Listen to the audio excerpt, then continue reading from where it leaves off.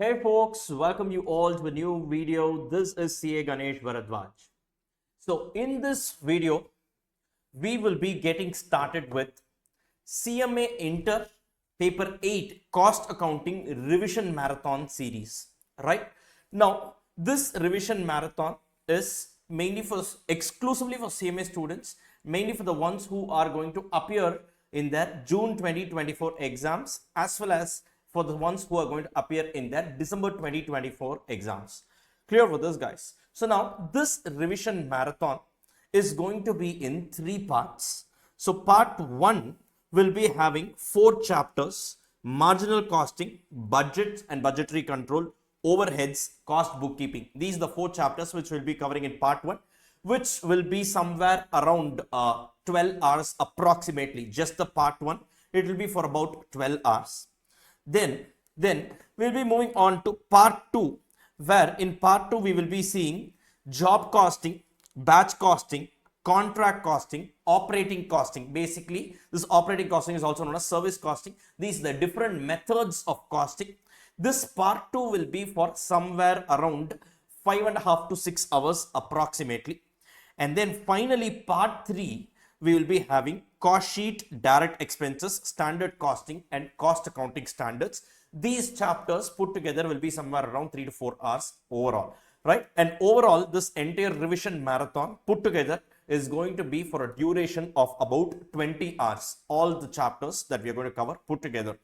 Now, sir, are we covering all the chapters? Now, in our regular batch, obviously, every single chapter is being covered. Now, in this marathon, I have handpicked these 12 chapters and I wanted to cover it properly, right? There are a few chapters like chapter number 1, the introduction to cost accounting, then chapter like process costing, joint and byproduct, your employee cost and material cost. These are basically the chapters which we are not covering in marathon, right? Because right now I didn't want to, do some dilution where dilution cannot be made.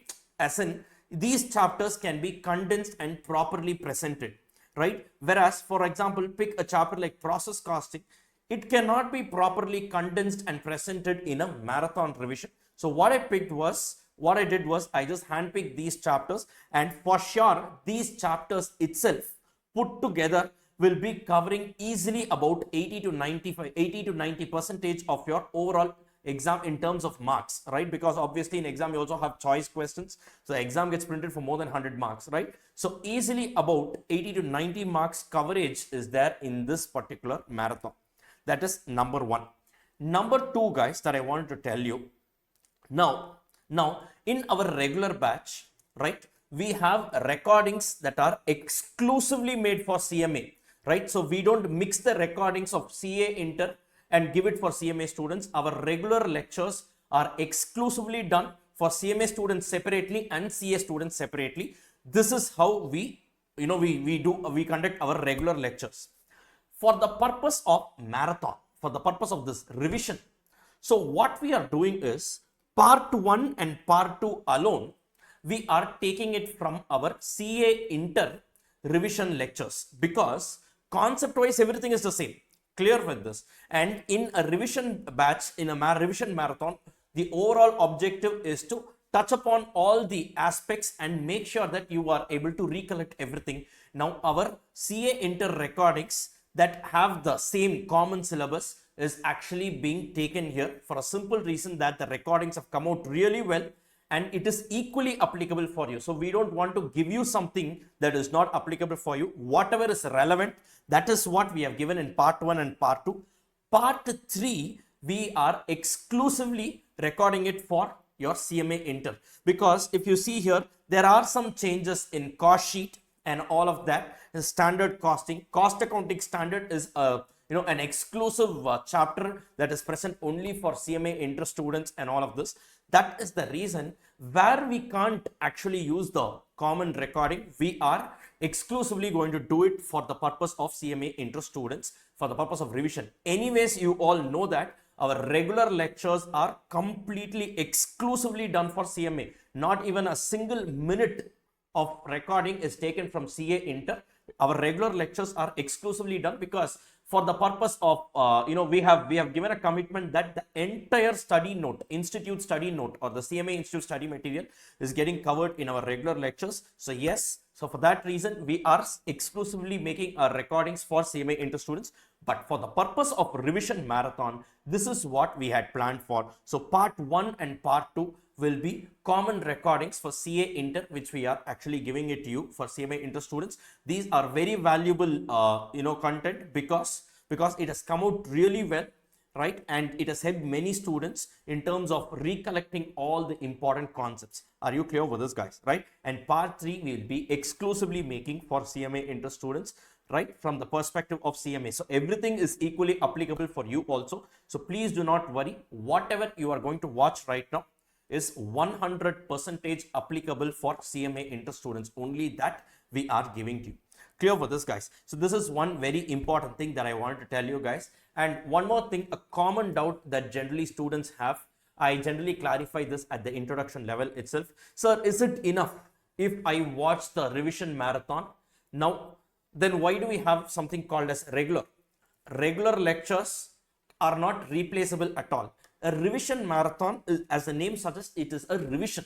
It helps you revise. So the prerequisite to actually watch the revision marathon is that you should have ideally covered the syllabus once. It is not that, you should have watched my lectures. You could have watched any other faculty's lecture, or you could have even done a self-study. No matter what, it is preferable that you at least cover the entire syllabus once, so that now if you watch this revision marathon and if you revise it along with me, you will be able to figure out things in a very clarity manner. You can actually do it with much clarity, and this will help you to step up your preparation in your exams. Are you clear with this? So these are a few things that I wanted to share with you before we get started with our revision marathon, right? So on that note, let us get started with the first chapter in our revision marathon.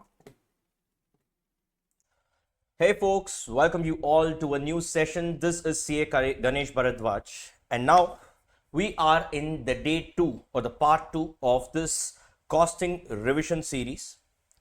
Now, in this part 2, we are going to learn 2 chapters. We are going to basically revise 2 chapters. One is marginal costing, the other one is process costing. These 2 are supposedly the most important chapters, or 2 of the most important chapters in our entire syllabus, costing syllabus.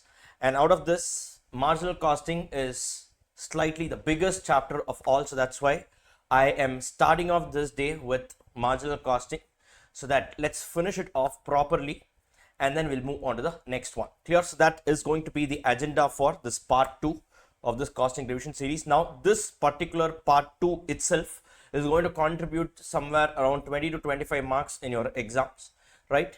Now, the most important part that we are going to do here is, as I told you guys earlier in the day 1 as well, marginal costing is the biggest of all chapters in our regular batch. I think about 25 hours approximately, if I'm not wrong. So here in this revision batch, obviously we can't cover all those, the entire number of sums that we did and all in our regular batch, and of course we can't completely do all the concepts. But yes, I have designed this particular revision module in such a way that we are going to touch upon all the important concepts. Predominantly all the concepts will be covered in this particular chapter, right? So the coverage will be as follows. I have just branched this chapter into 3. The first one is the basics, right? And then we have the cost volume profit analysis. I will tell you what all fits into this category. And then finally we have a particular segment called as absorption costing versus marginal costing. So I have just classified this chapter into 3 for the purpose of revision, so that it will be easy for us to recapitulate the entire discussion, right? Clear with this? Fine. So in this CVP analysis, right? CVP stands for cost volume profit analysis. It's another name for marginal costing. So we will be learning about the concepts of contribution, PV ratio, break-even point, cash break-even point, margin of safety, the CVP pairs, or as I call it, CVP jodis, right? Or the CVP couples, whatever it is. Then the break-even chart, the profit volume chart, sales mix, merger of plants, sensitivity analysis, indifference point, shutdown point, and key factor analysis. That's your limiting factor analysis. So we will be touching upon all these areas, and of course we will also be doing some numerical problems. This is what I've planned, and this will be done in such a way that it's going to be a very effective revision, because as of now I've not done a revision, or my revision video on marginal costing is not there anywhere on YouTube. So I thought, let me give a very holistic coverage of this entire chapter, despite the fact that it's going to be a revision, but let's revise almost the entire chapter. This is going to be the objective. So my humble request to you guys is, please participate then and there. Use the chat box and just participate. It's going to enhance your learning experience for sure. Catch up running notes. And for those who are going to watch this later on a recorded mode, right, you also participate as if I'm standing in front of you and doing this revision, so that it will definitely enhance your learning experience. Clear with this, guys, right? And trust me, this revision is definitely going to step up your preparation with respect to this particular chapters that we're going to do today for sure.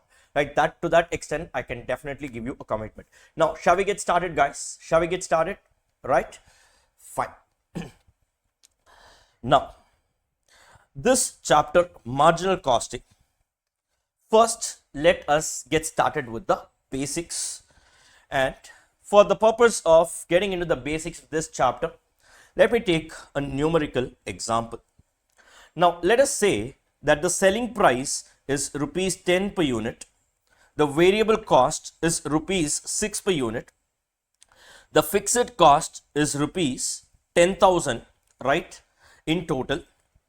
And the sales volume, let us say is 6,000 units. Let us say is 6,000 units, right? Now, with this, let us try to prepare a marginal costing income statement, right? Let us revise what is the concept of PV ratio, a concept called as break-even point, a concept called as margin of safety, and of course, we will also try to calculate the profit.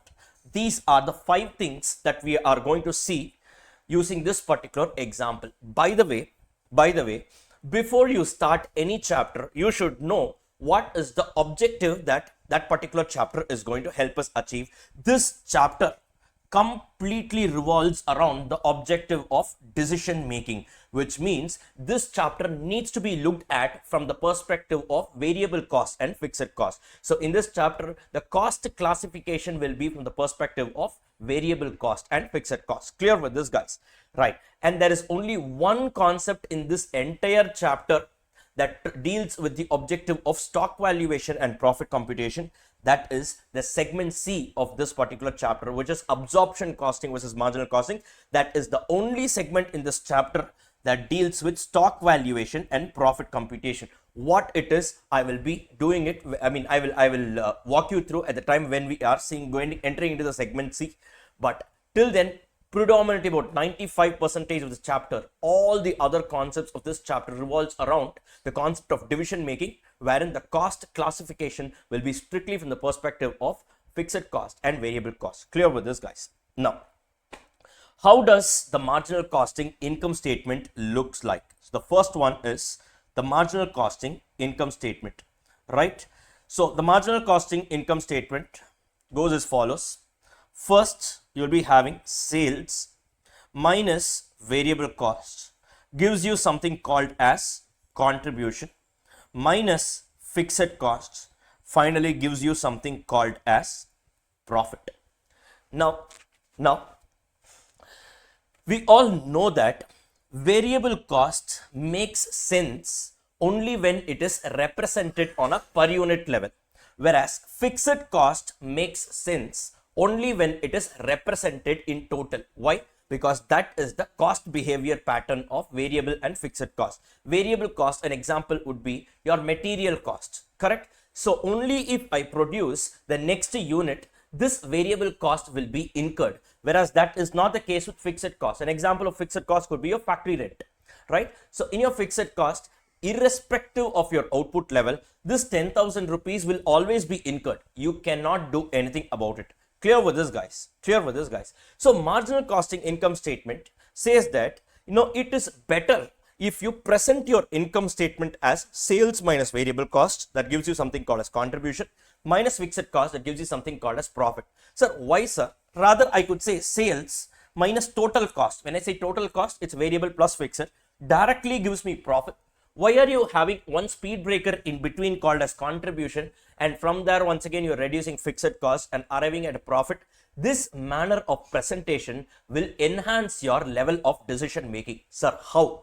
Fine. First, let me just walk you through the statement, and once we are through with this, we will be having a lot of clarity as to how this helps us in our decision making objective. Now, first, guys, now in this case, every time I sell a unit, what is the revenue that I get?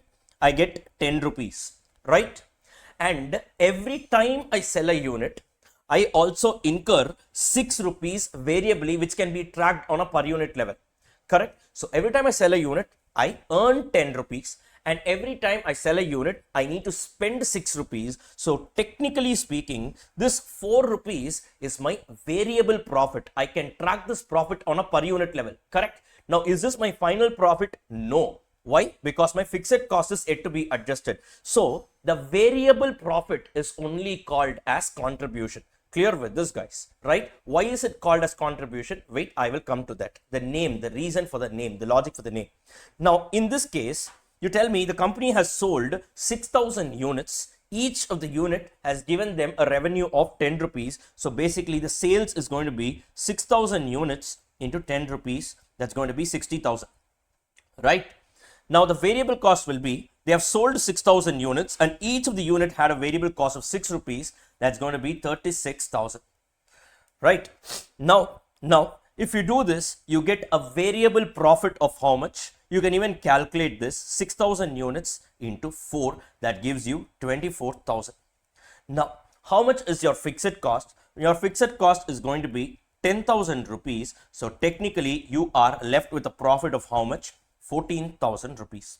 Now, sir, why is this variable profit called as contribution? Simple. Now, I earn a variable profit of 24,000 rupees, that is called as contribution, right?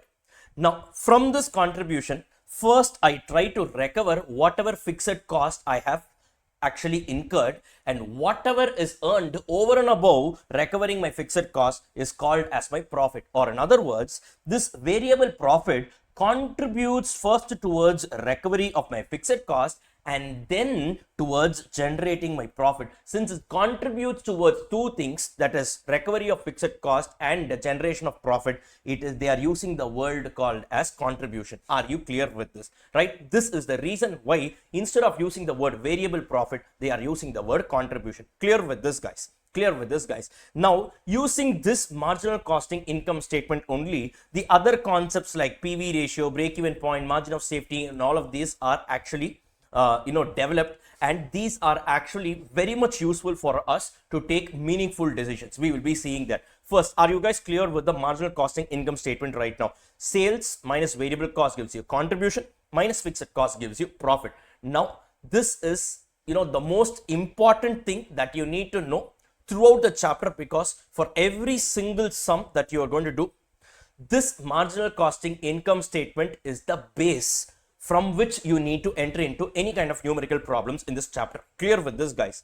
And are you all able to understand the logic for this income statement? Right? Fine. So now let's move on to the second one, B. Let's move on to the second one, B. Now, what have they asked for? They've asked for the PV ratio. Now, here we have sales minus variable cost gives you contribution, right? Now, on a per unit level, what is the sale? Or in other words, my selling price is 10 rupees. And on a per unit level, what is my variable cost? My variable cost is 6 rupees. And on a per unit level, what is the contribution, also known as the variable profit, to put it in layman words? So that is going to be 4 rupees, correct? Now, in terms of total value, that is for 6,000 units, what is going to be my total sales? My total sales is going to be 60,000 rupees. My total variable cost is going to be 36,000 rupees.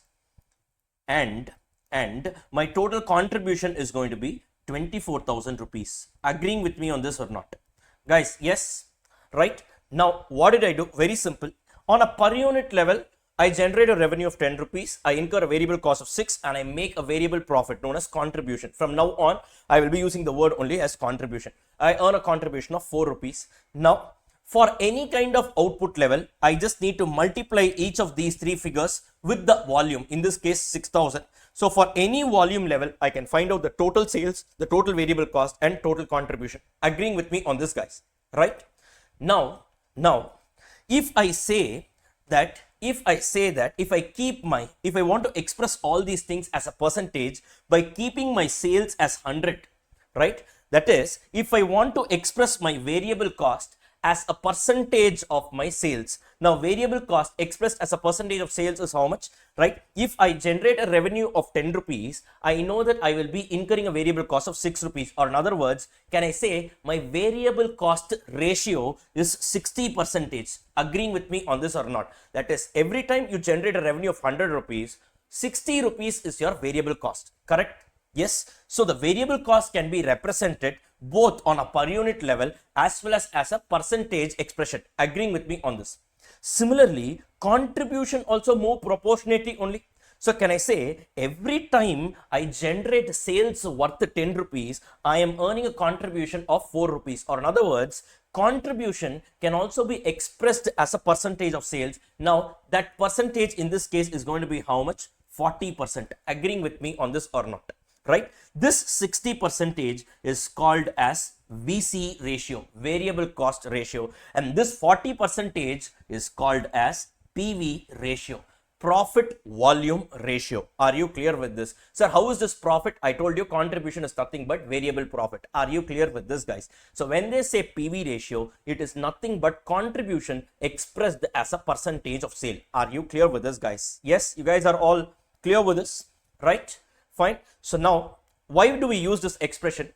If I want, I can track my variable profit on a per unit level, or if I want, I can track my variable profit, that is my contribution, as a percentage level.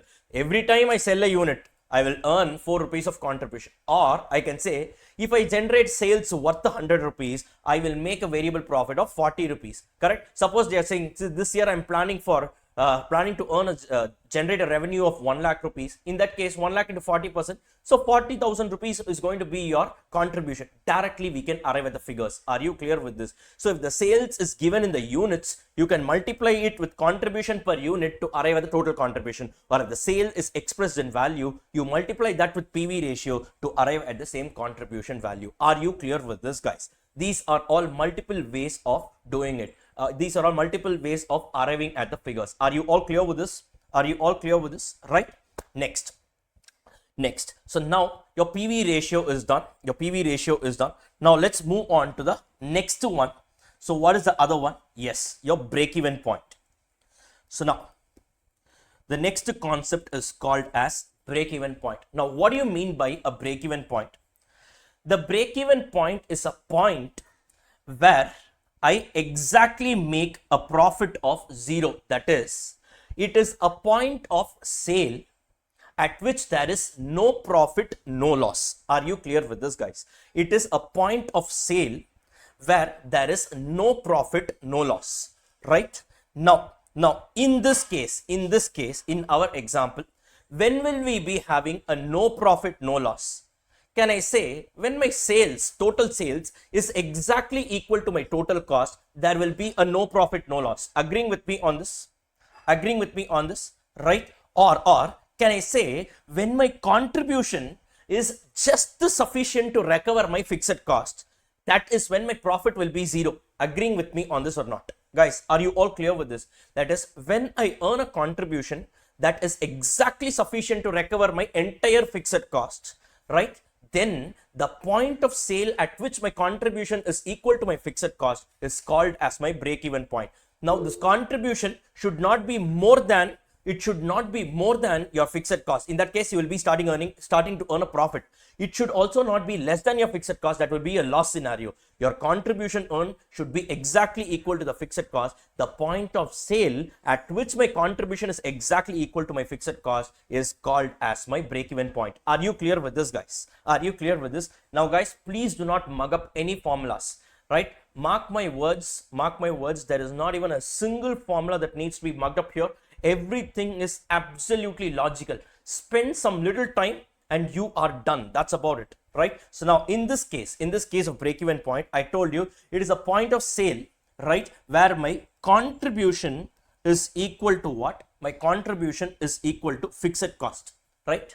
So it is a point of what? It is a point of sale. So how many units? So how many units should I sell so that my profit is equal to 0? So we need to find that sales units only. So how do we do it? Can I say the number of units? So the sales units, I don't know what it is. I need to find out, into the contribution per unit, which we got here. The contribution per unit is how much? 4, right? Should be equal to the total fixed cost. In our case, what is the total fixed cost? 10,000 rupees.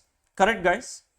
Yes. So now, can I say the required sales units to exactly earn a 0 profit or 0 loss is going to be rupees 10,000 upon 4. This is nothing but how much? 2,500 units. Agreeing with me on this. So if I exactly sell 2,500 units, right, I will reach a break-even point. That is, there will neither be a profit nor will there be a loss. My contribution will be exactly sufficient to recover my fixed cost. Are you all clear with this, guys? Or in other words, this is nothing but fixed cost divided by contribution per unit. That is, I need to earn a contribution that is equal to my fixed cost, and every unit gives me a contribution of 4 rupees. So how many units should I sell to recover my entire fixed cost? That is the meaning of this. Are you clear with this, guys? Are you clear with this, guys? Right? Now, another way of doing it is, I told you, contribution can also be calculated by saying that it is nothing but sales in value into PV ratio. Correct? No? So sales can be expressed in units, or sales can also be expressed in value. Sales in units into contribution per unit gives you the total contribution. Similarly, sales in value into PV ratio also gives me what? The contribution value only. Right? Can I say sales in value into PVR should be equal to my fixed cost? Right? So now sales in value into, what's my PV ratio here? My PV ratio is 40%. So can I say into 40% should be equal to rupees 10,000, or the sales, required sales in value should be equal to rupees 10,000 divided by 40%. So how much is that? 10,000 divided by 0.4, that gives you, yes, 25,000 rupees. Are you clear with this? Or in other words, if you directly want to calculate the break-even point in value, see, break-even point is nothing but a point of sale.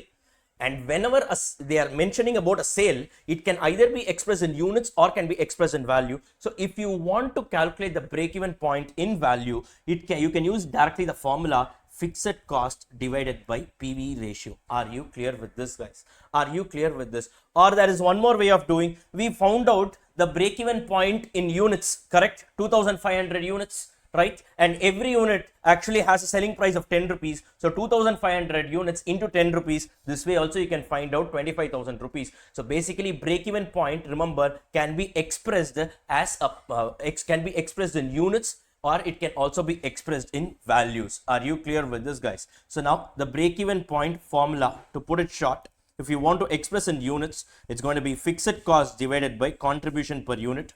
If you want to express in value, it's going to be fixed cost divided by PV ratio.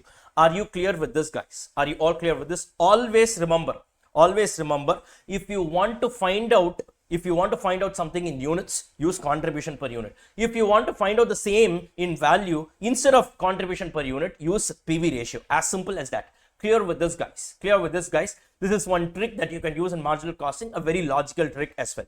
Clear with this, guys? So now, can I say that in our case, what was the break-even point in units? 2,500 units, correct? So if I am exactly selling 2,500 units, now there will be 0 profit or 0 loss. Correct, guys? No profit, no loss. Suppose I start selling more than 2500 units, this will be a profitable situation for me.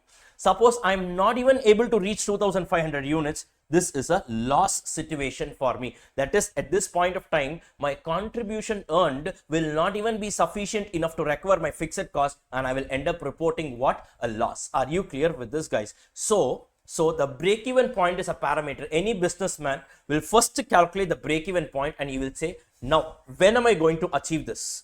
I need to first achieve this 2500, and after that, whatever sale I make, that will only go on to generate my profit. Are you clear with this, guys? Are you all able to understand this? That is the concept of break-even point. Now, let us move on to the next concept called as margin of safety.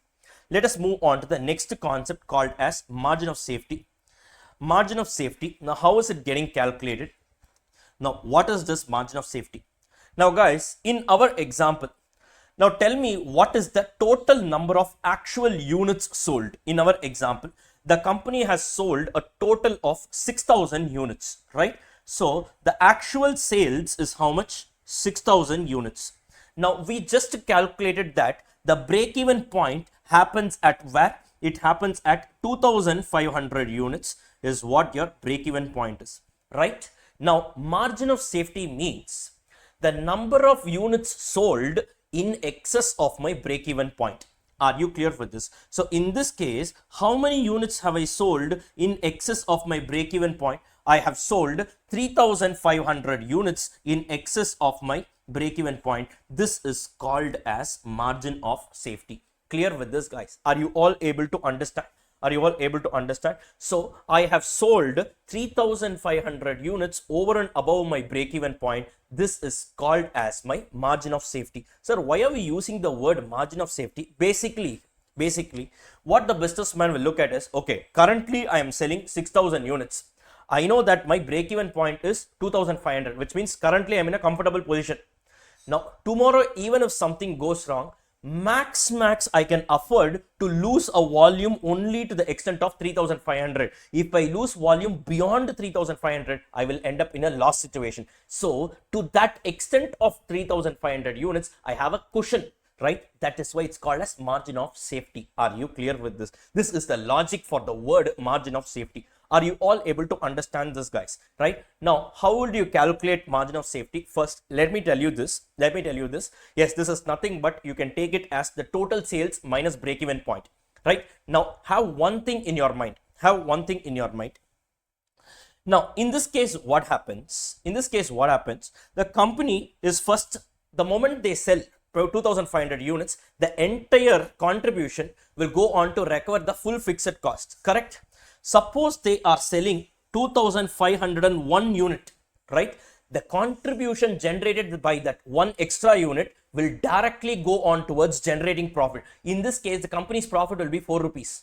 Correct? Suppose the company has sold 2,502 units. The company's final profit will be those 2 units into the contribution generated. So, or in other words, margin of safety is nothing but the profit generation sale. Agreeing with me on this, right? The break-even point is nothing but your total sales that recovers your fixed cost, and your margin of safety is nothing but the total sales that goes on to generate your profit. Are you clear with this? So here the margin of safety can be easily called as your profit generation sales. Now, profit generating sales. Now, you just look at this. Now, I have something called as this entire marginal costing income statement. So, look at this here. I have sales minus variable cost gives me contribution minus fixed cost gives me profit.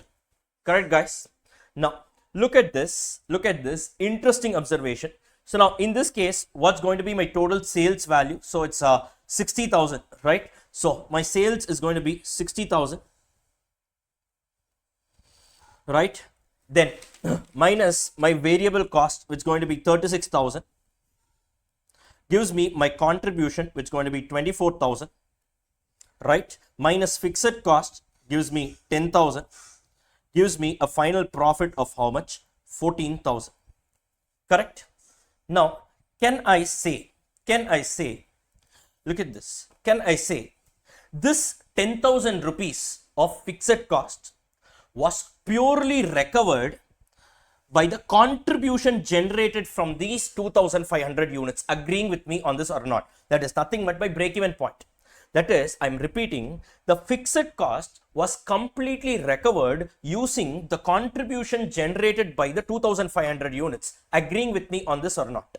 Agreeing with me on this or not? Or in other words, can I say the break-even point 2500 units into the contribution per unit? How much is the contribution per unit? 4 rupees, right? So 2500 into 4, that's how we got this 10,000. Are you clear with this, guys? Are you clear with this? Right?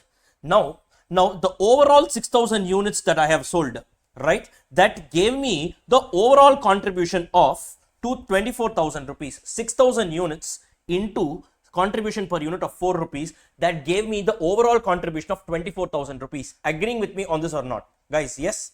Similarly, the profit I am reporting of 14,000 rupees, why? This purely came from the margin of safety units of 3,500. So 3,500 units into the contribution per unit of 4 rupees. That's how I got this 14,000 rupees of profit. Agreeing with me on this, guys? Agreeing with me on this? Or in other words, can I say my contribution is tied to my total sales, my fixed cost is tied to my break-even sales, and my profit is tied to my margin of safety. Agreeing with me, guys? Agreeing with me, guys? So now I'm just writing it down here. I'm just writing it down here. So here what we will write down is, so the total sales, right, is tied to the contribution. The break-even point is tied to your fixed cost, and your margin of safety is tied to your profit. Are you clear with this? And if the sales, the break-even point and the margin of safety, if they are expressed in units, right, you can multiply these figures with contribution per unit, right? If these are expressed in values, you multiply them with what? You multiply them with PV ratio to arrive at these figures. Are you clear with this, guys? Are you clear with this?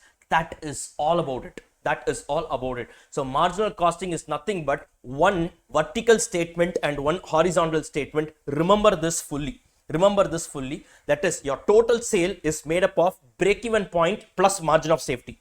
Correct? Your total sales is nothing but break-even point plus margin of safety. Always remember, break-even point is a point, right? The balancing figure is my margin of safety. This break-even point will not change unless and until there is a change in my fixed cost or my contribution per unit. This will not change, right? Whatever excess sale that I make, if the number of units that I sell increases, only the balance cushion will increase. The margin of safety will only increase. My break-even point will not change. Clear with this, guys? So the total sale is nothing but break-even point plus margin of safety, right? And my total sales is tied up to my contribution.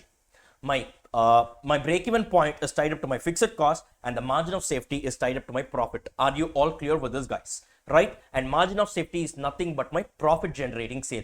This is something that you need to understand. This is something that you need to understand. So here, in order to calculate the margin of safety, you can use multiple formulas. Like you can use different formulas. Can I say margin of safety is equal to, now you have, so we know that it is tied to profit, correct? So just now I told you margin of safety into PV ratio gives you what? It gives you profit, right? Or can I say margin of safety is nothing but profit divided by PV ratio? Guys, correct? Guys, correct? So margin of safety is nothing but profit divided by PV ratio. Or if you want it in units, you can say it is nothing but profit divided by contribution per unit. Are you clear with this? Similarly, I can also say margin of safety is nothing but, it is nothing but the total sales minus break-even sales. Correct? Or it can be in value, or if you want, you can also express it in units. Are you clear with this, guys? Yes, you guys are able to follow this, right? There are so many ways of arriving at your margin of safety, your break-even point. These are all different ways of reaching at the same destination. The problem is many students think that, these are all formulas to be mugged up. They will say, this is one formula, this is number 2 formula, this is number 3 formula, and they start on a mission to mug up all these things. It doesn't work that way, right? It can clearly not work that way, because this is absolutely logical. You can come up with the formula by yourself. if you know the base understanding of this. Clear with this, guys? We just took about half an hour, and this is all about predominant portion of the entire chapter. Right now we will only be developing and entering into the other advanced areas, keeping this as the base. Are you all clear with this, guys? Are you all clear with this? Now one last time, so tell me, what is that marginal costing income statement vertically and horizontally? Vertically it's going to be sales minus variable cost. Come on, guys, tell. Sales minus variable cost gives you contribution, minus fixed cost gives you what? Your profit. And here on the horizontal side you will be having the total sales, that is broken up into break-even point and margin of safety. And your total sales is tied to your contribution using CPU, your contribution per unit, or PV ratio as the case may be. Your break-even point is tied to your fixed cost, and your margin of safety is tied to your profit. As simple as that. And this is about the entire chapter, guys. Right now, if someone is asking you to mug up formulas here, it clearly doesn't work that way. Then you will find marginal costing difficult only. This is all about it. Are you all able to understand this? Right? Shall we proceed into a few numerical problems? Yes. And of course they've asked for the profit as well. The profit anyways we found it.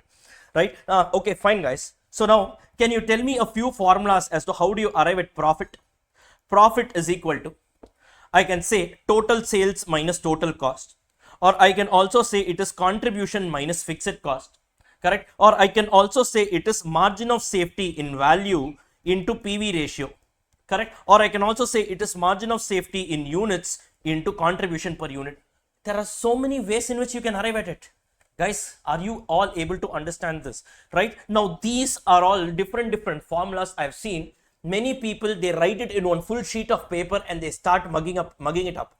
Now these are something, instead of you're wasting your time in mugging this up, if you spend your time in understanding the logic behind it, you yourself can write all these things by yourself. Clear with this, guys? Don't take the pain of remembering things. If you learn it conceptually, it will stay with you for a lifetime. That's about it. Clear with this, guys? Shall we proceed forward? Right? These are all like, it need not be, remembered. On the spot, you just visualize the vertical and horizontal statement. Marginal costing is sorted for a lifetime. That's about it.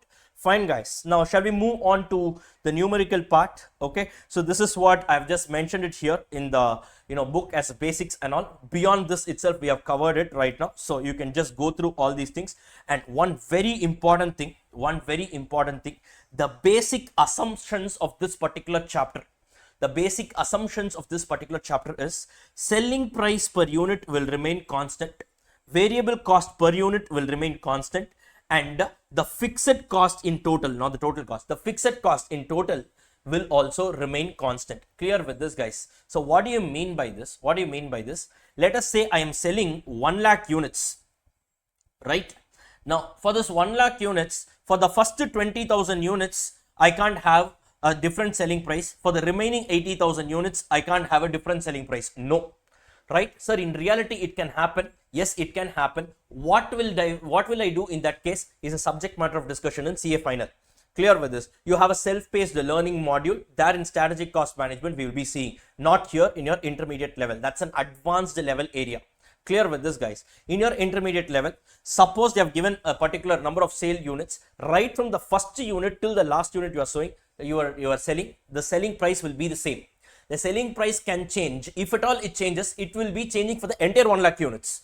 It will not be partly for some units you will be having one selling price, the remaining units will be having a different selling price. No, that is not a subject matter of discussion in intermediate. Similar is the case for variable cost as well as fixed cost, correct? If at all these changes, we will be seeing a concept called a sensitivity analysis, wherein we will be saying what will happen if there is a change in selling price, variable cost, fixed cost. Yes, but all these changes will be happening right from the first unit till the last unit you sold. Clear with this? It will not be partly for some units and partly for different units. That discussion is there only in your CA Final. Are you all able to understand this? Right? This is the basic assumptions on which this entire chapter is being made. Yes, and the uses of marginal costing, of course, it is used for pricing, short-term decision making, and market penetration at a lower price. Now, one more thing, guys. One more thing. I'm not sure if you guys are aware of this. You have two subjects, right?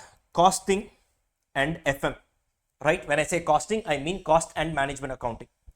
Now, Costing always focuses on short-term decision making, and financial management always focuses on long-term decision making. Have this very clearly in your mind. The decision making taken by costing is always 100% short-term. Costing will not take long-term decisions. Sir, I want to take long-term decisions, then go refer FM. Clear with this. That's why these two are interconnected.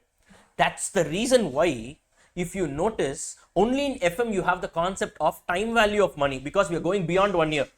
Have you ever seen the concept of time value of money in costing? No, because costing always talks about short-term decision, right? So which is important, sir? Long-term or short-term? Generally, we prefer long-term only. No, it's not like that. When you're starting a company, you start off with a long-term planning by doing capital budgeting and all that, right? But will everything go as per the plan?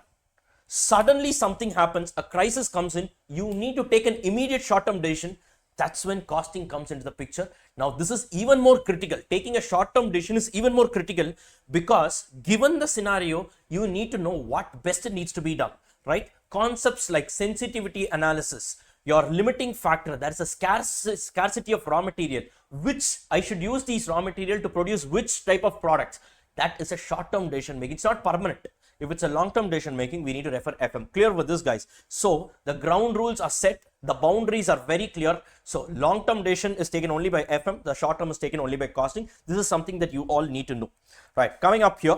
So now in your CVP analysis, yes, the contribution, PV ratio, break-even point and all we've seen. Yes, the cash break-even point, I will come to that. The margin of safety, CVP pairs is also done. Now, what we will do is, let's move on to a numerical problem. Let's move on to a numerical problem. 1 second. Let me just see. Okay. Yes, guys. Look at this. Yes, please take this illustration. Please take this illustration. Now, they have given that the selling price is 25, the variable cost is 15, and the fixed cost is 20,000 rupees. Now, wait. They are asking a lot of things like contribution. What will be the profit if they are selling 4,000 units? What is the sales required to earn a profit of 50,000? And all these things are given. Now, guys, 1 minute. The moment you read any question in marginal costing, now don't keep on staring at the question. It will stare back at you, right? There is no point in it. What you need to do is immediately drop the marginal costing income statement, plug the figures there. That will automatically lead you to the solution. Clear with this? In this case, what I will do, sales minus variable cost gives you contribution, minus fixed cost gives me profit. I will just plug it. Okay, only the units are given, per unit data is given. So 25 minus 15, the contribution per unit is 10. The fixed cost is given in total as 20,000. Rough work you do and keep, right? This will lead you to the solution. Now, first, what have they asked for? PV ratio. How will you do it? How will you do the PV ratio? It's going to be 10 rupees upon 25 rupees, contribution by sales, or say contribution per unit into selling price per unit. Anyways, so 10 upon 25 into 100, that's going to be 40%. Clear with this? Yes. Then what will be the profit if I'm selling 4,000 units? Very simple. The contribution will be 40,000 into, 4,000 units into 10. 40,000. From that 40,000, 20,000 will be reduced for fixed cost. Remaining 20,000 will be my profit. 40,000 minus 20,000 gives me 20,000. Clear with this, guys? Right? That's about the second part. Third part, look at this. Look at this. What is going to be the sales required to earn a profit of 50,000? What they are saying, look, I want to earn a final profit of 50,000, right? What should have been the sales I need to make? Simple. Sales minus variable cost gives me contribution, minus fixed cost gives me what? Profit. Now they have said they want to earn a profit of 50,000. This 50,000 will be earned after recovering for my fixed cost of 20,000. Correct? No, guys. Yes. Which means I should have generated a contribution that first recovers the entire fixed cost of 20,000 plus contributes to a profit of what? 50,000 rupees. So my contribution should be how much? 70,000. Are you clear with this? So to earn a profit of 50,000, I should have generated a contribution of 70,000. Correct? Right? Now for me to generate a contribution of 70,000, how many units should I sell? Very simple. 70,000 divided by the contribution per unit. Every unit gives me a contribution of 10. I need to earn a total contribution of 70,000, which means I need to sell how many units? 70,000 upon 10, 7,000 units. Are you clear with this, guys? Right? Or in other words, how do you do this? The sales required in units is going to be fixed cost plus profit. That is my required contribution divided by what? Divided by Yes, that divided by my contribution per unit. I think there is some mistake here. Just a minute, guys. There's some mistake. Okay, the final answer is correct. Look at this. I will just do it here. It's going to be 20,000 upon 20,000 plus 50,000, which is 70,000 divided by 10. Yes, 7,000 units. I think they have just done a mistake here. So if you want the sales in units, it's going to be fixed cost plus profit divided by contribution per unit. Are you clear with this? So I need to earn a contribution of 70,000 rupees, right? That 70,000 rupees, every unit is going to give me a contribution of 10, which means I can earn the 70,000 rupees only by selling 7,000 units. Clear with this, guys, right? So the required sales is going to be the required contribution divided by contribution per unit. Required contribution is nothing but fixed cost plus profit. Are you clear with this? Similarly, if you want to express this in values, very simple, fixed cost plus profit divided by PV ratio. Or in other words, I know that my PV ratio is 40%. Meaning what? If I make sales worth 100 rupees, right, I know that I'm going to earn a contribution of 40 rupees. Correct? If this 40 has to be 70,000, right, how much should be my 100? Or in other words, 70,000 divided by 40%. Are you clear with this, guys? So wherever you are using the word contribution per unit, instead if you replace it with your PV ratio, you will be getting the sales in value. In this case, it's going to be how much? 1,75,000. Is this figure right? So it's 7,000 into 25. Yes, it's 1,75,000 or 70,000 divided by 0.4. Are you all able to understand this? Yes. To convert the rupees into units, then divide the sales. Yes, you can do that also. That's what I said. If you want, you can also first find it in units, 7,000 units, multiply it with the selling price of 25 rupees. You will get this 1,75,000. Or directly, if you want, you can say it is nothing but your fixed cost plus profit, the whole divided by PV ratio. Are you clear with this, guys? Now, I have seen many people write all these things as formulas and mugging it up. Right? Required sales is equal to fixed cost plus profit divided by PV ratio. Tell 5 times, if not write 100 times imposition. Doesn't make sense. You just put it up on a statement. It will lead you to the solution. What is the point in mugging up? You have a lot of other things to remember, right? Don't waste your time here. Clear with this, guys? Spend some extra 2-3 minutes, learn it conceptually. It will stay with you for a lifetime. That's about it, right? Then you have the sales required to earn a profit of 40,000 rupees after tax. Okay, when the tax rate is 60%. Now, guys, first let me tell you one thing. This is an exceptional case. Generally, taxes are not even considered in our subject. I told you this, right? But for some reason they have given, I want to earn a profit of 40,000 rupees after tax. They have given that the tax rate is how much? 60%, right? So after tax, they want to earn how much? 40,000. So the tax rate is how much? 60%, which means if you earn 100 rupees, 60 rupees goes by tax, right? And the balance 40 is only left with you, right? This 40% is equal to 40,000. How much is the profit before tax that they want to earn? 40,000 divided by 40%, 1 lakh, right? That's all. Now this 1 lakh is a required profit. To earn a required profit of 1 lakh rupees, how much should be the sales that needs to be made? 1 lakh plus 20,000. 1,20,000 is going to be my required contribution, correct? So that divided by PV ratio or divided by contribution per unit, you will get the required sales in value or in units. Are you clear with this, guys? So that is what they have done. 1,20,000 divided by 0.4. So whatever it is, it's going to be 3 lakh rupees. Yes, fine. Or in other words, it's going to be 1,20,000 divided by, what's the contribution per unit? It is 15, 10 rupees, right? It is 10 rupees. 10 rupees, no? Yes, divided by 10, it's going to be 12,000. Are you clear with this, guys? And that's about it. That's about it. So if you want to express the sales in units, it's going to be 12,000. If it has to be expressed in value, it's going to be 3 lakh rupees. Done, guys. Yes, you guys are clear with this? Fine. The next one. What is the sales required to earn a profit of 25% on sales? Now wait. What do you do?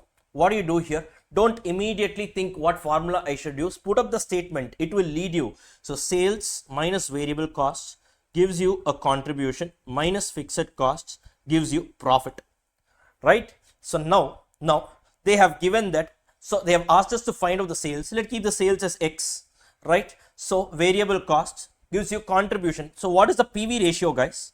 What is the PV ratio?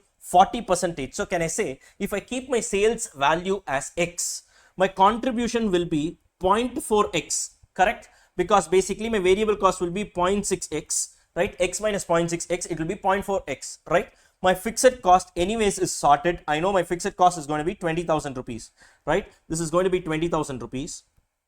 So what is going to be my profit? They are saying I want to earn a profit of 25% on the sales. So 0.25x, correct? You have framed an equation. So can I say this is nothing but 0.4x minus 20,000 is equal to 0.25x, correct guys? Or in other words, 0.4x minus 0.25x is equal to 20,000.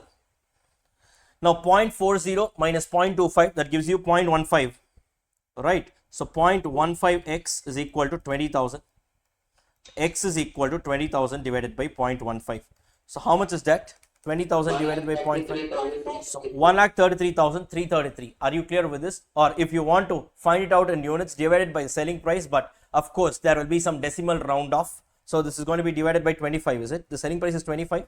Yes, divided by 25, you get in units of 5,333. Are you clear with this, guys? Are you all able to understand? Very logical. This is why I said spend more time on the concepts. Again and again, I'm telling you, remember the Abraham Lincoln's whatever he said. So if you give me 6 hours to chop down a tree, I will spend the first 4 hours sharpening the axe. Spend more time on conceptual learning. The execution will just take a few minutes. That's about it. Clear with this, guys? Fine. With that, we are done with this particular basic illustration. Now, one more thing. Let's go on and do one question here at the back. Yes, this is a masterpiece question. Just a minute. Please take the first question for practice. I mean, not the practice sum, the classroom discussion question. Please take the first one, guys. Please take the first one. Now, what have they given? Read it carefully. Read it carefully. Look, ideally, this I have numbered it as question number 1, but there are 6 parts in this question, right? Once we finish all the 6 here, your basic concepts are going to be sorted. Sir, in exam, can we solve through the statement without using the formula? Now, which one you're talking about? See, in any of these methods that I told you, this statement is something that will lead you to the solution. When you are writing the solution, of course, you need to write the formula. In this case, if you see, there is not much of a formula, but everywhere else, you look at this, I also used a formula. I just asked you not to mug it up, but in exam, it needs to be written for sure. So here, how do I calculate the required sales to earn a profit? I'm saying it is I backworked and I calculated here. Okay, 70,000 divided by contribution per unit, but I need to mention it in the exam. How did you get the 70,000? It's nothing but 20,000 plus 50,000. That is nothing but fixed cost plus profit divided by contribution per unit. So what I told you is this has to be in your, maybe in your rough, or if you want, you can even put it on paper, not a problem. But definitely using this, you will be able to write the formula on your own. That is what I'm saying. I'm not saying formula is not required. Please don't mistake it as, I'm telling don't write the formula. No, I'm asking you not to mug up the formula. I'm saying you can write it on your own if you do the statement. Are you clear with this? So please write the formula like this, but you can easily do it provided you are having the statement with you. Right. So now let's go on to that first question. Where is it? Okay, yeah. Now, guys, read it carefully. If margin of safety is 2,40,000 and it is being 40% of the total sales and the PV ratio is 30%, calculate the break-even sales, the amount of profit on sales of 9 lakh. This is the question. Now, what have they given here? The margin of safety is 2,40,000. So they are saying the extra sale that they have made over and above the break-even point is 2,40,000, and they are saying this 2,40,000 is 40% of the total sales. So how much is the total sale? 2,40,000 divided by 40 into 100. So the total sale would have been 6 lakhs. Agreeing with me on this, guys? Yes. Hello. Yes. So how much is going to be your break-even point? Break-even point is going to be 6 lakh minus margin of safety of 2.4 lakh. Guys, correct? Guys, correct. Or you can say 6 lakh into 60%. If 40% is my margin of safety, the balance 60% has to be my break-even point. Correct? No? Right? 6 lakh into 0.6, that's going to be 3.6 lakhs. Are you clear with this, guys? Are you clear with this? So my break-even point is going to be how much? The break-even sales is going to be 3.6 lakhs. In this question, break-even point cannot be found in units. Why? Because the per unit data is not given. Have they given us the per unit data? No. They have only given us the values and percentages and the PV ratio. So had they given us the contribution per unit, we could have found out. So in this case, we can only express the PV, your break-even point in terms of values. Next, calculate the amount of profit if my sales is going to be 9 lakhs. Right? So what will be the profit if my sales is going to be 9 lakhs? You can prepare the statement and you can find out. Correct, guys? So PV ratio is how much? 30%. Now, can anyone tell me what is the fixed cost in this question? How much is the fixed cost? How much is the fixed cost? So fixed cost is going to be how much? 1,08,000. 1,08,000. Perfect. How did you get 1,08,000? Very simple. I told you, remember the marginal costing Jodis. Break-even point into PV ratio gives you your fixed cost. Correct? Break-even point is a point which generates a contribution that is equal to fixed cost. So the contribution generated at the break-even point is equal to nothing but your fixed cost. Correct? So 3,60,000 into your PV ratio of 30%, that's going to be 1,08,000. So you get a fixed cost of how much? 1,08,000. So now with this you can calculate, you can prepare that entire marginal costing income statement when the sales is going to be 9 lakh. So when the sales is going to be 9 lakh, so 9 lakh into 0.3, it's going to be 2,70,000. That's going to be my contribution minus fixed cost of 1,08,000. I will be getting what? I will be getting a profit of 1,62,000. Correct, guys? Yes.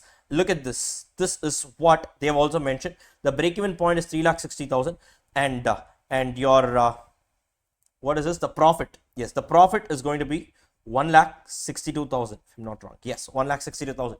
Now there is another way of calculating the profit. What is it? Using the concept of margin of safety. Guys, we know profit is equal to margin of safety into PV ratio. Correct, guys? Hello? Hello? Guys, yes? Yes, Prashant? You there? Yes. Right? So, remember the Jodis that I told you. Your profit is nothing but, can I say, margin of safety into PV ratio. Correct? Now, when I'm generating sales worth 9 lakh rupees, how much is the margin of safety? 9 lakh minus 3.6 lakh. My 3.6 lakh is my break-even point. Any sale I make over and above this 3.6 lakh is called as my margin of safety. 9 lakh minus 3,60,000 is how much extra sales have I made? 5,40,000. That is the margin of safety. That into 0.3. 30%, that is directly going to give me how much? 1,62,000. This way also I can find out my profit. Look, guys, you can play around with the figures provided you have your horizontal and vertical statements of marginal costing. Clear with this? Are you all able to understand? This is much more easier way of doing it. Clear with this, guys? Right. Let's move on to the next one. X Limited has earned a contribution of 2 lakh rupees and a net profit of 1,50,000 on sales of 8 lakh rupees. What is the margin of safety? Now, if you just read the question, you cannot make out anything. What should you do first? Guys, what should you do first? Put up the statement. Scribble it, it's okay. Right? Put up the statement. It will lead you to the solution. And with that, you write the formulas and present it in the exam. Presentation part, you do it. Not a problem. But how do you know what to do? That can be done only if you prepare the statement. Sales minus variable cost gives you contribution minus fixed cost gives you profit. Right? Now, it has earned a contribution of how much? 2 lakh rupees.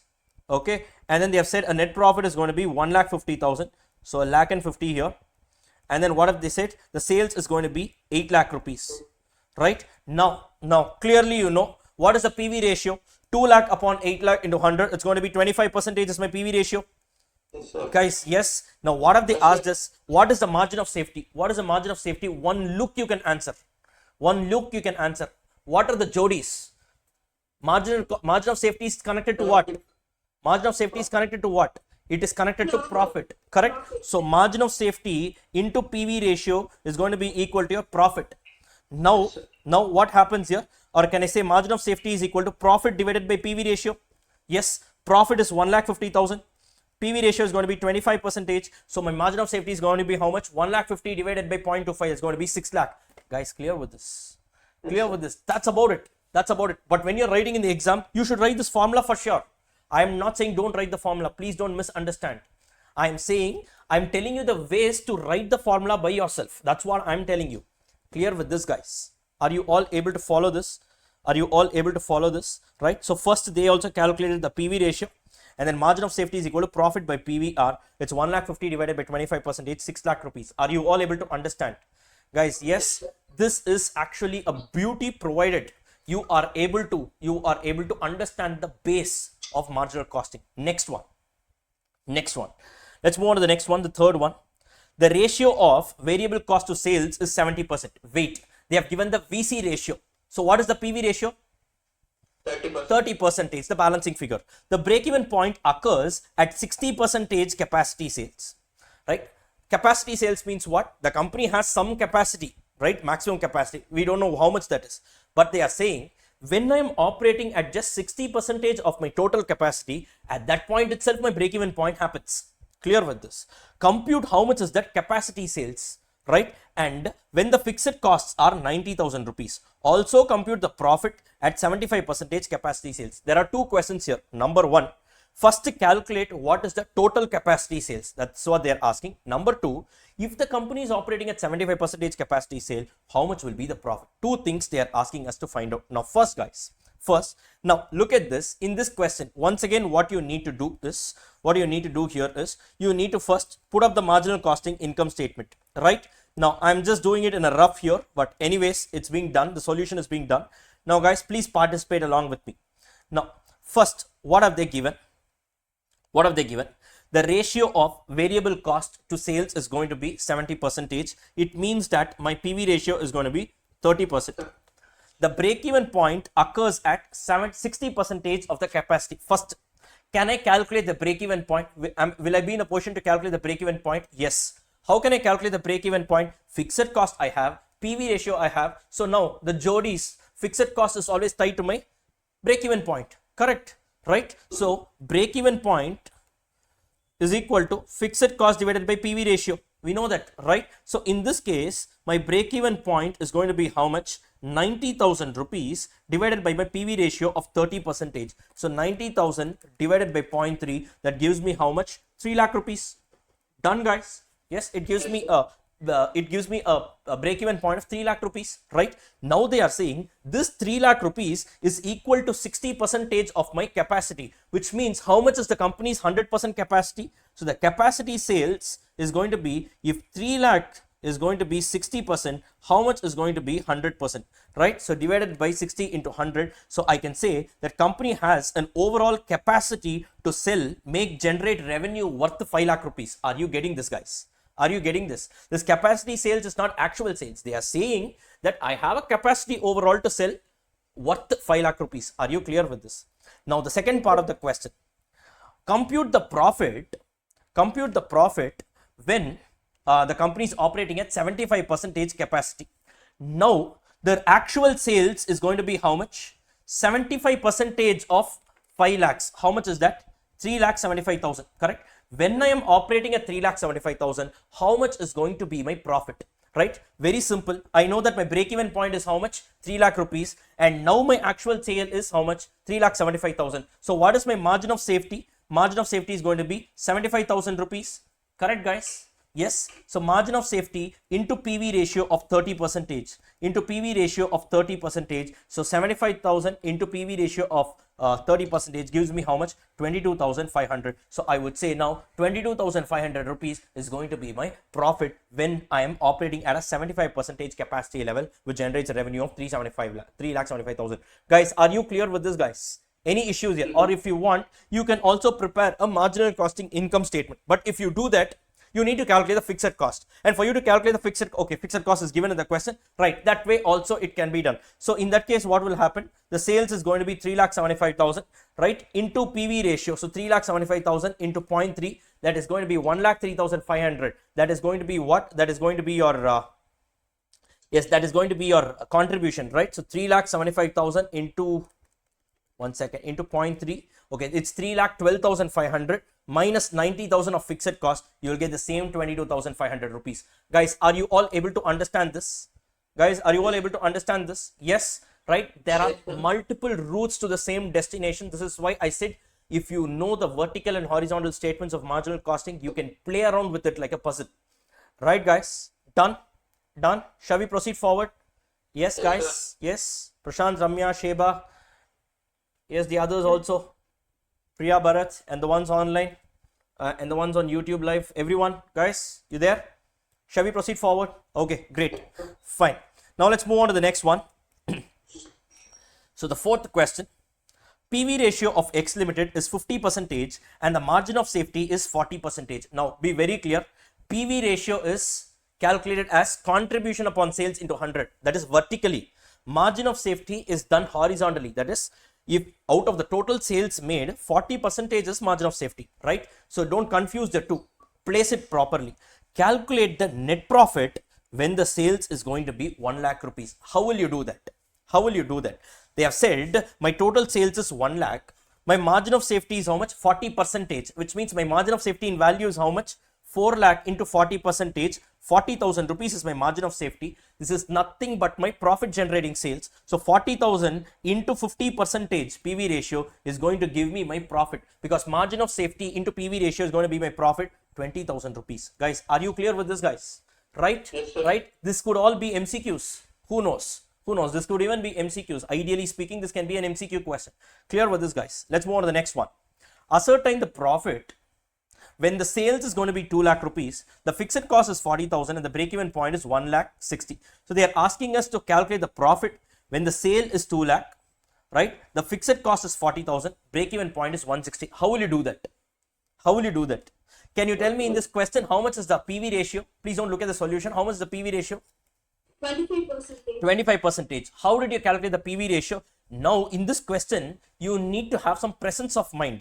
Fixed cost and the break-even point are given, right? Now make use of the marginal costing jodis, right? So your fixed cost divided by PV ratio is equal to break-even point, correct? Or in other words, PV ratio is equal to fixed cost divided by break-even point, correct? No, right? Fixed cost is how much? 40,000. Break-even point is how much? 160,000. So 40,000 divided by 160,000. In this case, my PV ratio is going to be 25%.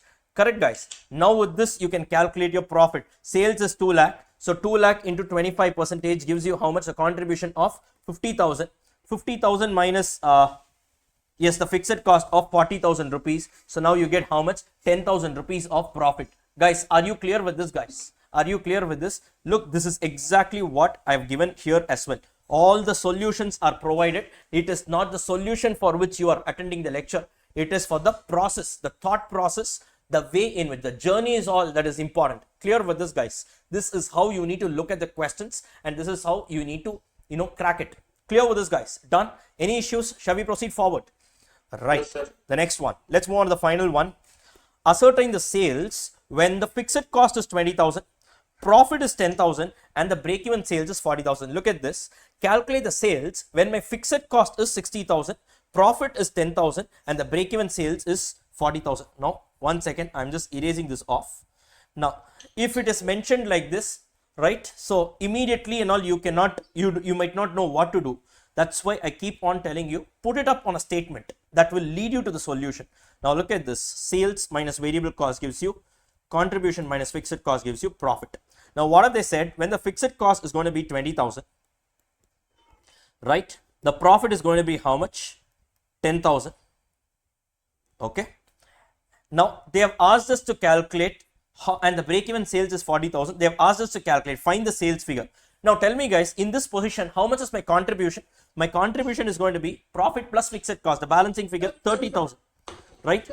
Now they have given us the break-even sales, right? They have also given us the fixed cost, correct? So with this, I can calculate the PV ratio, fixed cost divided by break-even sales, that is 20,000 divided by 40,000. 50% is my PV ratio, correct? So, or in other words, contribution divided by PV ratio can give me sales. So if I may generate sales worth 100, 50 rupees is going to be my contribution, right? So if 50 is equal to 30,000, how much is going to be my sales? Or in other words, sales into PVR is equal to contribution, correct? Or in other words, sales is equal to contribution divided by PVR. In this case, it's going to be 30,000 divided by 50%. How much you get? That's going to be 60,000 rupees. Are you clear with this, guys? Are you clear with this, guys? Any issues here?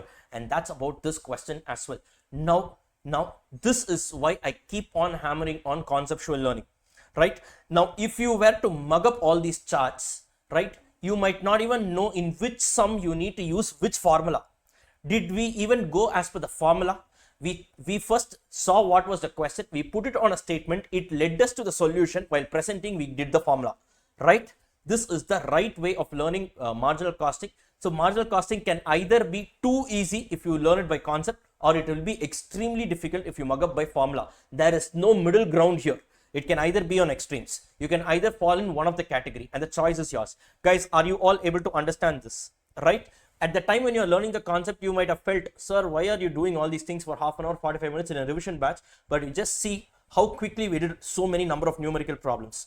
Right? Do this for all the subjects. That's what I would suggest, because it is a very smart way of cracking all the papers. Learn things conceptually. It is going to be easy for you in your exam. Your life is going to be simple, first of all. Right, guys? Done? Okay, just a minute. Is there anything else left out? Let me just see. In the basic concepts, is there anything else left out? Okay, break-even point is okay. Okay, let us also do this. Okay, there's something called as a break-even chart. That is, they might ask you, rarely test it, but if you were to plot all these things on a chart, how would it look like? Right? So this is an example given. Selling price is 25, the variable cost is 10, the fixed cost is going to be 15,000 rupees, right? And they have given that the present sales is 1500 units. Draw the break-even chart and the profit volume chart. Guys, am I being audible? Is it fine? Yes, it's going on fine. Okay, right. Yes, great. Now again, so here sales minus variable cost gives you contribution minus fixed cost gives you profit.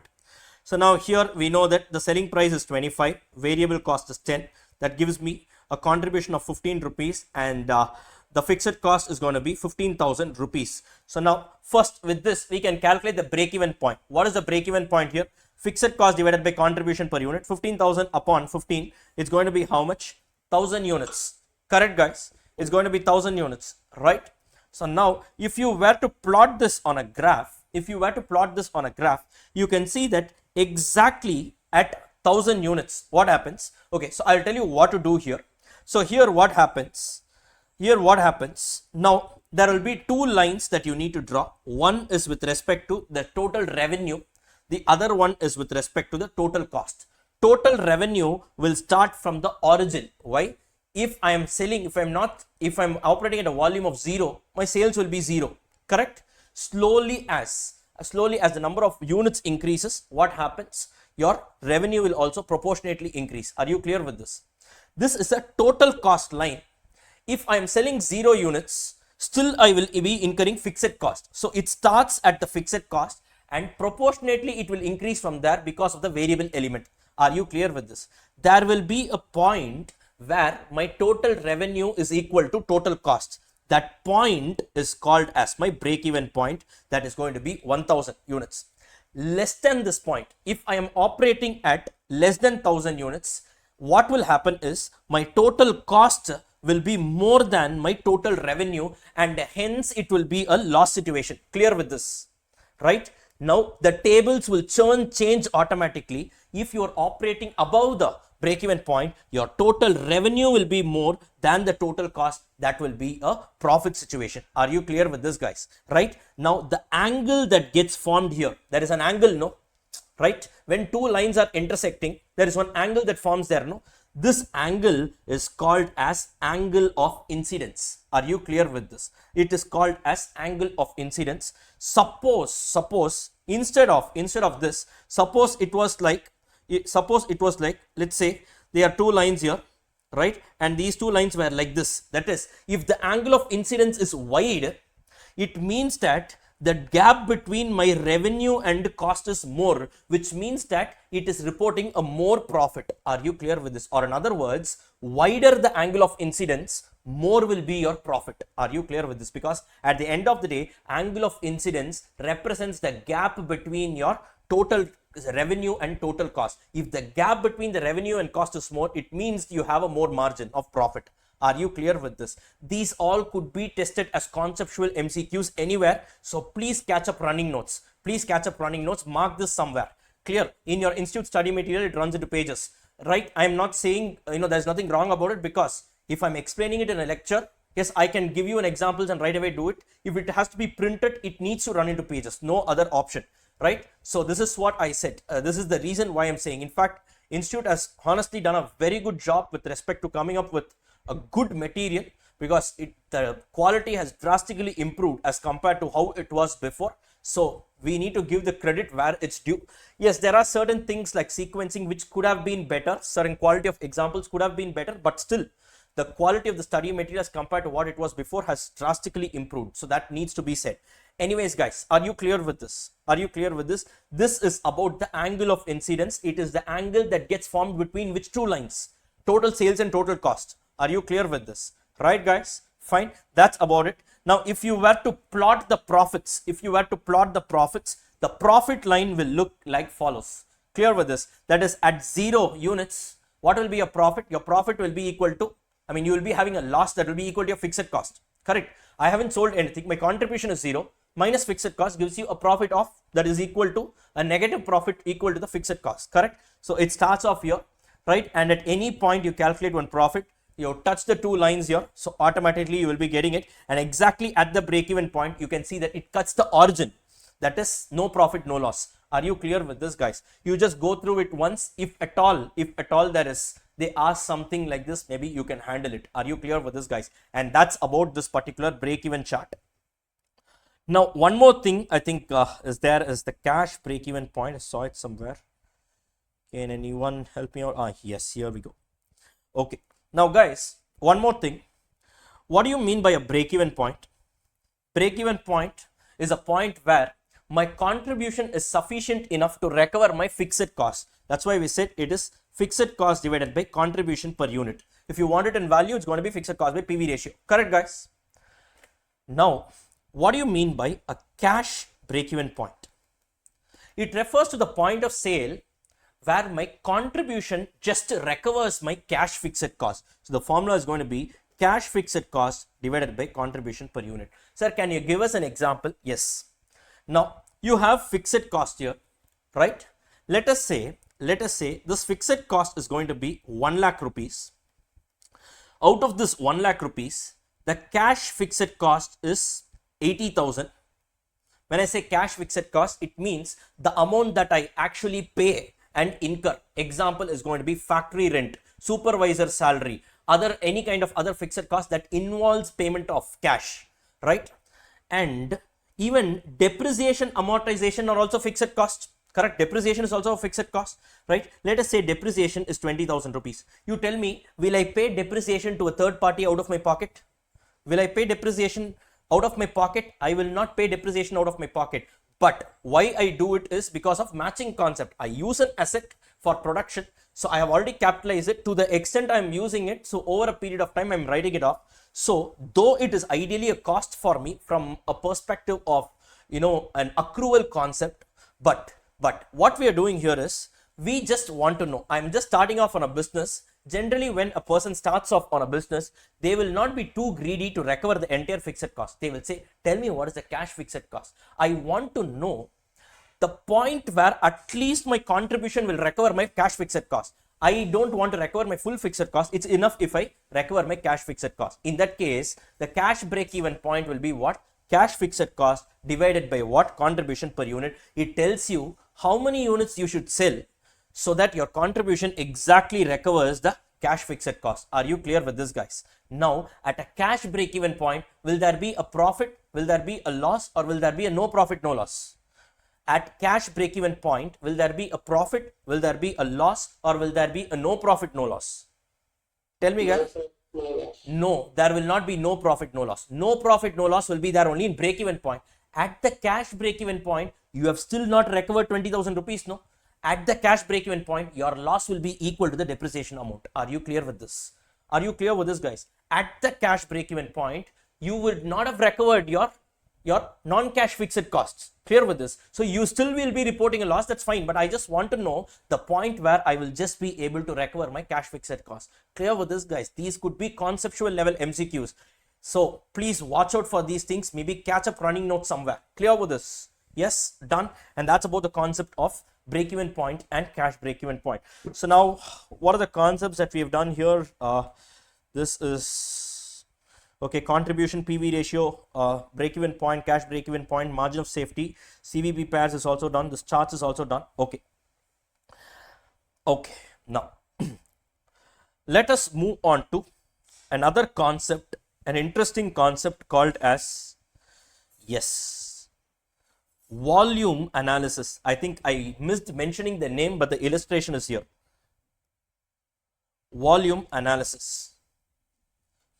By the way, guys, honestly tell me, the ones who maybe are attending or may have not attended my regular batch, because in regular batch I list out the learning objectives at the start of every chapter. So how many of you are seeing that there are so many concepts in marginal costing? For the first time you're seeing that, okay, there are so many concepts in marginal costing, is it right? So you guys knew this before, like there are so many concepts in marginal costing? Because many students, as I have seen, they know a lot of concepts but they don't know it by name, right? So they don't know, oh, this is called as volume analysis, or this is called as sensitivity analysis. Sir, if you give us some, we will be able to answer, but we didn't know that these are the names for this. Okay, so it is better to know it by concept name so that it will be easy for you to revise towards the end. That is the reason why I'm giving the name. Okay, now look at this volume analysis, what it talks of. It's a very, very favorite area personally for me, because I still remember in my, when I wrote my CA intermediate, right? I didn't learn by all these names and all this. I have classified it only, you know, while I started my teaching thing. So I didn't know this. Actually, this came as the first question of my CA Inter costing paper. First question, I was blinking what to do, but again, conceptual learning only helped me. So I just prepared some statement, tried figuring it out. But at the end of the day, fine, I was able to crack it. But again, I'm telling you, this is ideally a concept. After writing the exam only, I got to know that this has a name called volume analysis. Let me tell you what that is. Now, just a minute. I've just coined up an example. 1 second.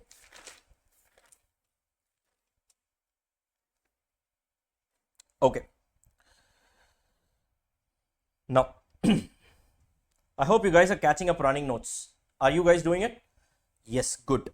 Now, volume analysis.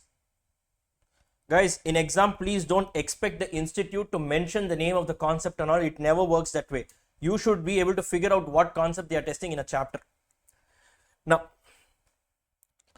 let us say, I'm again giving an example. Let us say selling price is 10, variable cost is going to be 6, fixed cost is going to be rupees 10,000. Okay. Done. Now, I am preparing a marginal costing income statement for two volume levels, 5,000 units and 7,000 units. Just an example. Now, what's your marginal costing income statement? Sales minus variable cost gives you contribution minus fixed cost gives you profit. Now, so what's going to be your sales at 50,000 units level? It's going to be 5,000 units level is going to be 50,000. Variable cost will be 5,000 into 6, that's going to be 30,000. Your contribution is going to be 20,000 rupees here. Your fixed cost is going to be 10,000 and your profit is going to be 10,000 again. Now, suppose I'm selling 7,000 units. So my sales is going to be 70,000. My variable cost is going to be 7 into 6, 42,000. Right? And my contribution is going to be 28,000. Fixed cost remains to be 10,000. And my profit is going to be how much? My profit is going to be 18,000. Now guys, if you make an observation here, now, can I say that in this case, what happens? Your profit increases by how much? Your profit increases by how much? 8,000 rupees. Your profit increases by how much? 8,000 rupees. Can I say this increase in profit is purely on account of the increase in contribution? The contribution has also increased by 8,000. Why else will my profit increase? There is no change in the fixed cost in between. So if at all my profit is changing, the change in profit is always equal to the change in contribution. Agreeing with me on this? And why is my contribution changing? Because now what am I doing? Instead of selling 5,000 units, I am now selling how many units? 7,000 units. So there has been an increase in the volume by 2,000 units. Agreeing with me on this? Or in other words, can I say that 8,000 rupees, right, is nothing but the contribution generated by this extra 2,000 units. Agreeing with me, guys? Right? Right? Or in other words, can I say, the contribution per unit is equal to, delta profit divided by delta units. Delta means what? Change. In this case, it is nothing but 8,000 rupees. The change in profit is nothing but the change in contribution, and that contribution is pertaining to the change in units, correct? So 8,000 rupees is the contribution pertaining to how many units? 2,000 units. So how much is the contribution per unit? 4 rupees per unit. This way also I can find out. Guys, correct? This is what we found out there itself. 10 minus 6 is 4.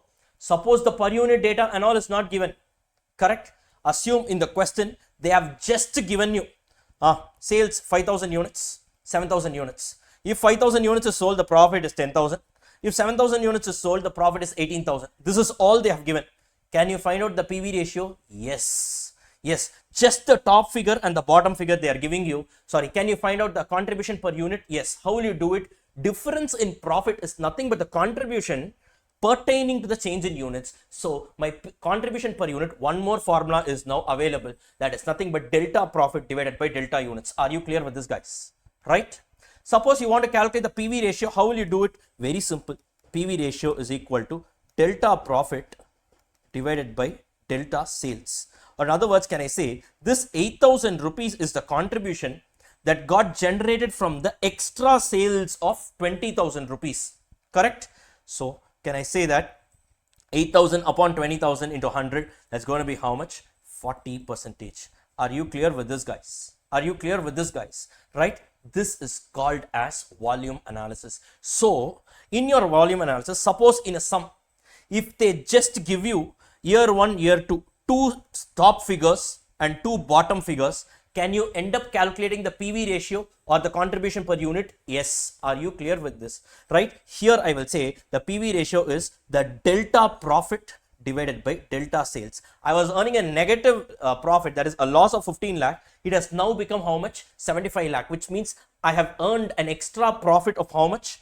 Extra profit of 90 lakhs. This 90 lakhs is nothing but the contribution generated due to the incremental sale of 150 lakh. So 90 lakhs upon 150 lakhs into 100. In this case, the PV ratio is going to be 60%. Are you clear with this, guys? If they just give you the top and the bottom figures, still you can find out the PV ratios or the contribution per unit. Clear with this, guys? See now how many formulas are there for PV ratio? PV ratio is equal to contribution by sales into 100, correct? Or fixed cost divided by break-even point into 100, or profit divided by margin of safety into 100. Or now we also have one more formula, delta profit divided by delta sales into 100. Clear with this, guys? You need not mug this up. The situation, based on the situation, you yourself can arrive at the formula and write it by yourself. Clear with this, guys? Done? Are you all able to understand this? Yes, you guys are able to follow this? Fine. Shall we move on to the next one? Okay, so what have they asked? Yes, now once you find out the PV ratio, now you can prepare the entire marginal costing income statement. Right? So you know that the sale, take year 1 or year 2, whichever you want. So the sale is 100 lakhs. What will be the contribution? 60% on 100, 60 lakhs. They have given us the profit was how much? The profit was 15 lakhs. So the balancing figure has to be your fixed cost. Are you clear with this? Are you clear with this, guys? Yes, this way you can find out and prepare the rest of the income statement. Now for any output level, you can prepare your income statement. Clear with this, guys? And that is about the concept called as volume analysis. Done with this? Are you all done with this? You guys are clear with this, right? Shall we move on to the next one? Yes, guys? Yes, done. Shall we move on to the next one? Yes, okay. Now, let's move on to the next one, which is called as sales mix, merger of plants, sensitivity analysis, indifference point. Okay, let me take up sensitivity analysis. Okay, sensitivity analysis.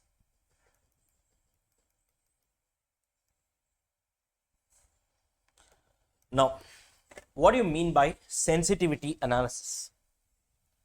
First, guys, what do you mean by sensitive? Have you might have seen this advertisement on Colgate sensitive. What do you mean by sensitive? So while other things remaining constant, an introduction of a change in one variable impacting the others is called as sensitivity. That is, you would have seen advertisements where they will eat one ice cream and they will say like it really becomes very difficult for them to that the way your teeth responds to it, right? That is called as sensitivity. Similarly, even in marginal costing, we are going to see how a change in a variable is going to impact the other components, right? Now, if you see in this chapter as of now, what we have learned, what is marginal costing all about? We are just playing around with four numbers. What are those four numbers? You have selling price per unit, you have variable cost per unit, you have fixed cost in total, and you will be having volume, right? Yes, guys, right? Actually, seeing till now, your marginal costing is nothing but we have four input figures. Selling price per unit, variable cost per unit, fixed cost in total, and volume, right? Now, how these four inputs will impact my profit is the study of marginal costing. Correct, guys? To put it in short, right? How these four inputs, change in these four inputs is impacting my profit is what we have been seeing in marginal costing. You take any of the sum, these are all the figures that we have been seeing. So, but what we are doing is, we are seeing how these four figures will impact my profit.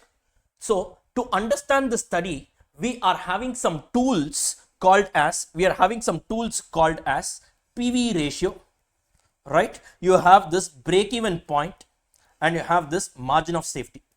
So, to put it short, your marginal costing is nothing but the study of how these four variables impact the profit through the tools called as PV ratio, break even point, and margin of safety. This is all the study of marginal costing.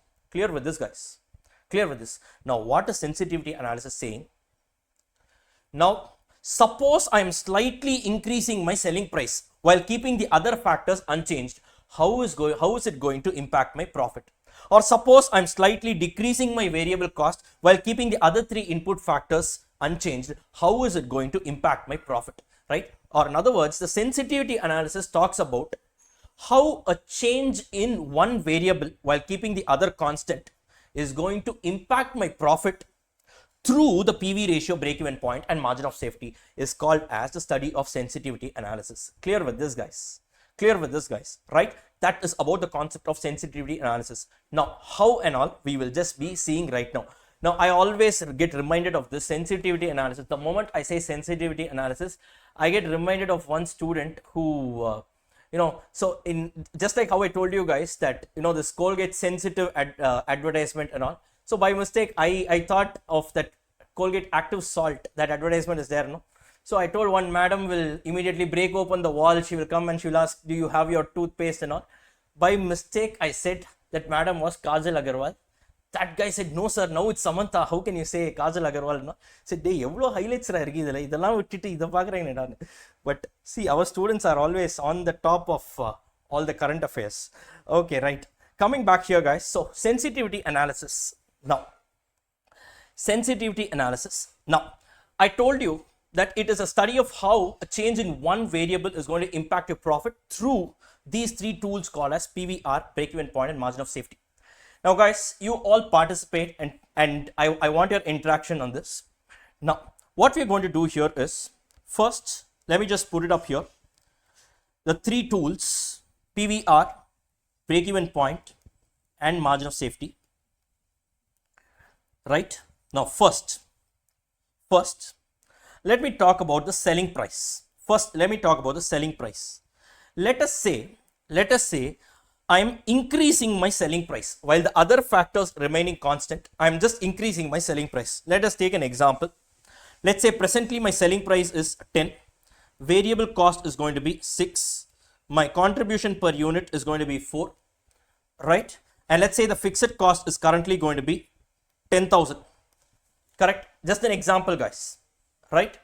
Now, while other aspects remaining to be constant, and let us say the volume is how much you want the volume? Let's say it's 1 lakh.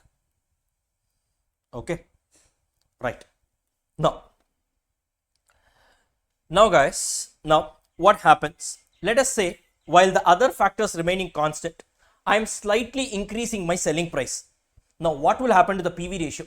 Now the selling price alone I am changing. Instead of 10, let us say it becomes 12. Okay, right? So now what? The variable cost continues to remain 6. My contribution becomes how much? 6 rupees now. Correct?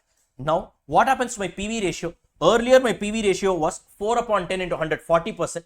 An increase in your selling price while the other things remaining constant will obviously increase your contribution per unit, and hence your PV ratio will also increase. Correct guys? Right? So obviously my PV ratio will increase. Correct? Right? Now what happens to my break-even point? Earlier every unit was generating 4 rupees, right? Now every unit is generating 6 rupees.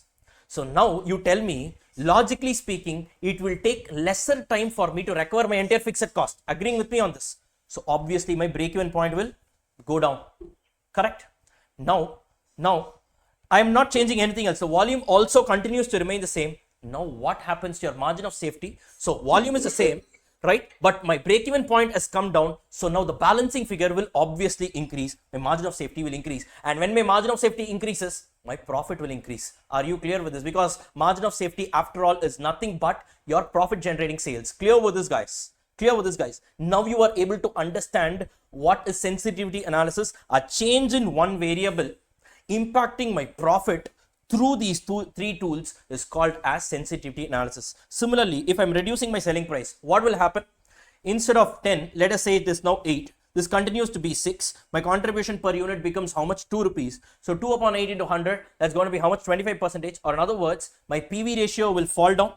Correct? Now, since the contribution per unit has reduced, it takes more time for me to recover my fixed cost. My break-even point will increase. Volume is same. Now, break-even point is more, which means the balancing figure is going to be less. My margin of safety will increase, and when my will decrease, and when my margin of safety decreases, my profit will also decrease. Clear with this, guys? Clear with this, guys? Now, second one, let's talk about variable costs. Suppose I'm increasing my variable cost. What will happen? So while everything else is constant, let us say I'm keeping everything else as constant. So now selling price is 10, but variable cost, instead of 6 rupees, I'm now making it as 8 rupees. What happens to my contribution? It becomes 2 rupees. Correct? So PV ratio will now obviously fall. Guys, correct? Right? When my PV ratio falls, now what happens? Now every unit recovers only 2 rupees of contribution. It takes more time for me to recover my fixed costs. Break-even point increases, and when my break-even point increases, the balancing figure, margin of safety, will obviously fall down, and hence there will be a fall in my profit. Guys, correct? Right? Similarly, what will happen if you decrease your variable cost? Now what happens here? Now let us say instead of 6 rupees, my variable cost is just 4 rupees. Now what happens? My contribution per unit will increase, right? This increases my PV ratio, right? Now I'm generating more contribution per unit. What happens here is, right now I will be able to recover my entire fixed cost more quickly. Correct? So my break-even point will fall down, and when my break-even point falls down, the balancing figure of margin of safety will be more. An increase in margin of safety will result in a higher profit. Guys, clear with this, guys? Right? Done. Next, third one. What is the third input factor we've got? Fixed cost. Now guys, logically think and tell me, if there is an increase in the fixed cost, how will it impact my PV ratio? What will happen to the PV ratio? If my fixed cost increases, what will happen to my PV ratio? Come on, think and answer. Guys, come on, use the chat box.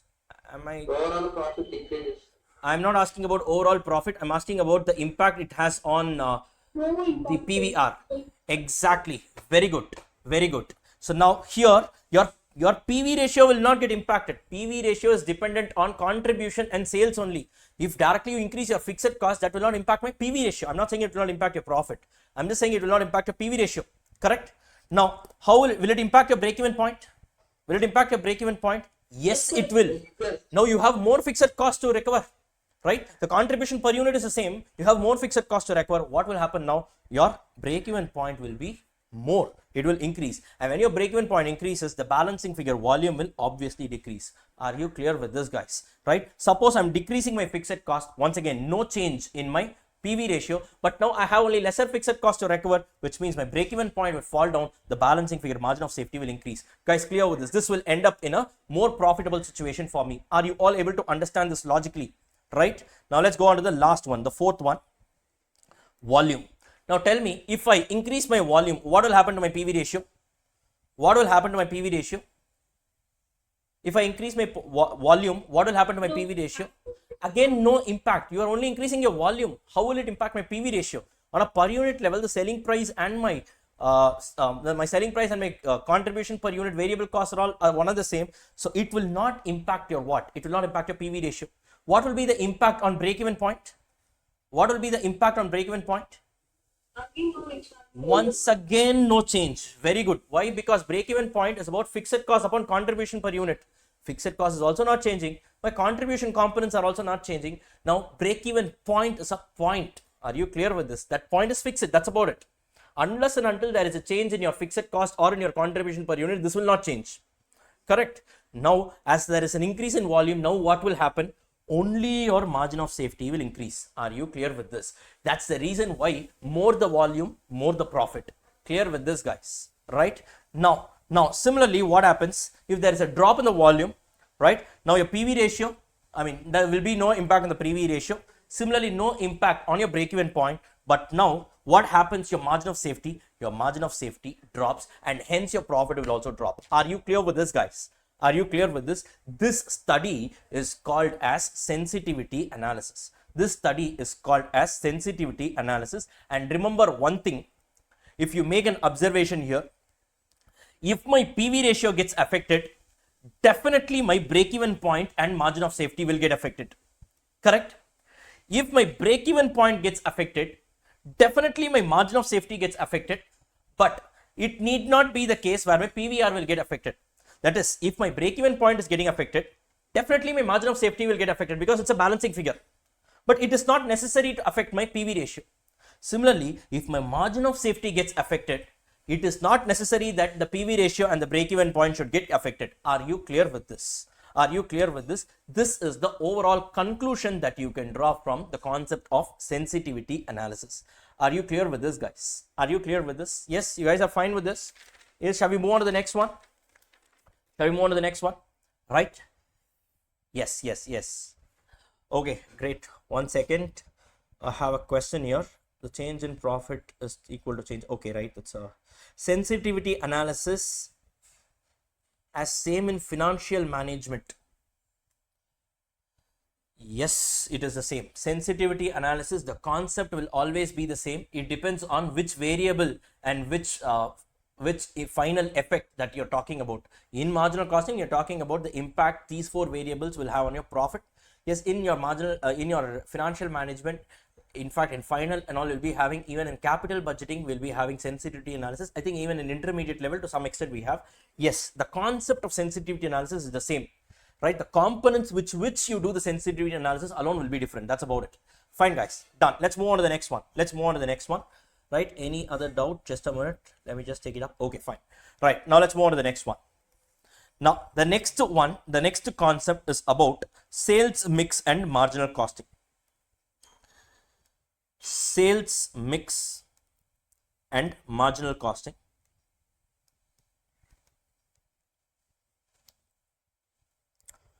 Sales mix and marginal costing. Now guys, what is this? Now, carefully listen. In sensitivity analysis, there is a reason why I did sensitivity analysis first and then I'm moving on to this particular sales mix immediately. In sensitivity analysis, I told you that only 4 components will impact your profit. Correct? Right? That is your selling price, variable cost, fixed cost, and your volume. Correct? These are the 4 components that will impact your profit. Any change in these 4 components alone will actually impact my profit. This is what we saw till now, guys. Yes. Now we will now see there is a 5th component that can also impact your profit, right? Sir, which means till now poi sollitengla, have you lied to us? Not like that, right? It's a gradual learning, that's why. Okay, so there is also a 5th component that impacts your profit, that is called as sales mix. Clear with this? What do you mean by sales mix? Now, let me just take an example to tell you to explain the concept of sales mix and also help you understand how the sales mix is going to impact your profit. Let us take an example of a company called BMW. You guys know BMW? Yes, the automobile company, right? Now, BMW is actually into the business of manufacturing cars, and they also manufacture bikes. Right? So everyone knows that they manufacture cars. Maybe some of you might not know that they manufacture bikes, but yes, they also do. Clear with this. In reality, they also do manufacture bikes. Super bikes they manufacture. It will not be like normal, the price range itself will be high. Fine.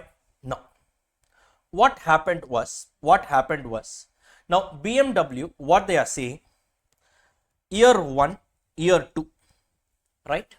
2-year data they published. In both the years, they didn't change the selling price, they didn't change the variable cost, they didn't change the fixed cost, and in both the years, the total volume was 1 lakh units.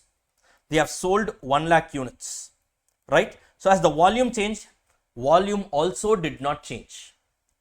However, in year 1, the profit was different. In year 2, the profit was different. Why? I'm again telling you, they did not change any of these 4 components. Still, in year 1, the profit reported was different. In year 2, the profit reported was different. Now, what happened was, in year 1, I told you, that they sold 1 lakh units, right? The breakup was, they sold 60,000 cars, right? And they sold 40,000 bikes. Clear with this, guys? Whereas in year 2, what they did, they sold the same 1 lakh units only, but the internal sales mix or the composition alone changed. They sold 40,000 cars, right? And 60,000 bikes. Are you clear with this? Now you tell me, everything was the same, but the internal composition alone changed. Maybe cars might be having a higher contribution per unit, right? And bikes may be having a lower contribution per unit. In year 1, though the total number of units were the same, but if you see in the internal composition, in year 1, they have sold more of a high profitable product. Whereas in year 2, they have sold only lesser of a high profitable product. Maybe that is the reason why in year 1, the profit reported might have been high, and in year 2, the profit reported might have been less. Are you clear with this? Or in other words, you're not just these 4 factors, one more factor called as sales mix. Sales mix is nothing but the composition of the different products being sold also impacts your profitability, and the study of this is called as sales mix and marginal costing. Clear with this, guys? Right?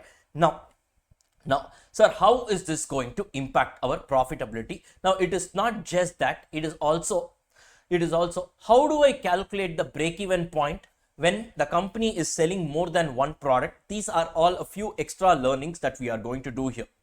Now, guys, remember one thing.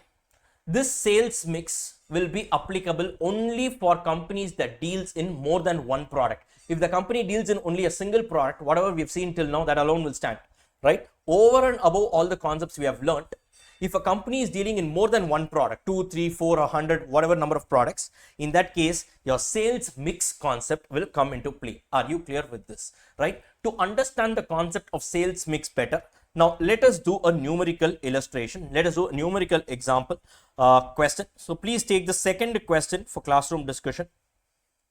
Please take the second question for classroom discussion. Here it is. Yes, guys, please take the second question. Shall we get started? Right. Now, the following set of information is presented to you by your client AB Limited, producing 2 products, X and Y. So X and Y, they have given that the direct material is 20, direct labor is 6 rupees per unit for X, for Y it's 18 and 4. The fixed expenses during the period is expected to be 1600 rupees. The variable expenses are allocated to the products at the rate of 100% of direct wages. The selling price per unit of X is 40, Y is 30. The proposed sales mix, they are saying, alternate 1. They are planning to sell 100 units of X, 200 units of Y. Alternate 2, 150 each of X and Y. And alternative 3, 200 units of X and 100 units of Y. As a cost accountant, you are required to present the management the following. Number one, the total contribution and profit from each of the above sales mixes. Then number two, the proposed sales mix to earn a profit of 300 rupees and 600 rupees when the total sale of X and Y being 300 units. Calculate the break-even point when the sales mix is 2:1. Recalculate the break-even point when the sales mix is 1:2.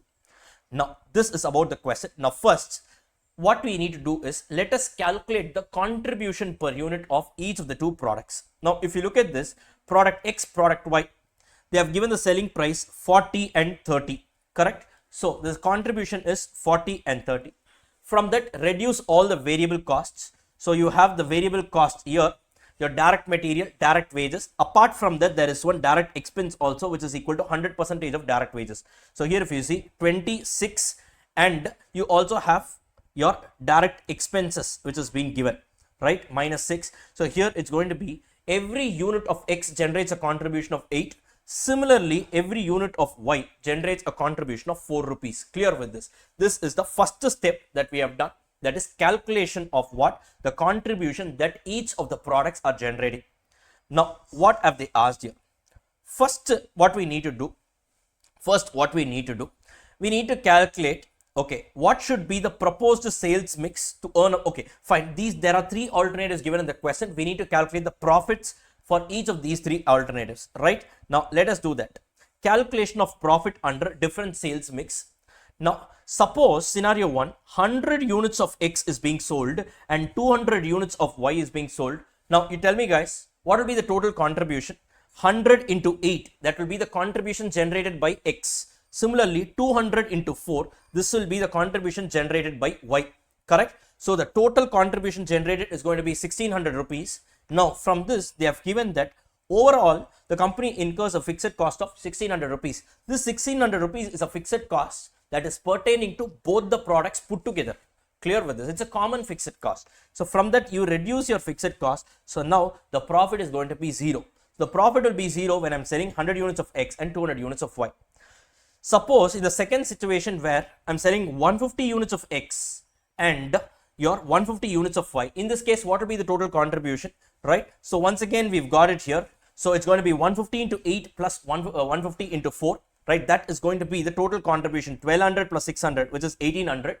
From there, you reduce your fixed cost, you'll end up with a profit of 200 rupees, right? Suppose I'm selling 200 units of X and 100 units of Y. Then multiply the same with the respective contributions per unit, 200 into 8 and 100 into 4, right? You get a total contribution of 2000 rupees. From that, subtract 1600, you will end up with a profit of 400 rupees. Clear with this, guys? If you notice here, in all the three situations, 100 plus 200, I have sold 300 units. 150 plus 150, here also 300 units.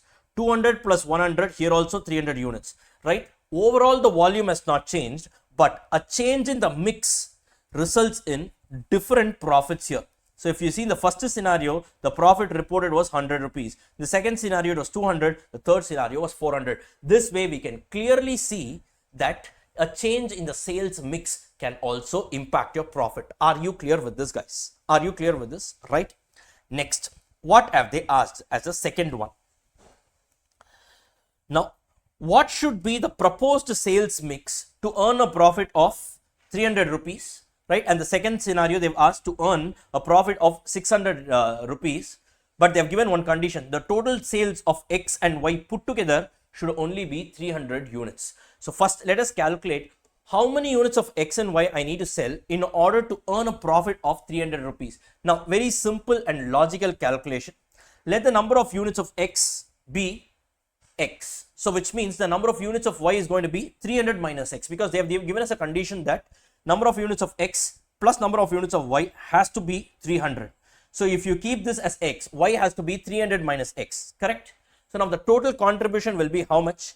8x, that is every unit of X generates a contribution of 8 rupees and every unit of Y generates a contribution of 4. So, 4 into 300 minus X, we are replacing Y as 300 minus X, right? So, this is going to be the total required contribution minus my fixed cost of 1600 should be equal to 300 rupees. With this, we can frame an equation. So, we can arrive at the fact that it is going to be 4x is equal to 700 rupees. So, now how much is my X value is equal to, I think they have done a mistake here. Just a minute, guys.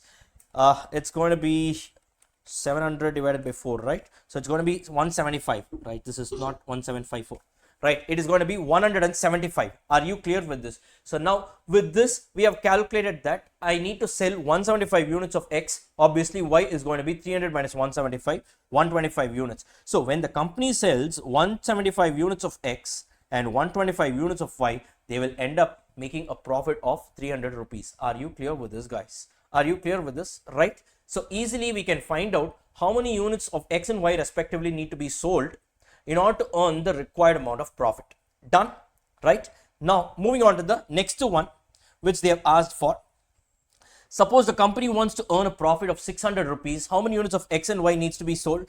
Once again, you frame the same equation. 8X plus 4 into 300 minus X minus of the fixed cost of 1600 should give you a profit of 600 rupees. Frame the equation. Now you will get the X value as 250 units. The Y value is going to be 300 minus 250. It's going to be 50 units. So when the company sells 250 units of X and 50 units of Y, they will end up making a profit of 600 rupees. Are you clear with this? Right? That's about this particular segment. Now coming to the most important part, calculation of the break-even point. This is where this entire, the crux of the matter lies here with respect to the calculation of break-even point. When the sales mix is 2:1. Now guys, now you tell me what is the issue here. You tell me what is the issue here. Now, let me write it up. I have two products, X and Y. Product X generates a contribution of how much? It generates a contribution of 8 rupees and product Y generates a contribution of 4 rupees, right? And I have a common fixed cost of rupees 1600 to be recovered. Guys, correct now? Yes? Guys, yes, you there? Guys, there? Yes, sir. Right. Now, what happens is, generally, we know that your break-even point is nothing but fixed cost divided by contribution per unit. Correct? Now, fixed cost, I know it's 1600. Now, contribution per unit, which one should I take? Should I take 8 or should I take 4 or should I take both? Right? This is where the case becomes little interesting when it comes to your sales mix. Now, basically, you tell me, guys, logically, you tell me, this 1600 rupees of fixed cost is being incurred not only for selling units of X, it is also towards units of Y, correct? Right? And what do you mean by a break-even point? A break-even point is a point of sale where I generate a contribution that is sufficient enough to recover my fixed costs. Now, this 1600 rupees should be recovered not just by any one of the two products. These two products should jointly go on to generate a contribution that is sufficient enough to recover my 1600 rupees. Agreeing with me on this? Agreeing with me on this? So here the contribution per unit is neither X nor Y. It needs to be a weighted contribution per unit. Are you clear with this? What is the meaning of weighted contribution per unit? They have given in this question that the sales will always be in the ratio of 2:1. Correct, guys? It will always be in the ratio of 2:1. Or in other words, every time I sell 3 units, if you see, 2 units will be X, 1 unit will be Y. This is the meaning, no? Guys, correct? Right? Every unit of X generates a contribution of how much? 8 rupee. Every unit of Y generates a contribution of how much? 4 rupees. So if you multiply this here, 8 into 2 is 16, 4 into 1 is 4. Totally, I end up generating a contribution of 20 rupees for every 3 units being sold. So representatively, the contribution per unit is going to be how much? 20 upon 3, it is going to be 6.6666 or 6.67. Are you clear with this, guys? This is the reason why here, when it comes to sales mix, we don't say it's fixed cost by contribution per unit. We use an additional word and call it as fixed cost divided by weighted contribution per unit. Are you clear with this? And how will you calculate the weighted contribution per unit? It is nothing but the contribution of a particular product multiplied by its weights. This calculation, this is nothing but, can I say this is 8 into 2 by 3 plus 4 into 1 by 3. Correct, guys? This is what we did here. Basically, we did 8 into 2 plus 4 into 1, the whole divided by 3. That only we are writing it like this. Or not, this is nothing but the contribution per unit into weights of each of the products. Are you clear with this, guys? If you do this, you get the weighted contribution per unit, and now with this you can calculate the break-even point. How do we do it? Let me just walk you through here. Now in this case, you look at it here. If you see, the weighted contribution per unit is going to be how much? 6.667, correct? Right? So now my break-even point is going to be fixed cost divided by weighted contribution per unit. So now please do not round it off, retain the decimals in your calculator, that is 6.66666666, right? So if you say 1600 divided by 6.66666666, right, you will get exactly 240 units. So what does it mean? I need to sell 240 units, right, to exactly recover my fixed cost. I need to sell 240 units of X or Y or both.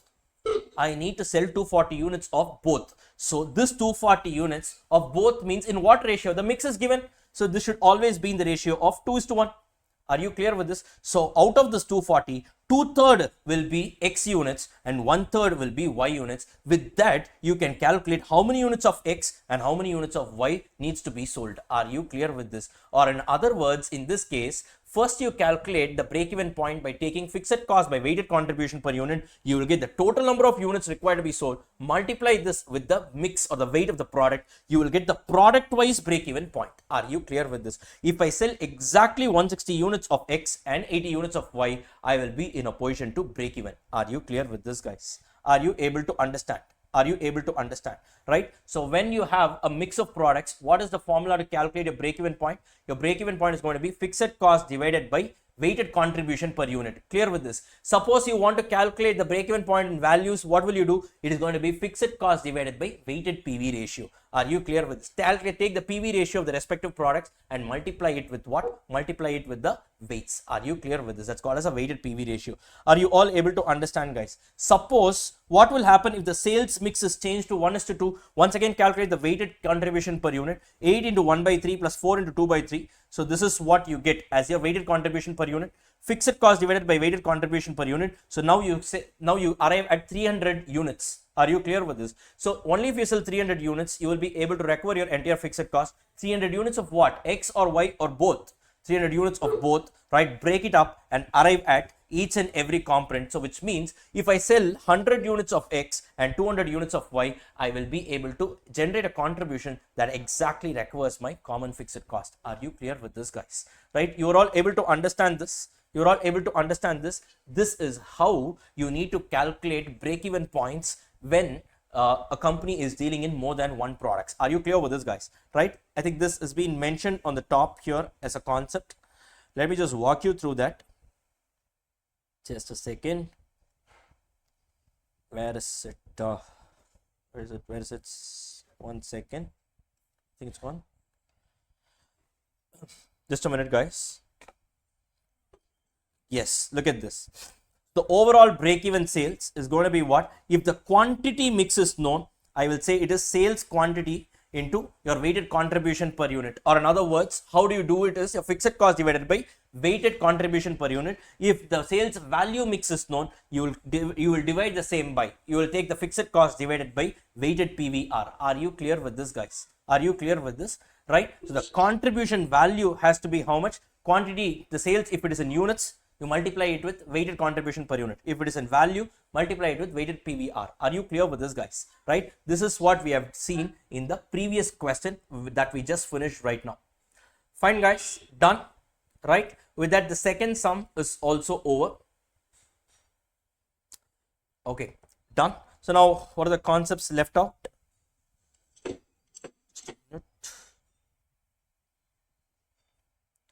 Okay. Let me also do this. Merger of plants. Okay, what do you mean by merger of plants? What do you mean by merger of plants? Now, guys, simple. Let's say I have a plant A and I have a plant B.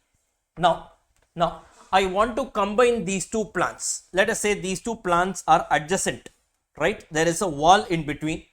Now I'm just removing the ball and making this into one, right? I'm merging two plants together, right? When I merge two plants, right, how will you apply the concepts of marginal costing? Nothing great, nothing great. You will think that, sir, this is nothing, sir. plant 1 plus plant 2 is going to be equal to the merged plant, right? Use the figures and calculate. Prepare an income statement for the combined sales, combined variable cost, combined contribution, combined fixed cost and all. With that you can do it. Absolutely correct. But in these questions, only one thing needs to be watched out for. Suppose they would have given the volume data and they would have mentioned that the plant A is working at 60% capacity, right? Let us say plant B is working at 80% capacity. Now you should always be careful. What you need to do is convert both the plants into 100% capacity, right? And then you add it up. Clear with this? Because 60% capacity of plant A and 80% capacity of plant B can't be added as such, because presently they are working at the 60% and 80% capacity respectively. When you are merging, what is totally available is 100% capacity. So you convert everything into 100% and then apply the concepts of marginal costing for the merged plant at 100% capacity. Clear with this, guys? An example is given here. Look at this. Company A is presently operating at a capacity of 60% and at 60% capacity level, they are generating sales of 300 crores or 300 lakhs or whatever it is, right? The VC ratio is 50%, which means the PV ratio is how much? 50%, right? And the fixed cost is 30 crores. Similarly, company B is operating at 90% capacity level with a sales of 540 crores, right? The VC ratio is 70%, which means the PV ratio is 30% and the fixed cost is 75. Now, when I am merging the two, I can't say, okay, company A plus company B, merged plant, sales is going to be 300 plus 540, so it is going to be 840. No, please do not do that. What you need to do, first convert both into 100%, because when two plants are merging, obviously what is getting merged is 100% capacity, right? Once you convert that, then you decide what needs to be your activity level of the merged firm. That is different. But when you are merging, you merge it at 100%. So now this is 300. Convert it into 100%. How will you do that? If 300 is 60, how much is 100, right? So the merged, the sales value at 100% capacity level of A is going to be 500. Similarly for B, it's going to be 540 divided by 90 into 100. That's going to be 600. Add the two. Now, if I'm merging these two firms, the total capacity sale is going to be how much? 1100. Similarly, they have given that the VC ratio is 50%. So here, obviously, apply this 50% on the 100% capacity level. So 50% of 500 is 250. Here it's going to be 70%. 70% on 600 is going to be 420, right? Add the two, you will get how much? 670, right? Now you get the contribution of the merged firm. Are you clear with this? So now you can say that the merged firm's PV ratio is going to be 430 divided by 1100. It's going to be 39.09%. Are you clear with this, guys? Are you clear with this? Now fixed cost, don't do the same thing for fixed cost also. Don't say fixed cost is going to be 30 divided by 60%. No, fixed cost remains constant irrespective of your activity level. So fixed costs are addable as such. Correct, no, guys? This 30 crores of fixed cost, what they have given here, whether this company operates at 60% capacity or it operates at 100% capacity, it will continue to be 30 only. That is the concept of fixed costs. If you say this is also 30 divided by 60 into 100, then you're treating fixed cost as variable cost. Are you clear with this? So fixed cost can be addable as such because they are not dependent on the capacity or the output level. So now what will I say? The fixed cost of the merged firm is 30 plus 75. How much is this? 105. Are you clear with this? So the break-even point of the merged firm is going to be your 105 crores, the total combined fixed cost divided by the PVR of the merged firm. So now I will say, look, I need to generate sales worth 268.61 lakh rupees in order to break even. Are you clear with this? This is post the merger. Are you clear with this, guys? Right? You guys are able to follow this, right? Next, one more thing.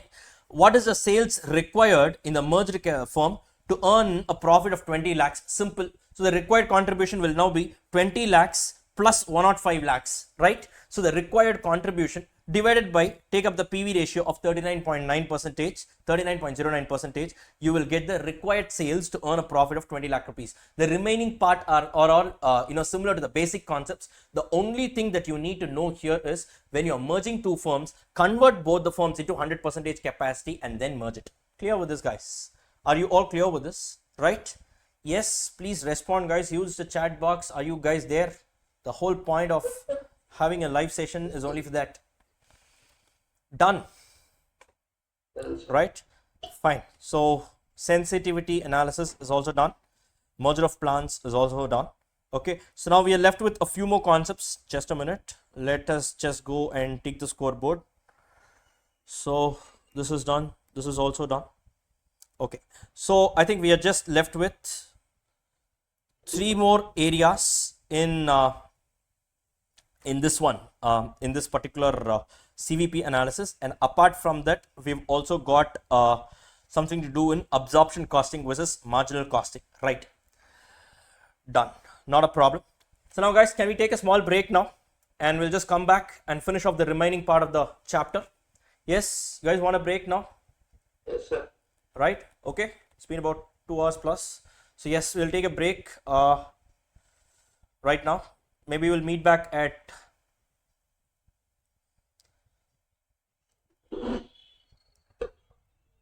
at 10:45 works, right? About 15 minutes break. Okay. Great. Now let's move on to the next concept called as indifference point. Right, so now we are left with 3 concepts plus 1. So overall 4 concepts. We'll be doing it right away. So the next one is the concept of indifference point. Just a minute. Right. Now, what is this concept of indifference point all about? I'm using a short form, IDP. Now guys, right now we all have this, you all must be using this Geo SIM, right? But before 2016, that was before when Geo, entered the market with a bank. Now we all had the other players, like there were so many players, like Aircel, Uninor, there were so many players, and there was always one decision that we all had to take in our real day everyday life. So that was regarding prepaid versus postpaid. Now we don't have this decision to be taken, because anyways, though we all go for a prepaid plan, it's all unlimited calls and all that. But back then these guys were looting us literally. They used to charge hefty amount, and they say we are complimentarily giving you 750 MB per month, it seems. So now we use about 2 GB per day.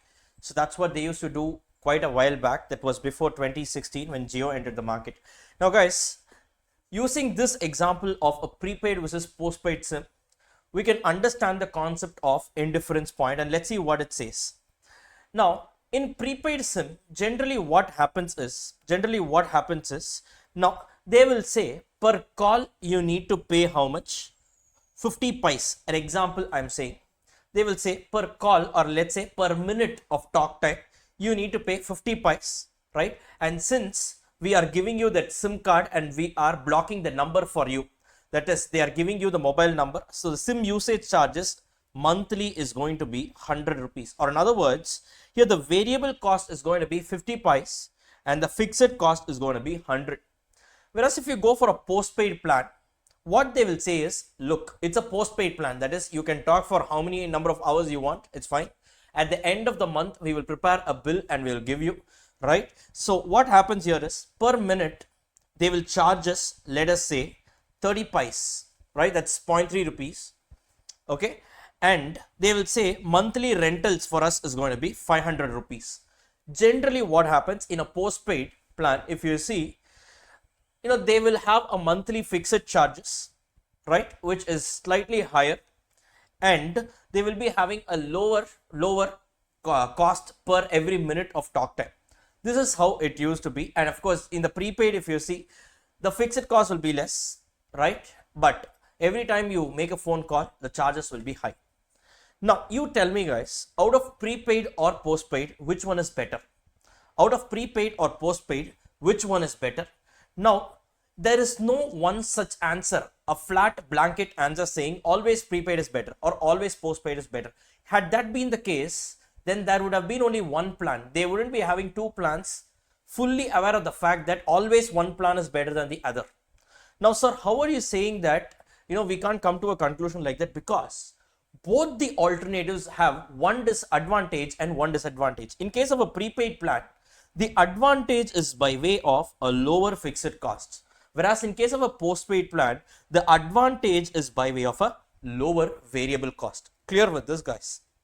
So now imagine you are a person who is a missed call party, right? So that is, you will not call anyone. Now suddenly after Jio, everyone started becoming generous. They didn't become generous. That is because of unlimited talk time now being available. But before, let us say you are a missed call party, you don't want to spend much, but you need to have a mobile number for sure. Which one will you prefer?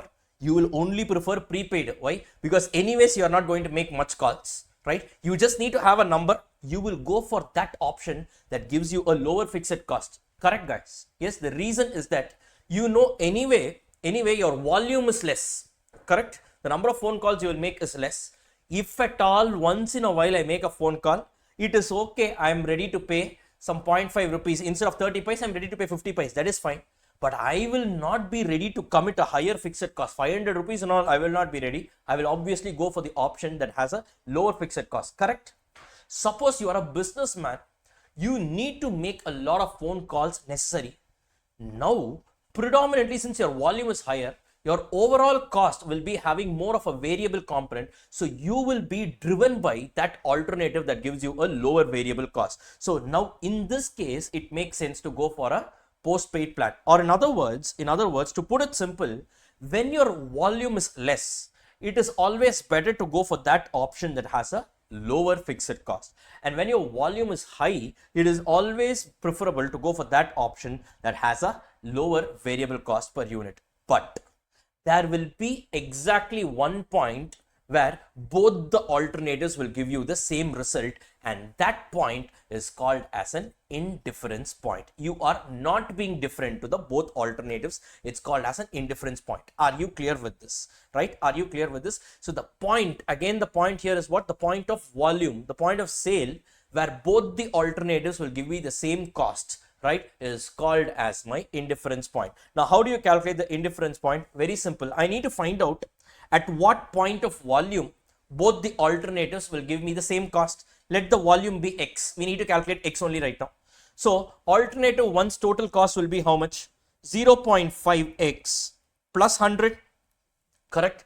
We should be equal to 0.3X plus 500.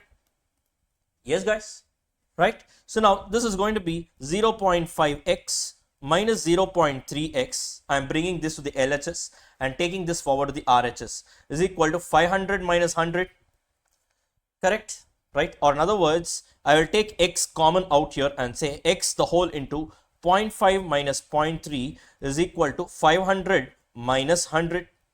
Or in other words, X is equal to 500 minus 100 divided by 0.5 minus 0.3. This is nothing but 400 divided by 0.2. How much is 400 divided by 0.2? That is going to be 2000. Are you clear with this? 2000 units, or in this case, I will say 2000 calls. If you are a person who knows that in a month you will definitely make 2000 phone calls, right? If you're exactly making 2000 phone calls, whether you go for a prepaid plan or you go for a postpaid plan, your final bill amount will be the same. But if you are planning to make a number of phone calls which is less than 2000 numbers, which is less than 2000 phone calls, in that case, it is preferable to go for prepaid because it has a lower fixed cost.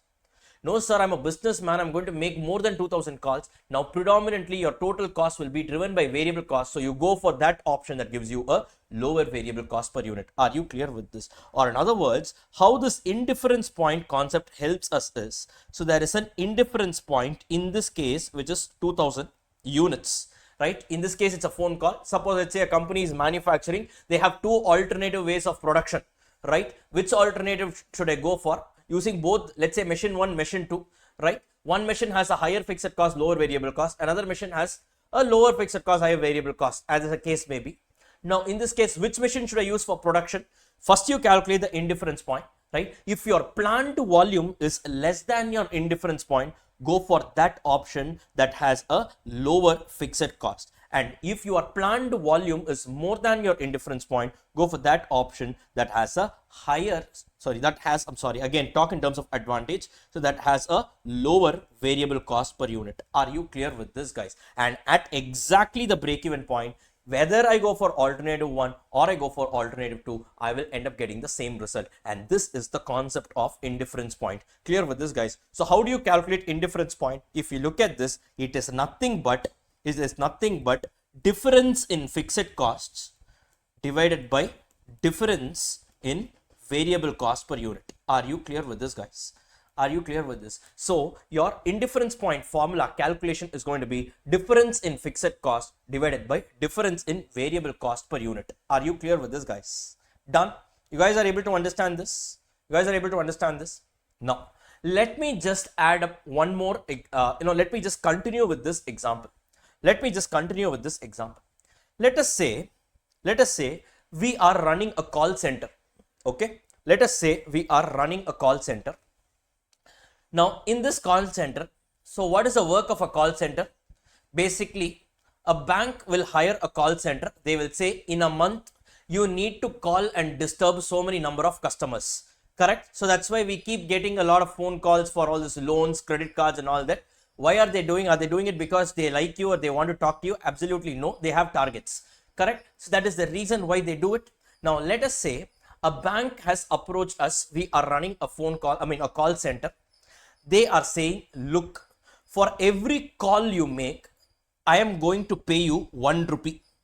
For every call you make, I am going to make you 1 rupee.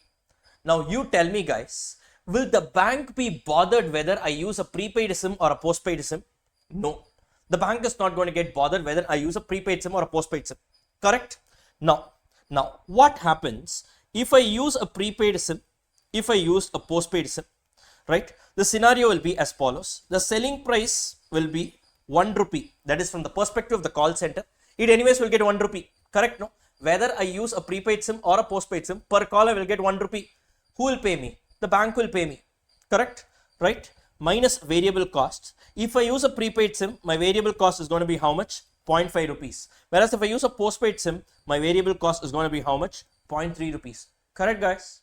Yes. Now, what's going to be my contribution per unit? My contribution per unit or per phone call is going to be 0.5 if I use a prepaid SIM, and it's going to be 0.7 if I use a postpaid SIM. Correct? Now, what will be the fixed cost? The fixed cost will be, if I use a prepaid SIM, it's going to be 100. If I use a postpaid SIM, it's going to be 500. Clear with this, guys? Now, in this case, now, what is the indifference point? Indifference point is the point, right, where both the alternatives will give me the same amount of profit. Correct, guys? Indifference point is that point where both the alternatives will give me the same amount of profit, right? The results could be either calculated as a cost or the results can be calculated from the profit angle. Correct, guys? So now, at what point of sale, or in other words, how many phone calls should I exactly make so that whether I use a prepaid SIM or I use a postpaid SIM, both will give me the same profit. So now I need to calculate the X value, which is nothing but the indifference point. Can I say the profit generated by a prepaid SIM is going to be 0.5x minus 100 rupees. Correct? Yes, guys. Right? Minus 100 rupees. Similarly, this will be equal to the postpaid's profit is going to be 0.7x minus 500 rupees. Right? The profit is going to be contribution minus fixed cost. Guys, correct? Or in other words, can I say this is nothing but 0.5? Okay. So let me just bring it up here. So this is going to be 500 minus rupees 100 is going to be equal to 0.7x minus 0.5x. Correct? Right? Or in other words, again, so here I will just take x out in common and say it's 0.7 minus 0.5 is equal to rupees 500 minus rupees 100, or here x is equal to rupees 500 minus rupees 100 divided by 0.7 minus 0.5. So this is going to be rupees 400 divided by 0.2. So how much is 400 divided by 0.2? Once again, that's going to be how much? Same 2000. Are you clear with this? So exactly if I am planning to make 2000 phone calls, that is at the indifference point of 2000 phone calls, right? Whether I use a prepaid SIM or I use a postpaid SIM, both alternatives will give me the same amount of profit. Clear with this? Suppose I am planning to make a lesser phone call, I mean a lesser number of phone calls, that is if my volume is lesser than the indifference point, then what you need to do, you go for that option that gives you a lower fixed cost. Clear with this? Suppose you are planning for a volume which is more than the indifference point, you go for that option that gives you a higher contribution per unit. Lower variable cost means what? Higher contribution per unit only, no?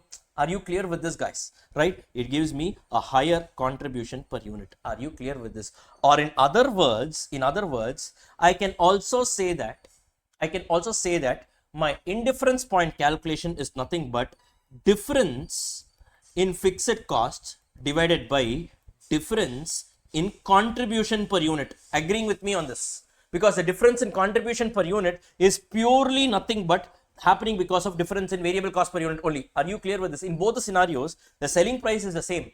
Still, why am I having a different contribution? It is because of the change in variable cost. So the difference in variable cost is equal to the difference in contribution. Are you clear with this, guys? So in this case, can I say that indifference point is nothing but difference in fixed cost divided by difference in variable cost per unit, or I can also say it is difference in fixed cost divided by difference in contribution per unit. Are you clear with this, guys? Are you all able to understand? Right? Indifference point means what? It is a point of sale, clear, at which two alternatives are giving me the same result, right? Clear with this, guys? Now, since it is a point of sale, this can also be expressed in value, correct? If I want to express in units, I do it like this. If I want to express in value, what will I do? Instead of variable cost per unit, I will use VC ratio. Instead of contribution per unit in the denominator, I will use PV ratio. That's about it. So it will be difference in fixed cost divided by difference in VC ratio, or it is difference in fixed cost divided by difference in PV ratio. Are you clear with this? Now, what am I going to do? Why do I need an indifference point? Only if you calculate an indifference point, right, you will know when to choose which alternative. If the volume level is going to be lesser than the indifference point, always go for that option that gives you a lower fixed cost. If the desired volume is going to be greater than the indifference point, always go for that option that gives you a lower variable cost, or you can, in other words, you can say a higher contribution per unit. Are you clear with this, guys? Right? In your everyday life, you can use the concepts of indifference point. Now, another real life example for indifference point would be, right, in your everyday life, you can maybe help your parents with this, whether to buy a water can or whether to buy an aqua guard and keep it. If you buy an aqua guard, the fixed cost will be high. You will not be having any variable cost, because anyways you take the water from the tap, correct?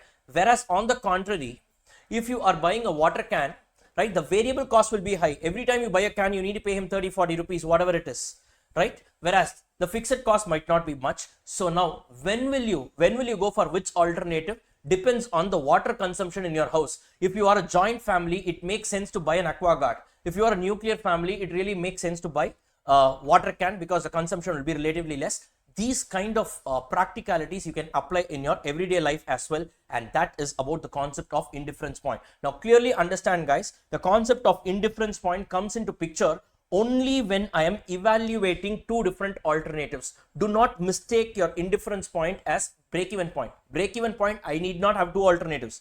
Break-even point is given a fact, given a particular product's income earning capacity, like sales, contribution and all. For this, when will I recover my fixed cost? That's all. There is not much of comparison between another alternative. The concept of indifference point will kick in only when I need to evaluate between two alternatives and take the best one out of it. Are you clear with this, guys? Right? Yes, you guys are clear with this. Please use the chat box. Just tell me if you guys are understanding this. We'll proceed to the next one. And let's see, is that about the number of questions we've got here? Yes, I think that's about this particular concept as well. Okay, So now look at this. This is what we have mentioned here. You can just be, you can just go through it once. That's about the concept. It's nothing but your change in fixed cost divided by change in variable cost per unit, or in other words, it's change in fixed cost divided by change in contribution per unit. And if your expected volume is exactly at the indifference point, you can go for any option. Less than your indifference point, you should always go for the lower fixed cost option. If your volume is expected to be greater than the indifference point, go for the option that has a low variable costs, or in other words, I can say a high contribution per unit. Are you clear with this, guys? Right? And that's about this particular concept of indifference point. See, this is what they are saying, right? At the indifference point, the two alternatives are better, right? Two alternatives will give you the same result. Below the indifference point, if you see, one alternative is better than the other. Beyond the indifference point, the second alternative is greater than the first one. Clear with this, guys? And that's about the concept of indifference point. And I think, yes, they have given one example as well. Let's quickly do this. Now, let's say I can carry out the production either using machine 1 or machine 2, right? If I use machine 1, the fixed cost is 1 lakh, but the variable cost is 5 rupees. If I go for machine 2, the fixed cost is 60,000 only, but the variable cost is more, 9. Now, which machine is better? Now, I can't come to a conclusion on the face of it, because machine 1 has an advantage of a lower variable cost, whereas a machine 2 has an advantage of a lower fixed cost.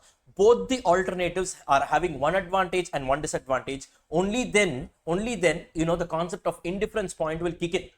If, let's say, only one option has all the advantages, then I need not even take a decision. I will only go for that. Are you clear with this, guys? Right? So now in this case, what happens, right? Find the indifference point and recommend the range of activity where one machine is better than the other, and suggest which one to buy if the production is 12,000 units. So now what do? The cost indifference point is going to be the difference in fixed cost divided by difference in variable cost per unit. So here the difference in fixed cost is 40,000, difference in variable cost per unit is 4. So 40,000 by 4, it's going to be 10,000 units. So now what will I do? If my desired volume is exactly 10,000 units, whether I use machine 1 or I use machine 2 for production, it's going to give me the same total amount of cost, correct? If my desired volume is less than 10,000 units level, then here I should go for that alternative that has a lower fixed cost. That is, I will go for machine 2, correct? And if my desired output level is greater than my 10,000 units level, the indifference point, now it makes sense only to go for that option that gives me a lower variable cost per unit. Are you clear with this, guys? This is the reason why, if you see startups, what they do is they don't invest huge amount in fixed cost. If you look at small companies which are just starting up, at the beginning stages, they will not buy any office space. They will take it on rent, because they don't want to commit a huge fixed amount. The moment they grow big, now they buy multiple properties and keep, because now their volume is increased. They will be heavily driven by variable cost. Now they can't afford a high variable cost. They are fine with a high fixed cost. That's when they will end up buying properties for themselves. Clear with this, guys? These are some real life scenarios where indifference point can also be used. Done, guys? And that's about this particular segment. Look at this. If the expected level is greater than 10,000 units, so you go for what? M1. And if it is less than 10,000 units, go for M2. And exactly at 10,000 units, you use any machine. And to answer the second part of the question, so if my expected volume is 12,000 units, it's beyond 10,000, so I will go for the first machine, right? Go for M1. Clear with this, guys? And that is about the concept called as indifference point. Clear with this? Shall we move on to the next one? Guys? Yes.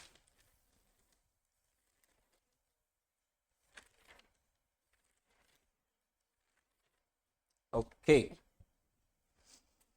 Now, next one is a concept called as shutdown point. Now this concept again is an extension of indifference point, but it's slightly different, and let me tell you what it is.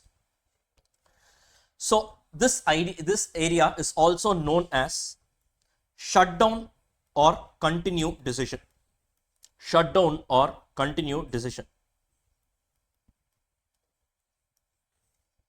Now, what does this concept talk about? I mean, what are we going to learn in this particular concept? Now, let's say I am running a company and it's super successful. It is super successful, not at all a problem. Suddenly, COVID came.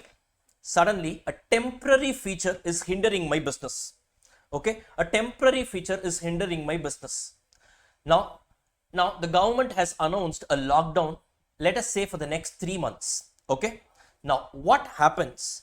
The decision that we are going to take here is there is going to be a temporary downfall in the market, right? A temporary downfall in the market. Now, during this 3 months, I know that before this period, my business is running fine. After this 3 months also, my business is going to run super fine. I don't have a problem with that. But I know that there is going to be a temporary hindrance in my business. Now, during this time, I know that the market is going to be dull. The decision that we are going to take here is, should I shut down my business temporarily for the next 3 months, or should I continue? The question is not about a permanent shutdown. We are not taking a long-term decision. If there is a temporary recession in the market, right? Does it make sense for me to continue, keep my shop open for those 3 months also, or is it better to keep it shut down? Clear with this, guys. This is the decision that we are going to take here. Now, let me just give you an example. Let us say, example, guys. I am running a physical academy. I am running a physical institute, a physical academy, CA coaching. Example, I'm saying. Now, what happens is, now, during this COVID time, institute cancelled one attempt. You know that, right? I think in 2020, yes, they cancelled one attempt. May attempt was cancelled, I think so. Now, let us say that, okay, I am running a physical academy. I'm being very clear because only that will relate to this example. A physical academy I have where students will come and attend. Now, what happened is, there was this attempt got cancelled by the institute, right? Now, I have to decide whether I need to keep my shop, that is the physical academy, I need to keep it open for the next 6 months or not, because I know that till now many students were coming. Even after the 6 months also many students will come. The question is only about the temporary period of the next 6 months. Should I keep my business open? That is, should I keep my shop open or should I shut it down? Basically meaning what? If I shut down, will there be any benefit and all? I need to analyze. Clear with this. Now, what will be the cost and benefit of shutting down? If I shut down, what will be my benefit and what will be my cost? Now, let us say I am running this academy, I told you, and let us say that I have hired faculties also for other subjects. Example I'm giving you guys, right? Now, what happens? There are two types of fixed costs that I am incurring in this particular business model. One is called as an avoidable fixed cost. The other one is called as unavoidable fixed cost. Now, what is an example of avoidable? What is an example of unavoidable? Now, let me say I have taken a place on rent, right? Now, irrespective of whether the next attempt is going to get conducted or temporarily if I shut down or keep it open, definitely I need to pay my landlord. Correct, guys? I need to pay my landlord for sure, right? So let us say I need to pay about 1 lakh rupees every month as a rent. Now that is, rent is an example of unavoidable fixed cost. Are you clear with this? Right? Now I also hired faculties, right? And let us say I am paying the faculties a fixed amount if they conduct one batch. If you take one batch, I will give you so much amount of money, right? Now the faculty fee is an example of avoidable fixed cost. Sir, how is it an example of avoidable fixed cost? Suppose the next batch is getting cancelled, the faculties need not come and take, right? So if they are not coming and taking, I need not obviously pay them. Are you clear with this? Sir, is it a variable cost? No, it doesn't depend on the number of students who enroll. I just pay them a flat fee. Example I'm giving you, right? Now, a faculty fee is an example of avoidable fixed cost, whereas a rent is an example of unavoidable fixed cost. I need not pay the faculty any fee if the batch is not conducted, whereas I need to pay my landlord the rent irrespective of whether the batch is conducted or not. Are you clear with this? Now, in this scenario, what happens is, if I shut down the business, now what will be the benefit for me? I can save the avoidable fixed cost. Correct? No? If I'm shutting down the batch for the next 6 months, if I'm shutting down my business, what happens is the faculty fees need not be paid. Are you clear with this, guys? Right? The faculty fees need not be paid. That is one savings for me. Right? Now, what will be the cost? What will be the cost? Now, there are two types of costs that I incur. The first one is called as shutdown cost. Now, this shutdown cost is not unavoidable fixed cost. No. Because I am shutting down, I will be incurring some extra cost. For example, let us say I have a factory during the COVID time, many people shut down their factories, correct? Now, you know what? When the machines are being run every day, it is slightly easier to maintain. If the machines are not being run, they require some additional maintenance. A typical example is during COVID time, they had imposed lockdown restrictions and you guys would have been having your vehicles and all, no? Right? You were supposed to not take your vehicles outside. I don't know whether you did, but yes, we're not supposed to take it. Let's say you never touched your vehicle for about 1 month. So on the 31st day, when the lockdown got lifted, so the first place that you visit is the mechanic shop, correct? Because when a particular engine is not being used, a machine is not being used, it requires some additional level of maintenance. Had you maintained it properly during those 30 days, maybe then your your vehicle would be working properly. So why am I saying this? When you are shutting down, you need to spend some extra money on maintaining your machines. This otherwise I will not be incurring. Are you clear with this, guys? So if I am shutting down, extra what I will be incurring, the extra cost is shutdown cost. Are you clear with this? And there is also one more thing, the contribution lost on shutdown period demand. On shutdown period demand. On shutdown period demand. What is it? Now, I know that generally every batch, example I'm giving you, 100 students will come and attend face to face if I announce a batch, right? Now, during the COVID time, even if I announce, only 5 people were ready to come. Example I'm saying, suppose I shut down, right? That 5 people's contribution that I will be earning, that also I cannot earn, correct? No, that is, if I shut down, I will be losing out on the contribution that I could have possibly made during the shutdown period demand. Are you clear with this, guys? Are you clear with this, guys? So basically, there is a cost benefit analysis that needs to be done. If I shut down, the benefit is savings in avoidable fixed cost. That's all. And if I shut down, I need to incur 2 additional costs. One is the shutdown costs.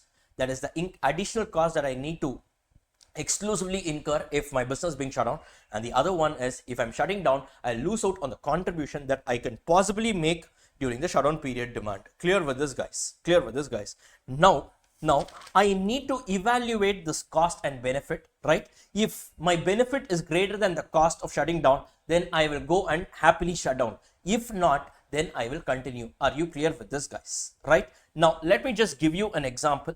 Let us say I am just shutting down. Oh, one second. Yeah. So now let us just take an example. Let's say I'm planning to shut down, right? And the benefits and cost details are as under. Let's say the avoidable fixed cost is going to be 1 lakh rupees. This is the amount I will be saving. Okay. And the cost will be, if I shut down, I will be incurring a shutdown cost of 40,000 rupees, right? Of 40,000 rupees. And let us say the contribution lost will be, during the shutdown period, I am expecting my demand to be 3,000 units only, right? And every unit gives me a contribution of 4. Example I'm giving you, right? So now what will be the contribution lost? If I shut down, even these 3,000 units I will not be able to sell. So the contribution loss will be how much? 32,000 rupees. So now you tell me, if I shut down, the benefit is how much? 1 lakh, but I am only losing how much? The cost is going to be 72,000. So I will be having a net benefit of how much? I will be having a net benefit of 28,000. Now in this case, it makes sense to shut down, correct? I will say, sir, fine, please shut down, because the benefit of shutting down is more than the cost of shutting down. So it's going to be a 28,000 rupees is the net benefit you do it. Clear with this, guys? Now, same example. Yes, hello. The contribution loss is 3,000 or 8,000? 3,000 into 4 or... It's 3, I'm sorry, it's 8,000. I'm so sorry. Yes, it's 8,000 into 4. right? You're right. It's 8,000 into 4. I'm sorry. I just, thanks for telling me that. It's 8,000 units. Okay. So it's 8,000 units into 4, right? So the contribution loss is going to be 32,000 rupees. So assuming that during the shutdown period, the demand is only going to be 8,000 units. Generally, I'm running a business where I'm going to sell 1 lakh units every month. Then I will not be having a question of shutdown and all. Now, because of some temporary phenomenon during this period, there is going to be 8,000 units of demand only. Now, because of this recession, I am thinking. Clear with this, guys? So yes, I stand corrected. It is 8,000 units is going to be the shutdown period demand with a contribution per unit of 4. So now the contribution loss, if I shut down, I cannot even honor this 8,000 units of sales. So it's going to be 32,000 rupees. Clear with this, guys? Now I am just giving another example with a small change. Now let us say in this scenario, again the avoidable fixed cost is going to be the same 1 lakh rupees, right?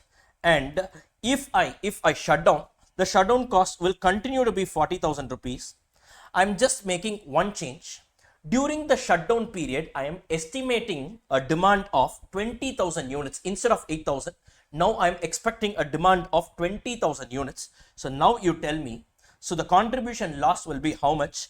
20,000 units into 4, correct? So if I shut down, I am losing out on 20,000 units of sale, which each of which can generate me a contribution of 4 rupees. So that is going to be how much? 80,000 rupees. Are you clear with this? So now this is going to be how much? I will be losing out 1,20,000, but I will be getting a benefit of 1 lakh rupees. So now tell me, if I shut down, the costs of shutting down is much higher than the cost of, the benefits that I get out of shutting down. Here it is going to be a negative 20,000. The net benefit of shutting down is going to be a negative 20,000. Or in other words, in this scenario, it makes sense for me to continue my business, even though there is my business is not up to the mark, I know.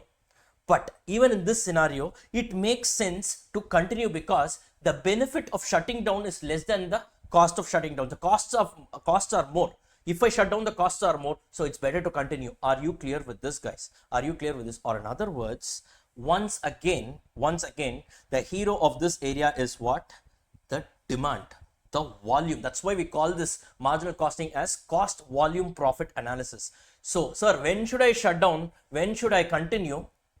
The decision depends on the shutdown period demand. If you're having a very good demand, right, you can actually, no problem, you can continue. If you're having a very low demand, then you should definitely shut down. But there is an exact point where whether you shut down or you continue, you will be indifferent. That is basically what your benefits will be equal to the cost, correct? No? That point is called as shutdown point. Why do we need to calculate the shutdown point? If your shutdown period demand is expected to be greater than the shutdown point, then it's always better to continue. If your shutdown period demand is less than your shutdown point, then you should always shut down. And at the shutdown point, if you want, you continue, or you don't want, you don't continue. But anyways, it is going to be the same benefit. Are you clear with this, guys? So now, how do I calculate the shutdown point? The shutdown point is a point of the volume or the demand where my benefit is equal to cost. Agreeing with me or not? Or in other words, can I say it is going to be 1 lakh is equal to 40,000 plus 4x. That is, I need to calculate x. X means what? The shutdown point, that is exact demand. Clear with this? The demand, the shutdown period demand, which makes my benefit equal to cost. Here the benefit is 1 lakh, the cost is going to be 40,000, that is your shutdown cost, plus your contribution loss of 4x. Clear with this, guys? So now, how do I calculate this? Can I say 4x is equal to 1 lakh minus 40,000, right? Or x is equal to 1 lakh minus 40,000 divided by 4. So how much is this? This is going to be 60,000 divided by 4. That is going to be 15,000 units is my shutdown point. What is the meaning of this? So the shutdown point of 15,000 says that during the next 6 months, right? If I am expecting a demand of less than 15,000 rupees, it is better to shut down. If I am expecting a demand of more than 15,000 rupees, then the market is vibrant. Only then it makes sense to continue. If it is going to be exactly 15,000 rupees, whether I shut down or I continue, I will be getting the same result. Are you clear with this? The formula for shutdown point hence is nothing but avoidable fixed costs minus shutdown cost divided by contribution per unit. This is also nothing but difference in fixed cost divided by difference in contribution per unit. So then only one contribution per unit is there, no sir? Because if I shut down, I will not be selling anything, correct? So the contribution of that alternative is 0. This 4 rupees is the contribution that I will be getting only if I continue, right? So it's ideally 4 minus 0. Are you clear with this? So this is actually based on the concept of indifference point, but clearly understand my shutdown point formula is going to be what? Avoidable fixed cost minus shutdown cost, the whole divided by contribution per unit, right? Again, shutdown point is nothing but a demand or a sales volume. If you want to express this in value, shutdown point in rupees is equal to avoidable fixed cost minus shutdown cost divided by what? Divided by PV ratio. Are you clear with this? Wherever demand comes in, whether as sales or as break-even point or as margin of safety or as indifference point or a shutdown point, right? Wherever you are using contribution per unit, replace it with PV ratio to arrive it in value. Are you clear with this, guys? Right? This is the formula which can be logically arrived. It is a point where my benefits is equal to cost. So if your expected volume is greater than shutdown point, please continue your business temporarily only. All these are temporary decisions. If it is going to be if your expected demand is going to be less than your shutdown point, then it makes sense to shut down your business. Are you clear with this, guys? You guys are able to follow this? You guys are able to follow this, right? Fine. And that's what has been mentioned here. Okay. So now, yes, look at this. This is the formula. Avoidable fixed cost minus shutdown cost divided by contribution per unit. Okay. And if your expected sales is going to be less than the shutdown point, you shut down. And if it is going to be greater than the shutdown point, you continue. Clear with this, guys, right? There's one question given here. I think it's just relating to, yes, look at this. The selling price is 20, the variable cost is 14, the fixed overheads is going to be 7,92,000. How many units should be sold to earn a 10% of the takings? Takings means what? Takings means sales. Clear with this? So how many units should be sold here? So now, how do you find this out? It's pretty much simple. So now what you need to do here is, okay, so again, put up the marginal costing income statement. Sales minus variable cost gives you contribution, minus fixed cost gives you profit. Right? So your sales is going to be, so they've given the selling price, so 20x, variable cost is going to be 14x, so your contribution is going to be 6x, right? Your fixed cost is going to be 7,92,000. So they are expecting a profit of 10% on sales. So 10% on 20x is going to be 2x, correct? So now we have framed an equation.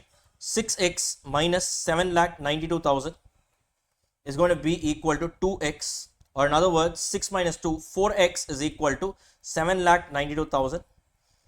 X is equal to 792,000 divided by 4. That gives you how much? 1,98,000, right? So you need to sell 1,98,000 units to earn a 10% profit. This is very simple. Now, the second part of the question is relating to shutdown point. Calculate the shutdown point if 30% of the fixed overheads are avoidable and interpret the result. Now, what they are saying, out of a total fixed cost of 7,92,000, 30% of it is going to be avoidable, correct? 30% is going to be avoidable. Clear? Now in this case, what do? Shutdown point, what is the formula? Shutdown point is equal to avoidable fixed cost minus shutdown cost divided by contribution per unit. Now, what's my avoidable fixed cost? Avoidable fixed cost is 30% on 7,92,000. So 792,000 into 0.3. How much is it? 2 lakh. So it's going to be 2,37,600. Now, what many students do and commit a mistake is they take the balance 70% as shutdown cost. No. See, unavoidable fixed cost is not shutdown cost. Shutdown cost means what? Because I'm shutting down, what is the extra cost I incur? In this question, have they given anything? Have they given any shutdown cost? No. Which means in this case, the shutdown cost is 0. Which means I did not spend any extra money because I'm shutting down. Are you clear with this? Right? divided by the contribution per unit. In this case, the contribution per unit is going to be 6 rupees. So now how much is that going to be? 237,600 divided by 6. It's going to be 39,600 units. Are you clear with this? So if during the shutdown period, you are expecting a demand of less than 39,600, you please go ahead and shut down. The market is not vibrant. It is not feasible for you to run the show, right? If you are expecting a shutdown period demand to be greater than 39,600, then it's always better to continue, because the benefits will be, it's better if you continue the business, right? And at the shutdown point, you either shut down or continue, both will give you the same result. Are you clear with this, guys? Right? And that is about the concept of shutdown versus continue decision and the shutdown point area. Clear with this, guys? Any issues? Any problem here? Guys, done? Shall we proceed forward? Let's move on to the next concept called as key factor analysis. Just a minute. Yes. Now, let's move on to the next concept called as key factor or limiting factor. So, key factor stroke limiting factor analysis.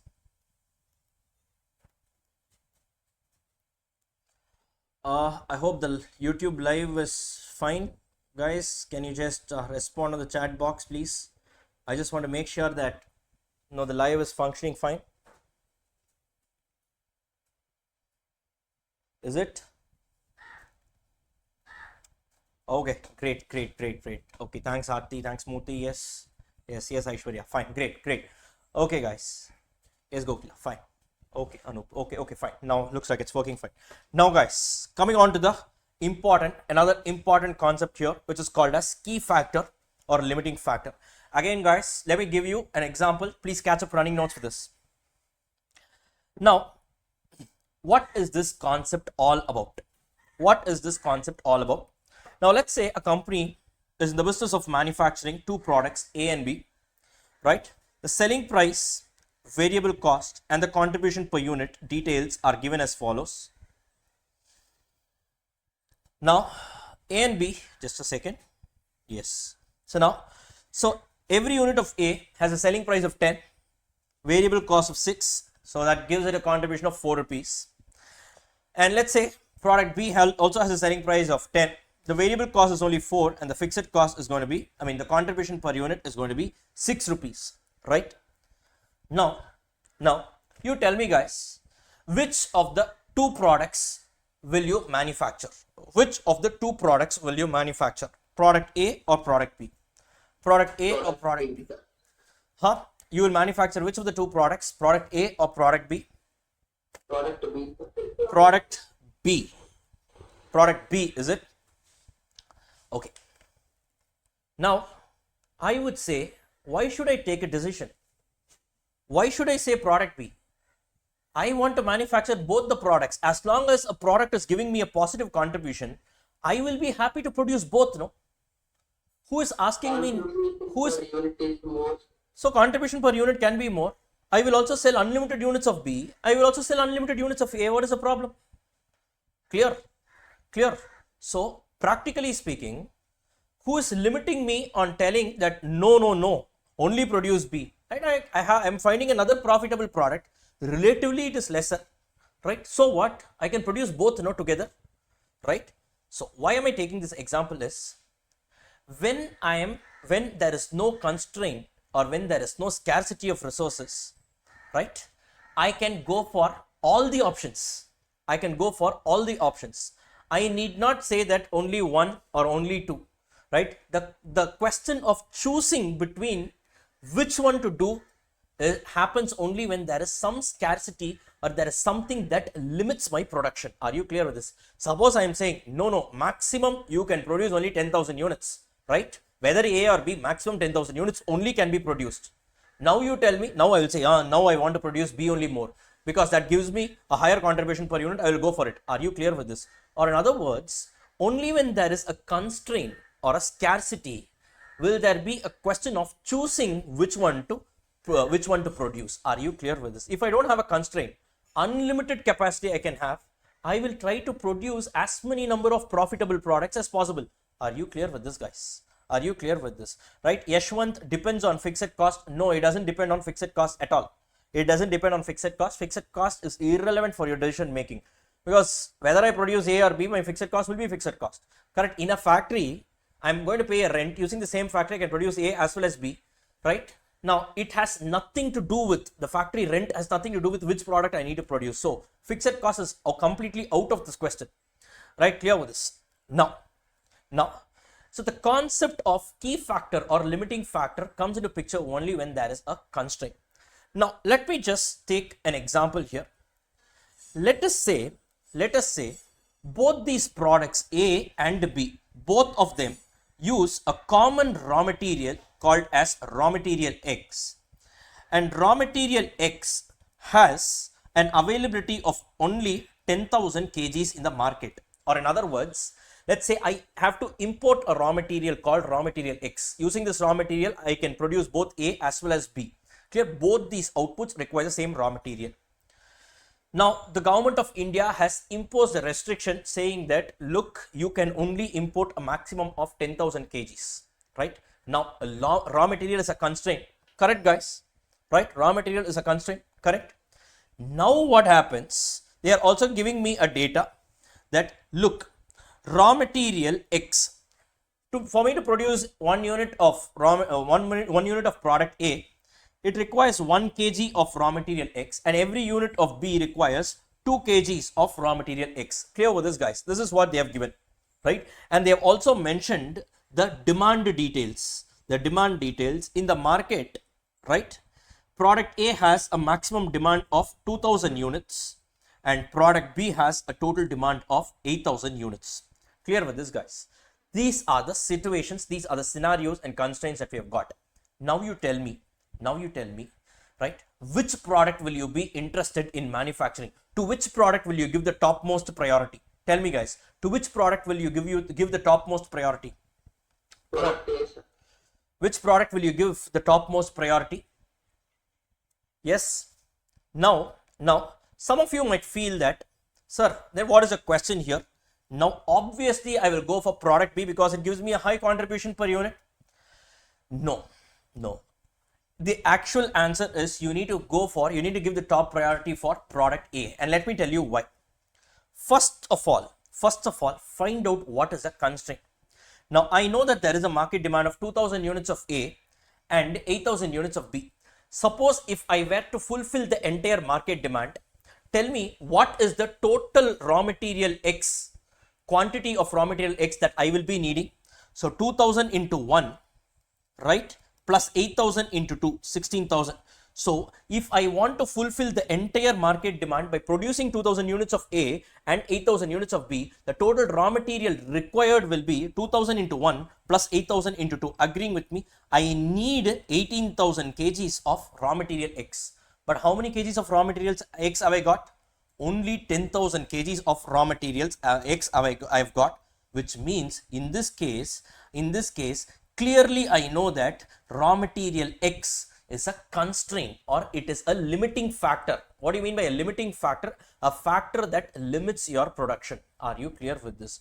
Now what I will do, I will not take the decision based on contribution per unit. I will take the decision based on contribution per limiting factor. Sir, what are you saying? So here product A and B are there.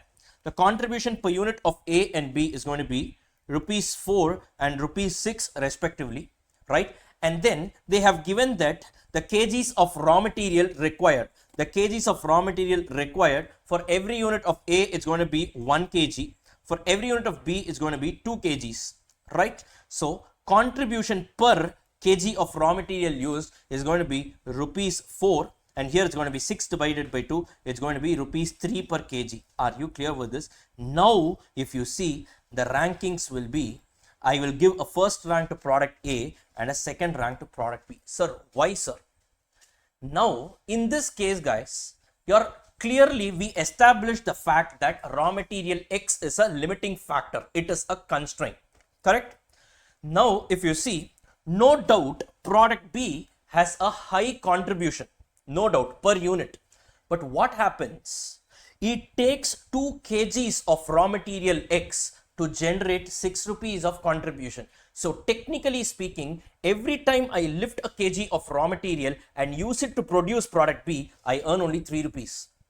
Whereas though product A has a low contribution relatively, it has an advantage by way of a lower consumption. For me to generate this 4 rupees through product A, I only need to use 1 kg of raw material X. So if I lift to 1 kg of product X from my stores and use it for producing product A, then itself I can generate 4 rupees of contribution. Or in other words, every time I use a single kg of raw material for producing A, I earn 4 rupees of contribution. Whereas if I use the same raw material kg for producing B, net off I earn only 3 rupees per kg. Now, since raw material is a constraint factor, I need to use it so judiciously and properly. So I will go based on the contribution per kg of raw material. And that is the concept of limiting factor. Are you clear with this? So step one, what I do is, first I establish the fact that my raw material is a limiting factor.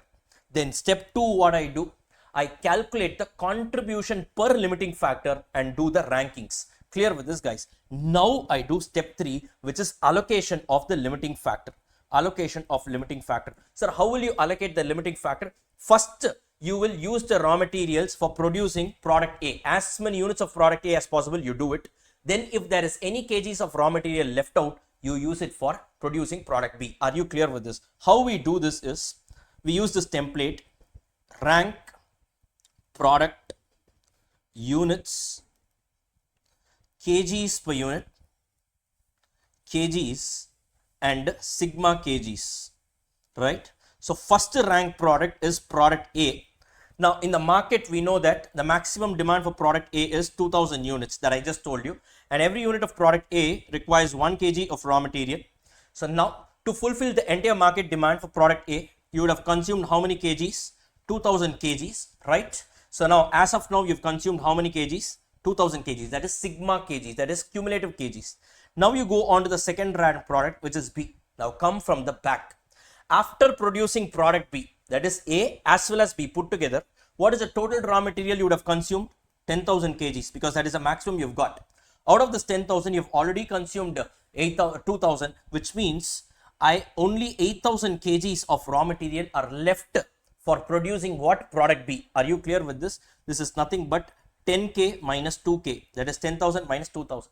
And every unit of product B requires 2 kgs of raw material, and I have only 8,000 kgs left for the purpose of producing product B. So max, how many units of product B can be produced? So I would say 8,000 kgs are available, and every unit of B requires 2 kgs. Max, I can produce only 4,000 units of product B. Now this is the best possible sales mix that can give you the maximum amount of profit given the limiting factor. Are you clear with this? So if you want to make the maximum profit given the constraint, now what you need to do is, you need to produce 2000 units of A and 4000 units of B. If you deviate from this, definitely your overall profit will be lesser only. Are you clear with this, guys? Are you clear with this?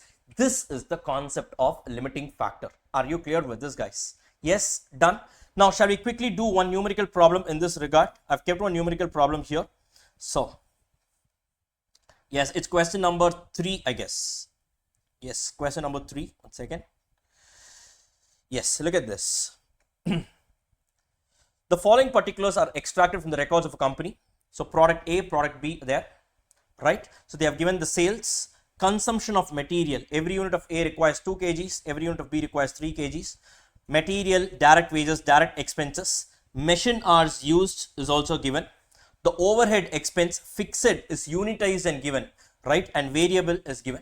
Now always remember, for the purpose of decision making, the fixed costs are irrelevant. Why? Whether I produce or not, anyways I'm going to incur it, right? Then why would I consider it? Are you clear with this? So fixed costs are not considered for the purpose of decision making. Now the direct wages per hour is going to be 5 rupees. So this is what they have given. Now A, comment on the profitability of each product, assuming that both the products use the same raw material, when A, raw material is in short supply, and B, the production capacity in terms of machine hours is a limiting factor. First, they are just asking you to comment on the profitability. That's all they are asking you. They are not asking you to do the allocation and all. They are just asking you to comment, which means what? When raw material is a limiting factor, what will you do? You will do the rankings based on raw material contribution per kg of raw material, correct? Similarly, when your machine hour is a limiting factor, you will take the decision based on contribution per machine hour. Clear with this, guys? Clear with this, guys? Right? So that is what you need to mention here. First, they have listed out the selling price and the variable costs. Finally, they have arrived at the contribution per unit of A, contribution per unit of B, and as I just told you, fixed cost should be ignored for the purpose of decision making, because as the name suggests, they are fixed. Okay, so based on your decision, this is not going to change. Clear with this, guys? Right? Now, ranking of the two products when raw material is a limiting factor. So contribution per unit is given. Contribution per unit is given. Yes. Expenses are they are 15 rupees and 16 rupees. Sorry, ma. What is it? Direct expenses. Direct expenses. 15 rupees and 16 rupees are they? Okay, just a minute. I think there has been some. Okay, is this calculation coming out to be correct? 1 second. No. No. So then this is not 15 then. Then this has to be. This is 5, ma. I'm sorry. This is okay. Direct expense is 5. Right? This is 5 and this is 6. Sorry, that's a typo error. Thanks for pointing out. That's a typo error. So remove this. They have just done. The calculation is correct, I think. The calculation is correct, no? So it's 10 plus 15 plus 5 plus 15. So it's 30, 40, 45. Yes. Here it's 30, 45 and 51. Correct. Right. So it's they have just, it's a typo error, but the calculation they have considered only 5 and 6 respectively. Okay. Right. Hope your doubt is solved. Okay. So now, yes, this is what it is, guys. So they have arrived at the contribution per unit. Now, in case your raw material is a limiting factor or a constraint, what do? You take the contribution per unit of both the products divided by the kgs of raw material consumed. You will get the contribution per kg, right? Contribution per kg of raw material. Obviously, based on that, I will give a first rank to product A and a second rank to product B. Are you clear with this, guys? Are you all able to follow this? Right? Similarly, suppose in this case, machine hours is a limiting factor. Machine hours is a limiting factor. What will you do? You will take the decision based on contribution per machine hour. So you take the contribution per unit. Every unit requires 3 hours of machine hours and 2 hours of machine hours respectively for A and B. Right? You calculate the contribution per machine hour based on contribution per machine hour. So I will go for product B first, right? And then only if any machine hour is left out, I will use that towards producing product A. Are you clear with this, guys? Are you clear with this? Right? That is about this particular, that is about this particular part A. Now, one more thing I want to tell you, guys. One more thing I want to tell you. Limiting factor. So what could be a limiting factor? Raw material could be a limiting factor. Your direct labor could be a limiting factor. Your units could be a limiting factor. Your machine hours could be a limiting factor. Anything could be a limiting factor. Correct, guys? Guys, yes, you guys are able to follow this, right? Now, if raw material is a limiting factor, we saw in this sum, right? So what happens? I will first give the priority to product A. Anything left out, I will give it to product B. Correct? If machine hours is a limiting factor, I will give the first priority to B. Then anything left out, I will give it to A. Correct? Now, you might be having a doubt, sir, what happens? Can there be two limiting factors parallelly? In real life, that can happen, no? Import restrictions are also there. Local machine hours are also a constraint. Both together can also happen, right? So now, sir, if I do this based on raw material, which is also a constraint, it is asking me to produce product A first. But machine hours is asking me to produce product B first. There is a conflict of ranking. What will I do? In this case, marginal costing cannot be used. In this case, marginal costing cannot be used. Instead, you use a concept called as LPP, linear programming. You guys would have studied in your 12th standard that linear programming, some graphs will be there, shaded region and all. They will say maximize Z is equal to so and so, subject to constraints. They will say 3x plus 5 is less than or equal to so much. 4x plus y is greater than or equal to so much. So you will list the constraints and try to maximize your profit. Using a graphical method or a simplex table, you can arrive at your decision when you have more than one constraint that is anyways not there in your syllabus, in your inter syllabus itself. It's not there. It is a subject matter of discussion in CA final. But remember, those LPP which you would have already studied in your class 12th basics, that is your graphs and all. You guys remember that maximize z is equal to something subject to constraints and all. They will give you 5x plus 3y is less than or equal to 0, is less than or equal to 5000, something like that. They will list out the constraints, and where x comma y is greater than or equal to 0, they will list out the constraints and they will solve it, right? So basically, to put it short, when you have more than one constraints, marginal costing will not be able to do it, right? It can be done only using something called as linear programming problems, which is a subject matter of discussion CA final. Just giving you a bird's eye view on that, right? Now B, they are asking, that is part B of the question, assuming raw material as a key factor availability of, and the availability of which is going to be just 10,000 kgs, and the maximum sales potential of each of the products is 3,500 units. Find out the product mix which will yield the maximum profit. Now what you need to do, you need to do the allocation. So they are saying clearly, assume that raw material alone is a limiting factor, right? In that case, ranking will be what? First I will try to produce A, then any raw material left out I will try to produce B. Correct, guys? So what will I do first? Now allocation of 10,000 kgs of raw materials to maximize the contribution. So first rank product is A. So 3,500 units is the maximum market potential. Every unit of A requires how many kgs? 2 kgs. Yes, it requires 2 kgs of raw material. So for producing A, I would have consumed a total of 7,000 kgs. So sigma kgs, that is as of now the cumulative kg consumed is only going to be 7,000 kgs. Clear with this, guys? Now after producing B also, the total consumption would have been how much? 10,000 kgs.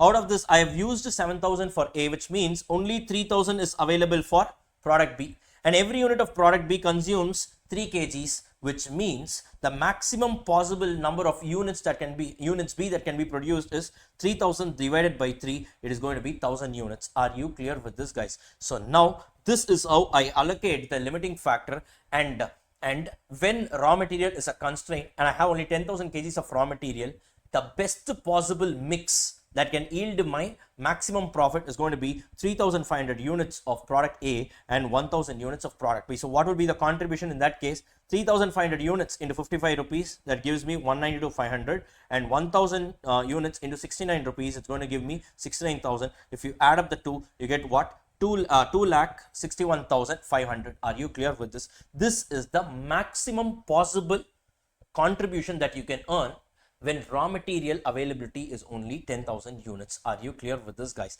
And this is the concept of limiting factor analysis. Are you clear with this, guys? You are all clear with this, right? Fine. So in exam, this could be a 10-mark question as well. And one more thing, some students are saying, some students and some even in some YouTube channels, I've seen this. They feel that limiting factor has been removed from our syllabus. Absolutely not. It has not been removed, guys. So what they have done is, earlier in the earlier version of the material, there was one sum that they have removed. They have not removed the concept of limiting factor. That one sum they removed.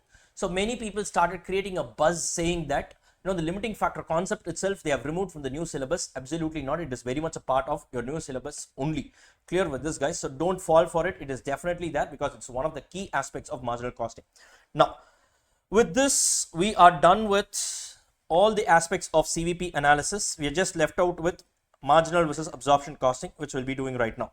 Okay. So now all these things are done. Indifference point, shutdown point, and key factor analysis. So now we are left only with the last concept or the segment C of this chapter, which is called as absorption costing versus marginal costing. Now, shall we get started, guys? Yes. Right? Shall we get started?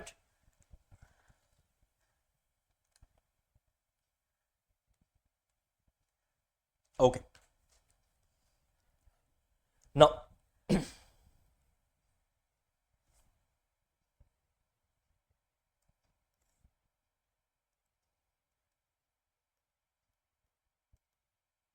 absorption costing versus marginal costing.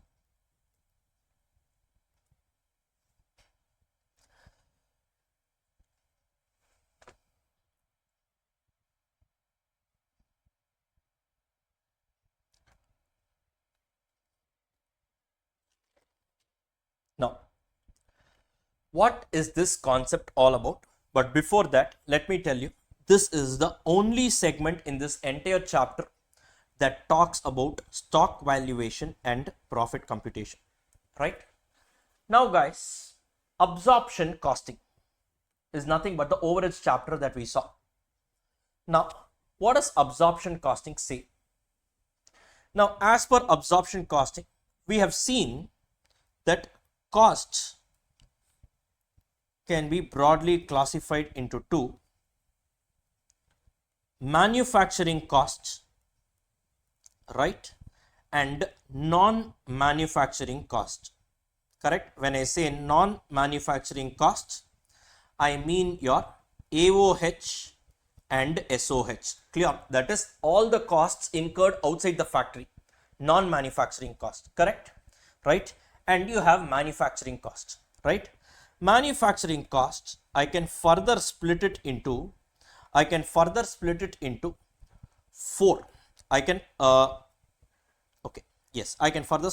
four: direct material, direct labor, direct expense, and production overhead. Right guys? Yes. So overall in costing, these are the costs that we consider. Correct guys? And again, I'm telling you, this segment of discussion talks about what? Stock valuation and profit computation. That's why we are looking at cost from the perspective of your manufacturing, admin, and selling. Clear with this, guys? Now, in your production overheads also, if you see, there could be fixed production overheads, there could be variable production overheads. For example, your power and fuel could be a variable production overheads, whereas a factory rent could be a fixed production overhead. Correct guys? Correct? Yes, done. Okay. Let me just change the sequence here. I will put it here. I will put this one as variable and I will put this one as fixed. Now what is it? Now a company can follow either marginal costing or absorption costing. A company can either follow marginal costing or absorption costing for the purpose of maintaining their costing records. I'm not talking about decision making, I'm talking about records. Costing records, a company can either follow marginal costing or they can follow absorption costing. Now, what we have seen in absorption costing, all the non-manufacturing costs, that is any cost incurred outside the factory, these are all period costs. These are all period costs. Correct? Period cost means what? Not considered for stock valuation directly. P&L items, they get knocked off against your revenue, so they are not used for stock valuation. Correct? Yes guys. And what does our absorption costing says? So stocks, every unit should be valued at full manufacturing cost. Correct? No? Right? That is, to value every unit of a product, it should be valued at the prime cost components, direct material, labor, overheads, and your entire production overheads, that is variable as well as fixed production overheads. Correct guys? Yes, this is what our absorption costing says. Now what our marginal costing says is, look, we are also saying any cost incurred outside the factory should not be considered for your stock valuation, so they are all period costs, no problem. But they are saying every unit should be valued at variable manufacturing cost. That is, marginal costing is also saying use direct material, direct labor, direct expense, and also variable production overheads. So these four are always product costs. They are always product cost, whether I follow marginal costing or I follow absorption costing. Clear with this? But what marginal costing says is, look, fixed production overheads.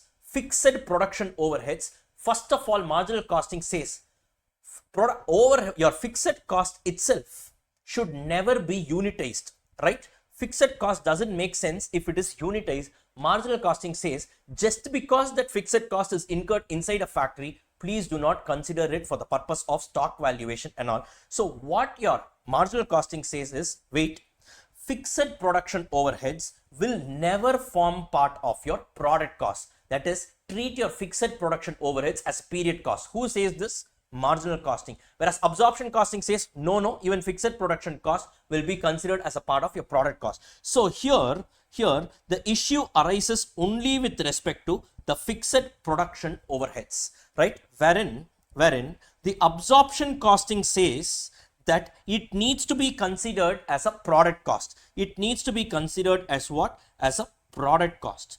Whereas my marginal costing says, no, anything which is fixed, irrespective of the location, is always treated as a period cost. So now marginal costing treats this as a period cost. Are you clear with this, guys? Are you clear with this? So remember this, marginal costing and absorption costing, both of them are agreeing on this area, right?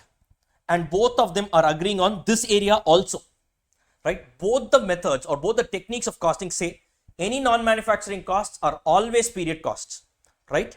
And the prime cost components and even the production overheads, variable production overheads, are always product costs. The issue arises only with respect to fixed production overheads, where marginal costing says we will not unitize anything that is fixed. So even the fixed production overheads should not be unitized and should not be considered as a part of your stock valuation. Clear with this, guys? So anything that is fixed production overheads, you directly take it to your P&L. Don't take it to my trading account. Clear with this, guys? Don't consider it for stock valuation. Whereas absorption costing says, no, I will value the stock at full manufacturing cost. Clear with this, guys?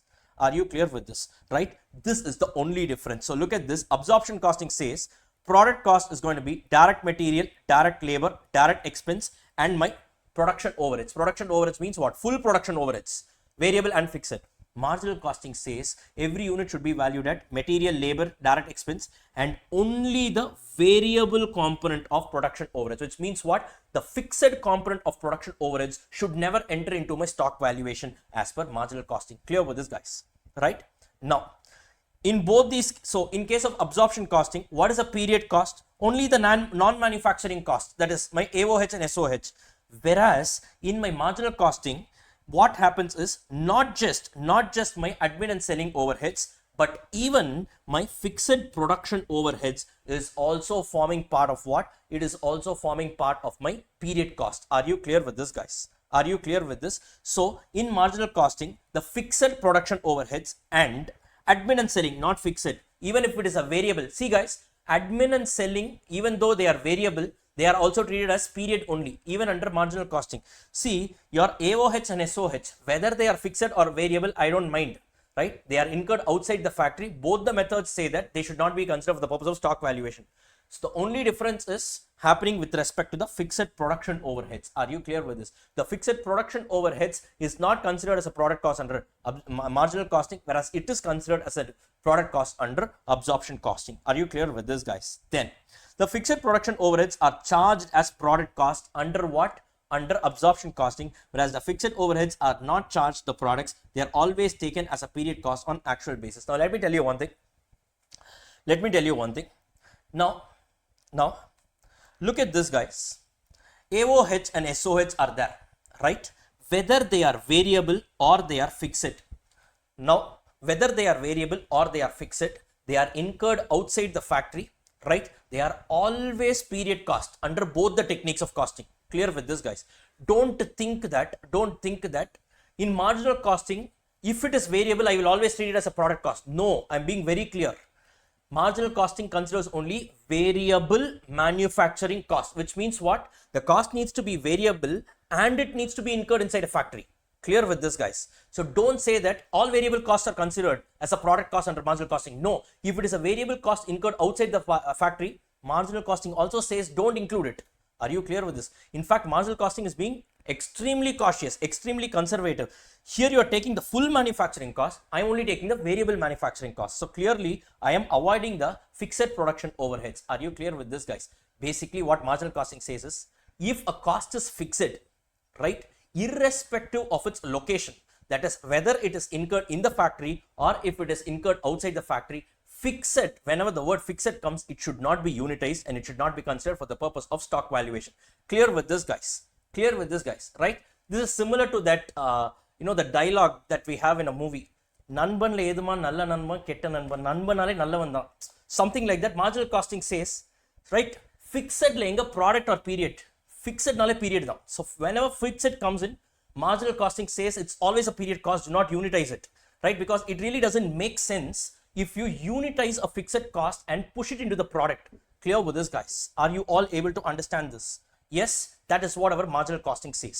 Clear with this, guys? Now, based on this, of course, there is one major difference again. In your absorption costing, you have all the procedures of absorption. That is, first, we need to calculate the absorption rate, charge it off with the products, compare it with the actual, and at the end of the year, you need to calculate the under or over absorption. Are you clear with this? Whereas, if you're following your marginal costing approach, there is no concept of absorption only. Why? Because I've made life simple. Your fixed production overhead should not be unitized. Just now we saw. Then where is the question of absorption? Sir, variable production overhead is there, no, sir? Yes, but it is variable, no? So, as and when the product comes out of the machine, I will know how much it has actually gone into it. Are you clear with this, guys? Are you clear with this? Yes, you guys are understanding this. There is no concept of absorption when it comes to what? When it comes to your marginal costing. Whereas, since we are doing it under absorption costing, in this case, at the end of the year, I need to do that rectification entry of under or over absorption. Are you all clear with this? Are you all clear with this? Now, with this, let us go and do a numerical problem. Let us go and do a numerical problem. Take question number 4. Please take question number 4. A very, very good example. It's a masterpiece. Mark this sum as important because, again, this sum is there in CA final as well. The exact sum, because in marginal versus absorption costing, this is all the concept is. Fine. This is all the concept is. Of course, there are some advanced level as well, but yes, this is a common example which is used in both inter and final. So in your final self-study, self-paced modules, you can also find the same example maybe. Right, now look at this. From the following data, compute the profit under marginal costing and absorption costing and reconcile the differences in profit. Now what they have given, the selling price is 8, variable cost is 4, and fixed cost per unit is 2, right? Now, be very careful here. What they have said is, if I am using absorption costing, right, every unit will be valued at 6 rupees, 4 plus 2, correct, guys? Full manufacturing cost. If I am using marginal costing, every unit will be valued only at 4 rupees. Are you clear with this? Are you clear with this? Right? Now, the normal volume of production is 26,000 units per quarter. So per quarter, the normal volume is 26,000 rupees, right? Now, so with this, you can clearly make out, so 2 rupees is the fixed cost they have given. 2 into 26, it's going to be how much? 52,000 rupees is the fixed cost per quarter. Are you clear with this? So the fixed cost planned per quarter is 52,000 rupees. This will be needing for marginal costing approach. Why? Because marginal costing says fixed cost doesn't make sense if it is represented on a per unit level. Convert it into total value and remove it. That's all. Contribution minus fixed cost. Bulk figure only. No per unit and all. Clear with this, guys? Now, the opening and closing stocks consisting of both fixed goods and equivalent units of WAP are as under. So they have given it here. Quarter wise, they have given us how much is the opening stock, how much is the production, how much is the closing stock, and how much is the sales and closing stock. Quarter wise data is given. Clear with this, guys? Clear with this, guys? Now, they have asked us to prepare a quarter wise profitability statement under marginal costing and under absorption costing. Yes, shall we get started with this? Shall we get started with this? Right? Done? Shall we do this, guys? Right. Now, first, let us do it under the marginal costing income statement. Now, marginal costing income statement, how it looks like, we all know. Sales minus variable cost gives you contribution minus fixed cost gives you profit, right? But till now, we didn't see any kind of stock adjustments and all. So when stock comes in, how do you prepare? The base is the same, but there are some extra things that need to be taken care of for your stock adjustment, right? So first, what do you have? The sales figure. The sales figure will be what? The respective month's sales units, the respective quarter sales units multiplied by the selling price. So you will be having the sales value. Correct, guys? Yes. So from my sales, right, I need to reduce the variable cost. When I say variable cost, not the entire variable cost, the variable cost incurred in respect of units sold. Matching concept only, no? Guys, correct? So sales minus variable cost gives me contribution, correct? But what variable cost will I reduce? Variable cost incurred in respect of units sold only. Clear with this? How will I arrive at the variable cost of goods sold? Very simple.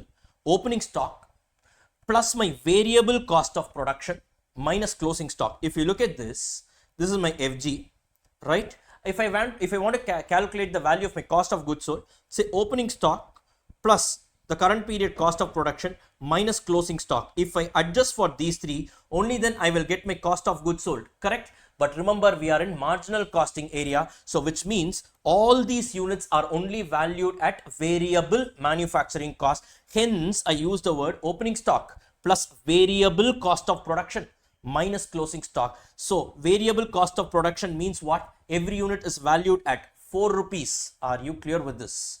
Are you clear with this? Sir, are you ignoring this 2 rupees, sir? No. 2 into 26. I take it as 52,000. 52,000 will come and hit in bulk. After my contribution, I have minus fixed cost. There I will adjust. I will not unitize it, because if I unitize it, a part of it will enter into the stock valuation and escape to the next year. That I don't want to do. Are you clear with this, guys? Right? So now what happens? The respective number of units are there. So here, opening stock, quarter wise, it's there. So whatever is the number of opening stocks, right, multiply that with 4. Opening stocks are also valued at 4 rupees. Even if there is a closing stock, that is also valued at 4 rupees only. All the units are valued at 4 rupees only. So here, if you see the production and all, so 4 into 26,000, that gives you how much? 1,04,000, right? Here into 30,000 gives you how much? 1,20,000.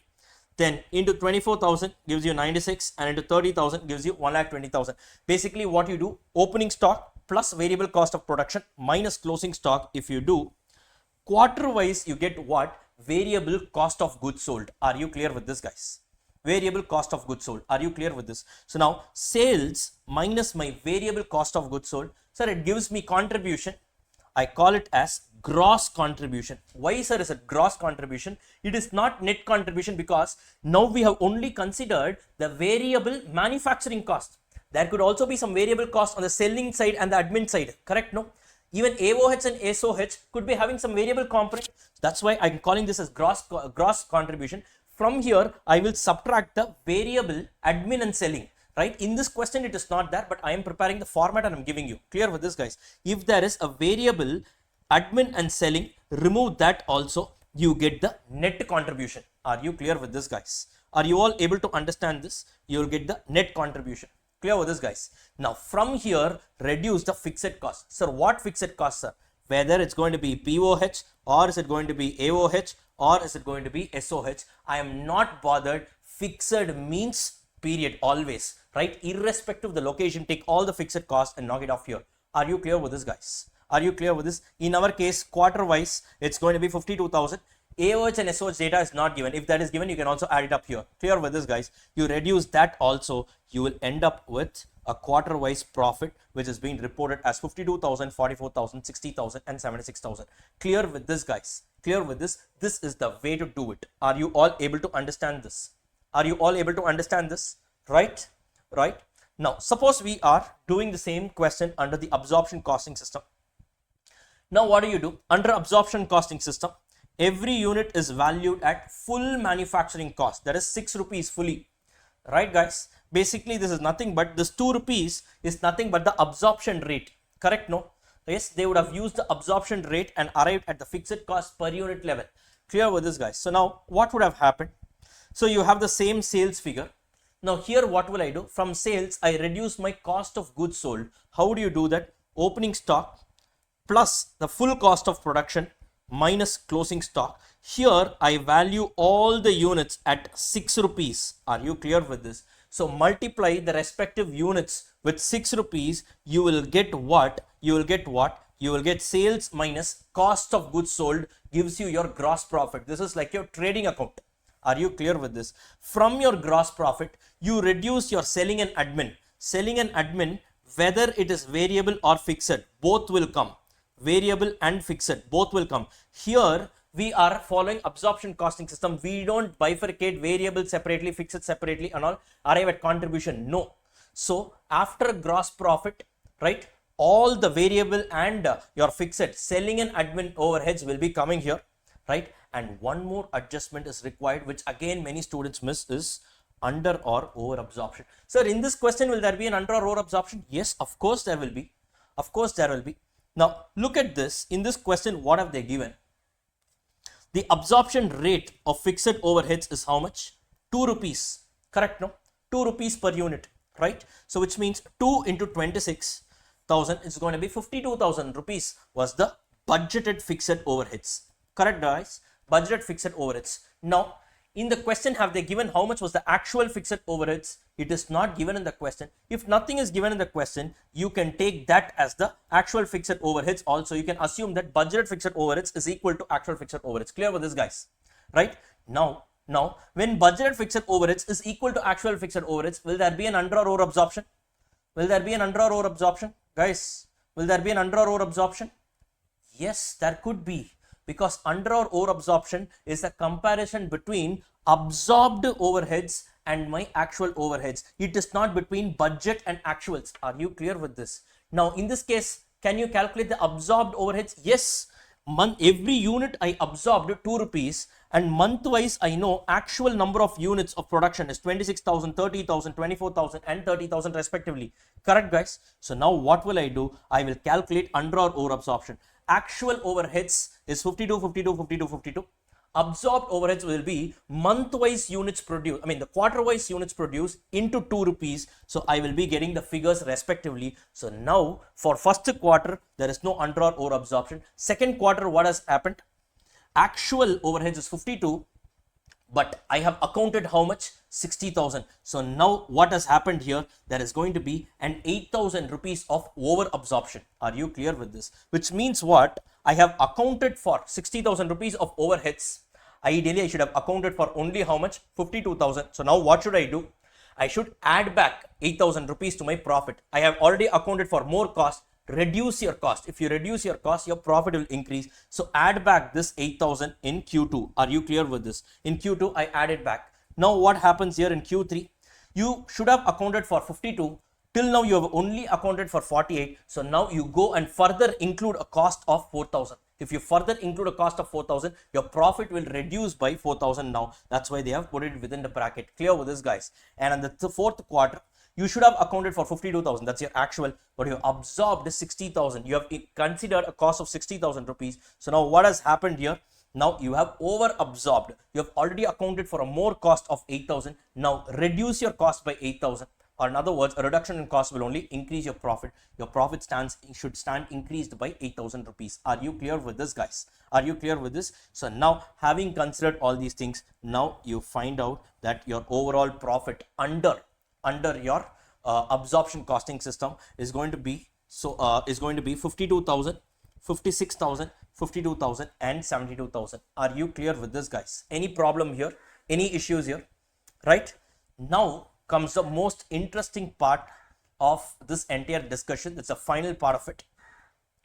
Now the profit under absorption costing is 52, 56, 52 and 72. Right? Now, what is the profit under marginal costing system? It is 52,000, then 44,000, then 60,000 and 76,000.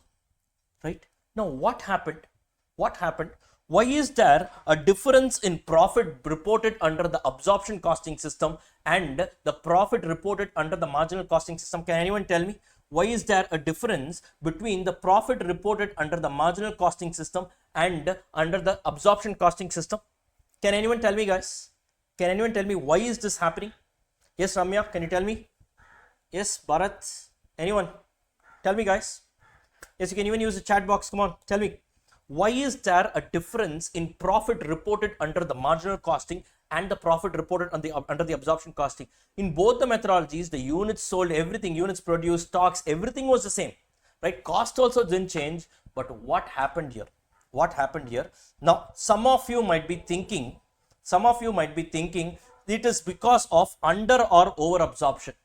Under or over absorption? Absolutely not. Because of fixed transaction cost. Yes, very good, right? So yes, it is because of the fixed cost. Now let me come to it.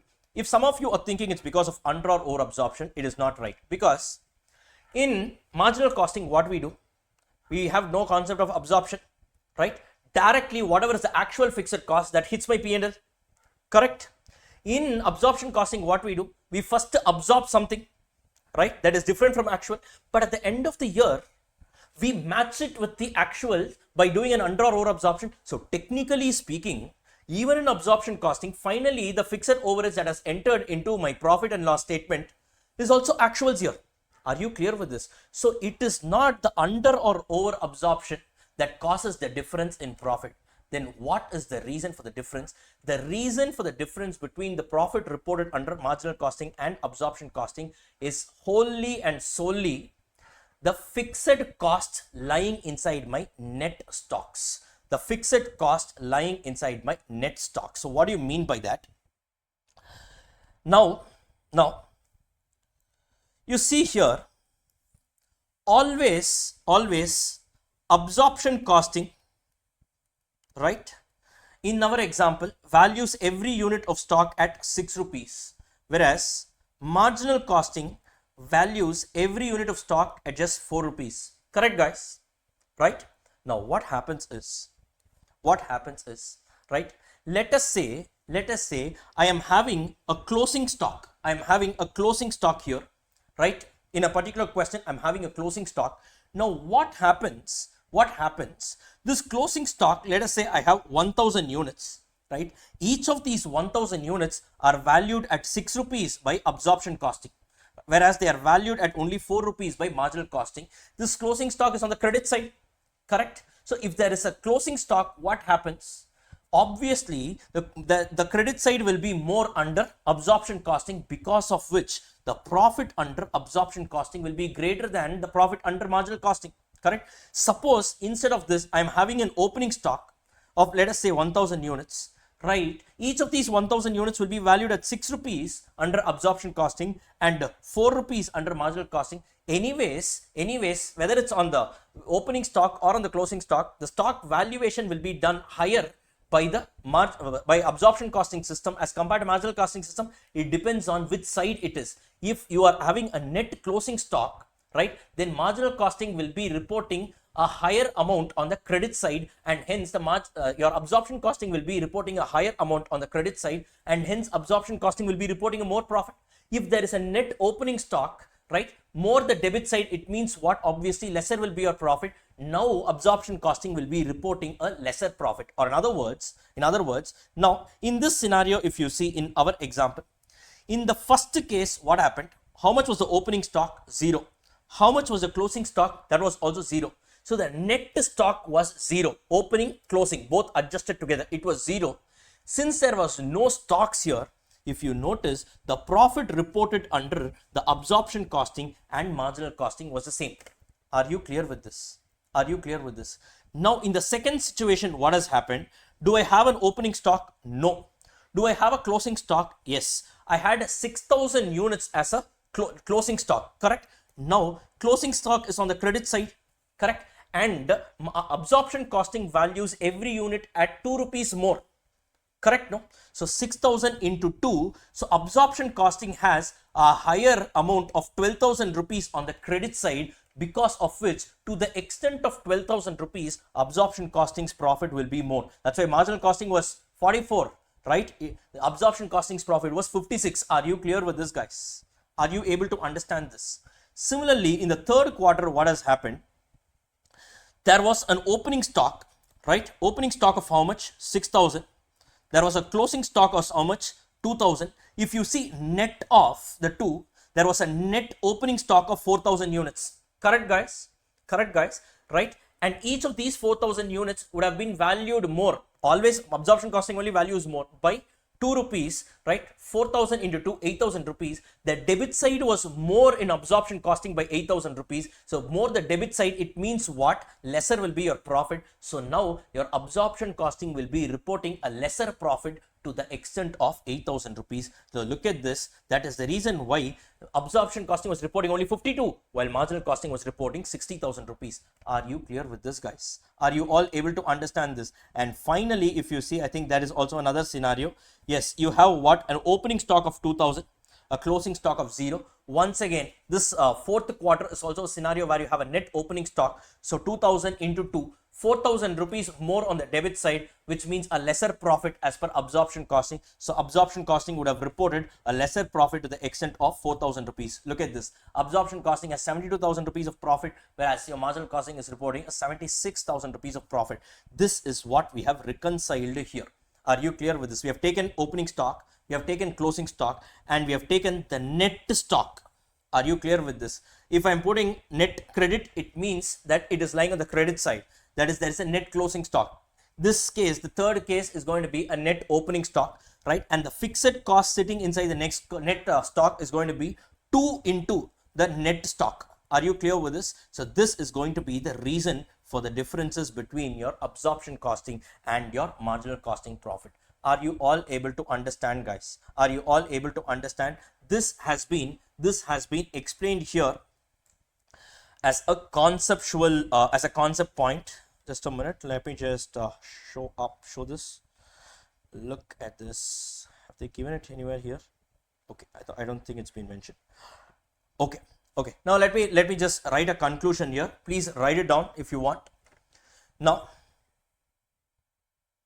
yes, when opening stock is equal to closing stock, right?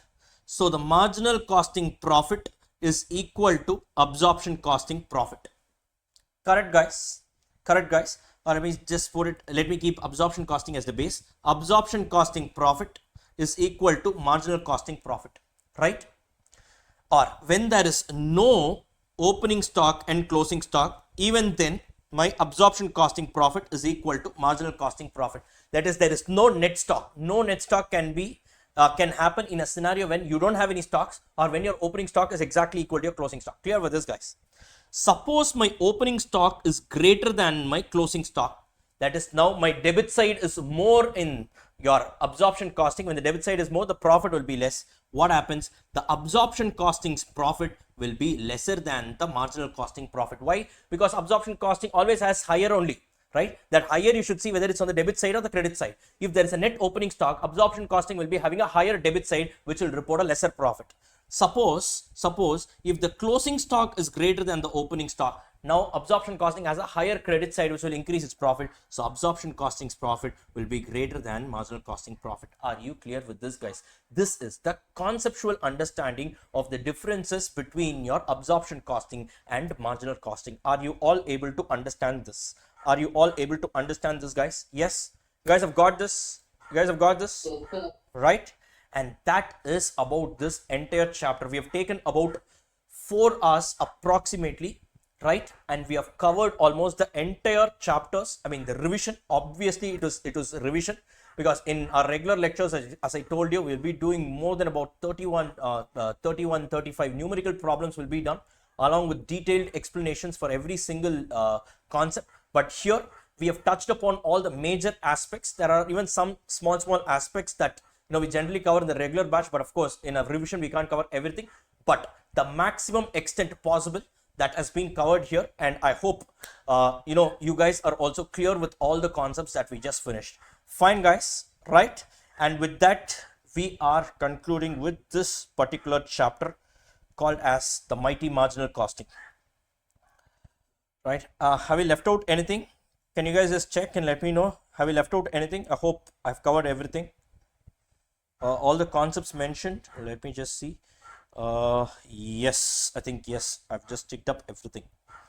Yes, guys, and that's about this chapter. Please don't fall into the trap of mugging it up. Marginal costing is an absolute beauty. It's an absolute beauty. So now, guys, have you all understood it? Are you all getting the confidence in this chapter? Are you all getting the confidence in this chapter? Please use the chat box. Right? Please use the chat box. Tell me, let me know, are you all getting the confidence in this chapter? Is there even a single formula to be mugged up? Absolutely not. There is not even a single formula to be mugged up, right? Please tell me, guys, are you all clear with this? right? Even if you are later on watching it on a recorded mode, please use the comment box or on the comment section. Please tell me whether you have understood this or not, right? Fine, guys. Fine, guys. I hope you found this very useful. Fine. Done. Great, guys. Great. It's good to know. It's good to know that you guys are getting a lot of confidence in this. Superb. Great. Fine, guys. Done. Now, let's move on to the revision of the next chapter, which is overheads. Now, to give a backdrop of this chapter is slightly big as compared to the other chapters, and this forms the core of the absorption costing, right? So now in this particular revision that we are going to do, I will be touching upon the major aspects of this overheads chapter. So definitely covering the entire overheads chapter is not possible. So the major aspects of overheads chapter will definitely be covered, right? And from an examination perspective, the never miss areas, I will just recapitulate it. Clear with this, guys? So this is going to be the agenda for the chapter overheads. Now, in this chapter, broadly, these are the 5 things that we're going to discuss. One is the concept of semi-variable overheads. Then we'll be doing the concept of primary and secondary distribution. Then about the absorption costing. Then 2 relative areas called as capacity determination and Machine-hour rate problems. These are 2 allied areas, right? And we will also be doing a few numerical questions in this particular segment. Fine, guys. Now first, let us start this chapter off with the standalone area called as semi-variable overheads. Now, the semi-variable overheads, what is it? Now, if you see, costs can either be a fixed cost or a variable costs, right? As you all know, what is a fixed cost? A cost that remains constant in total. For example, and a very good example regarding this could be your factory rent. Let's say I'm paying a monthly rent of 1 lakh rupees to my landlord. This rent is not going to change depending on how many units I produce, right? So whether I produce 10,000 units or I produce 1 lakh units, now the rent as such is going to remain the same. Yes, guys, right? So this is an example of fixed cost. Now, what is an example of a variable cost? Example for variable cost would be material cost, right? So in this case of variable cost, so what do you mean by a variable cost? This cost is incurred only if I produce the next additional unit. If I don't produce an additional unit, the cost with respect to that need not be incurred. For example, let us say for me to produce every unit of a pen, I need to use some plastics that is worth 5 rupees, right? Only if I produce that one pen, I need to incur 5 rupees, right? If I produce 10,000 pens, my material cost will be 10,000 into 5. If I produce only one pen, it will be 1 into 5. Or in other words, variable cost remains constant on a per unit level, right? And it moves proportionately with respect to the volume, whereas fixed cost, no, it remains constant in total. Are you clear with this? This is the basis of cost behavior pattern. Fixed cost remains constant in total and variable cost remains constant on a per unit level. Clear with this? Now, what do you mean by a semi-variable cost?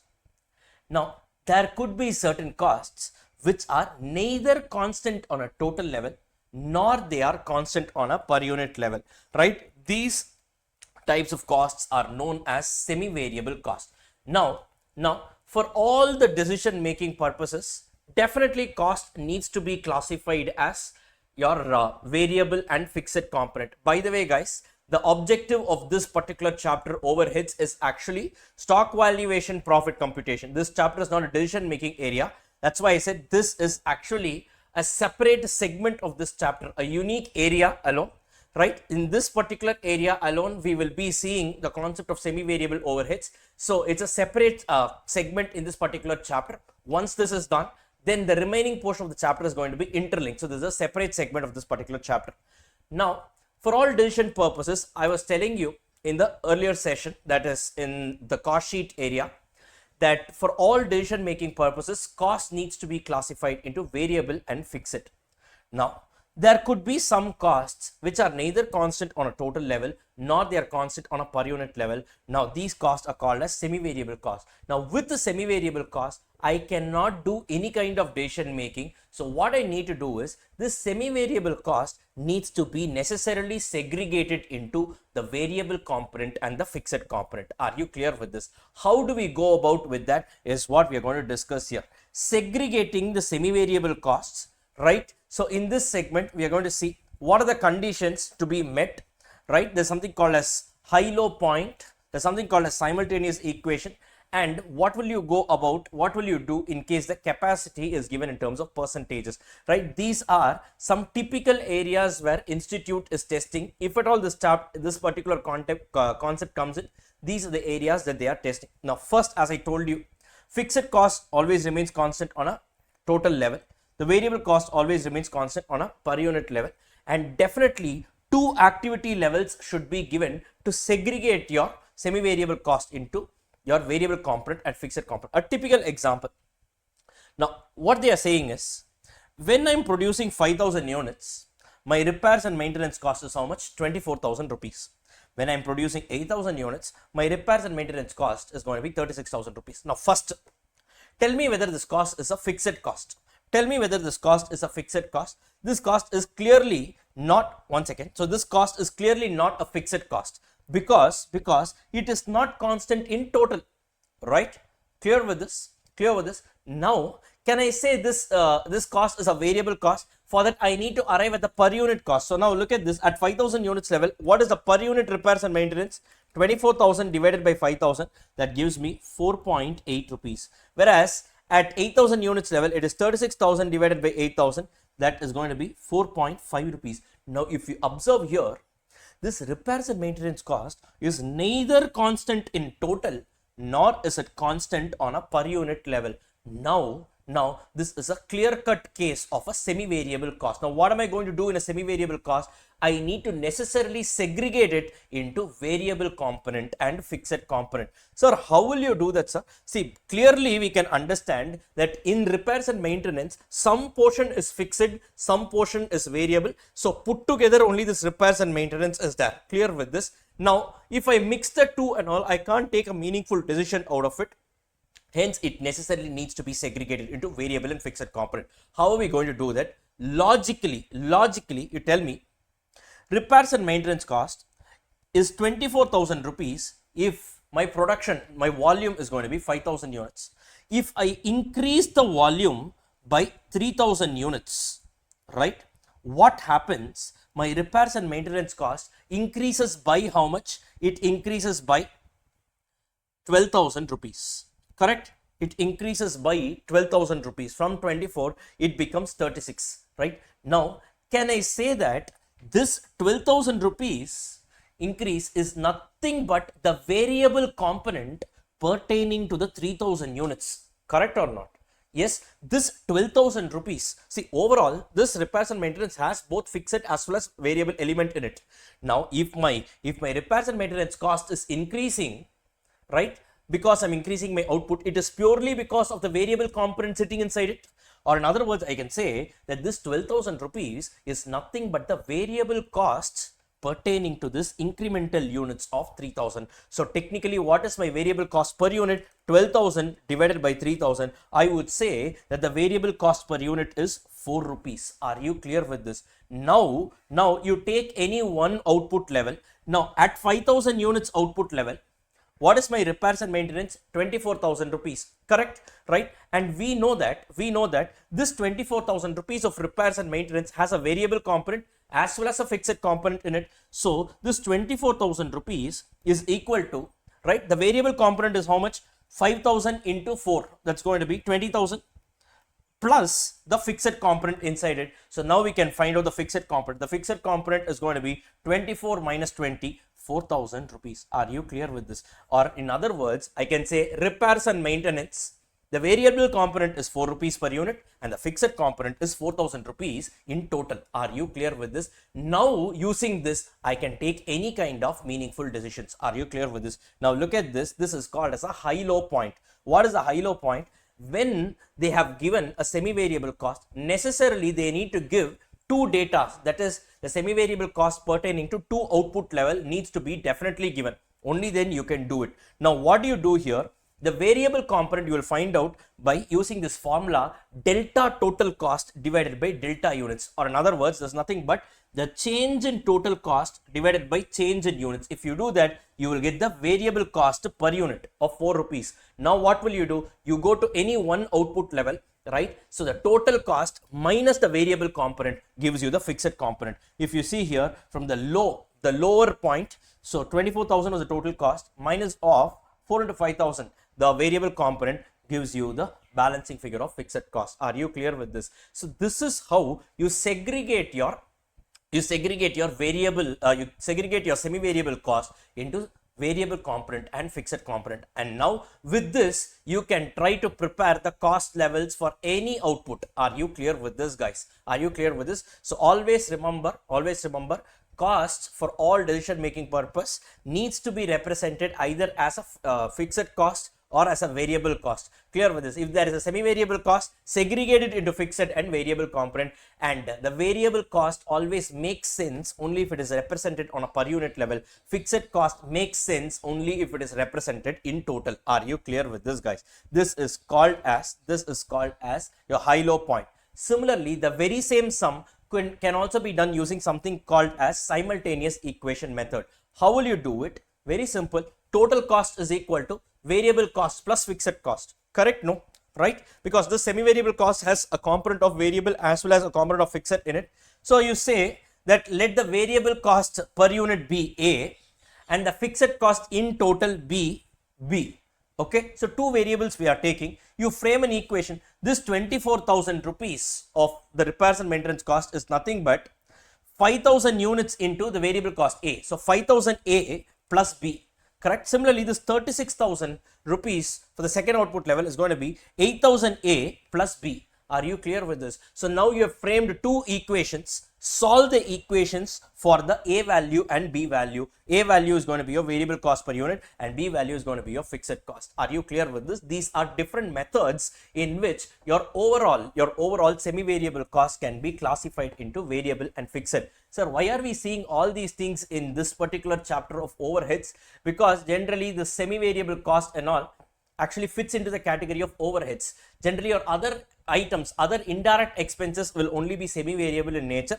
Technically speaking, these are a part of your flexible budget area. These are a part of your flexible budget area. That's why I said this particular segment of discussion alone is ideally not a part of the score of overheads chapter, because whatever we are going to see from now on in this chapter, like primary distribution, secondary distribution, absorption, it has a completely different objective to achieve. Are you clear with this, guys? Fine. And in case they have given it in terms of capacity, you know, the production, the output volume can be expressed either in units or in capacity. Suppose they have given this capacity. Let's say they have given for at a 30% capacity, my total cost is 23,000. At a 70% capacity, my total cost is 43,000. If they have given it like this, then using capacity levels also you can do it by taking an assumption and all. They have just said here, let 100% capacity be 100 units. In that case, a 30% capacity is going to be 30 units. A 70% capacity is going to be 70 units. Now with this, what will you do? You have two levels. You have two levels of cost. You have two output levels. So now the segregation will be the difference in my total cost divided by the difference in units. You'll get the variable cost per unit. That is what they have done here. Delta total cost divided by delta units. They have arrived at the variable cost per unit. Now you take any one output level. There you take the total cost. From that you subtract the variable component. So here they have taken, yes, the first part, 23,000, that is the total cost, minus the variable component is what? 30 units into 500, the variable component. The balancing figure is going to be your fixed cost. So now with this, they can find out that the variable cost per unit is 500 rupees and the fixed cost in total is going to be 8,000 units. Are you clear? 8,000 rupees. Now, if you have the data like this, Now for any output level, you can arrive at the repairs and maintenance cost, because now you have the variable component and the fixed component readily with you.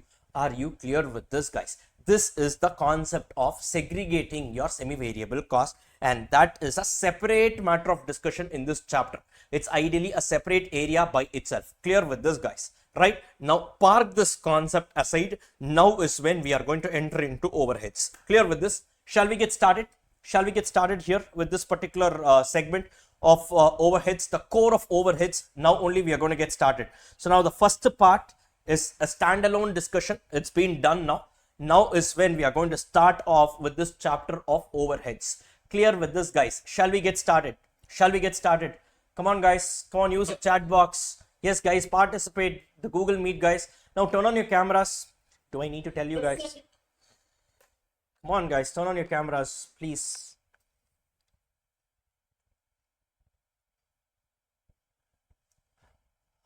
I tried my level best to do this VC as well. So please, guys, it's only for you. It's only going to benefit you. And it also gives me a motivation that yes, people are actually interactive, right? So that's the reason, that's the whole purpose of it. Okay, and don't worry, the YouTube guys, I am constantly checking the comment box, the chat box, do not worry, right? So yes, okay, fine. Great, guys. Now let's get into this chapter. Now guys, full attention. One of the core discussion is what we are going to do here.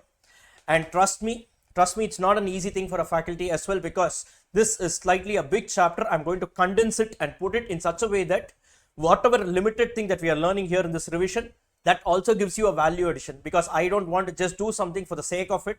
And no, that's not the point here. You have assembled here, so you guys have given me the responsibility over your time. So please make sure that you are also making the best use of it.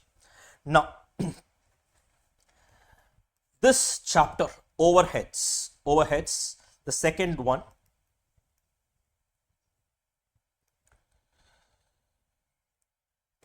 Right. What is this chapter all about? Now, this chapter helps you achieve the objective of stock valuation and profit computation. Stock valuation and profit computation. As I told you earlier, our subject has three objectives: stock valuation, profit computation, decision making, and control. And this chapter helps you achieve the objective of stock valuation and profit computation. Sir, how, sir? We saw in the cost sheet discussion that every unit of stock is valued at full manufacturing cost, or in other words, every unit of stock is valued at direct material plus direct labor plus direct expense and your production overheads. Correct, guys? Full manufacturing cost. Your AOHs and SOHs are period cost, P&L items, whereas these four are your trading account items used to value every unit of stock. Clear with this, guys? So now, whenever I am actually valuing my stock, I need to know what is the per unit cost of direct material, what is the per unit cost of direct labor, what is the per unit cost of direct expense, and what is the per unit cost of POH. Now, guys, direct material, direct labor, and direct expense, these are called as prime cost components. You guys know this, right? We just did it right now. Prime cost components. Now, I don't have a problem with prime cost components at all. Why? Let us say I am producing 1 unit, right? Whatever it is. For every unit of pen that I manufacture, right, I know exactly for 1 unit of pen how much amount of material is required, right? And what is the material cost per unit of that material also. Or in other words, my direct material, direct labor, direct expenses, my prime cost components are readily traceable and available on a per unit level. Agreeing with me on this or not?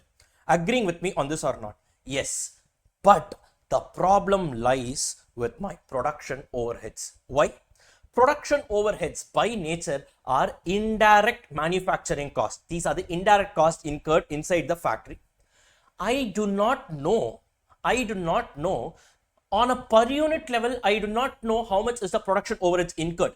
Correct, guys? Agreeing with me on this, right? these are items of costs that are incurred in bulk. These are items of costs that are incurred in bulk. Like for example, an example of production overheads will be your factory rent, your repairs and maintenance, your supervisor salary, your depreciation, right, etc. There could be 20, 30 line items of expense. Now, how can I trace them on a per unit level? I don't incur them on a per unit level. Are you agreeing with me on this or not?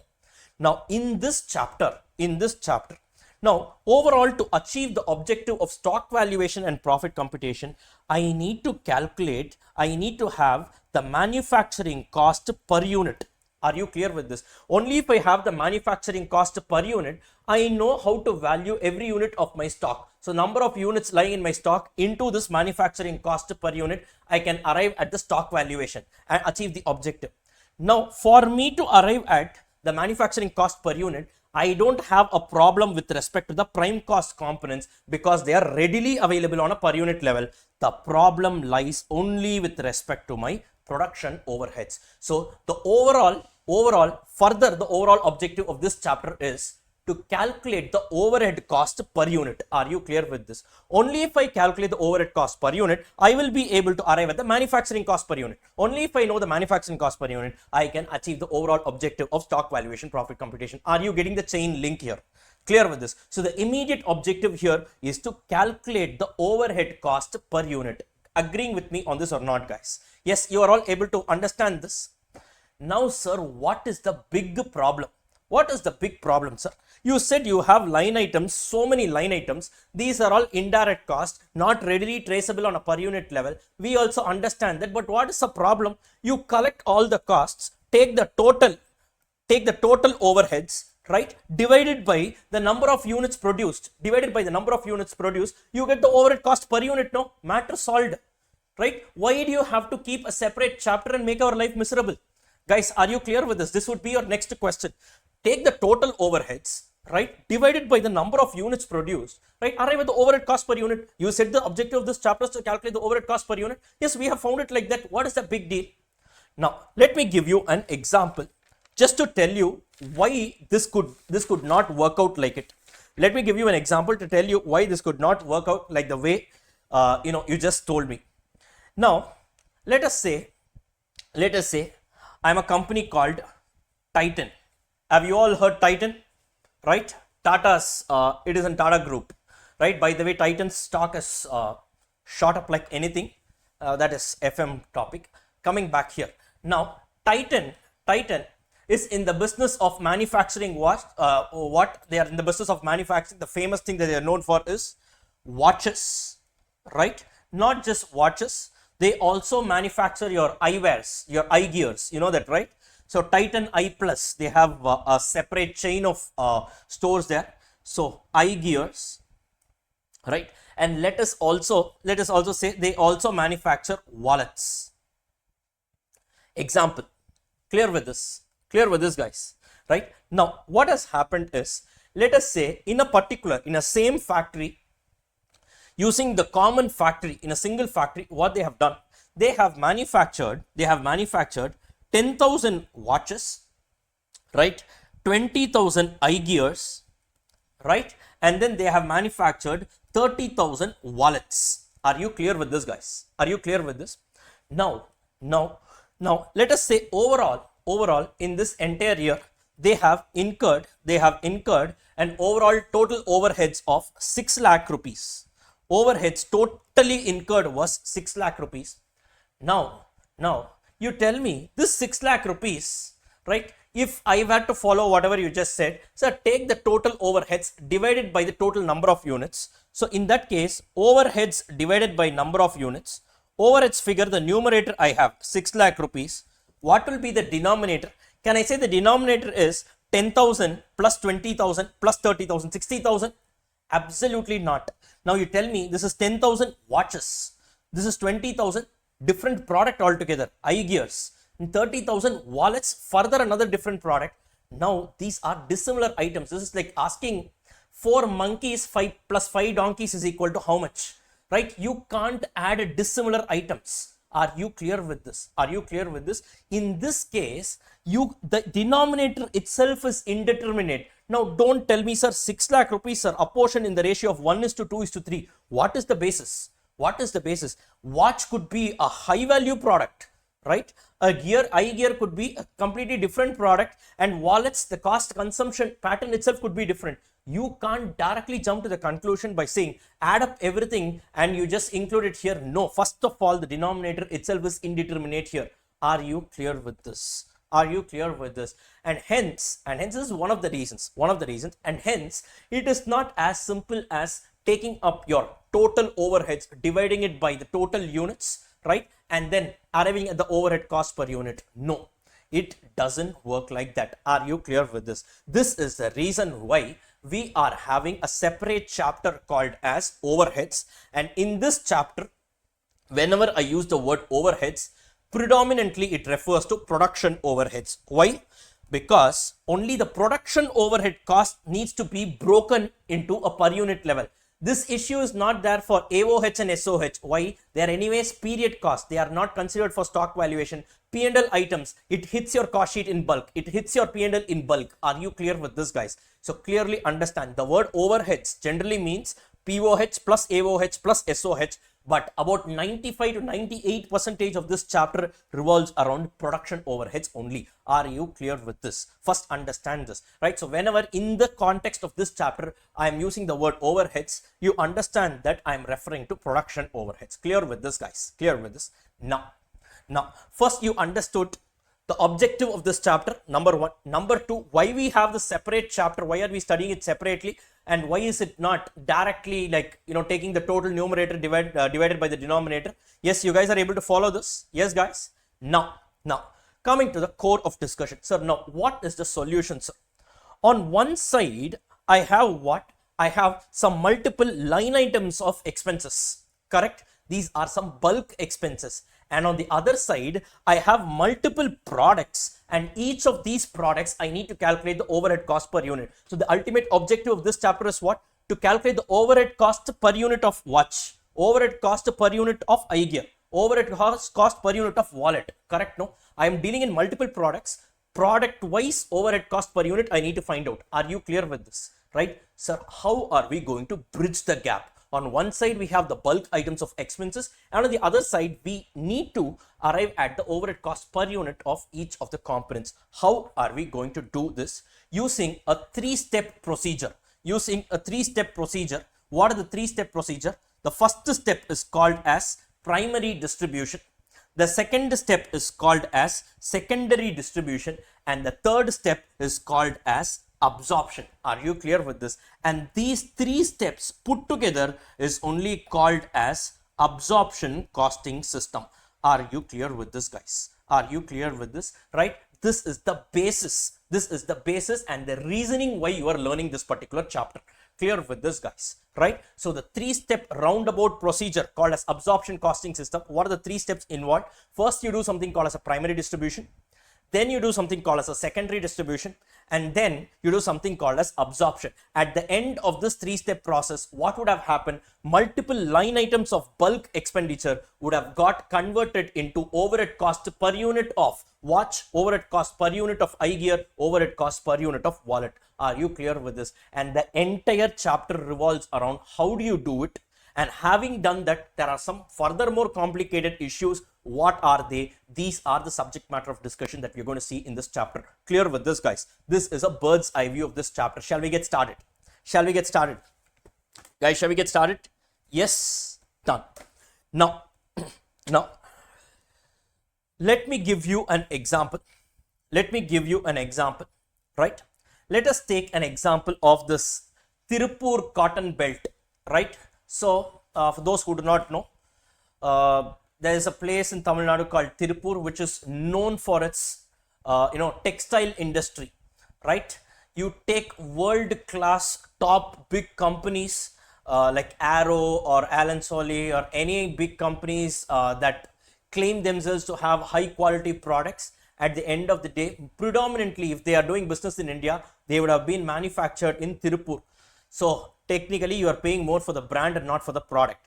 Coming back here, so Tirupur belt, world class. You should see how they are doing it. You will even get a low quality product and you will even get a top quality product. They have multiple ranges. You'll be mind blown, right? That is the level of this textile, the depth of textile industry that we have here. Something that we all need to be proud of in this, entire the country needs to be proud of. Anyways, coming back here, let us take an example of that. Now, what happens?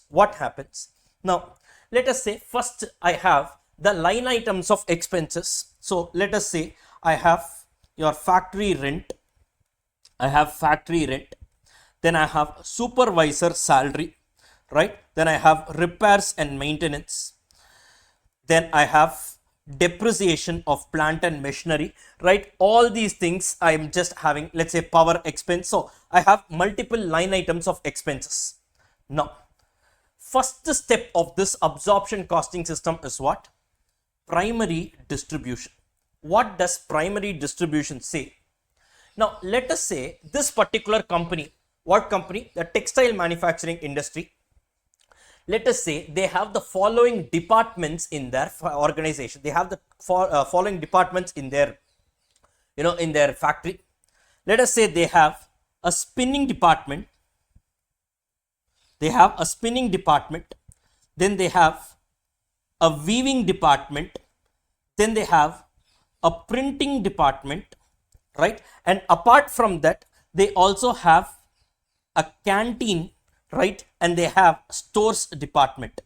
Clear with this? Now if you see the spinning department, I call it as P1 for our discussion. Weaving department, I call it as P2. Printing department, I call it as P3. Canteen department, I call it as S1. And stores department, I call it as S2. Sir, what is this P series and what is this S series? I will tell you. Now, if you see, typically in a textile business, first they will take the raw cotton. They will first spin and take the thread out of it. That is the spinning department. Having taken that thread, it needs to be woven, right? Based on whatever you want, maybe a sari or maybe a shirt or maybe a pant or whatever it is. That happens here in the weaving department. And once the weaving is also done, it needs to be printed. The color dyeing that you want, the pattern that you want, that needs to be done. And that's about it. Then the final product is over. Clear with this? So these three are the departments through which every product will get passed by. Clear with this? So the departments through which the products passes by are known as production departments. That's why I'm calling this as P1, P2, P3. Are you clear with this? Now in the factory, these three are not the only departments. They also have a canteen department to provide food to all the workers working in the factory. Similarly, they have a stores department to handle all the raw material and all. Now, my production does not get routed through these two departments, but these two are the departments which support the production departments. These are called as service departments. Are you clear with this? So clearly understand, in a factory there will be production departments and service departments. Production departments are the departments through which the products will pass through, and the service departments are the departments which are meant for assisting the production departments. Are you clear with this, guys? Now, what the primary distribution says is, the primary distribution method says is, first, these line items of expenses are there, no? Right? Distributed between all the departments in the factory. Why? Why do you have to distribute it between all the departments in the factory? Because, so this chapter says that the reason for you to incur an expense is because you are having a department. If you don't have a department, you will not be incurring any cost. Are you clear with this, guys? Hence, so what you do is, these line items of expenses are basically incurred because of the presence of department. So you need to apportion all the line items of cost to all the 5 departments. Are you clear with this, guys? The 5 departments are, in this case, there could be 4 departments, there could be 20 departments also. In our example, I've taken 5 departments. Clear with this, guys? Sir, okay, sir, but on what basis will we do? On the basis of benefits derived ratio. Meaning what? For example, factory rent, right? Let us say it's a common cost. right, of let's say 1 lakh rupees, this is incurred by all the departments put together only, no, it's a common cost. What will you do? It needs to be apportioned on the basis of the floor area taken by each of these departments. Clear with this? Similarly, your supervisor's salary, use a reasonable base. Your supervisor's salary should once again be apportioned between all these 5 departments, maybe on the basis of the number of employees working below them in each department, or maybe on the basis of direct wages. Your repairs and maintenance could be on the basis of the capital value of machines deployed in each of these machines, each of these departments. Your power cost may be based on the machine hours consumed by each of these departments. Are you clear with this, guys? Or in other words, first, the primary distribution states that whatever is the line item of expenses, there could be 20, 30 line item of expenses at the end of primary distribution. Each and every line item of expense should be apportioned between all the departments using a reasonable basis. Are you clear with this, guys? At the end of primary distribution, what would have happened? So 20 line items of expenses will now be reduced to just 5 line item of expenses. Are you clear with this? Right? Because now at the end of primary distribution, you will only be having P1 overheads, P2 overheads, P3 overheads, S1 overheads, and S2 overheads. And each of these overheads will be having a share of all the 20 line items based on the benefits that they have taken. Are you clear with this, guys? Now 20 line items got reduced to just 5. Are you clear with this, guys? Yes. Now at the end of primary distribution, right, now comes the second step called as secondary distribution. Now what happens in a secondary distribution is that, now what secondary distribution says, okay, now at the end of primary distribution, you have only 5 figures, no, P1 overheads, P2 overheads, P3 overheads, S1 overheads, and S2 overheads. Now what secondary distribution says is, look, why do I have the service departments? Why do I have the service department? To support my production departments only. So now technically speaking, S1 and S2 departments, right, they are meant to serve only the other 3 P1, P2, P3 departments. So they are saying secondary distribution asks the service departments to redistribute their share of overheads back to the production departments, right? So S1 needs to give its share of overheads fully to P1, P2, P3, and stores departments. S2 should also do the same. So that is, the secondary distribution says the service department overheads should be redistributed back to the production department. Sir, on what basis, sir? On the basis of services rendered ratio. Services rendered ratio. I will tell you what it is. For example, canteen, the services rendered will be on the basis of the number of employees sitting there. Correct? No?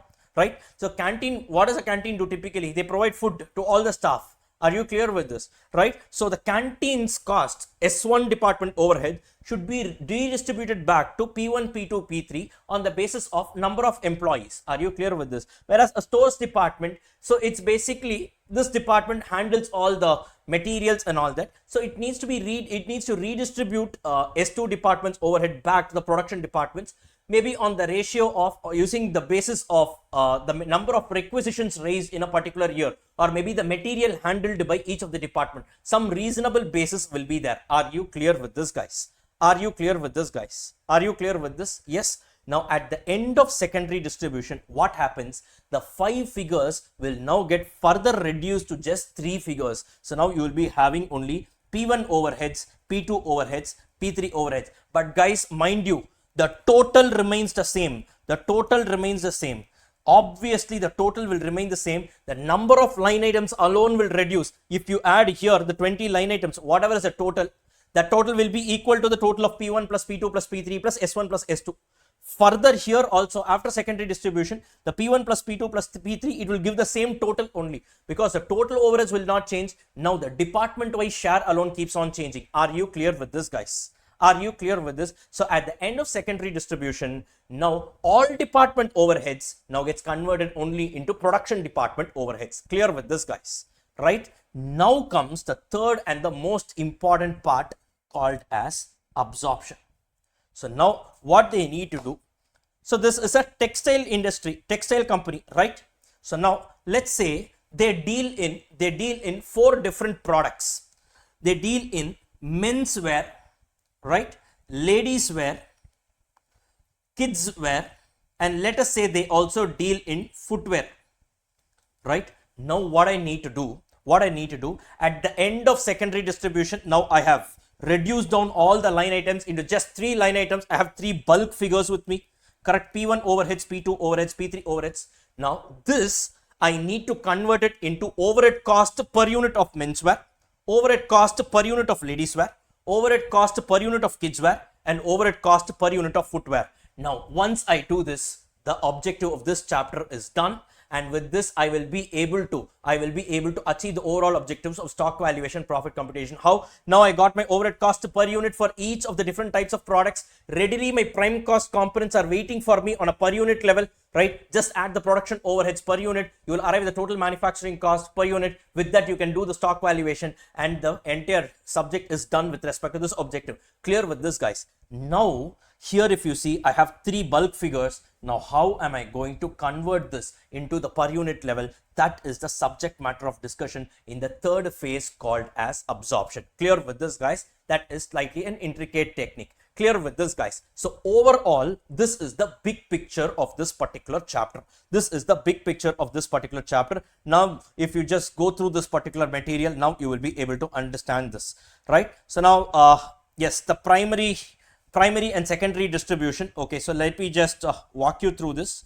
The primary distribution, this is what I told you. See, what happens here is, now there are multiple line items of expenses. There are multiple line items of expenses here, correct? There are multiple line items of expenses here. So all the line items of expenses should be apportioned between what? Should be apportioned between all the departments, production and service, correct? This is called as primary distribution, correct? So at the end of primary distribution, so many line items of expenditure gets converted into all department overheads. Clear with this, guys? Then comes your secondary distribution. What will you do? The service department overheads are redistributed back to the production department. So at the end of secondary distribution, you have what? You have only your production department overheads. Are you clear with this, guys? Are you clear with this? Is everyone able to understand this? Right? Now let me take a small illustration. Let me take a small illustration here. Now you look at this, guys. We will be doing a comprehensive question with respect to this 3-step procedure. Do not worry about it. Now guys, now one more thing I want to tell you, right? This primary distribution is fairly simple. What is primary distribution? The primary distribution is line item of expenditure need to be apportioned between all the departments using some benefit derived ratio, logical basis. Clear with this, guys? This anyone and everyone can do. What does the secondary distribution say? The secondary distribution says that the service department overheads need to be redistributed back to the production department. Clear with this? Now there are different methods of secondary distribution. There are different methods of secondary distribution. This is very, very important understanding. There are multiple methods of secondary distribution. Now, many people know that there are different methods of secondary distribution, but the problem is they do not know that there is actually a rule as to when to use which method. So if you see secondary distribution, broadly speaking, there are 3 methods. The first one is called as direct redistribution method. The second one is called as stepladder method. And the third one is called as, yes, reciprocal services method. And under the reciprocal services method, there are broadly 3 methods here. One is called as simultaneous equation method. Then you have something called as repeated distribution method. And finally, you have something called as a trial and error method. One not so good method, but anyways, it doesn't get tested much, but anyways, it's not a very good method as well, right? Clear with this, guys? Now there are broadly 3 methods I told you: direct redistribution, stepladder, and reciprocal services. And the reciprocal services can be done either using simultaneous equation, your repeated distribution, or trial and error method. Okay, now there is a rule, right? When to use when to use which of these three methods. Basically, these three methods under the reciprocal services method will give you the same answer. That is simultaneous equation, your repeated distribution and trial and error. These three methods will give the same answer, right, under the reciprocal services method. Clear with this, guys? Now, sir, what are we talking about here? The service department overheads needs to be reapportioned back to the production departments, right? Now, when to use which method is what we are talking about right now. Are you clear with this, guys? Are you clear with this? Now, look at this. First, let me take an example. Direct redistribution method. That is the first method. Now, direct redistribution method, when will you use it? Direct redistribution method, when will you use it? Let us say I have three production departments, P1, P2, P3, right? Then I have two service departments, S1 and S2. Clear with this, guys, right? Now, in this situation, let us say S1 is a stores department. S1 is a stores department and S2 is a repairs and maintenance department. Clear with this? Clear with this? Now you tell me, a stores department will provide services to the production departments. Correct or not? Yes, guys. Will they provide any service to repairs and maintenance department? No, because stores generally, stores department provides services only where the material movement is there. The material movement will not be there here for S2 and all. Correct, guys? Are you clear with this? Are you clear with this, guys? Yes. Similarly, here S2, the service department 2 is a repairs and maintenance department. S2 department also provides services to P1, P2, P3 only. S2 also will not provide any services to S1. Or in other words, wherever there is a situation where there is no give or take between the service departments, there is no give or take. In that case, I can use my direct redistribution method. Are you clear with this, guys? Are you clear with this? I'm repeating, when there is no give or take between the service departments, only then my direct redistribution method should be used. Are you clear with this, guys? Yes, you guys are able to understand this? Now, when do I use stepladder method?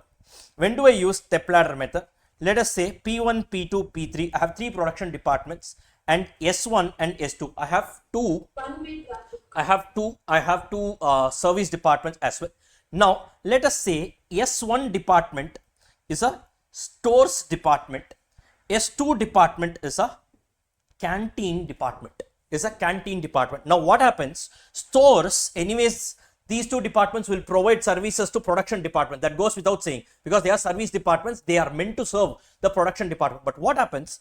Will stores department provide any service to the canteen department? No. What has the stores got to do in a canteen, right? Whereas the canteen department, will they provide service to stores department? Yes, they will provide food. They will not discriminate whether you are a production department guy or a service department guy. Whoever comes in, they will serve the food. Correct? No? Right? That's our Indian culture also, by the way. Yes. So basically here, this canteen department will definitely provide service to the stores department, but in turn, they will not take any service from the stores department. Or in other words, when there is either a give or a take, in other words, nothing but when there is a one-way traffic, only then you should be using stepladder method. Are you clear with this, guys? What are these methods, how to do it, that we will see, but first you should know when to approach which method. Are you clear with this, guys? Are you all able to understand, right? So only when there is a one-way traffic, right, you should be even using this method called as what? You should be using this method called as stepladder method. Clear with this, guys? Done? Now let me give you another scenario and I want you guys to answer me properly. Now, let's say I have three production departments, P1, P2, P3, right? And then three service departments, S1, S2, S3, right? Now, forget the production departments. For you to choose the method, you should only know the relationship between the service departments. So, now let me tell you this. Let us say S1 provides services to S2, right? Let's say S2 provides services to S3, right? And let's say S3 provides services to S1. Clear with this? In this scenario, you tell me, can I use step ladder method or not? Or to put it simple, is there a one-way traffic in this question or no more than one-way traffic? So I just want an answer from you all. Come on guys, participate on the comment section. By the way, someone is asking if this is live. Yes. So now tell me guys, is this a one-way traffic question or not? Yes, sir. Is this a one-way traffic or not? Come on, guys, answer. Huh? One-way traffic. So now this is a one-way traffic question only. Why? Look, the relationship of the give or take should be looked at from the perspective of taking two departments at a time. Now, some students might think, sir, S1, what it is doing, it is also providing services, it is also receiving services. So now it is not a one-way traffic. No, you should not provide a service and receive a service from the same department. If you look at this, between S1 and S2, there is only a give or a take, correct? Between S2 and S3, there is only a give or a take. And between S1 and S3, once again, there is only a give or a take. Are you clear with this? That is, you take only two departments at a time and see whether there is a one-way relationship between them. If not, then you say, fine, okay, two-way traffic, the next method we will go. Are you clear with this? So the relationship should be seen between two departments at a time. Don't say as a whole, I'm giving as well as I'm taking. You can give to one department and you can take from another department. Still it is called as a one-way traffic only. Are you clear with this? In that case also, we will be using only the step ladder method. Clear with this, guys? This was a past exam question. I'll show you a question that was very, very nice, well coined. Right? Clear with this, guys? Done? And the third one, as you all know, is going to be a two-way traffic. Means what? P1, P2, P3. Let's say S1 and S2, right? And between the service departments, there is both give and a take. Let us say S1 is a housekeeping department, S2 is a canteen department. Housekeeping department means what? They will clean the place and all that. So they will also clean the canteen, correct? So housekeeping provides services to canteen. In turn, canteen also provides services to housekeeping department. So there is a two-way relationship, two-way traffic established here. In this case, you will be going for what? You will be going for the reciprocal services method. Clear with this, guys? And whenever you have a two-way traffic, those sums can be done either using either of the three methods, that is simultaneous equation, repeated distribution, or trial and error method. Clear with this, guys? We will be seeing what these methods are, but before that, first understand when to use these methods. Clear with this, guys? First of all, we are talking about secondary distribution. Primary distribution anyways is not a problem because that is done using some reasonable basis, and that's about it. Clear with this, guys? Clear with this? Now let's go to the question. Let's go to the illustration here. So the reapportionment method. Reapportionment stands for secondary distribution. The secondary distribution method 1, that is the direct redistribution method. What will you do? So they are saying this company has two production departments, two service departments, and they are saying department X, which is service department, provides the services to A and B in the ratio of 3:2. Similarly, department Y also provides services to A and B only in the ratio of 1:1. Means what? Between X and Y, there is no relationship, no traffic. Clear with this? Don't say one-way traffic. See, the first method is no traffic. The second method is one-way traffic. The third method is two-way traffic. Clear with this, guys? Clear with this? Yes. No traffic. Fairly simple. So what will you do? So this is the overhead as per the primary distribution. So anyways, the line items of expenses have been already converted into all department overhead. So now what is the objective here? Right now, secondary distribution. So the service department overheads need to be given back to the production department. Correct, guys? So it needs to be given back to the production department at the end of the primary distribution. The service department should not have any overheads with themselves. Everything needs to be given back to the production department. Are you clear with this? So now what will I do here? This 2000 rupees of department X, service department X, will be apportioned in the ratio of 3:2. Correct, guys? So I will reduce 2000 here and add up 1200 rupees share for department A and 800 for department B. Similarly, department Y share, entire amount of 1000, is being given back to A and B in the ratio of 1:1, 500, 500. Now at the end of the secondary distribution, what happens here? Department A gets a total value of 6,700 rupees. Department B gets a total value of 4,300. If you add the two, how much is it coming out to? 11,000 rupees. Correct, guys? Right? Now, overall, before we started, this total would have also been the same 11,000. 5,000 plus 3000, it is 8000, 8000 plus 2000, 10,000 plus 1. So this was also 11,000 rupees. So total value will not change, but only the internal composition will keep changing. Are you clear with this, guys? Are you clear with this? So now all department overheads has further reduced to only production department overheads. Are you clear with this? First we saw it under direct method, and in direct method, when will you use it? When there is no traffic. Are you clear with this, guys? In exam, please don't write no traffic and all. This is a word that I am telling you, right? It is not officially used for ease of understanding, right? That's why I'm saying it basically talks about the relationship between the service departments. Clear with this, guys? Next, stepladder method. We will be doing a sum. Do not worry about it, right? Then comes your repeated, your reapportionment method. That is your reciprocal services method. When will you use reciprocal services method? When there is a two-way traffic. Guys, I'm yet to do one-way traffic. Do not worry, I have a very good sum. We will be doing it. Fine. So now two-way traffic, under that the first repeated distribution method, we will be seeing how it works. Now basically guys, so when will you use your two-way traffic, your repeated distribution methods and all, your reciprocal services method? When there is both a give and a take between the service departments. In this case, if you see, Department X and Department Y are service departments, right?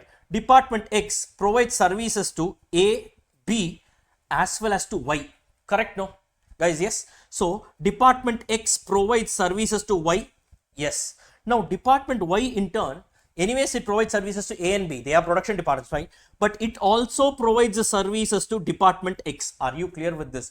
Clearly there is a two-way traffic, and hence we are going and doing the sum under the reciprocal services method. And under the reciprocal services method, the first method is what? Okay, the simultaneous equation, we will do it. Now first we are doing it under the repeated distribution method. Are you clear with this, guys? Are you clear with this? What does this repeated distribution method says? First they are starting on with the primary distribution summary. So 5,000, 3,000, 2,000, 1,000. This is the primary distribution summary. So now what they are saying is, now simple, you keep on distributing it. So first Department X, right, it has a share of how much? 2,000 rupees. Reduce this 2,000 and give it to A, B as well as Y in the ratio of the services rendered. So 5:4:10. You just distribute it between all the other three departments. So now what happened? This 2,000 got distributed between A, B and Y. Are you clear with this, guys? Are you clear with this? Now what happens? As of now, Department X has a zero balance. Correct, guys? Yes. Department X has a zero balance. Now Department Y has how much? 1,000 originally, plus now it got 200 rupees share from Department X. Correct? No. Now I am in the secondary distribution. My objective is to make my service department cost zero and give it back to everyone.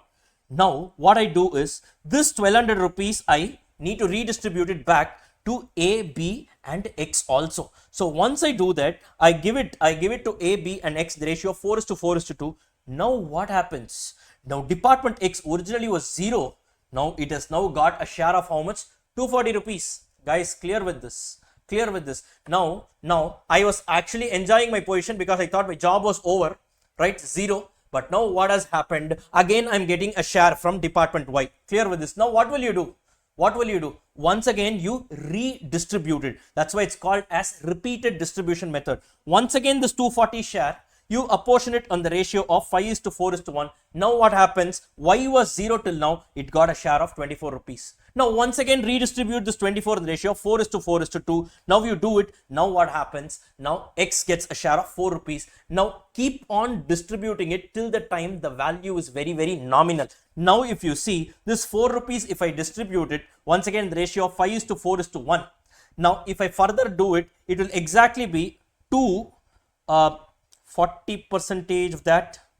Yes, this is going to be 1.6 and this will be 0.4 technically. So now what they did, instead of saying 2, 1.6 and 0.4, they took this 0.4 and added it up with the B value and they made this as 0. Are you clear with this? Or in other words, the repeated distribution needs to be done till the time when the final value becomes very negligible and it can be rounded off and given back to the production departments. Now finally what has happened, X and Y became 0 and then I achieved the objective of converting the all department overheads to just the service, the production department overheads. Are you clear with this, guys? This method is called as repeated distribution method. Are you clear with this, guys?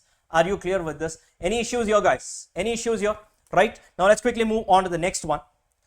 The very same sum can also be done under another good method. In my opinion, I would always suggest, if there is a two-way traffic, only follow simultaneous equation. Unless the question is specifically asking you to do it under repeated distribution, please do it only under simultaneous equation method. Now, what is this? What is this? So how do you do this? Now, first we will be calculating in this. It's a three-step procedure. Step number 1, we will frame the equation. Step number 2, we will solve the equation, and step number 3, we will be calculating the apportionment. What is it? Now, since there is both a give and a take here, now if you see, now department X, what is the department X share of overheads? Can I say department X has its own share of 2000 rupees of overheads, right? Plus it will be getting 20% of the department Y share of overheads, correct? No, right? Or in other words, can I frame an equation and say X is equal to 2000 my own share plus 0.2 of Y, correct, guys? Clear with this, right? Now department Y on the other hand, can I say is nothing but 1000 plus it will be getting 0.1 of department X's share, correct? No, right? So here I will say X is equal to 2000 plus 0.2 Y. Then what is Y? Y is equal to 1000 plus 0.1 X. Are you clear with this? So now what we will be doing here is, so now you take any one of the equation. Let us take the equation number 2, right? What is equation number 2? Y is equal to 1000 plus 0.1 into X. Now instead of X, you substitute X with this value of 2000 plus 0.2 Y. So now if you do that, the entire equation will now be rewritten just in terms of Y, that is one variable. You solve for this equation, you will arrive at the Y value, and then substitute it any one of the equation, you will get the X value as well. Are you clear with this? What is this X value and Y value? Wait, I will tell you now. Now what you need to do is, so the step 1 was framing the equation.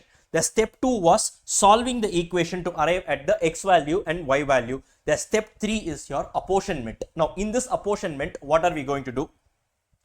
This is how it started, right? 5,000, 30,000, 2,000 and 1,000. First, from X, you reduce how much? You apportion 2,245 rupees. Sir, why will I do that, sir? I have only 2000 rupees. That is the beauty of simultaneous equation method. It says, now currently you have only 2000. But later on you will once again get from Y, no? That I am anticipating it well in advance, and now itself I am asking you to apportion 2245. So that tomorrow when you get 245, that will also get knocked off here itself. You need not repeatedly do it. Just one time you apportion and leave it there. Are you clear with this, guys? So now itself you apportion 2245, the X value, in the ratio of 5:4:1. Correct, guys? Clear with this, right? Now what happens?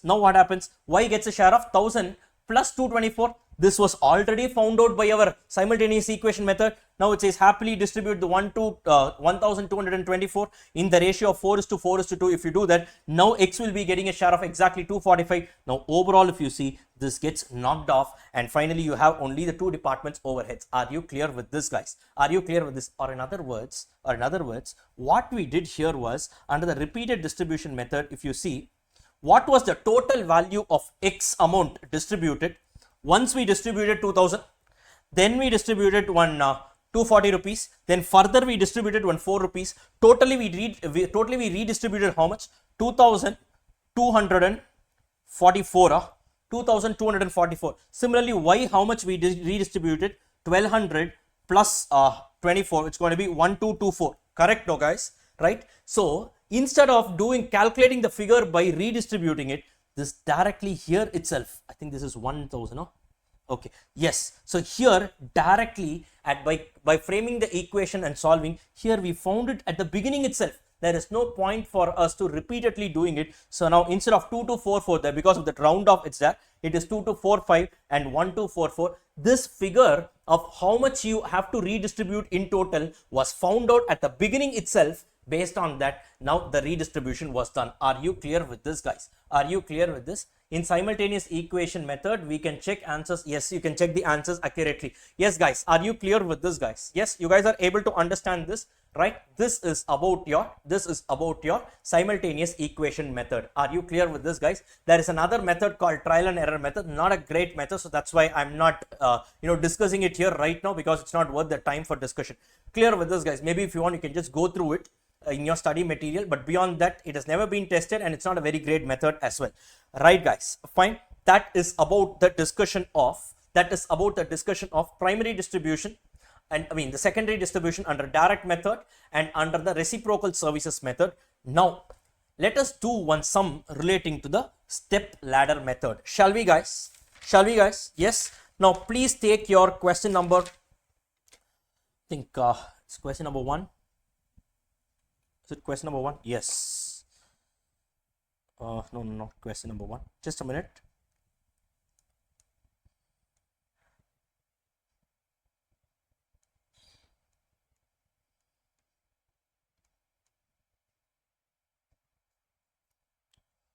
One second. Let me. Yes.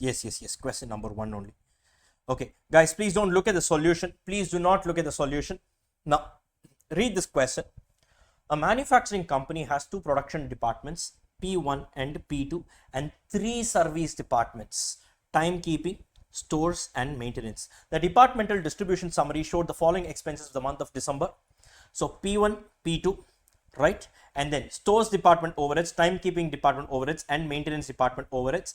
Basically, what they have got us is they have the total primary distribution has been done, department wise overheads has been given here. Additional information they have given.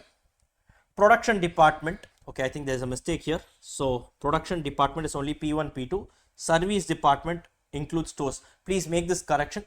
Only these 2 are production departments and these 3 are service departments. Okay. Now look at this. What have they given? The number of employees in each department is given. The number of requisitions made in each department is given. The machine hours in each and every department is given. Apportion the service department expense to the production cost centers P1 and P2. Basically, what have they asked for? Secondary distribution. Have they given you which method to follow? No, they have not asked you for the method. They want you to find out which method needs to be used. A brilliant sum, right, wherein they have not given the method directly, and also the services rendered ratio and all, that is the relationship between the 3 departments. They have given, cleverly they have given 3 service departments, right? I just asked you a question, no? S1 provides to S2, S2 provides to S3, S3 provides to S1, and I asked you guys whether it's going to be a single one-way traffic or two-way traffic and all, right? This sum is beautifully coined. It's a very small sum, but the issue here is to identify which method it comes out to, right? Now basically, guys, a stores department, what does a stores department do? It will issue the raw materials. It does requisitions. Material requisitions will be honored by the stores department. Clear? So the services provided by the stores department should be, evaluated on the basis of number of requisitions. Similarly, a timekeeping department. What do you mean by a timekeeping department? They actually keep a tab of how many hours were spent by employees in which department and all. They maintain the attendance and all. So the timekeeping department, actually, they provide services on the basis of the number of employees. Does it make sense? Right? And then you have a maintenance department. Maintenance department services are based on the number of machine hours. Correct, guys? Yes. So now, first, let us not even get into the sum. Let us not even get into the numerical problem. First, we need to find out which method of secondary distribution we need to follow. Agreeing or not? Guys, agreeing or not? Right? Now, which method we need to follow? Again, depends on the nature of traffic between the service departments. Right? I'm only bothered with the service departments. Correct? No? So, what I'm doing is, I'm taking the 3 departments and putting it as a matrix. Right? Timekeeping, stores, maintenance, right? Here I am keeping this as a service receiver, and timekeeping, stores and maintenance. Here I am putting it as a service provider. Clear with this, guys? Now you tell me, timekeeping department. First, one more thing that you need to know, self-service should be ignored. What do you mean by self-service? Timekeeping department, what do? Wherever employees are there, the timekeeping department will be having a work there, correct? No, that is, they keep a tab of their attendance. In the timekeeping department also employees are there, no? So they provide service to themselves also, no? Ignore that. If you consider that, then it will always be a loop. I will be giving a share of my own cost to myself and it will be never ending. Clear with this? So always, because our objective is what? To give away all the service department costs to the production departments. So self-service should be ignored. So timekeeping to timekeeping, stores to stores, maintenance to maintenance. First put a dash here. Are you clear with this? Clear with this, guys? Now tell me, timekeeping department, do they provide services to stores department? Simple. How do you know? If there is an employee in the stores department, it means they are providing service. In the stores department, are there employees? Yes. So I am putting a tick here and saying timekeeping provides services to stores. Now timekeeping, do they provide services to maintenance department? Yes, there are some employees there also, no? Correct. So I'm putting a tick here and I'm saying yes, timekeeping provides services to maintenance also. Clear with this, guys? Next, stores department. Does the stores department provide services to timekeeping? So go to the number of requisitions. In timekeeping department, there is no requisition and all, which means if there is no requisition in a particular department, the stores will play no role there. So clearly, the stores department does not provide any services to timekeeping department. Clear with this, guys? Right? And does the stores department provide any services to maintenance department? Yes, there are some requisitions in the maintenance department, which means they are providing it. Are you clear with this, guys? Right? Now let's go to the maintenance department. Does the maintenance department provide, the maintenance department will be providing services only when there are machine hours. So if you see, there are no machine hours in any of the service departments. So clearly, the maintenance department is not providing services to timekeeping as well as to stores. Are you clear with this? Now with this, what you can conclude? Look at this. You have three departments: timekeeping, stores, and maintenance. Correct? Now timekeeping provides services to stores, correct? And timekeeping also provides services to maintenance, right? Stores, on the other hand, provides services only to maintenance, and maintenance, on the other hand, does not provide services to anyone. Now, anywhere can you see a relationship of a two-way traffic here? Anywhere is there a two-way traffic? You take any two departments, between timekeeping and stores, only a give is there, right? Between stores and maintenance, only a give is there. Between timekeeping and maintenance, once again, there's only a one-way traffic. Clear with this, guys? So between any two departments at a time, there is only a one-way traffic, and hence this is a very fit case for the step ladder method. Are you clear with this, guys? Yes. First, we are proving which method needs to be used, and only then we can even enter into the method. Clear with this, guys? Hello, guys. You guys are clear with this, right? You guys are clear with this? Fine. Yes, Ramya, you're understanding? Yes, Murli, everyone. Bharat, you guys are able to follow? Fine. Now comes the step ladder method. How do I do this? First, you list out all the primary distribution summary, whatever you've got, right? Now it's very simple. So timekeeping department, I need to apportion the costs on the basis of number of employees, correct? No, right? So I will do it on the basis of number of employees, ignoring my own employee. So I need to ignore self-services, correct, guys? Yes. So now I'll be doing it in the ratio of 20:15:5:10, right? So 20:15:5:10. So we are doing it in the ratio. I've changed the sequence. That's why. So now what happens here? This 4,000 gets reduced from the timekeeping department, and it gets evenly apportioned between all other departments. Are you clear with this, guys? Right? Next, what happens? The stores comes in. The stores departments, what they will do is, the stores department, I need to apportion on the basis of number of requisitions. So here that is going to be 12:10:3. Clear? So this 5,800 rupees, that is 5,000 plus 800, the 5,800 component gets apportioned in the ratio of 12:10:3, right? Now stores department cost has also been fully apportioned. Now I have a balance only in the maintenance department of 3,000 plus 400 plus 696. It's going to give me 4096. This amount needs to be apportioned between A and B alone, I mean P1 and P2 alone, in the ratio of 24:6.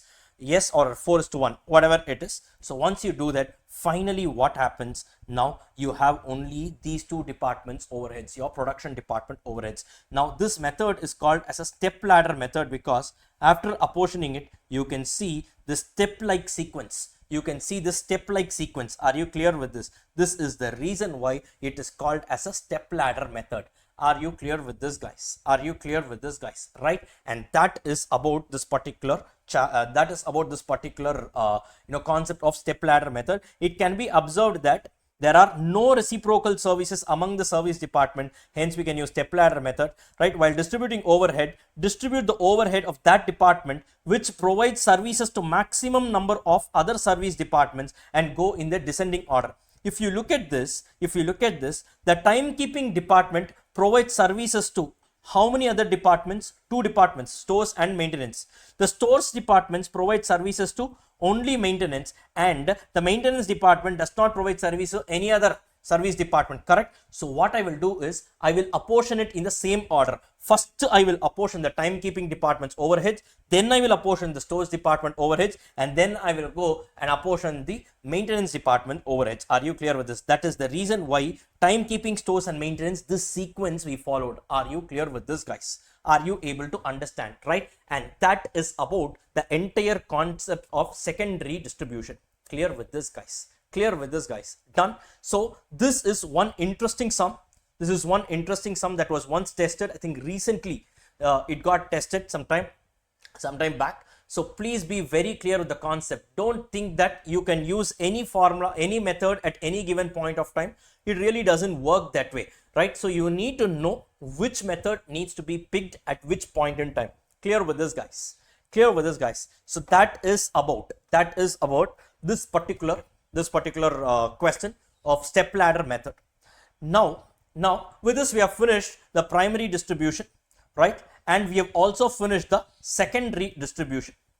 Clear with this, guys? Right? Now we need to move on to the third phase of this particular chapter, which is called as absorption. Now where does absorption fit into this category? Now I told you guys that let's say at the end of secondary distribution, I am left with P1 overhead, P2 overhead, P3 overhead on one side. What I need to do, I need to calculate the overhead cost per unit of menswear, kidswear, ladies wear and the footwear. Correct, the 4 different products that I deal in. This is what I need to do. So there is a gap that needs to be bridged, right, guys? There is a gap that needs to be bridged. Now how am I going to do that? How am I going to do that is what gets captured under this particular third phase of discussion called as absorption, right, guys? So now let us get started with this concept of absorption. How do we do it?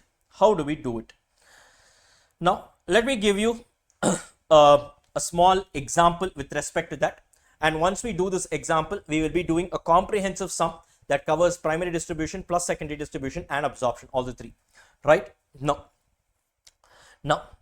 let us say I have two production departments, P1, P2, right? Now the secondary distribution summary, I have done the secondary distribution. It says that P1 department's share is 20,000 rupees, P2 department's share is 15,000 rupees. Clear with this, guys? Done. Now what happens here? Let us say I have one more data with me. What is the data? The labor hours. The labor hours spent in department P1 is, let us say, 5,000 hours. Totally in P1 department, a total of 5,000 labor hours were clocked, right? And in P2 department, a total of 3,000 labor hours were clocked. Now I will say representatively, it cannot be exact, but representative, because these are all indirect expenses. But I need some reasonable base to actually come up with some kind of a relationship, correct? So now can I representatively say in department P1, right, for every hour spent, what is the overhead cost? To 20,000 rupees divided by 5,000 hours, can I say it is going to be rupees 4 per hour, correct? Similarly, in department P2, I will say 15,000 rupees divided by 3,000 hours, it is going to be rupees 5 per hour. Or in other words, okay, let us say the company deals in two products. The company deals in two products, A, right, and B. What happens? Product A, right, it passes through department P1 and P2. It takes 3 hours. It spends 3 hours in department P1 and it spends 2 hours in department P2. Similarly, I have another product B which spends, let us say, 2 hours in department P1 and 3 hours in department P2. Are you clear with this? Guys, clear with this? Now what I will be doing is, now I have some bulk amount of expenses. Now what I did, using some reasonable base, in this case I took labor hours. I tried to establish that overhead, right, using that base quantity, and I said, okay, generally I can say that in department P1, I generally incur 4 rupees for every hour spent. Clear? In department P2, I generally incur an overhead cost of 5 rupees for every hour spent. Correct? This relationship being established is called as absorption rate. Are you clear with this? This is called as absorption rate. So what is the meaning of this 4 rupees per hour?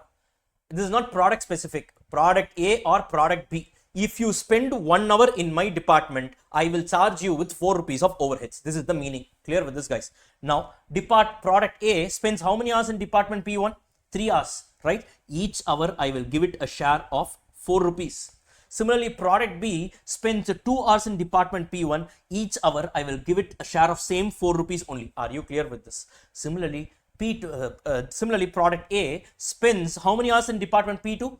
2 hours. Each hour will be given a share of 5 rupees. Similarly, P2 spends 3 hours in your product B spends 3 hours in department P2, and each and every hour should be given a share of 5 rupees here. So now if I do this, finally what I arrive at here, so now this is going to be 3 into 4.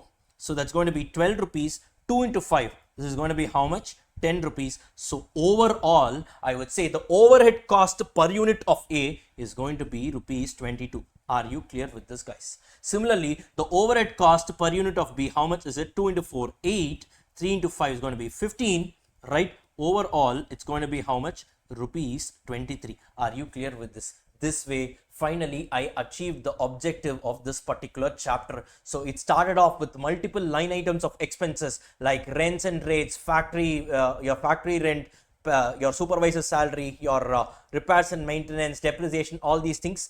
Primary distribution, I actually distributed all the line items of expenses to all the departments, right? And then secondary distribution, that is service department overheads got redistributed back to the production departments. And now absorption, I picked up a base quantity, tried to bridge the gap, and finally I converted the production department overheads bulk figures into overhead cost per unit of each of the product that the company deals in. It could be 5 products or 6 products. Let the company say it deals in A, B, C, D, E, 5 products. Each of the product, you just tell me how many hours it has spent in this department. Based on that, I can calculate the overhead cost per unit. Are you clear with this, guys? Are you clear with this, guys? This process is called as absorption, the third process. So absorption is a 2-step procedure. So what are the 2 steps involved? Step 1 is calculating the absorption rate, and step 2 is having calculated the absorption rate, I charged it on to my product. Correct? 3 into 4 I did, 2 into 5 I did. That is, that absorption rate, I multiplied it with the actual hours taken by each of the products. Correct or not? Right? This is the second particular step in this process, which is known as charging of overheads to products. So now in your absorption, you have 2-step procedure. The third phase of this discussion, the absorption part has 2 steps. Number 1 is calculation of absorption rate, and number 2 is charging of overheads to the products. Are you clear with this, guys? Are you clear with this? And with this, overall, this chapter's objective is getting achieved. Clear with this, guys? Yes, done. This is what they have explained here. Now 1 minute. In this case, what I did, I took labor hours. I took labor hours as the basis to calculate the absorption rate. Guys, yes. Sir, should I always use labor hours as a basis? No. There are 6 different base quantities. There are 6 different base quantities that you are allowed to take. In this case, we took labor hours. Labor hours was one such type of a base quantity. Clear with this, guys? There are 6 different types of base quantities that you can take. What are the 6 different types of base quantities that you can take? Labor hour, machine hour, then direct labor cost, direct material cost, direct labor cost, prime cost, and your production overheads. Or in other words, look, the first two are expressed in terms of hours. That is 4 rupee per hour, 5 rupee per hour. The next 3 are expressed as a percentage. That is what I will do is budgeted overheads, right? Let us say if it is material cost, I will say 20,000 rupees is the here. This is going to be my secondary distribution, right? And in department P1, let us say my material cost overall is 1 lakh rupees. So what I will do is, so the absorption rate will be 20,000 divided by 1 lakh. So I will say generally the department P1's overhead is going to be 20% of the material cost. Are you clear with this, right? Because if the numerator and denominator are both in rupees, it needs to be expressed as a percentage. And finally, the last method is your production units method. Production units method means what? Directly units.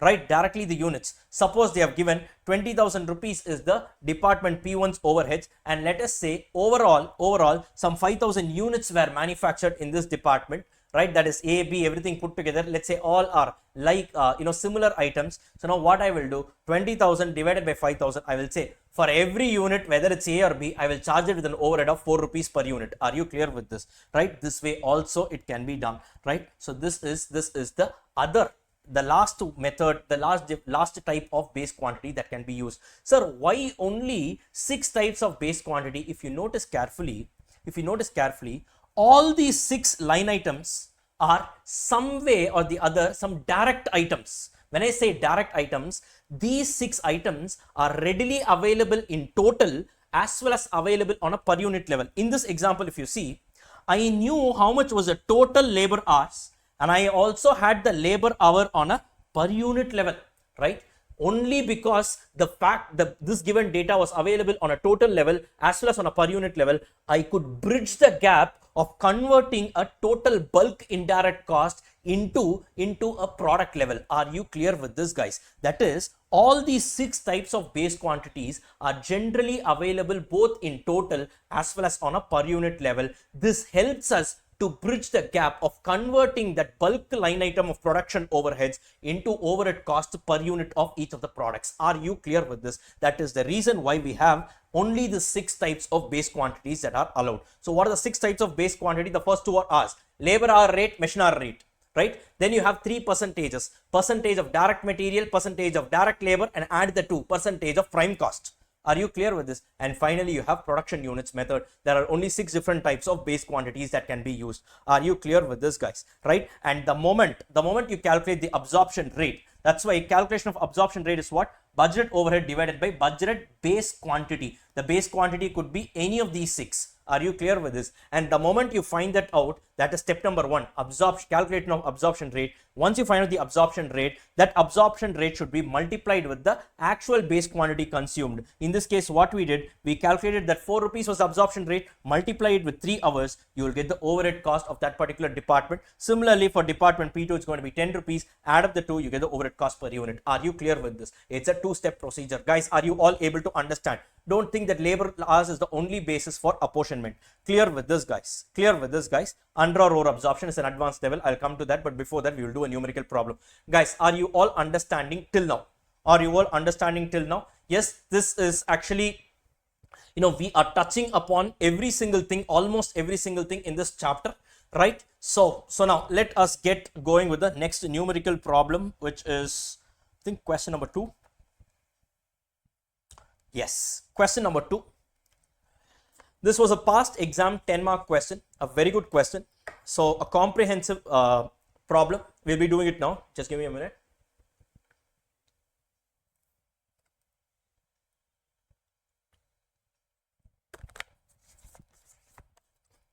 Right, guys. Now, Superclass Company Limited has 3 production departments, X, Y, and Z, and 2 service departments, A and B. Now, they have given the line items of expenses, rents and rate. Guys, please don't look at the solution. I humble request you, if you want to get the best learning experience, don't look at the solution. The solution is meant only for ease of discussion. We don't have much time right now, right? Since it's a revision batch, in regular batch, every single sum, every single figure, I will be doing it on, I will actually be writing it along with you guys. That's how it is. In a revision batch, we need to pick up some speed because it's a revision actually. So here, if you want, I can do it, but I don't want to waste your time. That's the main reason, right? So please don't look at the solution. If you do look at the solution, it's actually, you know, the effect will not be there that much. Okay. So now, what are they given? Some different line items of expenses like rents and rates, lighting and electricity, indirect wages, power, depreciation, other sundry expenses and all. Line item of expenses have been given. Are you clear with this, right? What else have they given? The following are the further details. Floor space, right? Department wise, they have given X, Y, Z, A, B. What is the total floor space? 10,000 square meters, right? That 10,000 square meters, the breakup is given. Which department has taken how much area? This has been given. Why have they given this? This is the basis to apportion my rent and rate cost. Are you clear with this? Primary distribution. Guys, yes, clear with this. Next, lighting points are given. This is the basis for apportionment of lighting and electricity. Direct wages has been given, right? So now, this is the basis for apportioning your indirect wages. Why indirect wages? Indirect wages is the supervisor's salary, correct? So who will be supervised? He will be supervising the direct workers only, right? If the number of employees headcount is given, you can take it. Here, the next reasonable basis, direct wages, you use that as a base. Clear with this, guys? Done, right? Then you have power costs. You can take horsepower of machinery. Then depreciation is given.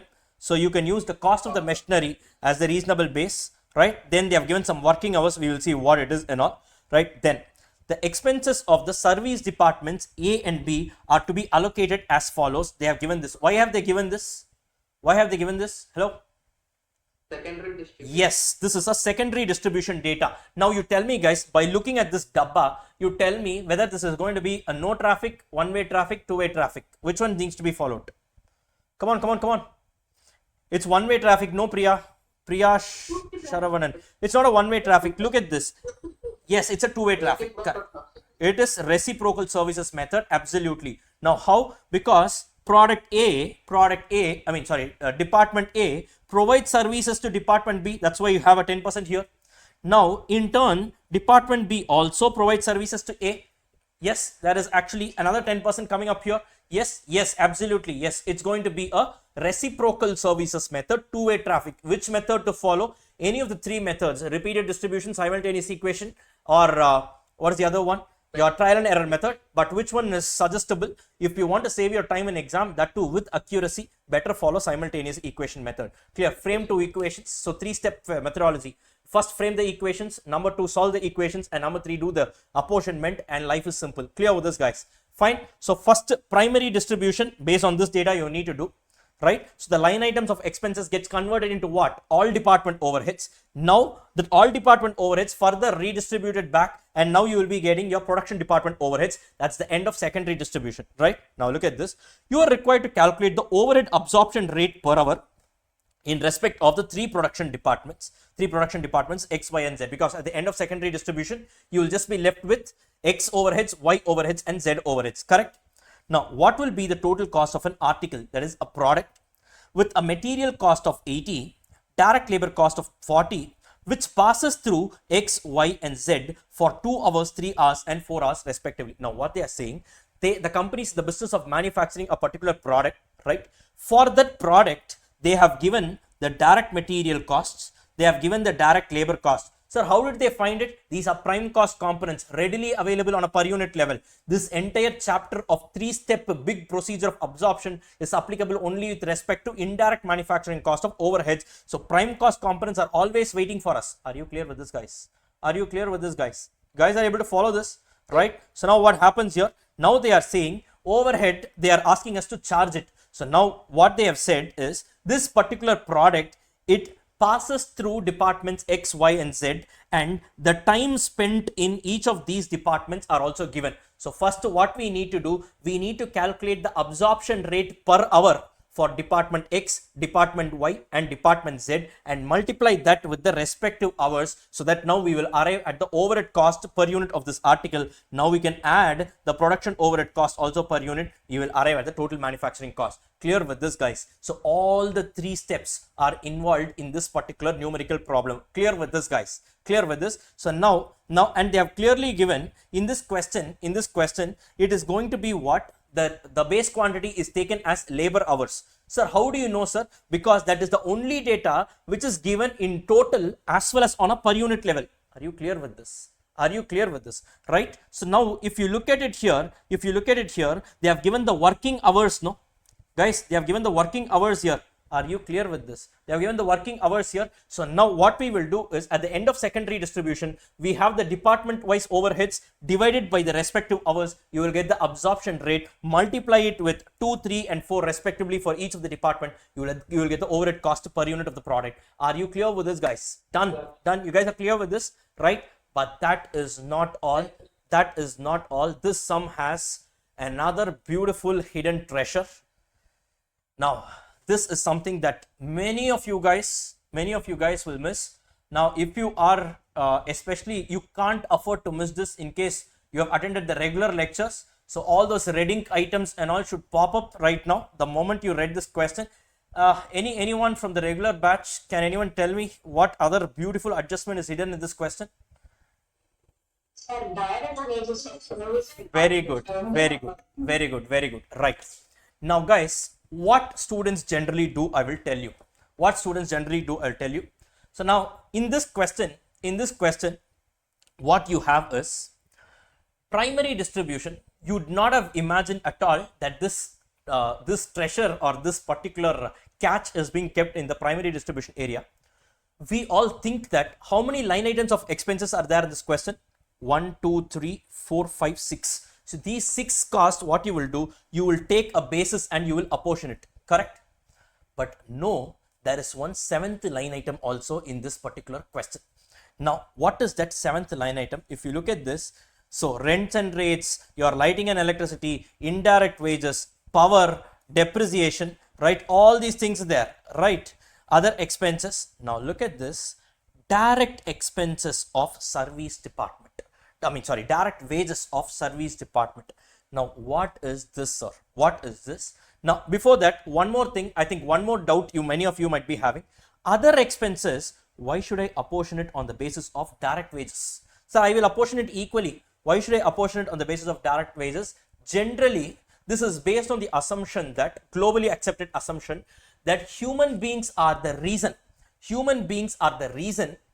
for incurring some additional cost. Hence, if nothing is mentioned about other expense, we don't know what is other expense, right? So many other miscellaneous expense put together, you apportion it on the basis of direct wages. That is the logic here.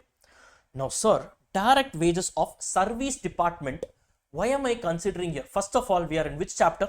We are in overheads chapter. Now, if at all something enters into my primary distribution, what can enter? Only my production overhead figures, production overhead expenses can only, indirect cost can only enter into my, indirect cost only can enter into my primary distribution, correct? Sir, wages and all is a prime cost component. Why are we seeing it here? This doubt is there or not? Guys, yes? Now, this is what I'm going to clarify here. Now, look at this. In this question, beautifully, they have hidden this line item. Under this category. That is, you might think that they have given direct wages in this question for the purpose of taking it as a base to apportion a major line item. No. Now, they have given in the sum that X, Y and Z are production departments, A and B are service departments. Clear with this, guys? Now, no doubt direct wages forms part of your prime cost component, but not all direct wages. Let me give you an example. Let us say I am in the business of manufacturing pens. Okay, I am in the business of manufacturing pens. Right now, I have P1 department, P2 department, P3 department. Apart from that, I have one more department called as canteen. Right now, they have given direct wages direct wages of canteen department, some figure is given. Direct materials of canteen department, some figure is given. Clear? Now guys, you tell me in a canteen, that is from the perspective of a canteen, right? Direct material will be what? Tomatoes and potatoes only, right? Tomatoes and potatoes will only be direct material, guys, correct, right? From the perspective of a canteen, the cook's wages will be a direct wages, right? There will be 3 cooks and on top of them there will be 1 chef.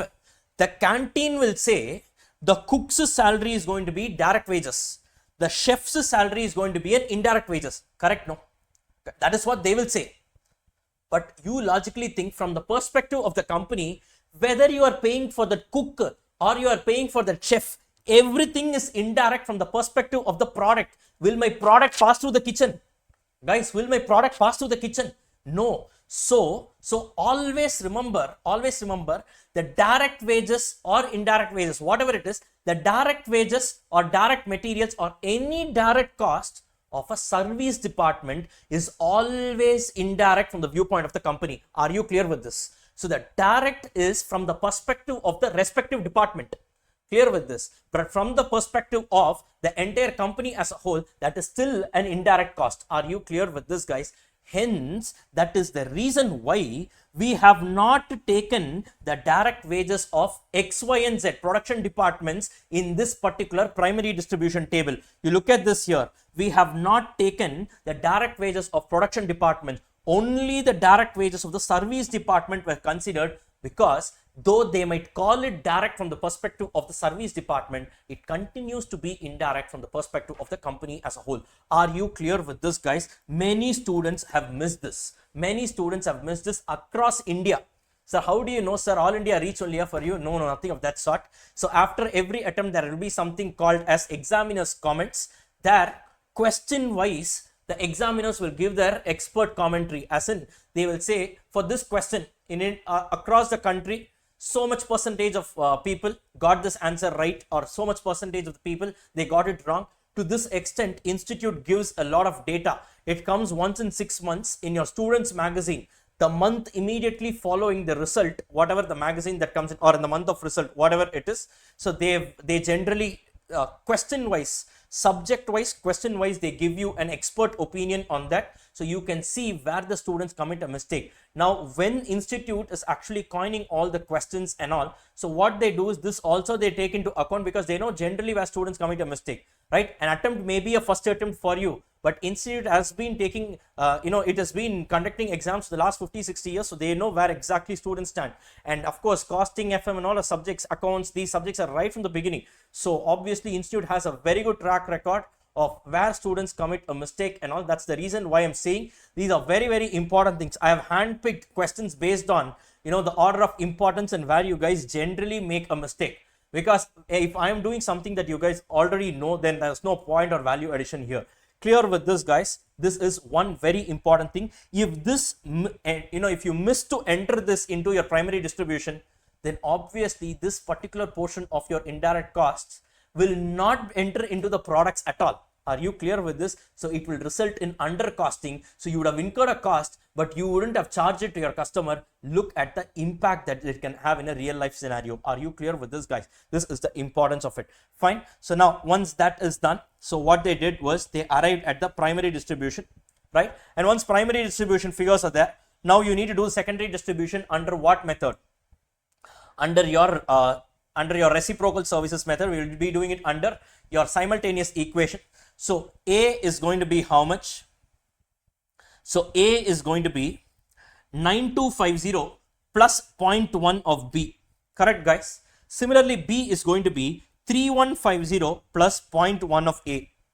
Correct? So the first step was what? Under the secondary distribution, reciprocal services, the simultaneous equation method, 3-step approach. First, frame the equation. Having framed the equation, what will you now do? Solve the equations, substitute 2 in 1 or 1 in 2, you do anything. So convert the entire equation using one variable A or one variable B. If you do that, you will get the A value and you will get the B value. Clear with this, guys? Any problem here? This solving is not a major area, but you know, the major mistake can happen in these areas that I just told you. The first one is regarding missing out on this. The second one is regarding finding out which method you need to follow and all of that, right? Now, having done this, you need to do the apportionment. So now what you do, first you apportion A. So 9662, you fully apportion it on the ratio of 2:3:4:1. That is the services rendered ratio, right? And now you have what? Now you have here B, it gets apportioned 4116. Again, it needs to be apportioned in the ratio of 4:2:3:1. Guys, can anyone tell me how much is this? It's I think there's some typo error here. Can anyone tell me how much is this? I think it's 412. Okay, I myself found out 412. Okay, right? So once you do that, ultimately your service department costs will become nil, and then you will be ending up only with your production department overheads. So now your secondary distribution is done. Guys, clear with this? Clear with this? Now finally the third step, you need to do absorption. So what will you do? Department wise, you have the secondary distribution summary, right, divided by the respective base quantity. So what is the base quantity here? Labor hours they had given in the question. The labor hours is 4670, 3020 and 3050, right? So now we just need to put it up here, right? So now you arrive at what? You arrive at the absorption rate by using your labor hours as the base quantity. Clear with this, guys? Guys, are you all able to understand this? Are you guys able to understand this? Right? You guys are able to understand, right? Now, once this is done, we need to charge the overheads to products. Once again, in this question, they have given that every unit of product X spends 2 hours in department X, 3 hours in department Y, 4 hours in department Z, right? Department wise, we know how much is the overhead rate to be charged. You have all of that. So now you multiply it and finally you get the overhead cost per unit of this product, which is equal to 58 rupees, right? We are not done yet. Now for us, the prime cost components are waiting readily on a per unit level. 120 rupees is the prime cost per unit. To this, directly go and add this 58 rupees. Now you get the total manufacturing cost per unit, which is 178 rupees. Now with this, I can go on and achieve the objective of stock valuation and profit computation. Are you clear with this, guys? Are you clear with this, guys? Yes, you guys are able to follow? Yes, sir. Done, guys, right? Fine. This is the core and the most intricate discussion of this entire chapter, in fact, of the entire subject itself, because overheads is a very heavy chapter. It's a big chapter as a whole. And many students fall into the trap of actually, skipping this chapter. Guys, please don't do that. No, I don't believe, or I don't propagate skipping any chapters. But if at all you want to dilute something, maybe do it somewhere else, not in overheads, because overheads is the core chapter based on which the remaining chapters are all built on, right? Without overheads, it's not just overheads. It is called as absorption costing method. If you go to your study material, they would have written overheads hyphen absorption costing method.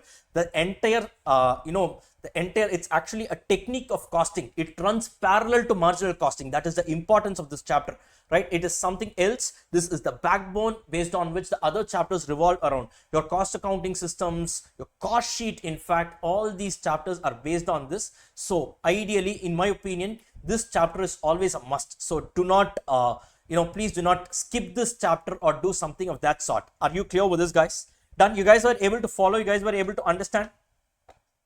You guys were able to understand this, right? So now let's move on to the next concept in this particular chapter. Very, very, very important concept, which is treatment of under or over absorption of overheads. Now, for you to enter into this concept, you need to know one concept called as predetermined rate versus actual rate. Predetermined rate versus actual rate. What do you mean by this, sir? Now, we saw that absorption rate, overhead absorption rate is equal to overheads divided by some base quantity, and we saw that the base quantity could be any of the 6, correct? So your machine hours, labor hour machine hour, percentage of direct material, direct labor cost, and your prime cost. And finally, you have your production units method. So all the 6 methods, any one you can pick, right? So of course, you can't use all the same, all the methods at a single time. Obviously, only one at a time you can then be used. Now, let me give you an example, guys. Very, very important understanding. This is a conceptual explanation, right? Without this, you can't even enter into the next area called as under or over absorption. You wouldn't believe. If you know, it's very, very simple. 10 marks, like you can take 10 marks in both your hands. That is the importance of the concept that we are going to see right now. Now, catch up running notes. Now, let me just give you an example. Let's say budgeted overheads, right, is equal to rupees 3 lakh. The budgeted hours, right, for the purpose of our discussion, I am taking the base quantity as hours. Okay, it could be any of the 6 base quantities. Please understand that is equal to 20,000 hours, right? Now they have given you actual overheads is equal to rupees 30,000. I mean rupees 3 lakh, and the actual hours is going to be the actual hours is going to be 15,000 hours. Now the question here is, if you calculate the absorption rate, that is, if you calculate the absorption rate using the budgeted data, that is, if you take the budgeted numerator divided by the budgeted denominator, that is the budgeted overheads divided by the budgeted hours, if you do this, then that absorption rate, since it is calculated using a budgeted data, it is called as a predetermined rate. Are you clear with this? Predetermined rate is also known as standard rate, is also known as budgeted rate, and all these are alternative terms for this. Predetermined rate, budgeted rate, standard rate, these are all some alternatively interchangeably usable words. What is that? Nothing but calculation of absorption rate using the budgeted data, right? So if I use the budget data for calculating my absorption rate, how much will be my absorption rate? 3 lakh rupees upon 20,000. That gives me how much? Rupees 15 per hour. Suppose I calculate the same absorption rate using the actuals, that is the actual numerator divided by actual denominator. So now that is called as an actual rate. Actual absorption rate is going to be 3 lakh divided by 15,000 hours. That's going to be how much? 20 per hour. Guys, correct? Now, just now we did questions regarding the 3-step absorption costing system, wherein the third step was what? Absorption. Correct? Absorption involves 2 steps inside it. Number 1, calculating the absorption rate. Number 2, charging of overheads to the products. My question to you is, the absorption rate that we calculate, should it be a predetermined rate or should it be an actual rate? Or in other words, for the purpose of charging overheads to the products, should I use the budgeted data or should I use the actual data? This is the question that I am asking you. Should I use the budgeted data or should I use the actual data? Right? Now, while many of you might think that, sir, what question is this, sir? 3 lakh rupees is the overheads I've actually incurred. 15,000 hours is the hours that I've actually spent. Where is the question? Obviously, I need to use 20 rupees per hour. The actual rate only needs to be used because that is the actual cost that have been incurred. No. You need to necessarily use only the predetermined rate for the purpose of overhead calculation. Or in other words, whenever I say absorption rate is always calculated on budgeted data only. Are you clear with this, guys? Are you clear with this? There are 3 reasons for this, out of which the main reason alone I will tell right now, right? Because let us not get too much into it. Generally, I make an elaborate discussion about this in my regular batch, along with numerical examples, some illustrations and all. Right now, you just understand why we use budgeted predetermined rate, that is the budgeted data. Now guys, what is the subject that we are learning? Cost and management accounting. To put it in short, costing. Now, we are not here to do a post-mortem work, right? Like accounts. Now, I'm not undermining your financial accounts. Financial accounts has its own objective. That's why these are all multiple branches of accounting only. Clear? It has its own objective. After a transaction takes place, you record it in your books and publish the results to the end user. That is the objective of your financial accounts. That is not what we do in cost accounts. In cost accounts, I need to concurrently value my stocks then and there. Whenever I say stock, please remember, stock is not closing stock. Stock is every unit produced is called as a stock. Clear with this? Or in other words, now just imagine, can anyone tell me what is the journal entry for closing stock in your financial accounts? Journal entry for closing stock in your financial accounts? No. In your financial accounts, there is no entry at all for closing stock because your stock is never valued in financial accounts. It gets valued only in cost accounts. That's why in all your numerical problems, in all your final account sum, closing stock value will be given as a separate adjustment. You plug it on the credit side of your trading account and plug it on the asset side of your balance sheet and it gets tallied. That's all. It's an adjustment item. There is no single journal entry or there is no valuation of stock under financial accounts. Stock valuation gets done only in cost accounts. Sir, how, sir? Why are we able to value your stock? Because in costing, the moment, right, a particular output FG comes out of my machine, I should immediately value it, right? I should immediately value it, or in other words, costing cannot wait till the end of the year. Are you clear with this? So the moment a particular product, this pen, I'm a pen manufacturing company. Now I have inputted material, labor, and I've incurred all the other expenses and all.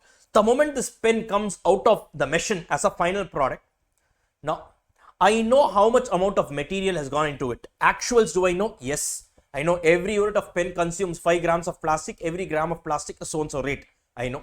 I know how much labor hour was required. Every hour of labor, how much am I paying? Actuals is no.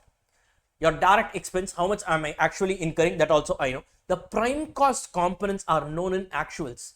But you tell me, is the production overhead figure available on actual the moment the product comes out of the machine? No. For me, if I were to use the actual rate, then what I should do is, the moment the product comes out of the machine, I need to accumulate it, wait for the year end, finally arrive at my overall cost, add profit and fix my selling price. Can I say, if someone comes to your shop and asks you, sir, what is the cost of one pen? Wait, sir, the year is not yet over. Let the year get over. I will get my actual data. I will accumulate everything and I will fix my selling price. Absolutely, that is nonsense. It doesn't work that way.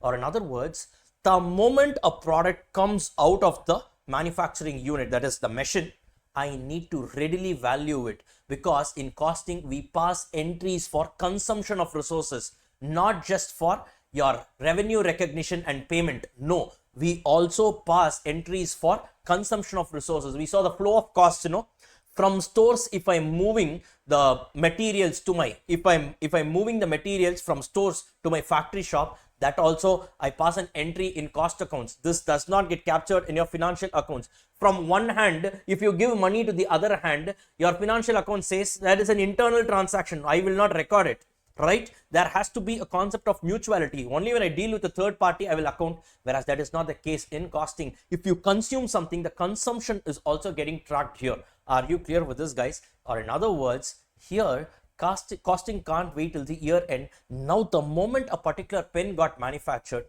now I need to charge it with an overhead. Correct, guys? Now you tell me, will I be having the actual rate the moment it comes out of the production facility? No. So what is the rate that I will be having with me? Only the predetermined rate. Are you clear with this? Are you clear with this? Or in other words, always remember, whenever I say absorption rate means only budgeted rate or predetermined rate, because costing cannot wait till the year end. Are you clear with this, guys? Are you clear with this, guys? Yes. Now what happens here is, so finally if you see, now I can classify the overheads, as in the figures, in terms of figures, I can classify this into three.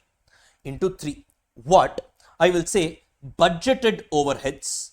What is my budgeted overheads? In this case, my budgeted overheads was how much? 3 lakh rupees. Correct, guys? I budgeted to incur how much? 3 lakh rupees. On the right extreme, I have my actual overheads. What was my actual overheads? Coincidentally, in this case, that is also 3 lakh rupees. Right, guys? Now, in between, I have one figure that is called as absorbed overheads. I have a figure called as absorbed overheads. Now, how do I charge my absorbed overheads? Very simple.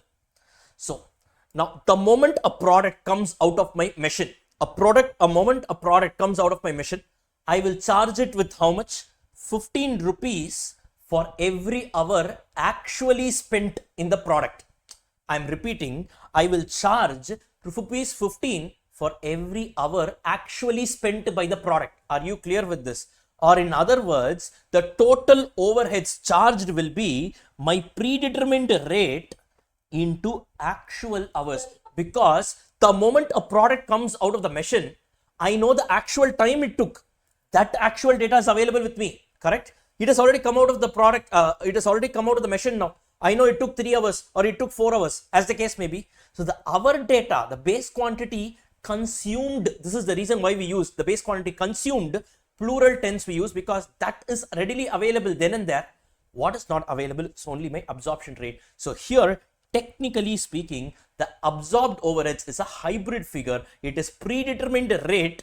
It's been applied on the actual base quantity consumed. In this case, the absorbed overheads will be 15 rupees I charge every time for every hour actually consumed. Totally, at the end of the year, how many hours were consumed? 15,000 hours. Correct? 15,000 hours were consumed. So overall, if you see, the absorbed overhead is going to be how much? Rupees 2,25,000. Are you clear with this, guys? Are you clear with this, guys? Are you clear with this? So here, the budgeted overheads is nothing but overheads planned. Overheads planned. Actual overheads is nothing but overheads incurred, right? And my absorbed overheads is nothing but overheads accounted. Are you clear with this? That is, this is the figure that will be appearing on my cost sheet. Are you clear with this? Because in my cost sheet, your prime cost components are actuals because they are known then and there, but your overheads figure alone is always absorbed. Don't think that it is actual. Till now, what have I done? I have not yet reached the end of the year. Till now, what have I done? Using the predetermined rate, I have applied it on every single hour that has been actually spent. That is what I keep doing. Guys, are you clear with this, guys? Are you clear with this? This is the core of absorption costing. This is the core of absorption costing. Now, what has happened? Finally, I reached the end of the year. Clear with this? Finally, I reached the end of the year.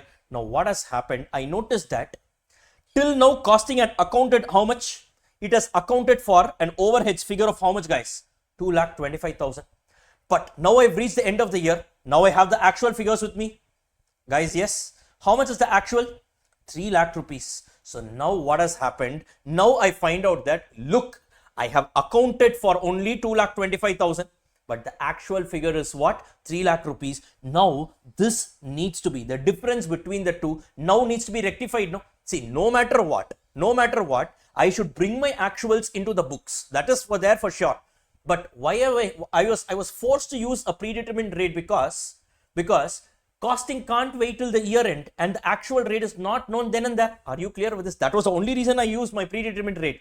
Guys, clear with this, guys? Clear with this? So now what we do here is I take my predetermined rate, multiply it with the actual base quantity consumed. I keep on doing it. At the end of the year, I find out that, okay, absorbed overheads is 2,25,000 means what? Costing has accounted only to the extent of 2,25,000.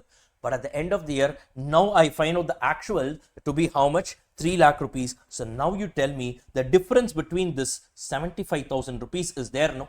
Guys, correct? This 75,000 rupees, I call it as under absorption. Are you clear with this? Are you clear with this? Means what? This is under accounted. I am yet to account for this 75,000 rupees of expense. So now guys, equally there is a chance for a situation of over absorption happening, right? The absorbed overheads could have been 3,50,000. In that case, 3,50,000 minus 3 lakh, 50,000 rupees would have been my over absorption. Are you clear with this? I now need to go and bring down my cost. Are you clear with this, guys? In this case of under absorption, I need to introduce fresh cost because as of now, I've accounted only for 2,25,000 rupees. So now what has happened? I should have accounted for 3 lakh. So now at the end of the year, I am passing the rectification entry. So that rectification treatment is only called as concept of under or over absorption. Guys, are you clear with this?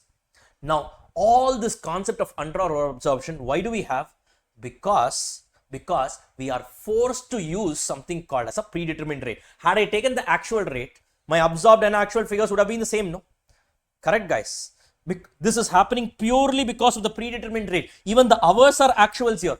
The rate alone is actually a budgeted rate. So purely because of the use of predetermined rate, which I'm forced to use. Because of this only, there happens to be a difference between the overhead accounted and the overhead incurred, which needs to now be bridged by using a concept called as under or over absorption. Are you clear with this, guys? Are you clear with this, guys? Done?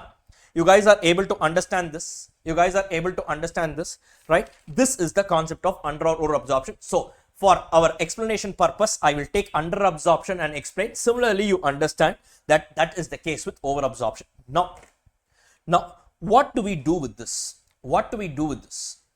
This particular under or over absorption.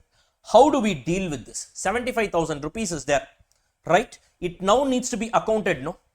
Guys, yes, clear with this? Now, if you see, what would have happened is, now, basically your production overheads, is it a trading account item or a P&L account item? It is a trading account item. That is, or in other words, it's a manufacturing cost, product cost, correct or not? Yes, guys. So technically what has happened till now, if you see in my trading account, there is nothing called as trading account in costing, but to make you understand, I'm saying till now, costing has recorded only for 2,25,000 rupees. Correct, guys? With respect to production overheads. Now you have a trading and P&L account. Now comes a question. Should this 75,000 rupees of under or over absorption, should it be treated as a product cost or should I treat it as a period cost? Now the next question is, should this be treated as a product cost or should it be treated as a period cost? Right? If you're saying you're treating it as a product cost, basically, or in other words, should it be taken to my trading account or should it be taken to my P&L account? This is the question, right? Now, globally, what they say is, take it as a period cost, meaning what? Hit the 75,000, take it to the P&L and close it off. Life is simple, right? Now, if I take it as a product cost, what will happen? There will be a huge impact. Now, guys, I would have already valued my stocks and all, right? By taking only 2,25,000 as my product cost. Now, once again, if I'm taking this 75,000 to my trading account, what happens? Now, the stock valuation will also change. Correct? Are you clear with this? If I take this as a period cost, that's very simple. Only my profit will reduce. But if I take it as my product cost, my stocks and all will change. Once again, I need to rework. Are you clear with this? Sir, what should we do, sir? Now, this is where in India, what we follow is wait. Don't jump to a conclusion. 75,000 rupees in this case is an under absorption, right? So what our Indian, the cost accounting standards and all say is, now, do not jump into a conclusion. First, this 75,000 rupees is there. This is an under absorption. See why this 75,000 rupees of under absorption is there. Classify it into two, right? So let us say out of this 75,000, right, 5,000 rupees difference was due to genuine price level changes, inflation, sir.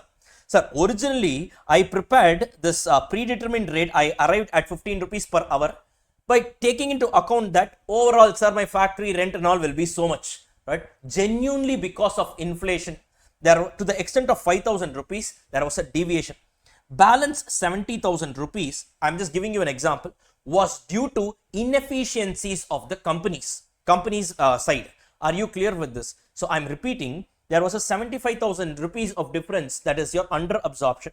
Now they have found out that out of this, 5,000 rupees is due to normal reasons, is due to normal price level changes, and 70,000 rupees is due to abnormal reasons. This abnormal reasons could be what? Your inefficiencies and so on. Are you clear with this? Maybe our staff took more time, or they were actually not that efficient, they took more leaves, or there were strikes, so many other things. Clear with this, guys? Now what they are saying, under or over absorption to the extent attributable to normal price level changes should be treated as a product cost, should be treated as a product cost. Are you clear with this? And the under or over absorption to the extent attributable to all other reasons, your abnormal reasons, inefficiencies, should be treated as a period cost. Are you clear with this? When I say period cost, directly take it to your costing P&L account and make it fully expire in the current year. Are you clear with this, guys? Are you clear with this? Are you all able to understand this? You guys are able to understand this? Now comes the major problem. Now comes the major problem regarding the product cost. Sir, now I am freshly introducing this 5,000 rupees as my product cost. Wouldn't there be a problem? Now my stock valuation, everything will change. Yes, it will change. Now to put things in a much better manner, let us go back to that flow of cost which we saw in the cost sheet area, right? Where I told you all the costs are debited here. Now, as of now, the production overhead figure that I would have debited here was how much? 2,25,000 absorbed figure. Correct, guys? Guys, are you all able to follow this? Guys, are you all able to follow this? This is a very intricate discussion, right? Generally, this alone I take about 2-3 sessions in the regular lecture. So please be careful. Please be attentive here. I am condensing it because it's a revision batch, right? Now look at this. Look at this. So as of now, by the end of the year, I noticed that till now I have accounted for only 2,25,000 rupees here. Now they are asking me to further account for this 5,000, that is treated as a product cost. This 70,000 anyways will go to my P&L account. That's not a problem. They are saying, sir, now you should also treat this 5,000 rupees as what? As your product cost only. Now, what is the issue here? What is the issue here? Now, already throughout this, during the course of the period, what I would have done, so all these things will be there, right? Your overall cost is there. So a portion of it is your cost of production, a portion of it is your closing WIP, right? And then in your FG ledger, what you have, this cost of production would have gone. There you have some opening FG also, right? Opening FG plus cost of production, that's your total goods available for sale. Out of this, partly some units would be sold, partly some units remains unsold. Clear with this? Or in other words, if you see, technically speaking, I would have valued my closing WIP, right? Then this cost of production represented by way of COGS and closing FG. Or in other words, these three figures would have been valued only by considering 2,25,000 as my production overheads. But at the end of the year, now they are saying, no, this 5,000 should also be treated as a product cost. Now what will happen? Now to the extent of this 5,000 rupees, I need to now once again redistribute it between these three parties. Because now if I add a cost here, ultimately these three are the ones who gets affected. Are you clear with this, guys? Are you clear with this? Guys, are you all able to understand this? Right? So what happens here is your under or over absorption to the extent attributable to price level changes, which is now treated as a product cost, will impact your three different accounts, or in other words, will impact three different people. Who are these three people? Your units sold represented in your cost of goods sold, your units unsold represented in your closing FG, and your incomplete units. Are you clear with this? Why this happens? Because till now I considered my POH as only 2,25,000. Now suddenly they are asking me this to consider this 5,000 rupees also. When are they asking me to do this? At the end of the year. By then I would have already valued all my stocks and finished off, because costing can't wait till the year end. Now at the end of the year, they are saying this 5,000 rupees is genuinely because of the price level changes. Go and change it. Now I need to give its impact on these three ledgers. Are you clear with this, guys? Are you clear with this? And how will I do that? How will I do that? Very simple. So now here, if you see, this 5,000 rupees is the under absorption to be treated as a product cost. No, guys, correct? Right? Now I'm just putting it up here, right? This product cost that we saw in our example was how much? 5,000 rupees, right? It needs to be distributed between how many people? 3 people. Who are they? Units sold, represented by way of COGS, right? Units unsold, represented by way of FG, and your closing WIP, that is incomplete units. Now let us say they have given 4,000 units of 4,000 units were sold, right? 750 units were unsold, and let us say 250 units were incomplete, equivalent units. This data is given. Now what you will do, you will apportion this 5,000 rupees, the extra amount of this under or over absorption attributable to your normal reasons, will now need to be given to these 3 people in the ratio of the units that are available. Are you clear with this, guys? Are you clear with this? How do I do that? Now you can directly do it, no? That is 5,000 distributed in the ratio of 4,000 is to 750 is to 250. You can directly do it, guys. Correct, guys, correct. But wait, Institute has introduced one concept called as supplementary rate. So difficult or nothing. What you need to do is add the 3. How much is it? 5,000 units. Correct? Hello, guys. Yes, Ramya, Priya, Murli. Yes, you guys are following. Yes. So now what they are saying is add the 3 total units. How many units are there? 5,000 units are there. They are saying first calculate something called as supplementary rate. Supplementary rate is how much? So your under absorption to be treated as a product cost, that is 5,000 rupees, divided by the total number of units, 5,000 units. So every unit should get a share of how much? 1 rupee. Are you clear with this? Now multiply this 1 rupee with each and every respective volume. So now you will get COGS should be increased by 4,000 rupees. Your closing FG should be increased by 750 rupees, and your WAP should be increased by 250 rupees. Now what has happened? The respective ledgers have also taken the impact, and now we can finally close our books. Are you clear with this, guys? Are you clear with this? Always remember, with respect to under or over absorption, first you compare what? How do you arrive at under or over absorption? Absorbed overheads gets compared with actual overheads. Correct? Now, the under or over absorption could be there. How would you treat? First, find out the reasons. Normal reasons, abnormal reasons. Abnormal reasons, directly take it to your P&L. Normal reasons, wait. What you need to do is, you need to distribute it between 3 parties. Units sold, units unsold, and your incomplete units. That is COGS, closing FG, and closing WIP. And how will you do it? Based on the units that are lying in the respective areas. That directly you can do, but Institute wants you to do it using something called a supplementary rate. Nothing great here. Instead of directly apportioning it, you in between call something as a rate and apportion it. Are you clear with this, guys? Are you clear with this, guys? Right? And once this is being done, finally this entire adjustment of under or over absorption will be over. Are you clear with this? Are you clear with this, guys? Yes. Now what we will do is now we will take one numerical example in this regard. We will take one numerical example in this regard. Now it was a past 10 mark past exam 10 mark question. I think in 2 consecutive attempts the same question, or I think a similar question, was tested back to back. That is the importance of this concept, because this is the heart piece or the core of absorption costing. So this is something that is a never miss, right? Fine, guys. So now let's go and do this. Let's go and do this here. Please take question number 3. Yeah, please take question number 3. Now, look at this. Look at this. In a manufacturing unit, overhead was recovered at a predetermined rate of 20 rupees per labor hour. Right? So the predetermined rate means what? Budgeted overheads divided by budgeted base quantity. Now, the total factory overheads paid and the labor hours actually worked were 45 lakh rupees and 2 lakh labor hours respectively. During this period, 30,000 units were sold.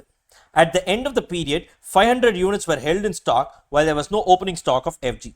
Similarly, though there were no stock of uncompleted units at the beginning of the period, the end of the period there were 10,000 uncompleted units, which may be reckoned as 50% complete. Means what? 10,000 units 50% complete is equivalent to 5,000 units 100% complete. Are you clear with this? So clearly clearly you can say that units sold,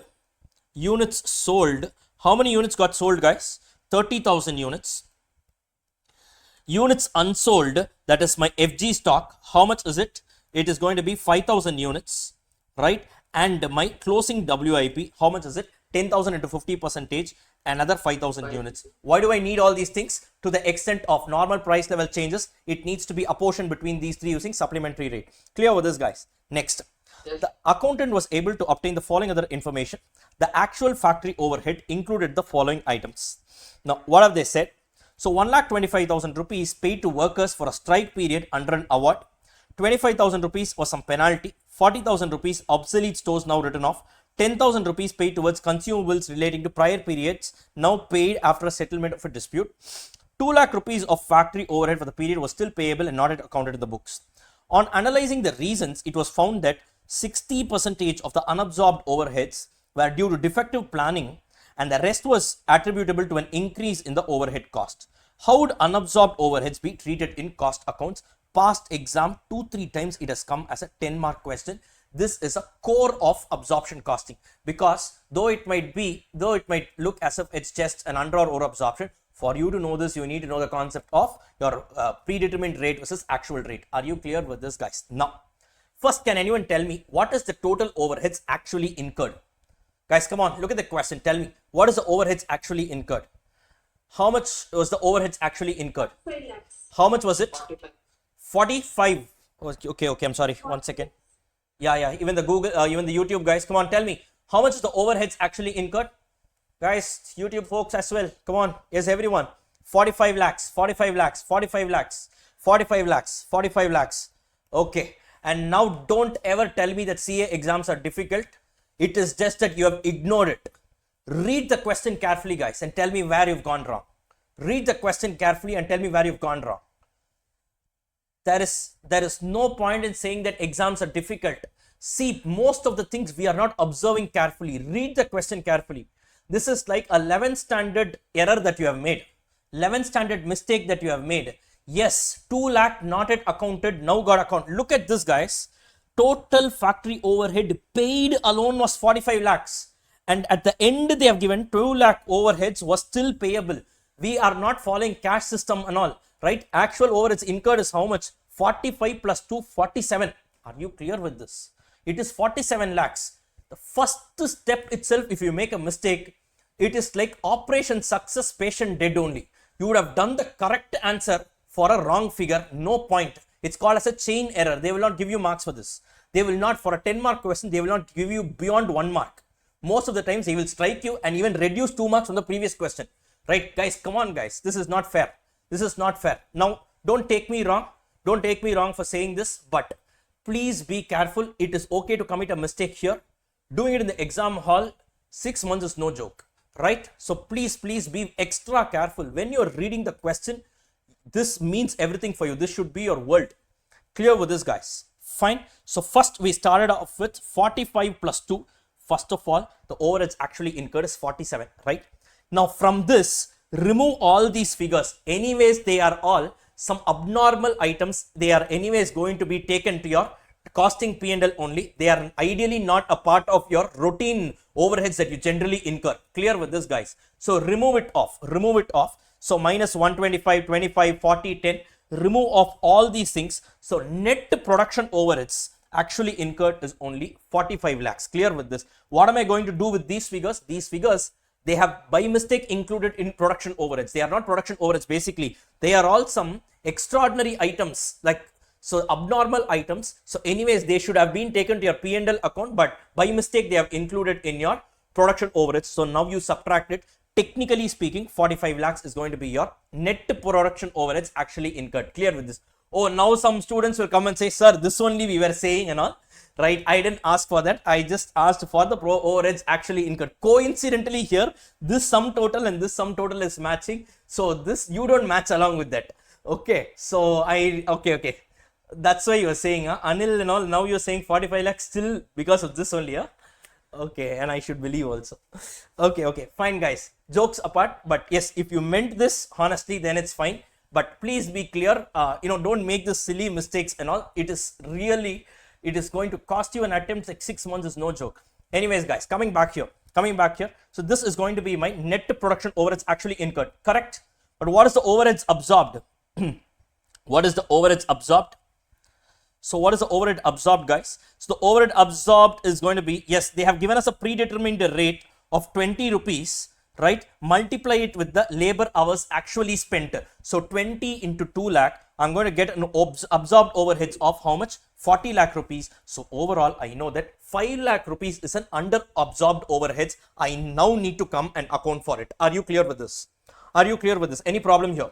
Any problem here? No.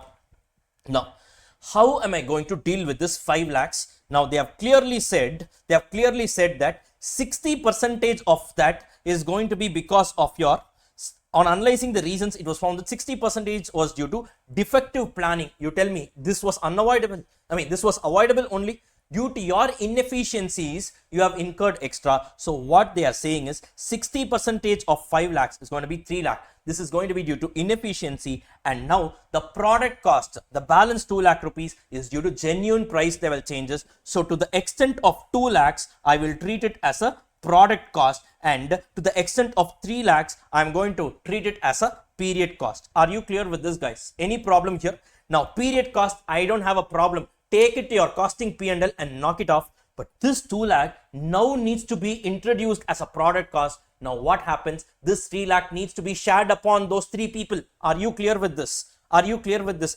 This is the reason why I started off cost sheet itself with the flow of cost. Now you are able to understand. If I introduce it here, right, this guy takes an impact.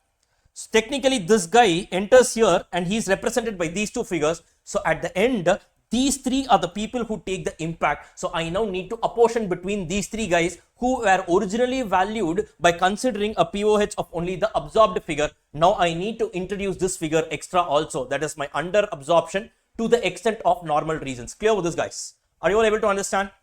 Yes. Are you all able to understand? Right? You are looking at me as if you have muted, you have turned off the sound, and as if you're looking at some gymnastics that I'm doing here right now. Guys, you're actually understanding, right? Yes. Okay, fine. Right. Okay, guys, fine.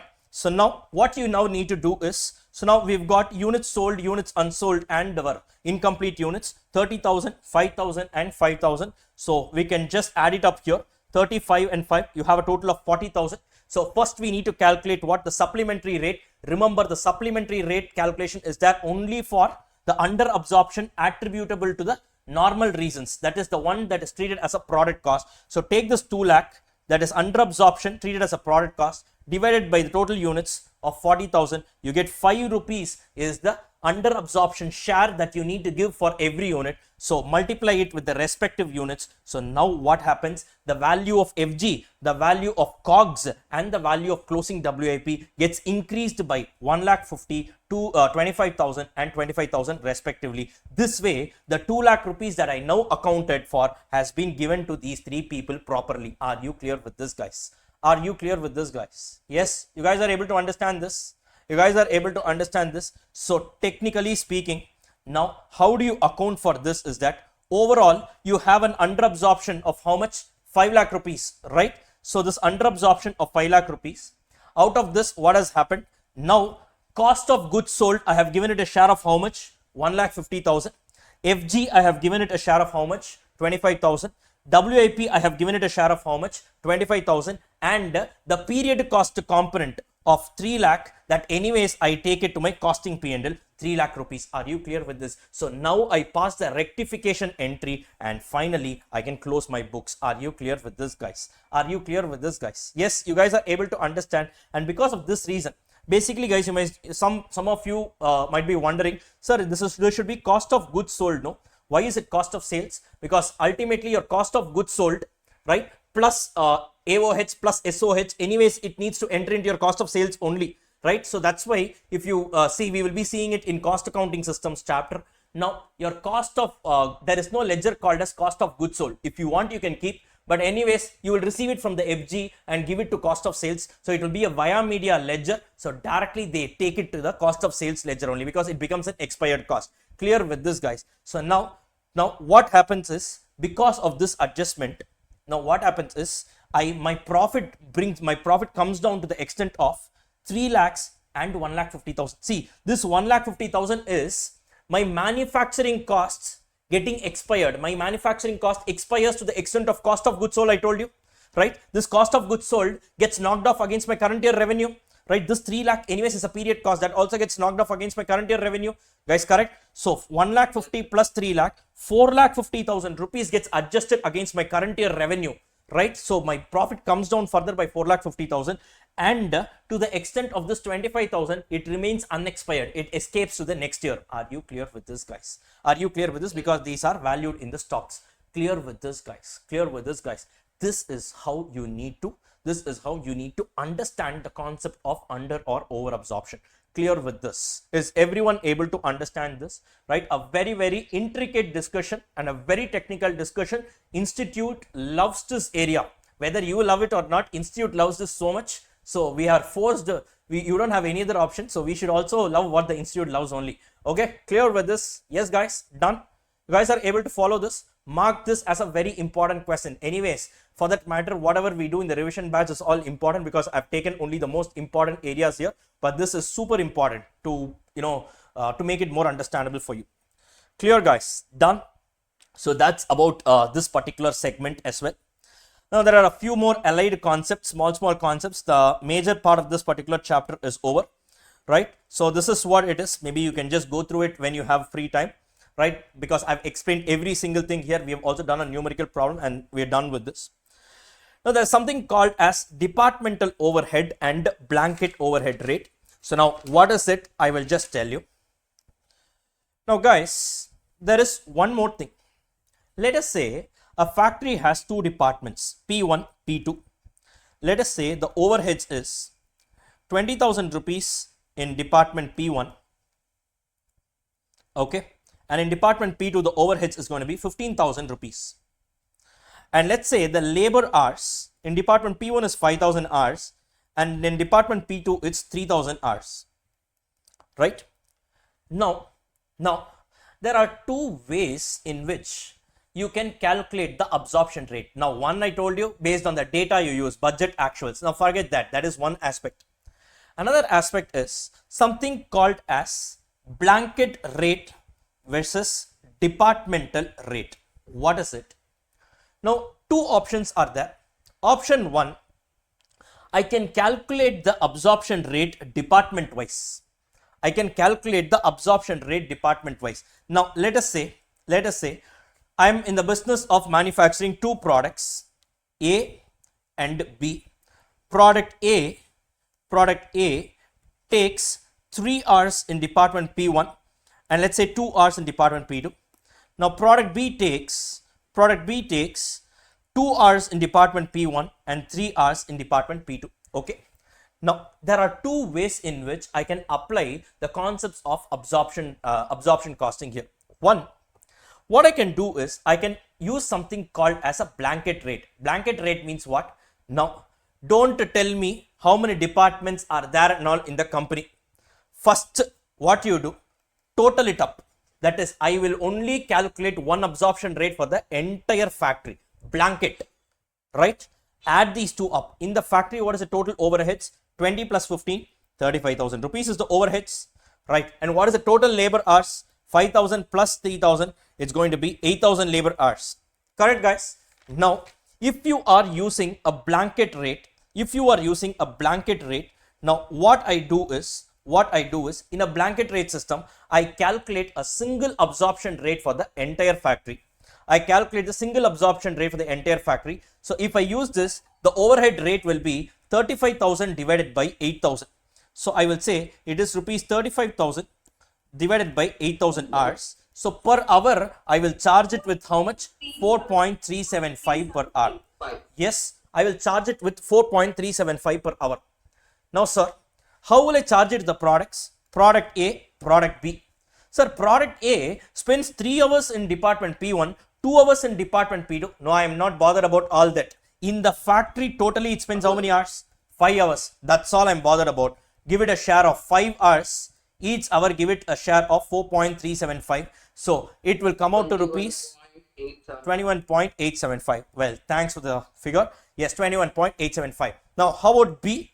B, sir, it spends 2 hours in P1, 3 hours in P2. Now again, I don't need the breakup. Tell me the factory as a whole, how many hours it spends? 5 hours. So here again, it's going to be 5 hours into 4.375. It also gets a share of 21.875 rupees. Are you clear with this? Now, if you calculate a single absorption rate for the entire factory as a whole, this is called as a blanket overhead rate system. Are you clear with this? Now, the other one is called as what? Departmental rate system. What is it? The one that we have been doing till now. The one that we have been doing till now. So we saw that P1, P2 is there. So department wise overhead, I have 20,000 rupees in P1, 15,000 rupees in P2, right? And then the labor hours are also given as 5,000 hours and 3,000 hours, right? So now what do? I calculate the absorption rate department wise, and I say for every hour spent in department P1, so the products should be given a share of how much? 4 rupees per hour.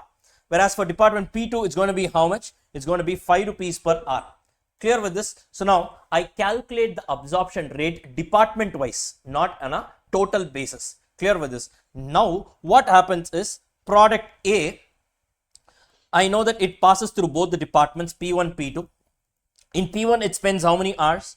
3 hours. In P2, it spends how many hours? 2 hours. So 3 hours in the rate of into 4, 2 hours into 5. So here I will be getting 12. Here I will be getting rupees 10, and if I add up the two, so every unit of A gets a share of rupees how much? 22 rupees, right?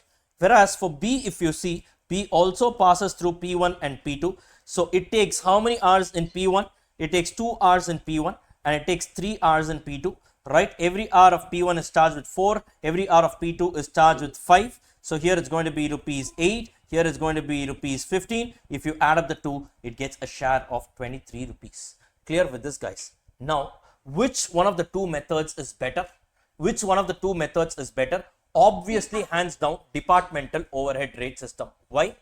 Why? Because one of the reasons is, look, technically speaking, department P2 is a costlier department. Department P1 is a cheaper department. Now, if you see, product B spends more time in a costlier department, lesser time in a cheap department. So it is fair that I should give it slightly more amount of overheads. Correct? No. Whereas overall, both the product spends 5 hours in a factory. No doubt. But the breakup also is important. Guys, correct? The product B spends more time in a costlier department. Obviously, its share of overheads is fair only if I give more. Are you clear with this? Are you clear with this? So the first reason why I'm saying a departmental rate is better is because a product might spend more time in a costlier department and lesser time in a cheap department. Now, all these things will be conveniently ignored if I follow a blanket rate. Are you clear with this, guys? Are you clear with this? That is number one. Number two, now look at this. If I use a blanket rate, what I will be doing? I will say total overheads divided by total base quantity. Correct? No? If I use a departmental rate, I have the flexibility to choose different base quantities for different departments. For example, department P1 is a machining department. I will use machine hours as the base. Department P2 is an assembly department. Here I will use labor hours as the base. So if I am following departmental rate, I have the flexibility to choose the base quantity department wise based on the factor that actually drives the cost in that department.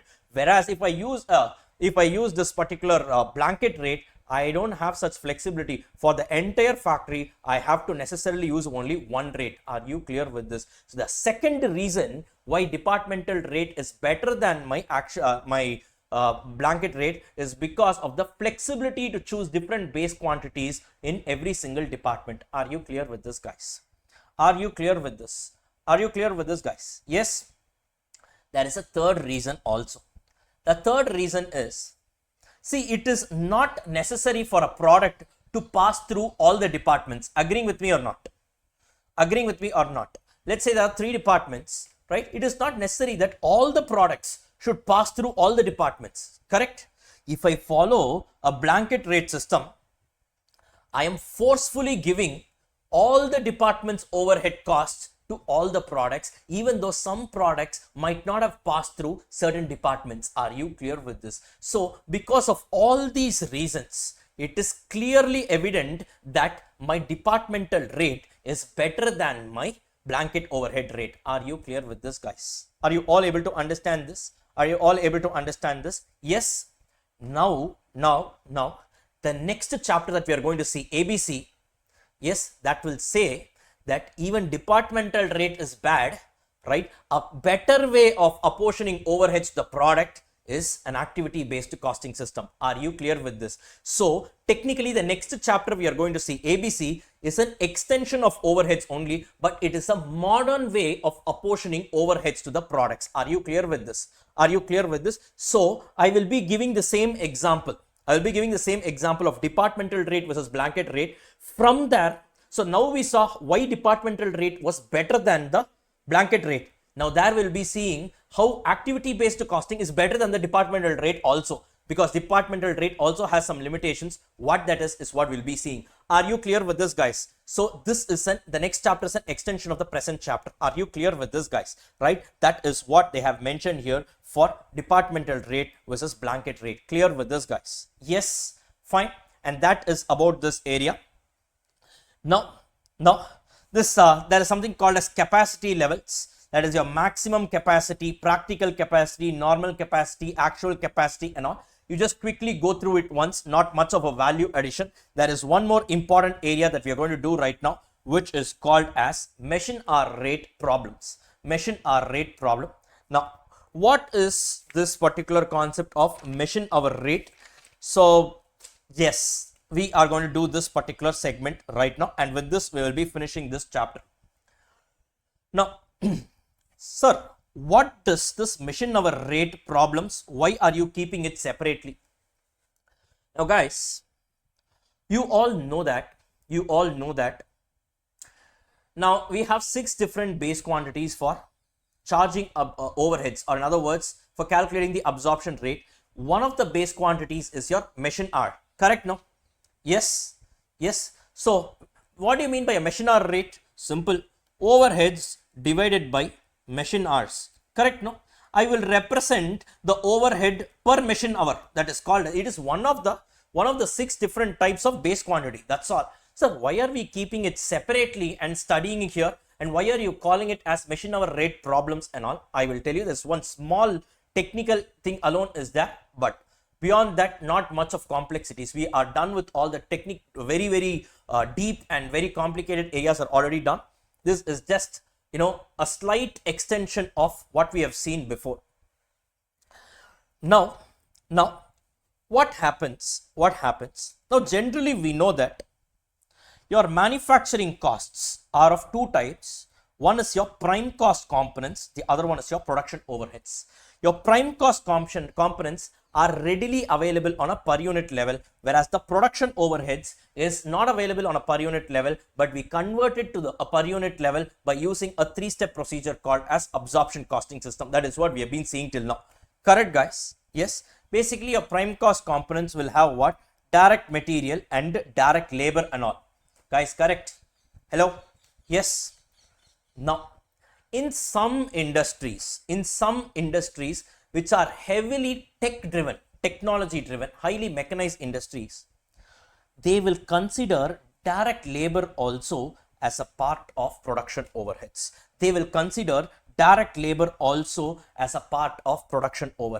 Sir, do not worry, it's a standalone area. It will be given in the question when they are considering it, right? Now, sir, what is it, sir? Can you give us an example? Yes. Now, let us say a company is in the business of manufacturing wooden doors, right? Now, there are 2 ways of manufacturing wooden doors. One, you hire a carpenter.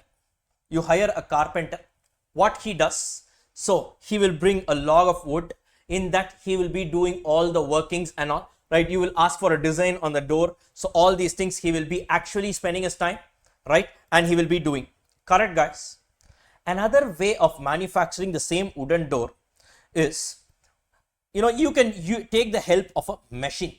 what you can do is, if you're not aware of this, what these guys generally do, some big manufacturer dealers of all these wooden doors and all, they have a system in which they enter the design of the door. The door's design will be there, right? Like this, I want maybe some small hole here, maybe whatever it is, right? All these things they will mention. The design will be done. One click of a button, parallelly 100 doors will be, the machines will start working on 100 doors parallelly. Are you clear with this? Guys, are you clear with this? One click of a button, or it may take 2-3 hours, but parallelly 100 machines will be on and 100 doors will be manufactured of the same design. Are you clear with this, guys? Now, all these 100 machines are operated by a guy called machine operator. Machine operator. Who is a machine operator? The person, the staff who operates the machine. Now, you tell me, guys, if I am hiring a carpenter and manufacturing a machine, I'm manufacturing a door, in this case, it makes sense to consider the carpenter's wages as a prime cost and take it as direct labor. Now you tell me, this machine operator, though he puts his hands on the job and he works, but I can't establish a direct relationship between the time he takes and the number of units that gets produced. Now what this guy will do, he will turn on the machine, he will go for a walk around the factory, right? He will find one nice sweet spot, he will just sleep there. After half an hour, 1 hour, he will come back, turn off the machine. Correct? Now you tell me, is his time spent directly related, does it directly relate to the production or the number of units of your doors manufactured? No. In this kind of setup, it makes sense to consider the machine operator's salary as a part of your production overheads. Are you clear with this? Though he's an assembly line worker, but his time spent and the number of units produced are not proportionate, because this is an industry which is heavily mechanized and tech driven. Are you clear with this? In this case, it makes sense to consider even the prime cost component, which we generally do, that is the labor, the machine operator's wages, should also be considered as a part of production overheads. Are you clear with this? So in this case, what we do is, so the production overheads will include what? It will include the machine operator's salary, right, divided by the machine hours. That's all. This one inclusion in the numerator, that is all is there. Beyond that, nothing great is here. For this only I gave this example. Clear with this, guys? Beyond that, nothing is there.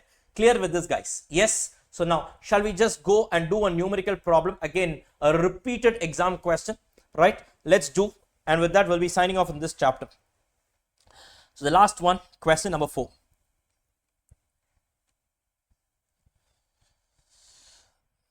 Yes. Now guys, read the question carefully. Read the question carefully. Again, a danger area. Okay, this is a danger area, so please be careful. Okay, a machine shop has 8 identical drilling machines manned by 6 operators. The machines cannot be worked without an operator wholly engaged on it. The original cost of all these 8 machines work out to 8 lakh rupees. These particulars are furnished for a period of 6 months. Normal available hours per month is 208. Absenteeism without pay is going to be 18 hours, right?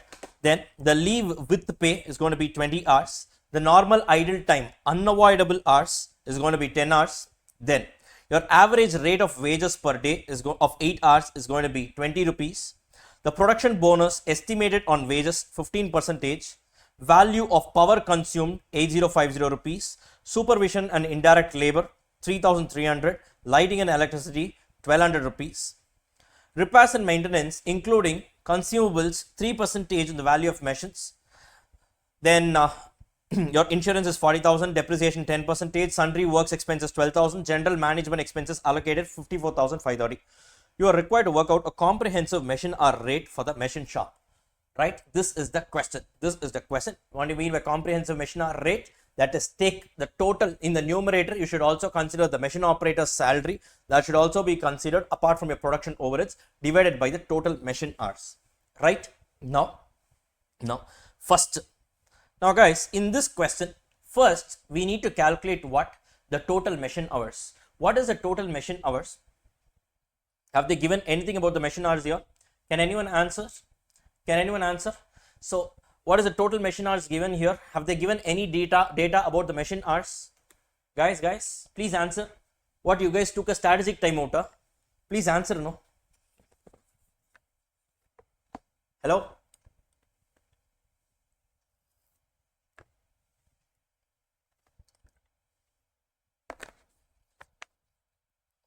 Okay. Now, look at this. In this question, yeah, someone wants to answer. Yes, tell me, please. Yeah, go on.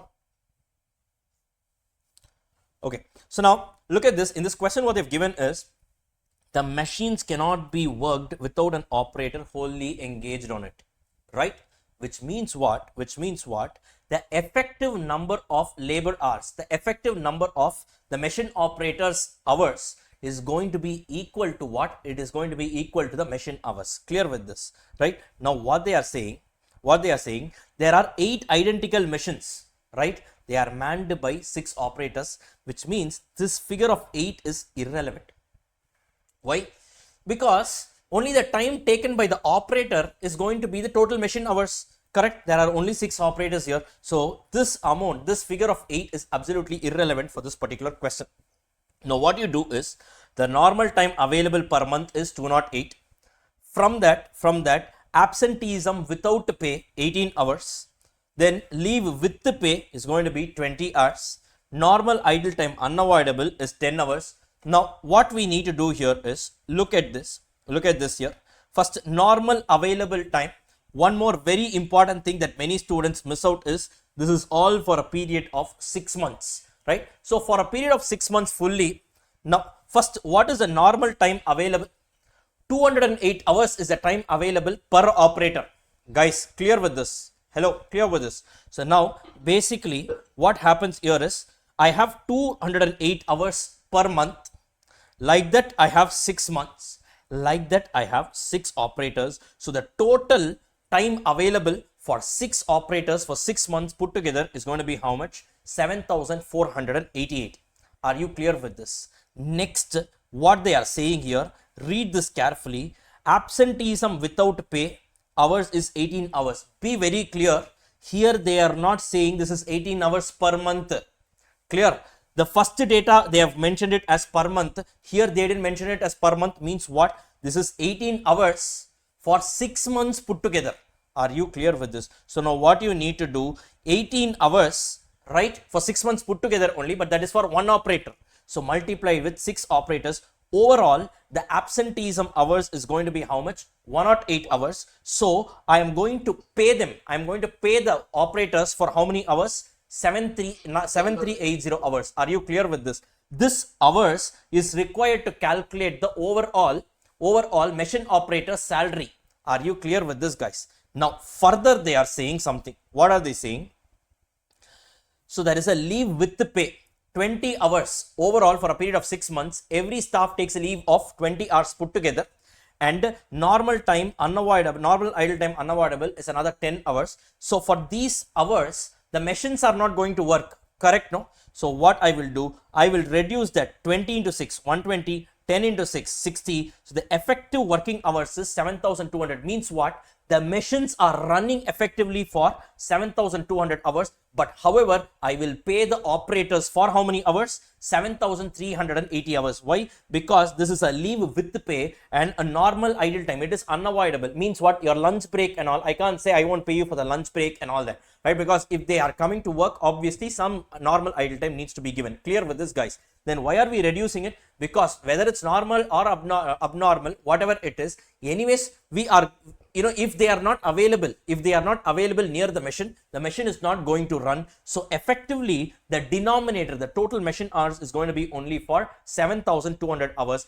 However, in the numerator, one of the components is my machine operator salary. For that, I need to consider 7380 hours. Are you clear with this, guys? Are you clear with this? Look at this. As the machines cannot be worked without an operator wholly engaged on them, therefore, the hours for which the 6 operators are available for 6 months are the hours for which the machines can be used. Hence, the 7,200 hours represent the effective working hours of machines. Are you clear with this, guys? You guys are able to follow this? Yes? Yes, sir. Right?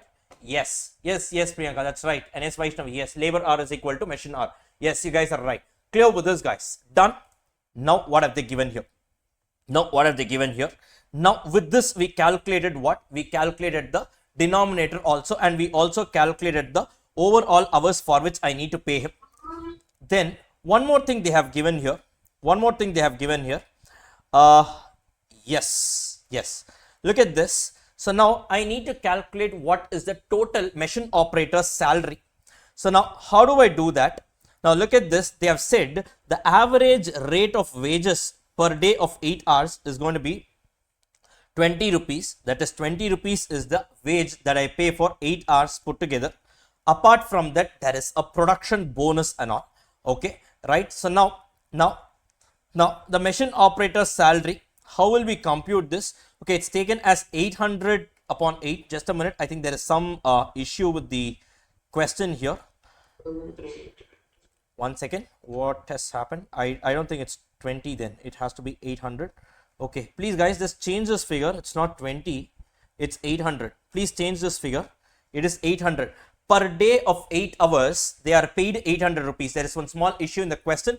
Please correct it to 800 rupees. Okay. So the average rate of wages per day of 8 hours is going to be, yes, 800 rupees. So they are getting paid 800 rupees for working 8 hours. Effectively, the hourly rate that they get is how much? 100 rupees. So that is what they have found out here. Effectively, it's going to be 100 rupees. Clear with this? And for a period of 6 months, I'm going to pay them for a total of 7380 hours. 7380 hours into 100. Overall, my machine operator's wages is going to be how much? 7,38,000 rupees. Are you clear with this? This is for a period of 6 months. So now what we do here, we just go and plug this figure here. Operator's salary is going to be 7,38,000 plus a production bonus of 15% on the 7,38,000. That's going to give you 1,10,700. Right? Apart from that, the other costs that we have here, value of power consumed. Right? The figure is, I think guys, all these are multiplied by 10. I'm sorry, some typo error is here. So please add one zeros. It's 8,500, 33,000 and 12,000. Please add one zeros here, guys. There was some issue in the printing. So please, typing, please add one zeros here. So now it's going to be the power consumed is 8,500. Supervision and indirect labor 33,000. Lighting and electricity was how much? 12,000 rupees. Yes. Now, another common area where students commit a mistake.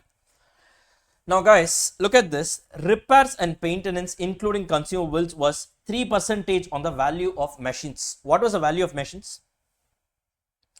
Guys, what was the value of machines? 8 lakh rupees. Correct? Hello?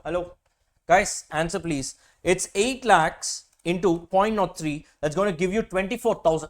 Now you will think that 24,000 rupees should be the cost considered here. No. See what they have given. These are furnished for a period of 6 months. What is furnished for the period of 6 months? Only up to this dabba they have given it for a period of 6 months. So all these data are assumed to be given per annum, which means you need to now convert it into a 6-month figure. So basically what you need to do is here, if you see repairs and maintenance, 3% on 8 lakh into 1 by 2, that is 6 by 12. You get 12,000 rupees here. Similarly, insurance, this is 40,000 for 1 year. For 6 months, it's going to be 20,000. Depreciation, 10% on 8 lakh into 1 by 2, that's 40,000. Similarly, sundry works expenses, 12,000 into half, that's 6,000. And general management expenses apportioned here, 54,530 into half, 1 by 2, that's going to be 27,265. You add up everything, you get the denominator, you get the numerator, the total cost that needs to be apportioned, right? So the total cost divided by the machine hours. What is the machine hours? The machine hours, we got it as 7,200. You divide the two. Now you get the comprehensive machine hour rate of 149.93, which means what? Every time a product passes through the machines, for every hour spent, I will be charging it with an overhead of 149.93. And what was special in this question? Here, we are also considering the machine operator's salary, which till now we were seeing it as a part of prime cost component. It has now been included as a part of your production overheads. Are you clear with this, guys? And that is about this particular chapter. Are you clear with this, guys? Are you clear with this? And overall, if you see right now, this is, it has taken us about 3 hours just to revise this chapter, right? But again, I'm telling you, there are certain other areas as well in this chapter. I'm not saying I'm covering everything, but in a revision batch, whatever is the best possible in the limited time, all the important areas we have definitely covered. So no doubt about that at all. Clear with this, guys? So with this entire chapter is over, and yes, that's about this. We have covered the semi-variable overheads, primary, secondary distribution, absorption, costing, the capacity determination, and yes, the machine hour rate problems. Clear with this, guys? And with this particular chapter of overheads is also over, right? Okay, right, guys. So let's get started. So this is chapter 12 for us, no? This is the 12th chapter. It's called as cost accounting systems. Cost accounting systems. What is this chapter? Actually, this chapter is also called as cost ledger accounting. Cost ledger accounting. This is also called as cost ledger accounting. So what is this chapter all about? And I told you, based on the past exam trends, this chapter is regularly being tested as a 5-mark area throughout the paper, somewhere or the other. Between this question 2 to question 5, generally they are inserting one 5-mark from the last 3 attempts. It has been regularly tested. So as per the trend, this chapter gets tested for 5 marks. At times it is also getting tested for 10 marks. That is unpredictable. But yes, generally for the last 3 attempts, it's been tested for 5 marks each. Now, what is this chapter all about? Now, the first chapter that we saw was cost sheet, right? The same cost sheet chapter, cost sheet was in a statement format. The same cost sheet chapter, if you draw ledgers for each items of cost sheet, it is called as cost accounting system. So basically, only in this chapter we will get introduced to formal system of cost accounting. So we will draw up ledgers, and draw the entire and each and every item of your cost sheet. You will place it in a ledger format, and finally you will prepare your costing P&L, that's for your financials. Are you clear with this? So this is the overall objective of this particular chapter. Okay guys, are you all clear with this? Simple, same as cost sheet, but blend it with your accounting knowledge of debit and credit. So the prerequisite for this chapter is cost sheet and basic debit and credit of accounts. That's all you need to know. If you know this, automatically this chapter is sorted. Okay, clear? 5 marks, sure shot if it is coming. Let us finish it off in the classroom itself. That's about it. And of course, I'll give you a few sums. You just practice that and we are done with this chapter. Clear, guys? Clear? The best part of this chapter is that you already know it fully. Just that I will give you some rules and all. I'll tell you the rules of the game. You need to play along with the rules of the game. That's all. With the debit and credit cost sheet knowledge that you have. Prerequisite is only that. Debit, credit and cost sheet. If you blend the two, you get this chapter called as cost accounting systems. Are you clear with this? Now I will give you an introduction. That's pretty much important. Now let's assume that your dad is a salaried person. Okay, your dad is a salaried person. Now you tell me, does your dad maintain books of accounts, prepare P&L and balance sheet for his personal self? Does he do that every day? Or every year? No. Why does your dad not do it? Basically because it is not required under the law. Correct or not? Have you seen your parents prepare balance sheet, P&L, submitting it to some authority and all? Absolutely not. Why? Because it's not a legal requirement. Correct? Then why do companies and business entities alone do that? Because it's a legal requirement. So first of all, why are we maintaining books of accounts? Books of accounts maintenance has its own advantages, but above all that, it is a legal requirement. So only because it's a legal requirement, we all are maintaining books of accounts. Now, sir, legal requirement under what law? I'm just giving you a background. Fine. So now you have something called as Companies Act. Yes, you guys know, it's a part of your syllabus, right? Paper 2, law, right? So Companies Act is something called as Companies Act is there, that you know, no? Yeah, that is enough. Okay, now in that, if you see, I'm not getting too technical into it, I'm just giving you a bird's eye view. there is a section called as section 2 clause 13 that talks about maintenance of books of accounts. Maintenance of books of accounts. It says every company should maintain books of accounts with respect to its income and expenditure. This is basically your P&L.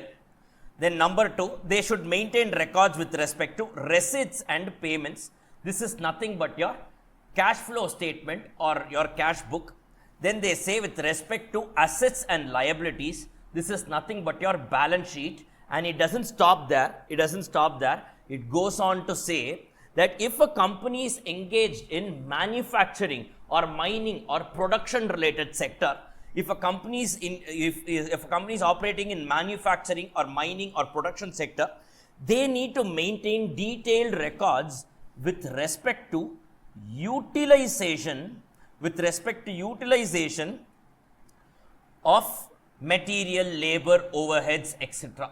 These are the wordings given in the act. They are saying if a company is into manufacturing, mining or production sector, they need to maintain detailed sets of record with respect to utilization of material, labor, overheads. That is utilization of cost components. Now I've already told you, in your financial accounts, from your raw material moves from stores area to factory shop, do you pass an entry? No, it happens within a factory. Concept of mutuality is not there. Your financial accounts, you will record a transaction only if a company deals with an outsider or a third party. Whereas inside utilization entry is never getting passed in your financial accounts. That is an exclusive scope of cost accounts. Are you clear? Basically, your company law is asking you to prepare. Cost records with respect to manufacturing sector. Are you clear with this? So basically, your cost accounting, reason why you have something called as cost accounting stems from this particular section of the company law. It says pass entries or maintain records with respect to utilization of expenses. Are you clear? Utilization of expenses is taken care of only under cost accounting. Guys, are you all clear with this? So basically, this is the reason why we have something called as cost accounting. Are you clear with this? Yes? Are you all clear with this? Now, should all companies maintain cost records? No. In your Companies Act, it clearly mentions only certain classes of companies that are notified by the central government. If it exceeds a certain threshold limit, let's say 500 crores of turnover, something like that. So turnover threshold, capital threshold and all, you might have seen some threshold limits are given. If it is a big manufacturing company that satisfies the requirement as mentioned by the central government, these companies need to separately maintain one complete cost records. They need to have one complete cost records in place. Are you clear with this? And you all know that financial accounts gets audited by whom? By auditor. What auditor? What is the qualification? Chartered accountant. Similarly, this is covered under section 139, just by the way. Now similarly, your cost accounts gets audited by a cost and management accountant. This is covered under section 148 of the Companies Act. Fine, the section and all is not relevant, but I am just giving you a proper backdrop. That's all. Are you clear with this? For our subject, it's not requirement, but you should know when someone is asking you, why are you learning this subject? Apart from the advantages that this subject has, first thing, is it a legal requirement? Yes, it is a legal requirement. So basically, your financial accounts are maintained as per accounting standards. Correct or not? Who prescribes accounting standards? There is a body called as NFRA. In consultation with your Institute of Chartered Accountants of India, they have some accounting standards that needs to be followed. Correct or not? Similarly, if you see that there is something called as cost accounting standards that need to be maintained, that need to be followed when you are preparing your cost accounts. Now, this cost accounting standards are prescribed by the Institute of Cost and Management Accountants of India, or Cost and Works Accountants of India. They have recently changed the name to Institute of Cost and Management Accountants of India. Clear with this? Now they have prescribed from some 24 standards. These standard numbers and all are not there for your syllabus. But is the content of the standard there for your syllabus? Yes. Yes. Nothing. We have already seen everything. Now we saw the treatment of in your overheads. Now you should always use a predetermined rate, correct? And under or over absorption, use of supplementary rate, all these are given only in your cost accounting standards. We didn't learn it by number, that's all, because it's not there for your syllabus. Whatever we have seen till now, every single thing is there only in your cost accounting standard. Else, if something like a cost accounting standard is not there, you will follow your own base, I will follow my own base. So there will not be any uniformity. The purpose of accounting itself gets defeated. Are you clear with this? So whatever we have covered till now, we have picked it all from our cost accounting standards without knowing the numbers of that, because it's not there for your syllabus. Are you clear with this? Are you clear with this? Now, why are companies required to maintain cost records? Because it's a part of your, not a part of your syllabus, it's a part of the law. It's a part of the law, and law says that you need to maintain. Now, the law says that you need to maintain cost records, correct or not? The law gives you two options. The law gives you two options. Now, you can maintain your costing records in two manners, in two systems. One is called as a non-integrated system. Non-integrated system. The other one is obviously called as integrated system. Integrated system. So one is called as a non-integrated system. The other one is called as an integrated system. The law gives you a choice to follow either of the two systems of cost accounting. What are these two systems, sir? Why do I have these two systems? Very simple. Now, anyways, a company needs to maintain financial records, correct? Now, over and above that, if you are satisfying the conditions, you should also maintain something called as cost records, correct or not? Now, if you are following a non-integrated system, what you will do is, in your company, you should have two separate departments. One is a finance department, the other one is a costing department. Now, the finance department will maintain only finance related books. The costing department will maintain only the cost related books. Meaning what? Your financial accounting and cost accounting are maintained by two different set of teams. They are not merged together.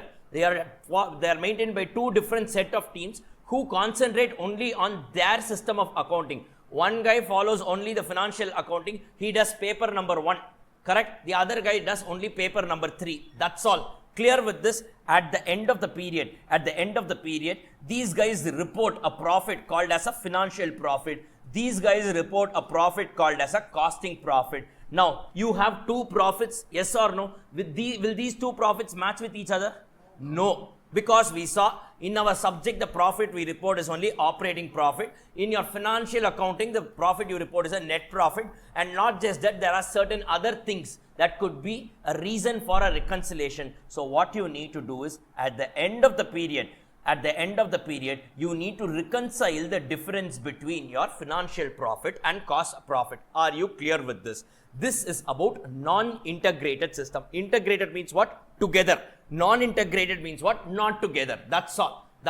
So I maintain my financial records and cost records independently, and I report a financial profit and a costing profit, and at the end of the year, I will look at the differences and I will reconcile them. Are you clear with this? Now, what do you mean by an integrated system? I will have only one team. Now, for costing and for financial records and all, I don't have two different teams. I don't have two different set of books. I will merge everything into a single set of books. So, parallelly, inside a single set of books, I will also pass entries for purchase and payment, plus I will also pass entries for utilization. So what I will do, in my financial account, I will add on my cost account, and I will merge everything put together, and I will maintain everything in an interlocked fashion. Now you tell me, here how many profits I report? Only one profit. I don't have two set of profit. Now if I report only one profit, is there a question of reconciliation? What I will reconcile with what? No. So first understand, the concept of reconciliation arises only if you are following a non-integrated system of accounting. Are you clear with this? And these are the three objectives of our subject. Maintenance of books of accounts as per non-integrated, maintenance of books of accounts as per integrated, and reconciliation statement in case of non-integrated. These are the three things that we are going to learn in this particular chapter. Are you clear with this? Are you clear with this? Many students, they don't know that reconciliation is applicable only for non-integrated. They say reconciliation statement is applicable throughout everywhere. First, to know why we have a reconciliation. Only when there are two sets of profit, only that can be reconciled. You report only one profit, you will reconcile that with what? No, there is nothing to be reconciled. Correct or not? Are you all understanding this, guys? Are you all understanding? So that's about the overview of this particular chapter, what we are going to see. Are you clear with this? And as I told you, the best part about this chapter is you already know it. You already know it. It's nothing but your cost sheet giving some accounting element of debit and credit to the items of cost sheet. So, sir, under integrated system, when they find operating profit separately, we will see it, no? We will see it. So, under integrated system, what they will do is, they will maintain the costing profit. So, till the level of operations, what they will do, they will maintain, they will have this costing P&L. They will have this costing P&L, operating profit. That operating profit will be transferred to your main P&L account, financial P&L. From there, they will also debit and credit non-operating items. They arrive at the net profit. We will see it later. Don't worry about it. Fine. So, basically, as I told you, you have two manners of maintaining your cost accounting records. One is non-integrated, that is separate sets, and the other one is integrated. And the concept of reconciliation arises only in case you're following a non-integrated system of cost accounting. Are you all clear with this? First thing, are you all clear with what we are going to study in this particular chapter? Clear, guys? And as I told you, it's repeatedly tested for 5 marks and all. Don't miss out on that. And at times it has also come for 10 marks. So let's not take any chances. Let's do it here. Are you all clear with this, guys? Are you all clear with this? Now, so first let's go to the non-integrated system of accounting. Now, if we take time in understanding how to do this non-integrated system, simultaneously integrated system is also covered. Done, over, that's all. I will tell you how. When we are doing it, I will tell you how. That's all. It's very, very simple. If you know non-integrated, automatically you will know integrated. That's all. You need not separately do that. You need not separately, learn that. It is already covered under non-integrated. I will tell you how and all. Now, so take the heading. So the part 1 of this particular chapter is non-integrated system. Non-integrated system. Non-integrated system. What do you mean by non-integrated system? Costing records are maintained separately, financial records are maintained separately, and we are going to prepare costing records alone, separately. Are you clear with this? Are you clear with this? Are you clear with this? Fine. Now, you guys know what to debit, what to credit, no? Asset and expenses, increase will get debited, decrease will get credited. Then liabilities and income, increase will get credited, decrease will get debited. Correct or not? These are the basics. These are the basics of accounting. Correct? And of course, if there is a capital account, increase credit, decrease debit. Of course, we will not be seeing any kind of capital account. Basically, there can only be 5 types of accounts. No. Now, I'm telling you honestly, when I was in my 11th, they were teaching me debit the receiver, credit the giver, real account, nominal account. Trust me, I didn't want all that. Whatever it is, max, there can only be 5 types of accounts. Correct? So, expense and asset, increase debit. Then liability and income, increase credit. Capital, increase credit. That's all. And if it is the other way around, you should credit or debit the otherwise. That's about it. This is all accounting is. Correct or not? Fine. Nothing great here. We all know the basics of accounting. Fine. So, I generally don't use this real account, nominal account, personal account and all. I only use this way. These 5 ledgers, 5 different types of ledgers, increase, decrease, what you should do. If you know this, entire account is over. That's all. Correct? Clear with this? Fine. Now, this knowledge you guys have. Now, what I will tell you is, now, we will be seeing in a time from now, in a few seconds from now, I will tell you one particular transaction. You should tell me the journal entry for that. Can you tell me? Yes, based on whatever we have just seen, increase, decrease, debit or credit, correct? But there is only one rule for this game. There is only one rule for this game. There is only one rule for this game. Yes, the rule is, I will tell you a set of 11 ledger accounts. Okay, a set of 11 ledger accounts, I will tell you. You can use only those 11 ledgers account for a debit or credit. Basically, whatever entry you want, you pass. But you should pass only using these 11 ledgers. That is, the debit or the credit should go to either of these 11 ledgers. Deal? Yes, that's all you need to do. And I will tell you the transactions then and there. As I keep telling you the transactions, you tell the entry and parallelly write it. All these in detail is not given in the material that I've given you. Clear? Then and there you do it and we are done with this area. That's about it. And of course, in between, I will tell you where all there are separate treatment that needs to be done. In fact, whatever chapters that we have studied till now, material, labor, overheads, every chapter gets converged here, and I will tell you how to give the accounting treatment for all that. That's the beauty of this chapter. So basically, we will converge whatever we have learned till now, and this chapter's objective is objective A, that is stock valuation and profit computation. We are trying to report the profit. Correct? Are you clear? This chapter's objective is not at all B or C. Are you clear with this? Fine. Decision making control is not at all there in this chapter. This chapter is wholly and solely about your objective A, your stock valuation and profit computation. Are you clear with this? So we are only talking about how to report your costing profits. Are you clear? Now, please note this down. Please note this down.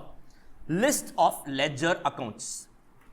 List of ledger accounts. Please note this down. It might be there in your material that I've given you, but please note it down. Please note it down. I'm telling it to you for a reason. Now, what are the ledger accounts that you have? Number one, stores ledger control account. I will call this as SLC.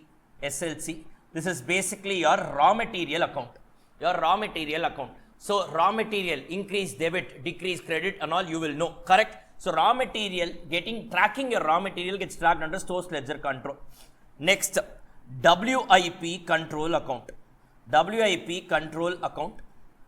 This is for your WIP. That is nothing but your factory shop. I told you. Correct?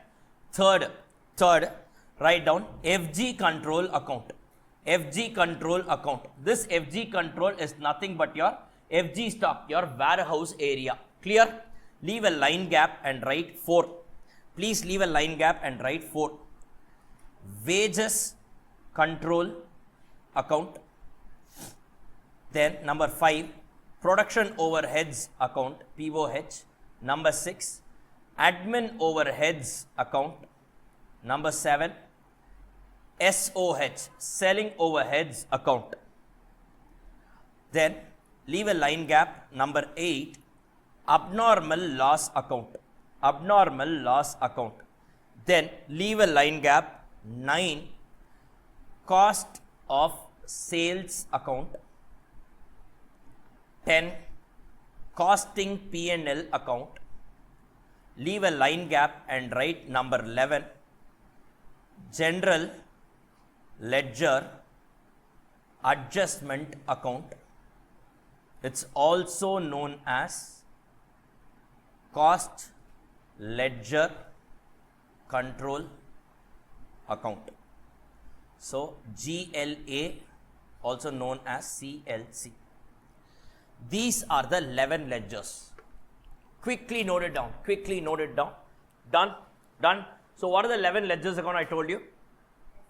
Your stores ledger control, WIP, FG.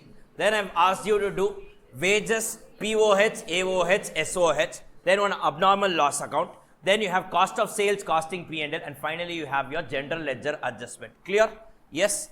Now what you do is maybe take another ink, maybe take a green ink, put a bracket within the first 3.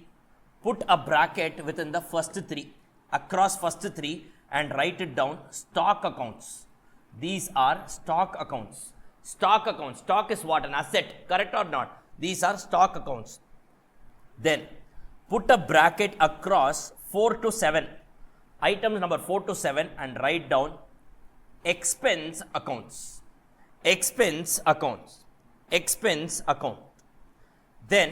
Then abnormal loss is a loss account.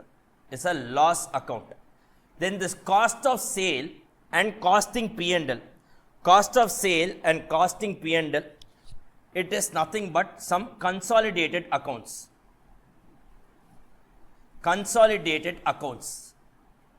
And finally, you have something called as a general ledger adjustment. That is nothing but write down self self-balancing ledger. Self-balancing ledger. Self-balancing ledger. I will tell you what each and everything is. Don't worry. Write down self-balancing ledger. Now, whatever is your costing related entry, I told you, you can only make use of these 11 ledgers. 11 ledgers. Now, raw material related stores control account. Your WAP related WAP ledger. FG related FG control account. Clear? These three are stocks. Then you have 4 items of expenses. Wages, POH, AOH and SOH. Are you clear with this? So then material cost, it gets tracked under stores ledger control. Are you clear? Are you clear?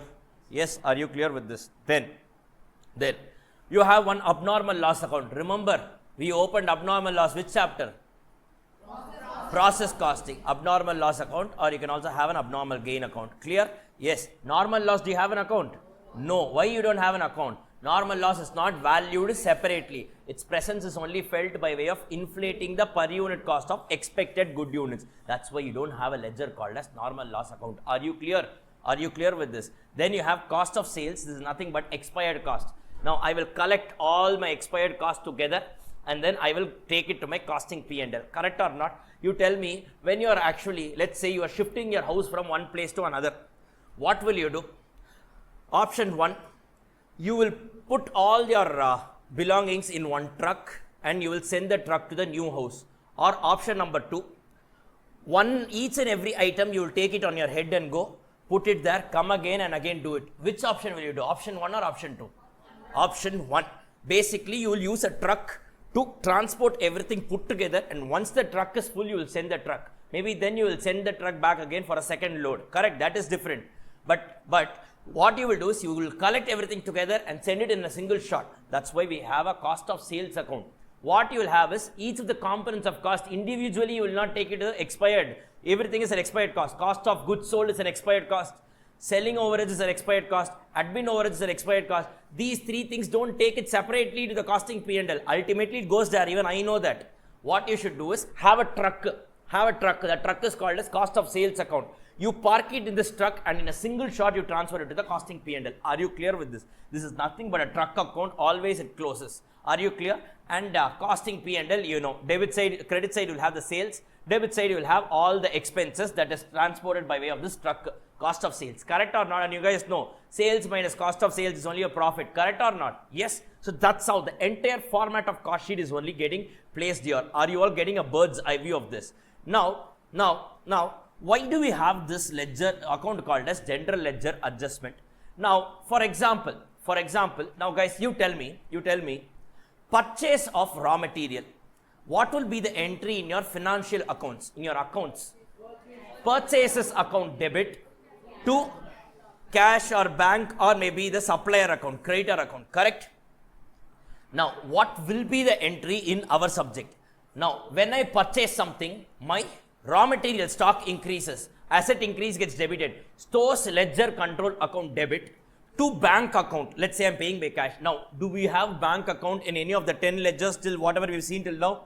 No. Now, this bank account is actually a financial, purely a financial particular financial ledger, correct? It's nowhere relating to costing, but we can't omit it. If you omit it, then you can't maintain double entry, correct or not? So, whatever ledger is not lying within the 10 ledgers that we have seen above, park it in a ledger called as general ledger adjustment, or it's also called as cost ledger control account. Are you clear? So, whatever ledger is not covered in the above 10, park that debit or credit in the GLA account. Are you clear? For our classroom discussion, we will call it as GLA, general ledger adjustment. In exam, they can also give it as a cost ledger control. Watch out for that. Are you clear with this? Guys, are you clear with this? Yes. So now this is the rule that I am telling you.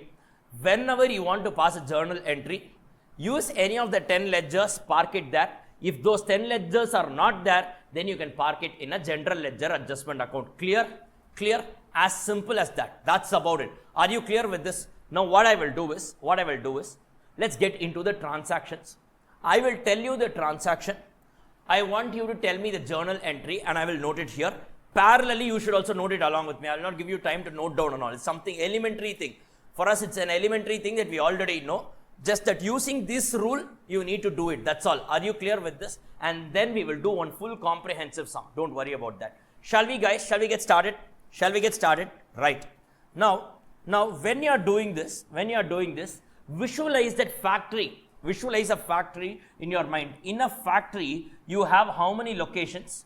3 locations. What are they?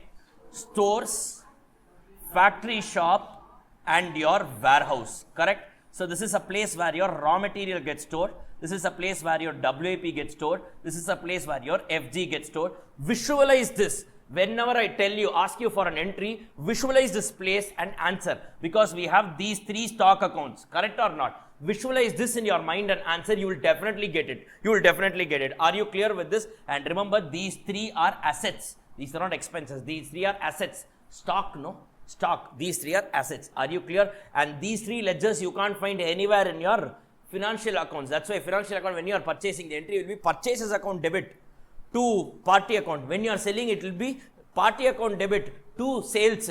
So you are debiting one item, one purchase account at the time of purchase, and you are crediting sales account at the time of sale. It is nowhere linked. Correct or not? That's why stock can never get valued in your financial accounts. Whereas we are maintaining stocks. We are maintaining stocks separately. These ledgers you will find nowhere in your financial accounts. Are you clear with this? Are you clear with this? Guys, are you all clear with this? Yes?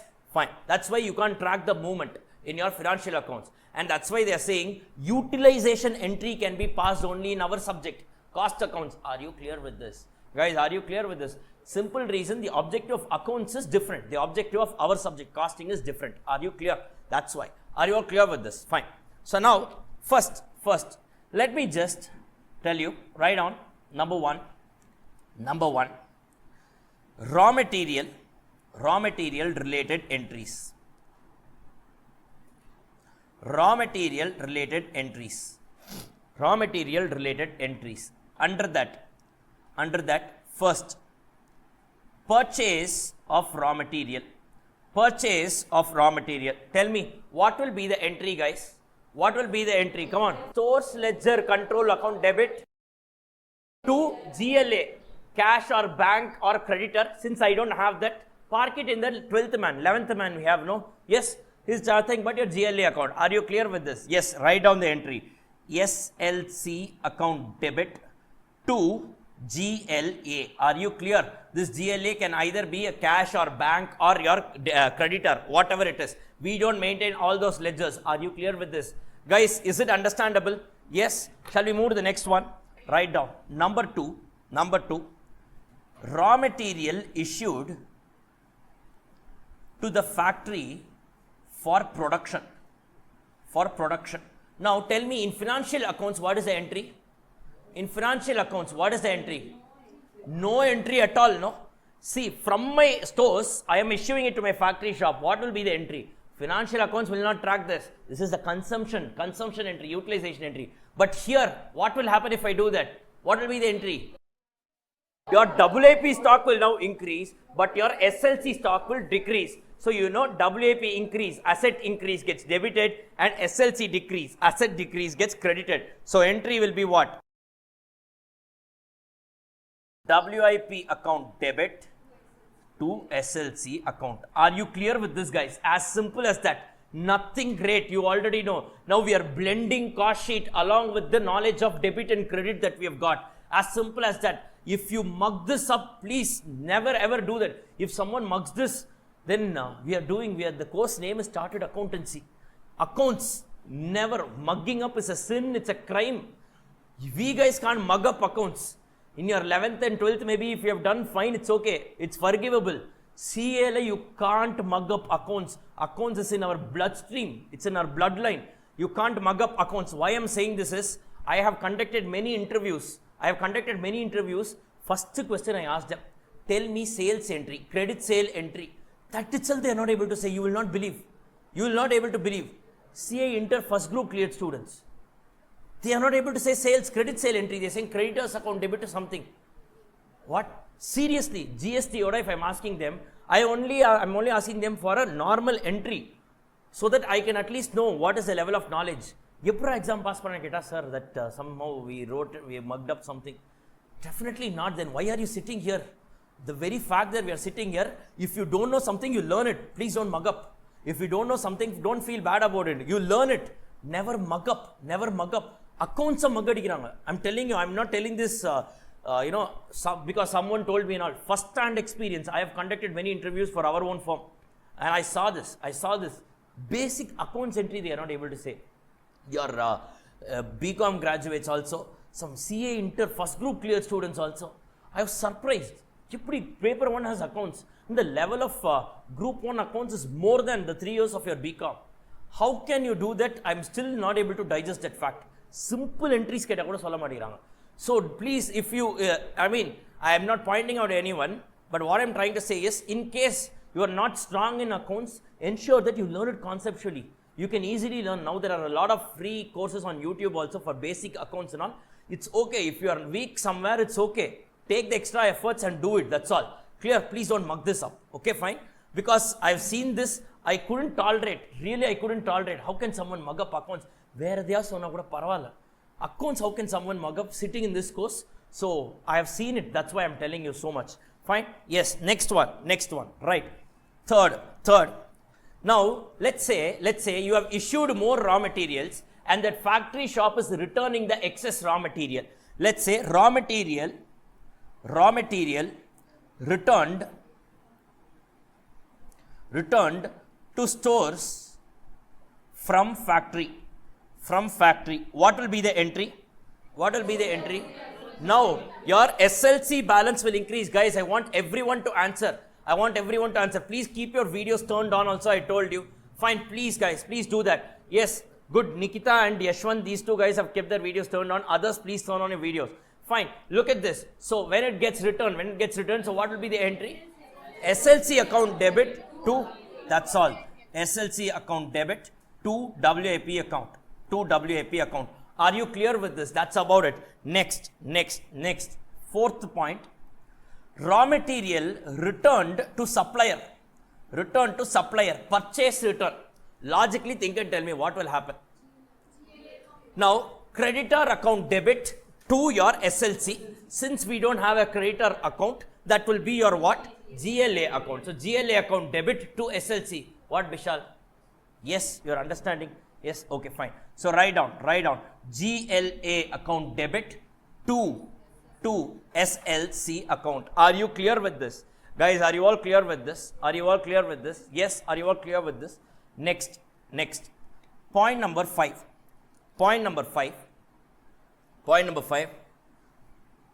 Purchase of raw material for special order. For special orders. Now, this is how they will give in the exam. Purchase of raw material for special order. What is the entry? SLC to GLA. No. SLC account will not at all get impacted. I'll tell you. Correct. You're right. Krishna Priya. Yes, that is the right thing. Now wait. I know this might sound very, the wordings are very misleading. Special order. Guys. I'll tell you one example. Maybe then this will help you remember. Now, what happens generally in your house? Your mom is asking you to buy some groceries. What will you do?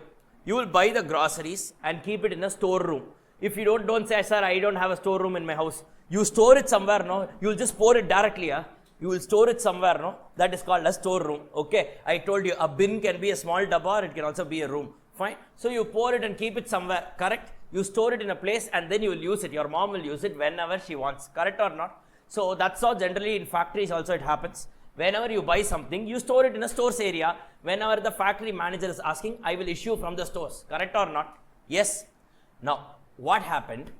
One day, a few guests came to your house, and these guests, you know what they are known for? Coming just before the day of exam. That's when they will come. So they will not say, can I come? They will say, I am going to come. So it's an information to us. So apna, what you should do, you should go to library, correct?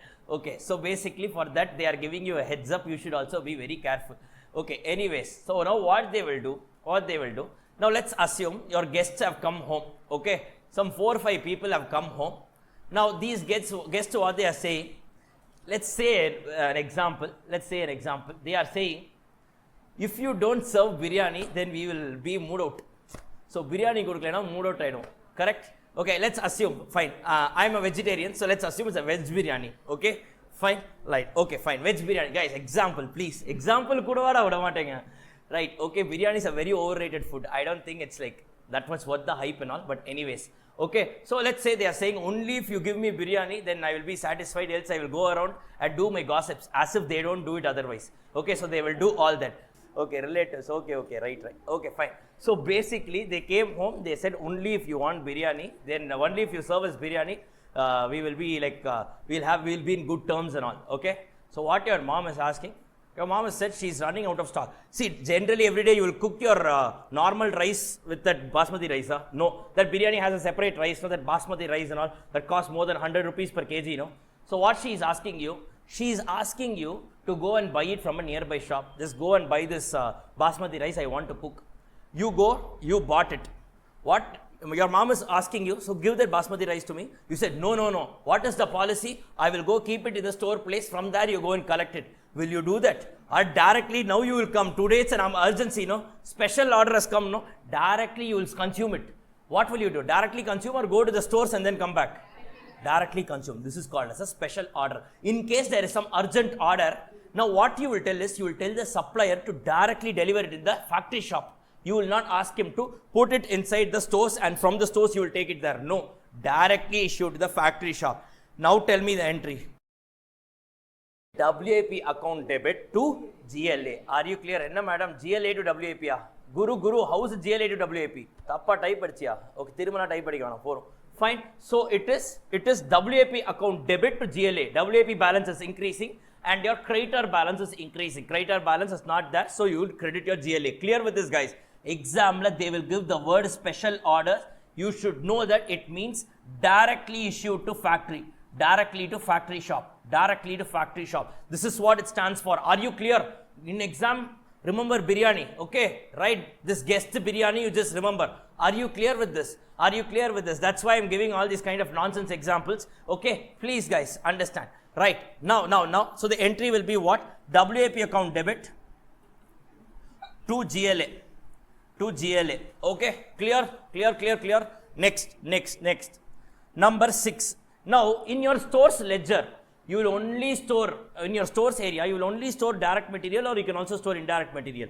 You will store all types of material, correct? If it is consumed directly, let's say I'm in a textile manufacturing company, I have cotton, correct? If I use this cotton for producing cloth, I will say that is a direct material, correct? Now, this cotton I can also use to wipe this particular machines and all, no? If I use it for that, it's going to be an indirect material, correct or not? Correct or not? So, write down the next one, indirect material issued to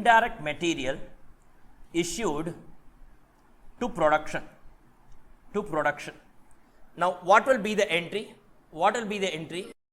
Now, what was an asset now turns into an indirect expense. So, POH account debit to SLC account. Are you clear? Increase in expense, POH debit. Decrease in asset, SLC credit. Clear with this, guys? Clear with this? Are you clear with this? So, write down POH account debit to SLC. Are you clear with this?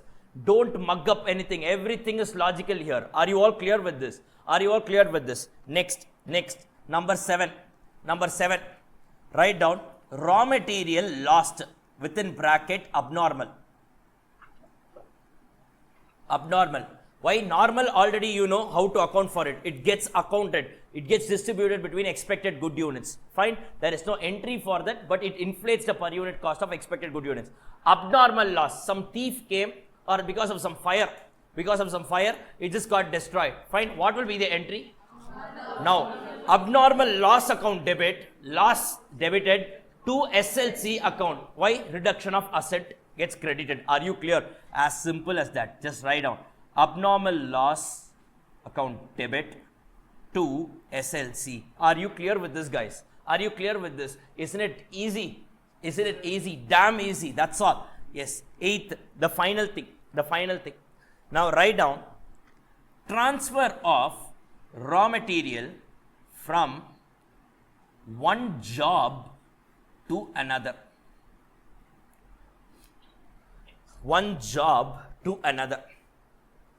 Now guys, let's say I am in a job costing setup, meaning what? I manufacture customized products. Okay. Now let's say I am a company like BHEL.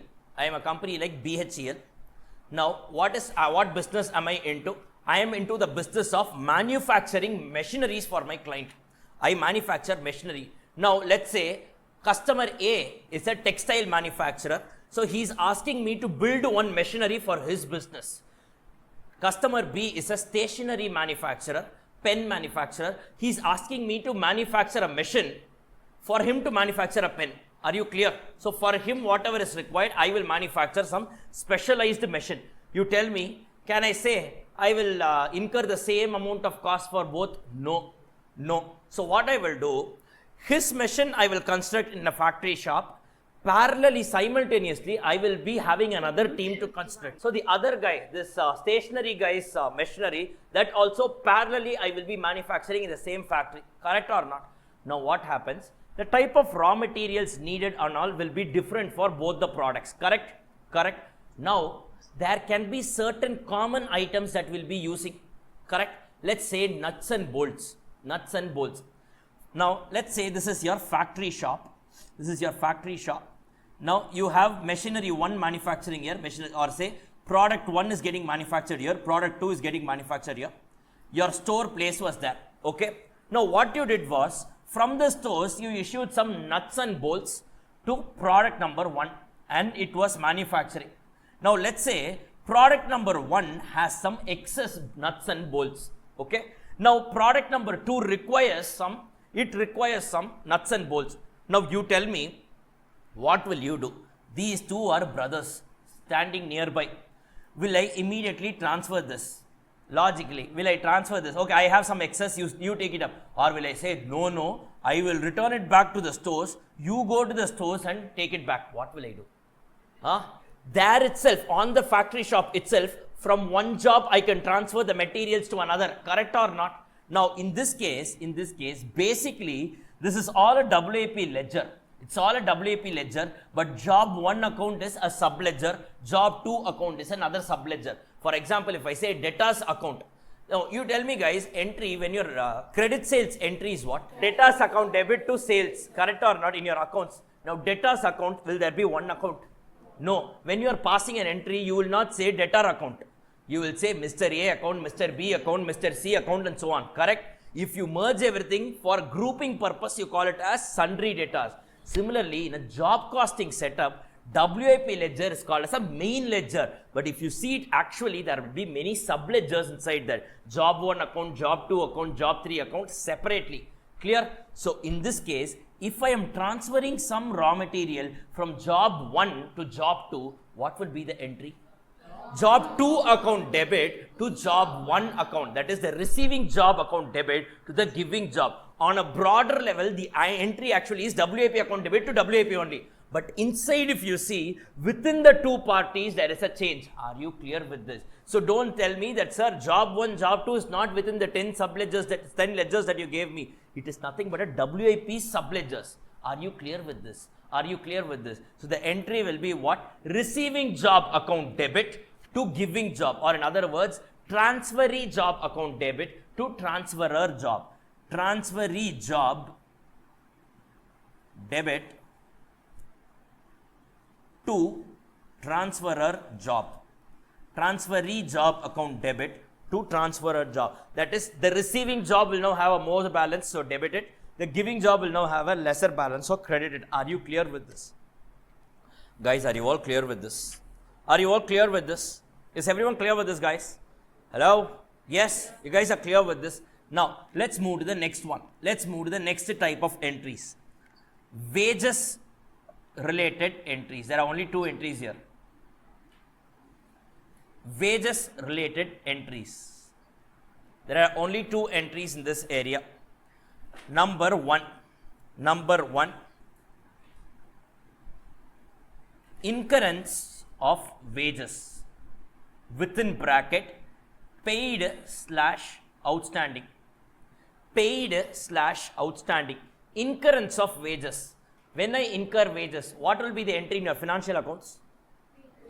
Wages account debit to to cash or bank or wages account debit to outstanding wages, correct, if you haven't paid, correct. So here what will be the entry?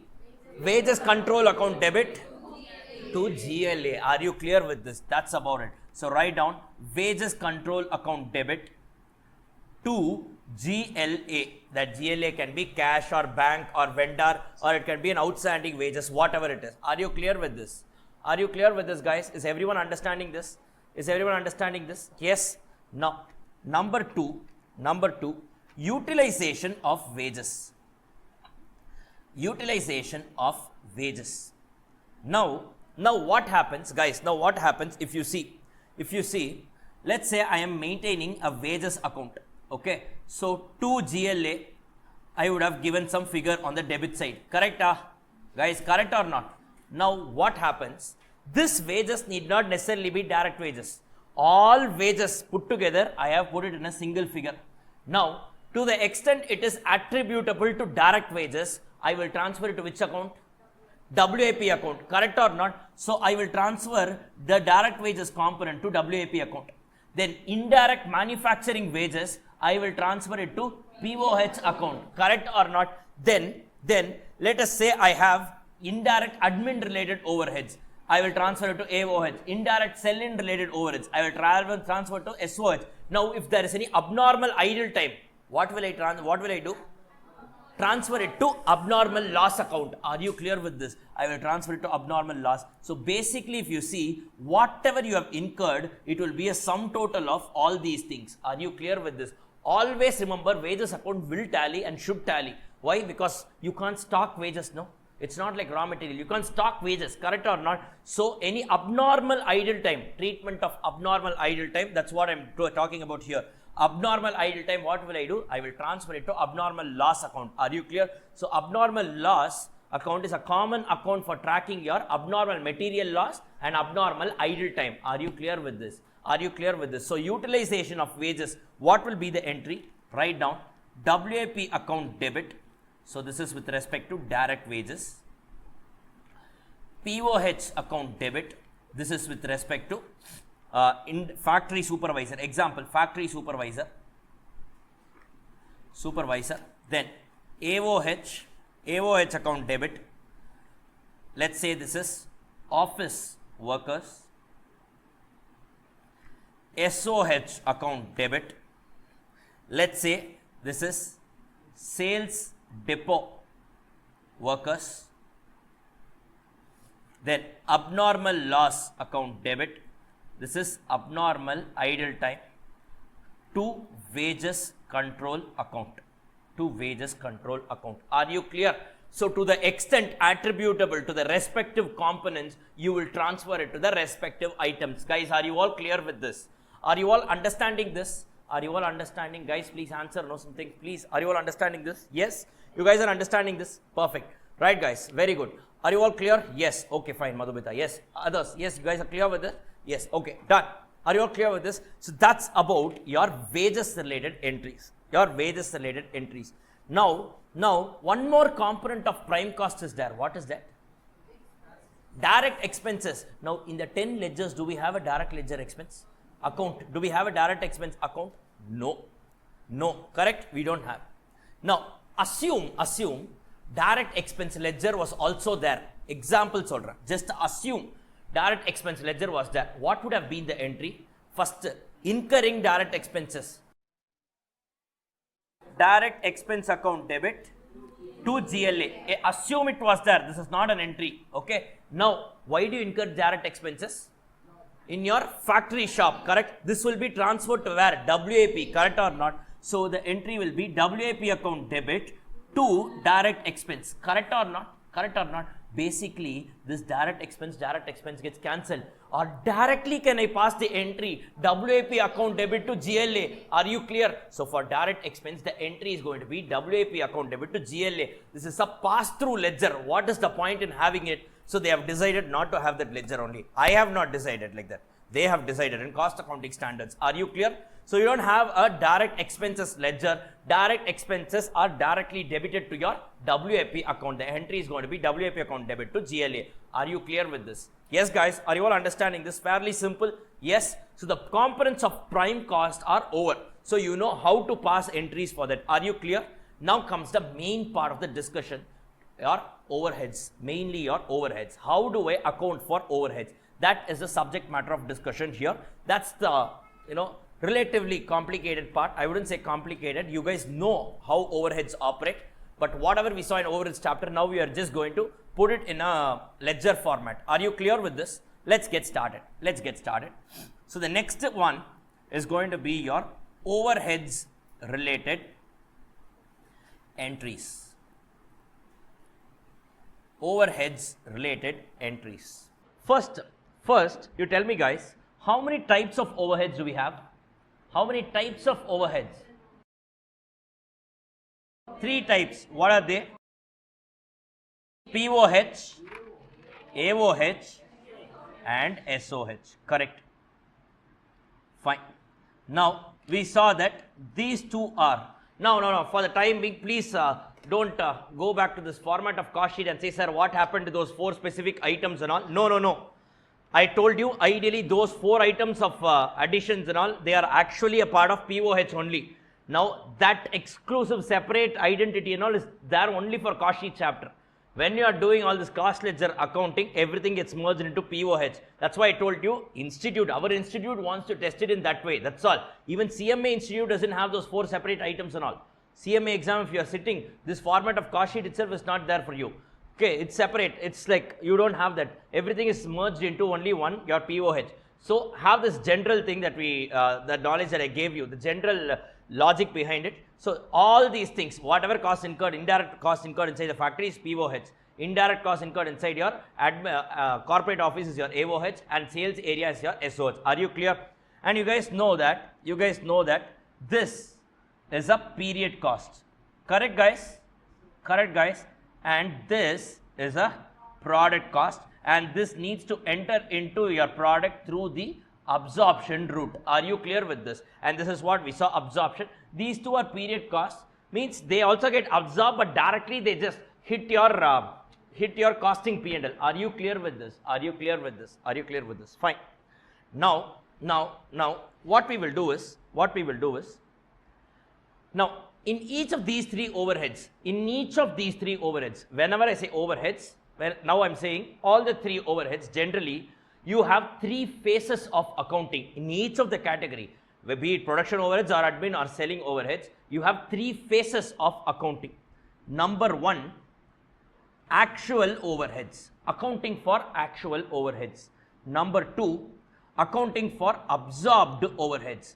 And number 3, at the end of the year, you do what? Under absorption or over absorption. Correct? So for all the 3 types of overheads, you have this common thing. Account for actual overheads, account for absorbed overheads, account for under or over absorption. Yes? Are you clear with this? Now you might have a doubt, sir, you only told me overhead absorbed is only accounted. Overhead accounted. I told you, no, overhead absorbed is only overhead accounted, no? Yes, that is only accounted. How to do all these things, I will tell you right now. So just wait. Once we finish this, if you still have doubts, you can ask me. Clear with this? Now, let me just go take a POH account. Fine. Let me take a production overhead account. Now, guys, you tell me guys. Now, actual incurrence of production overheads will increase the production overheads expense. Are you clear? It will get debited or credited? Debited. Correct or not? Now you tell me, production overheads, indirect materials, I will get it from SLC. Correct or not?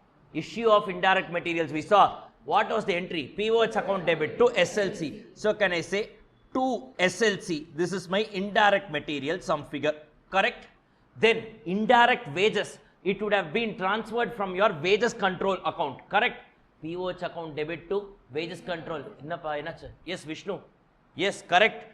We saw the entry, no? Indirect wages. Correct? So to what? Wages control account. Let's say some figure. Apart from that, any indirect expenses now you are incurring, what will be the entry? You are incurring an indirect expense right now.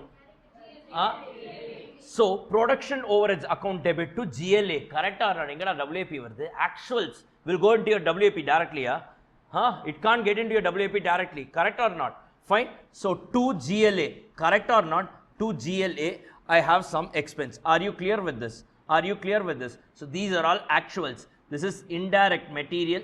This is indirect labor. This is indirect expense. I told you all these three put together is called as production overheads. Are you clear with this? We drew all the line and all. I told you green ink item put together, bucketed together, prime cost. Red ink item put together, it's called as POH and all. I told you that how it is coming. Are you clear with this? Guys, please respond. Please respond. Yes. Now you tell me. Now you tell me. Now you tell me. Guys, now you tell me. Now, throughout this year, I keep incurring these expenses. Correct or not? Correct or not? Now, I need to value my every unit of product the moment it comes out of my machine. Correct? Now, can I wait for the year end and do that? No. Costing can't wait till year end. So what do? You arrive at something called as absorption rate, multiply with the actual base quantity consumed, and parallelly you absorb. That is, parallelly you charge. You remove it from your POH and take it into your WAP account. Correct or not? Correct or not? Guys, correct or not? Absorbed overheads. So what I will do, absorbed overheads will be by WIP some figure. The entry will be WIP account debit to production overheads account. Are you clear with this? Why? Because now I am taking it. Expense get reduced and it gets converted into an asset. It gets converted into an asset. I am charging the overheads into the product. Product means what? An asset. Are you clear with this? Are you clear with this? Now, let us assume. Now, you guys know that these three figures put together are actuals. Correct? Correct? This figure is what? Absorbed. Correct? Now, always remember, these three figures are actuals. This figure is absorbed. Correct? Let us say these three figures put together. Is, let us assume, this is going to be 60,000 in our example. Okay? Now, what I will be doing, now guys, look at this. The beauty of this production overhead ledger is that both the debit side and credit side will be parallelly ticking. That is, as and when I incur an expense, I will keep on debiting the ledger. And as and when I keep producing the unit, I will keep on be absorbing using my budgeted rate. So both the sides will be parallelly functioning. Are you clear with this? I will not wait for the actuals. I will do it based on absorbed. That's why I said overheads accounted into the product is only going to be absorbed. Actuals will get debited here. Actual will get debited here in your POH account. Clear? Now let's say I have absorbed a total of 50,000. Yes, we have used some budgeted rate and all, predetermined rate into actual base quantity. Correct? At the end of the year, will your actuals and absorbed be equal? Mostly not. Now in this case, if you see, I have debited 60, but only 50 went into the product. Correct or not? So it is a case of what? It is a case of what? Under absorption. I have absorbed only 50, but actually I have incurred 60. Are you clear with this? So what I will do with respect to this 10,000? I have two methods. You remember? If it is normal, if it is because of normal price level changes, I will use something called as a supplementary rate and apportion between three people. Who are they? Your cost of sales, that is units sold, FG account, WAP account. Are you clear? I wanted to tell you this. You are saying Pata Madri irukku. What is this? Come on, we've spent a lot of time on overheads. No, day 1 and day 2. We put together, we did overheads. Guys, day 2 we did it. Yes, day 2 we did it. Guys, yes, clear with this. Correct? Fine. So basically, if it is attributable to normal reasons, price level changes, these three people will get a share. Or if it is because of abnormal or inefficient reasons, directly take it to your costing P&L. You guys remember that? Yes, you guys remember that? Yes or no? Yes or no? I showed that and all. Yes, and one 10-mark question also, I told you how to do that. Yes, guys, you remember this? Inefficiency in planning. Strike, I told you. That example, I also told you one more thing. In that paid was there on top, outstanding was there in the bottom, 45 lakhs plus 2 lakhs, 47 lakhs. Now you remember, huh? Yes, yes. Are you clear? Are you clear with this? This you should tell me. I am telling you. Who is going to write the exam? You guys are only going to write the exam. Okay, right. Okay, fine. So this could generally what happens, this will be treated as, in the absence of any information, you will treat this as a period cost. If nothing is mentioned, guys, if nothing is mentioned, you treat the under or over absorption as a period cost. Are you clear with this? So I will say by costing P&L. But actually it need not be costing P&L alone. It can also be those three guys. That is your cost of sales, your closing, your FG account and WAP account. They can also get a share. In this case, we are assuming that it's only a period cost. So this part is a pencil circle balance figure. Are you clear with this? Are you clear with this? Guys, are you clear with this? Are you clear with this? Sold and out.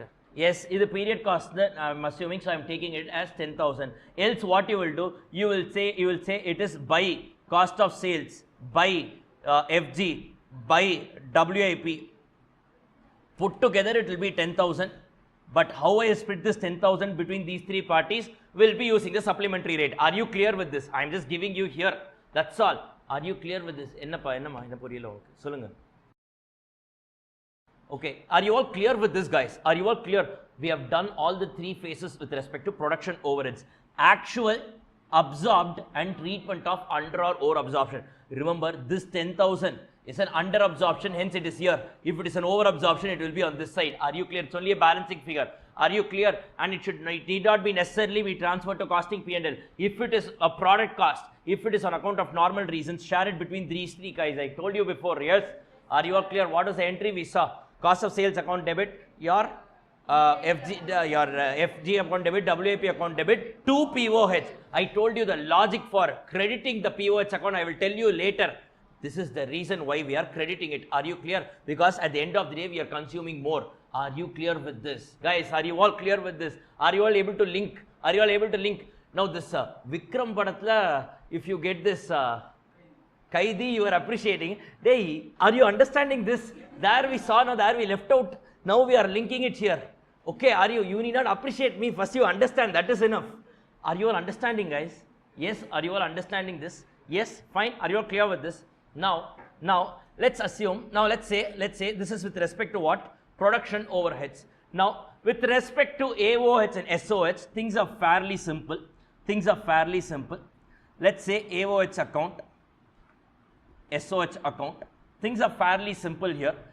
Now here also what I have, indirect materials I will get from SLC ledger, indirect labor I will get from wages control account, and any indirect admin overheads I am incurring now only, I will park it to GLA, correct or not? So these are all actuals.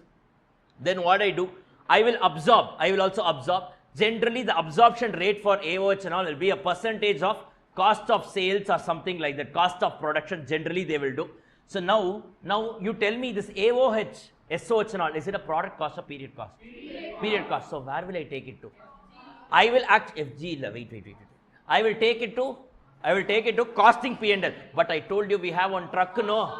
Directly don't take. Everything you will put on your head and take, or you will park it in a truck and you will drive the truck comfortably. Yes, you will take the truck only. So take it to your by cost of sales account, and if there is any difference, this is based on absorption, and if there is any difference, that is always going to be by or to, will always go to your costing P&L account. Are you clear with this? Are you clear? Because it's a period cost. Similarly for SOH also the same thing. To SLC, to wages control account, to GLA, you have all the actuals. Then the absorbed will go to by cost of sales, and if there is any under or over absorption, you will take it to your costing P&L. Guys, are you all clear with this? Is everyone understanding this? Is everyone understanding this? Guys, is everyone understanding this? Yes? Is everyone understanding this, guys? Are you all understanding this? Yes? Right? Perfect. Now, yes, okay. Right? Are you all understanding this? So basically, you have three phases of accounting with respect to overheads, all types of overheads. What are the three phases of accounting? First, the actuals will be debited.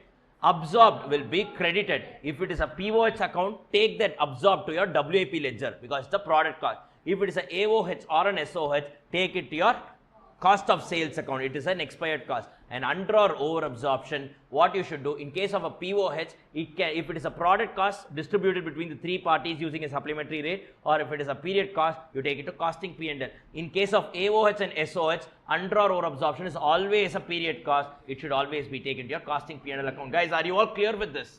Are you all understanding? Guys, we are taking such a long time so that we are spending more time on the concepts, because that's when you will understand. Are you all clear with this, guys? Are you all understanding this? Is everyone able to follow this? Is everyone able to follow this? Yes, fine, right. Now, you should know one thing. You should know one thing. There is one problem with respect to, but apart from that, yes, there is one problem with respect to AOH also. There is one problem with respect to AOH. What is that problem? What is that problem? I'll tell you. Now, this is the general rule, guys. This is how we do it. You guys are understanding it. POH, AOH, SOH. AOH and SOH, the treatment is same. Correct? Debit your actuals, take your absorb to your cost of sales ledger, balance your under or over absorption, take it to your costing P&L. Clear with this? Clear with this? Now, there is one problem with respect to AOH treatment. What is the problem? What is the problem? Now, can anyone tell me the format of cost sheet? Can anyone tell me the format of cost sheet? Guys, come on, make it fast. Direct material plus direct labor plus direct expense gives you prime cost, plus POH gives you your gross works cost, plus opening WAP minus closing WAP gives you net works cost or simply works cost or factory cost, whatever it is. From that 4 items of plus or minus and all, forget that. Yes, that is there. Forget here. Okay, you just merge it. Okay. Now, what they are saying is, after that, what you do, you adjust for your opening FG, closing FG. You get your cost of goods sold. Correct? Cost of goods sold. And after this only, you add your AOH and SOH. You're saying, will AOH and SOH be considered for the part of your stock valuation? No. That's why what we do, POH is considered here for the purpose of valuing my stock. What stock? All my stocks. WAP, FG, everything. Correct or not? Now, don't ask me the reason. Don't ask me the reason. It is not something that, that is very logical also. What they are saying is, please take this with a grain of salt. What we have studied till now is absolutely correct. Absolutely correct. That is only the right treatment. What some people do is, they treat AOH as a product cost. They treat AOH as a product cost. But wait. They treat AOH as a product cost, but they treat AOH as a product cost only to value your FG. So they don't add AOH here. If you add AOH here, it will also be used for valuing your closing WAP, correct? So what they do, they don't want to use AOH to be valued, they don't want to use AOH to value the WAP, they only want to use the AOH to value their FG stock. So what they do here is, so they add a POH, they arrive at gross works cost, add opening WAP, closing WAP and all. Yes, these things are done. Then what they do here is, after they arrive at the net works cost or factory cost, they add AOH. They treat, what is this AOH? I am not talking about AOH related to production. No, I am talking about corporate office expense. That itself they are treating as a product cost. But wait, they are saying this will be used exclusively to value your FG. It should not be treated at par with POH. Are you clear with this? Why are they doing this, sir? GOK only. God only knows. We don't know the reason why they are doing it. Some globally it's a practice. Some people do it. No logic at all behind that. They feel that admin overhead should also be treated as a product cost, but use it only for valuing your FG. Don't use it to value your WAP. I'm telling you, there is no logic behind this. If there is no logic behind this, then why are you teaching us this? Because in your cost sheet chapter, they are very clear. I'm talking from an exam perspective now. In your exam, what you should do? Cost sheet chapter, they are very clear. Very, very clear. AOH is always a period cost. But the same cost sheet chapter, when they are putting it in a ledger format, at times they are asking you to treat AOH as a product cost only to value your FG. How will we know that, sir? The question will give you. The question will drop you some hint with that you need to find out. it is still there in your exam. That's why I am telling you. Always this is very difficult for me to convince students. One batch, one student came and he started fighting with me. Sir, how is it possible, sir? You only taught like that. Hey, actually, in the Sunday, I should only ask the institute why they are doing, as if I only created all this. I am just telling you, mark that's all. It's my duty to tell you what is actually correct, what is required for your exam. So I am telling you both. If you want, you do it, and I told him and I left it there. But honestly, yes, it is hard for me to digest also. But in one chapter, see, if you are following something, you should follow uniformly. In one chapter, they are saying this. In another chapter, they are saying like this. That's what I'm telling you. For your exam, do this. That's all. If they are asking you to treat AOH as your product cost, you should treat it as a product cost exclusively to value your FG. Are you clear with this? Guys, are you all clear with this? Yes, are you all clear with this? So if you add AOH to this, now you will get the cost of production. From that, you will add your opening FG minus your closing FG. You get your cost of goods sold.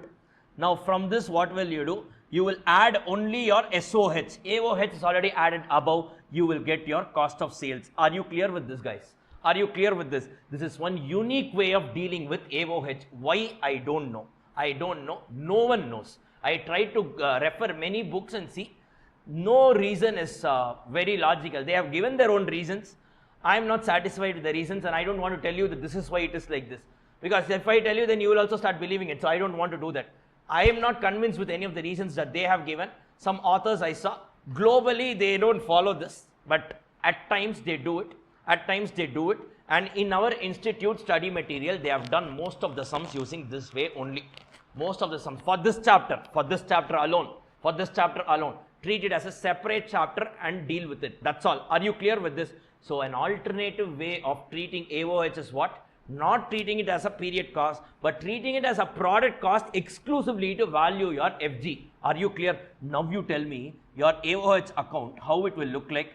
Now debit side, if you see, the actual expenses will be there. Actuals, that is to SLC, to wages control account, to GLA, that is indirect material, indirect labor, indirect expenses. I am just having it, or admin related, correct? When I am absorbing, what will I do? I will take it to what account?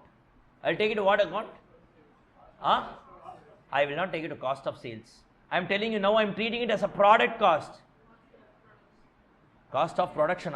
Do you have a ledger called cost of production? Who said cost of production? Silently you are sitting on the corner. I will take it to FG account. I will take it to FG account.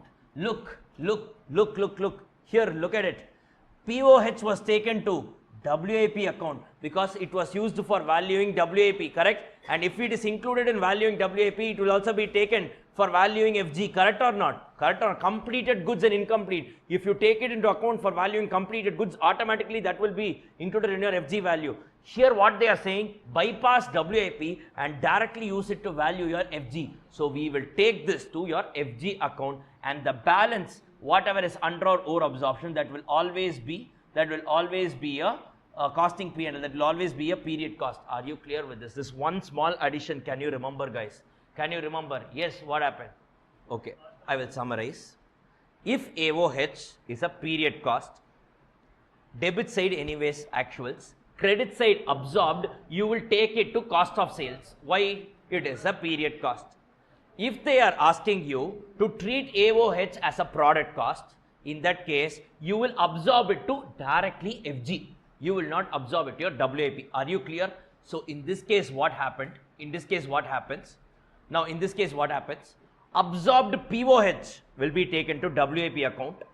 Absorbed AOH will be taken to FG account.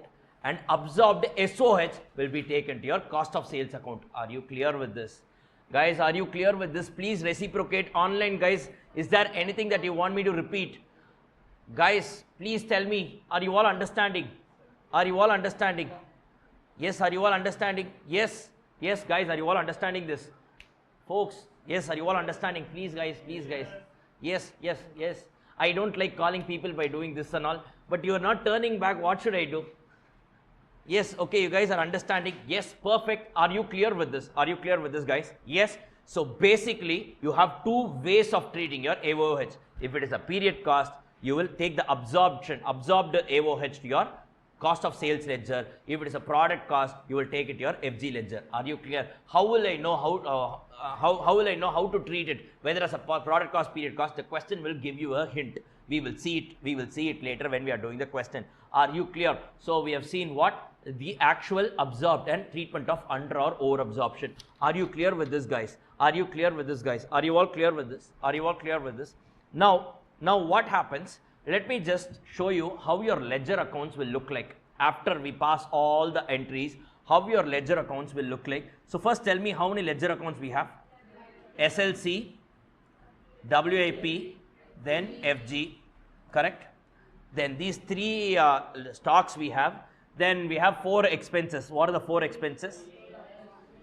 Wages control, POH, AOH, and SOH. Perfect. Then what do we have? One abnormal loss account. And then what do we have? We have cost of sales account. And then we have one costing P&L account. Apart from that, we also have a general ledger adjustment account. Fine. Now, how your accounts will look like? These 3 are stock accounts, correct? So any purchase will get captured here. Any issues will get captured here, correct? So in case of SLC, correct? So which means you will have a balancing figure.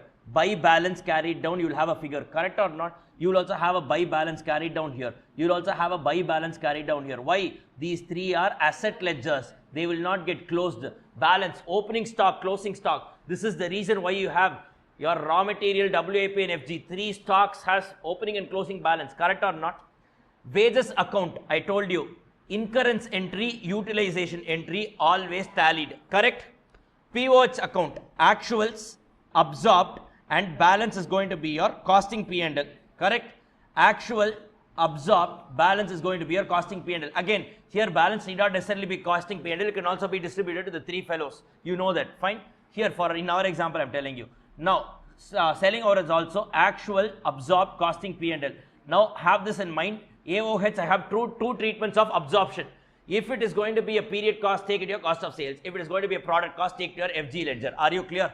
Next, abnormal loss. I will have here 2 SLC, 2 wages control account, correct? This is nothing but abnormal material loss. This is nothing but abnormal idle time. I will give this and I will take the entire thing to my costing P&L, correct or not? This ledger also gets closed. Now, in my cost of sales ledger, what will I have? I will receive from FG, cost of goods sold I will get from FG, correct? So I will have 2 FG, then I will have, if AOH is also a period cost, 2 AOH, 2 SOH, I will have all these things in a truck, single shot I will transfer it to my costing P&L, correct? In my costing P&L, if you see, I will have by sales in the sense GLA, sale entry will be there, then the cost of sales will come from here, 2 cost of sales. Apart from that, if there is any under absorption and all, it gets captured here. 2 POH, AOH, SOH, some under absorption comes here, over absorption comes here. Are you clear with this? Then I will also have abnormal loss, which always will be on the debit side. And if I net all these things off, I get my operating profit. This operating profit, what will I do? What will I do? You tell me in company accounts what you do. If you have a profit, you transfer it to your reserves, correct or not? So whatever is that reserve, you transfer it. So basically it's going to be a P&L account, debit to reserves. Now do you have a reserve account here? No. So what do you transfer it to? GLA. So whatever is the net profit, you will transfer it to GLA. And GLA, what happens? It is a sum total of all the accounts that we have generally passed. And that's about the entire set of 11 ledgers you will be having. If you were to prepare a trial balance, you will have only 3 debit items and corresponding total will be your credit side total in your GLA ledger. Your trial balance will tally. Are you clear with this? So GLA generally has a credit balance. Guys, are you all understanding this? Are you all understanding this? Are you all understanding this? Is everyone understanding this? Guys, are you all understanding? Yes, sure. You guys are understanding it? Yep, fine. Is this understandable? No? Okay, fine, right. So now what happened was we closed all the expense and loss accounts and we had balance only in asset accounts, that is stock ledgers. Correct or not? Correct or not? This is what we have done, and that's about the entire discussion here. But a few more things that you need to know. Now that a few more things that you need to know. Now if you see in your FG account, if you see in your WAP account, now whatever is the total cost get apportioned between two, no? What and what? Completed units and incomplete units, correct? This completed units means what? It should get transferred to the FG account, correct? So when the units are completed, they will not give this as a separate transaction. If at all they give, it's okay. If not, you should know that necessarily units completed should be transferred to FG. What will be the entry? FG account debit to WAP, correct? Now in your FG account, whatever units is sold, the cost side, you will transfer it to your cost of sales account, correct? Entry will be cost of sales account debit to FG, correct? Now, for sale, you will have two entry, one for movement of cost, the other one for recognition of revenue. Are you clear? For movement of cost, what happens? From my FG, now I am giving it away. Entry will be cost of sales account debit to FG. Similarly, I make a sale, no? What will be the sale entry? Sale entry. It will be debtors to sales. Then what will happen? P&L debtors account debit to sales. So you have two entries. So generally, I'm telling you, sale entries, debtors to sales and sales to P&L. Correct? So basically, can I say these two gets cancelled? Correct? Or can I say the net entry is only debtor account debit to P&L? Or in other words, can I say GLA account debit to P&L? So what you do here is, that's why in costing P&L, sales is credited as by GLA. Are you clear with this? Okay, boss. You tell me what is the sale entry? Debtor account debit to sale. Why are you crediting sales ledger? Income account gets credited. Correct? Now you will keep it. You will keep it only in the sales ledger. Your sales ledger, what happens? It gets credited. It has a credit balance. What will you do it? At the year end, you will keep it there. You will transfer it to P&L, no? And close off this ledger. It's a nominal account. It can't be carried forward to the next year. The entry is what? P&L account debit to sales. That's why it gets credited to your P&L account. Correct or not? Directly, I am just merging the two entries and passing it as your GLA account debit to costing P&L. Are you clear with this? So for sales, you have two entries, cost side entry and revenue side entry. Now this cost side entry is not there in your financial accounts. Correct? Cost side, will you say cost of sales account debit to FG and all, you don't have this ledgers only. Correct? That's why everywhere we use the word control. WAP, control account, FG, control account. Control means what? An internal ledger. It's an internal ledger. It's only for your internal purpose. That way you can differentiate what's an internal account and an account that you deal with an outsider. Are you clear with this, guys? So that's about the overview of this entire particular area. So what we saw was right from how you issue, how you purchase the stock, how it gets consumed and sold, all the set of transactions we have seen. Guys, are you all clear with this? With a specific focus on what? With a specific focus on absorption. Your overheads, actual, absorbed, and the balance figure should be taken to your costing P&L. That under or over absorption, you remember, it need not be on the credit side. It can also be on the debit side. Under means here, over means here, so it can be on either of the sides. So if I say under, automatically you know the ulta entry is going to be for over absorption. Are you clear with this? Now, one final thing I will just tell you. We will take a break after that. And then we will come back and do one comprehensive sum and finish it off. Clear? One final thing I want to tell you before we take a break. One final thing. Please hear me out. This is something that I'm going to tell you for the first time. So please scribble running notes for this. It's quite important. Okay. Guys, come on. Now, let me just take an example. Let's say we are having a POH account. Let's say on the debit side, we have 20K. What is this 20K? Actuals are absorbed. Actuals, yes. Now, what will be on the credit side? Absorbed. Let's assume it's this 15K. I have absorbed 15K. Actually, I have incurred 20K. What is my under or over? Under absorption. How much is that? 5,000. Perfect. Now, how will I treat this 5,000? Number one, if it is a product cost, apportion it between those three guys. Cost of sales account, FG account, WAP account, using something called as supplementary rate. Perfect. Done. Second, if it is because of abnormal reasons, what will I do? I will take it to my costing P&L. Correct? Perfect. So globally they said it's always a period cost, but our people said deep dive into it, segregate it to the extent attributable to normal reasons, take it to your those 3 items, abnormal reason, then you take it to your costing P&L, correct? So 2 methods we saw, So method 1 was what? Your normal reason. Method 2 was what? Abnormal reason, that is period cost. So this is product cost. Here you treat it as a period cost. Now there is a third method. Now, sir, why didn't you teach this before when we did overheads chapter?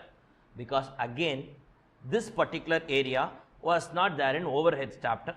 This particular area is there only in this chapter they have given.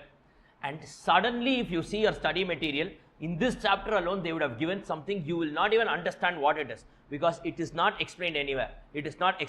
So I want to give you this background. So there is a third method. What does this method say?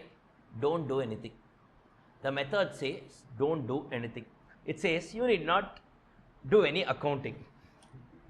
Okay, you need not do any kind of accounting. Guys, not in the class. This is not fair. Please don't do all this in the class. Okay, so the third method says, fine, just leave it just like that. Now, for example, this is your actuals. This is your absorbed. 5,000 what they are saying, generally we take it to costing P&L. This method says, you just leave it there as by balance carried down. What? By balance carried down. How can you take this? It's an expense ledger and you want to carry it forward the next year. Isn't it illogical? No, there is some good logic here. So guys, tell me, what does the third method says? Don't do any kind of accounting here. Leave it there. It will be taken care of automatically. How can it automatically taken care of? I will give you the logic.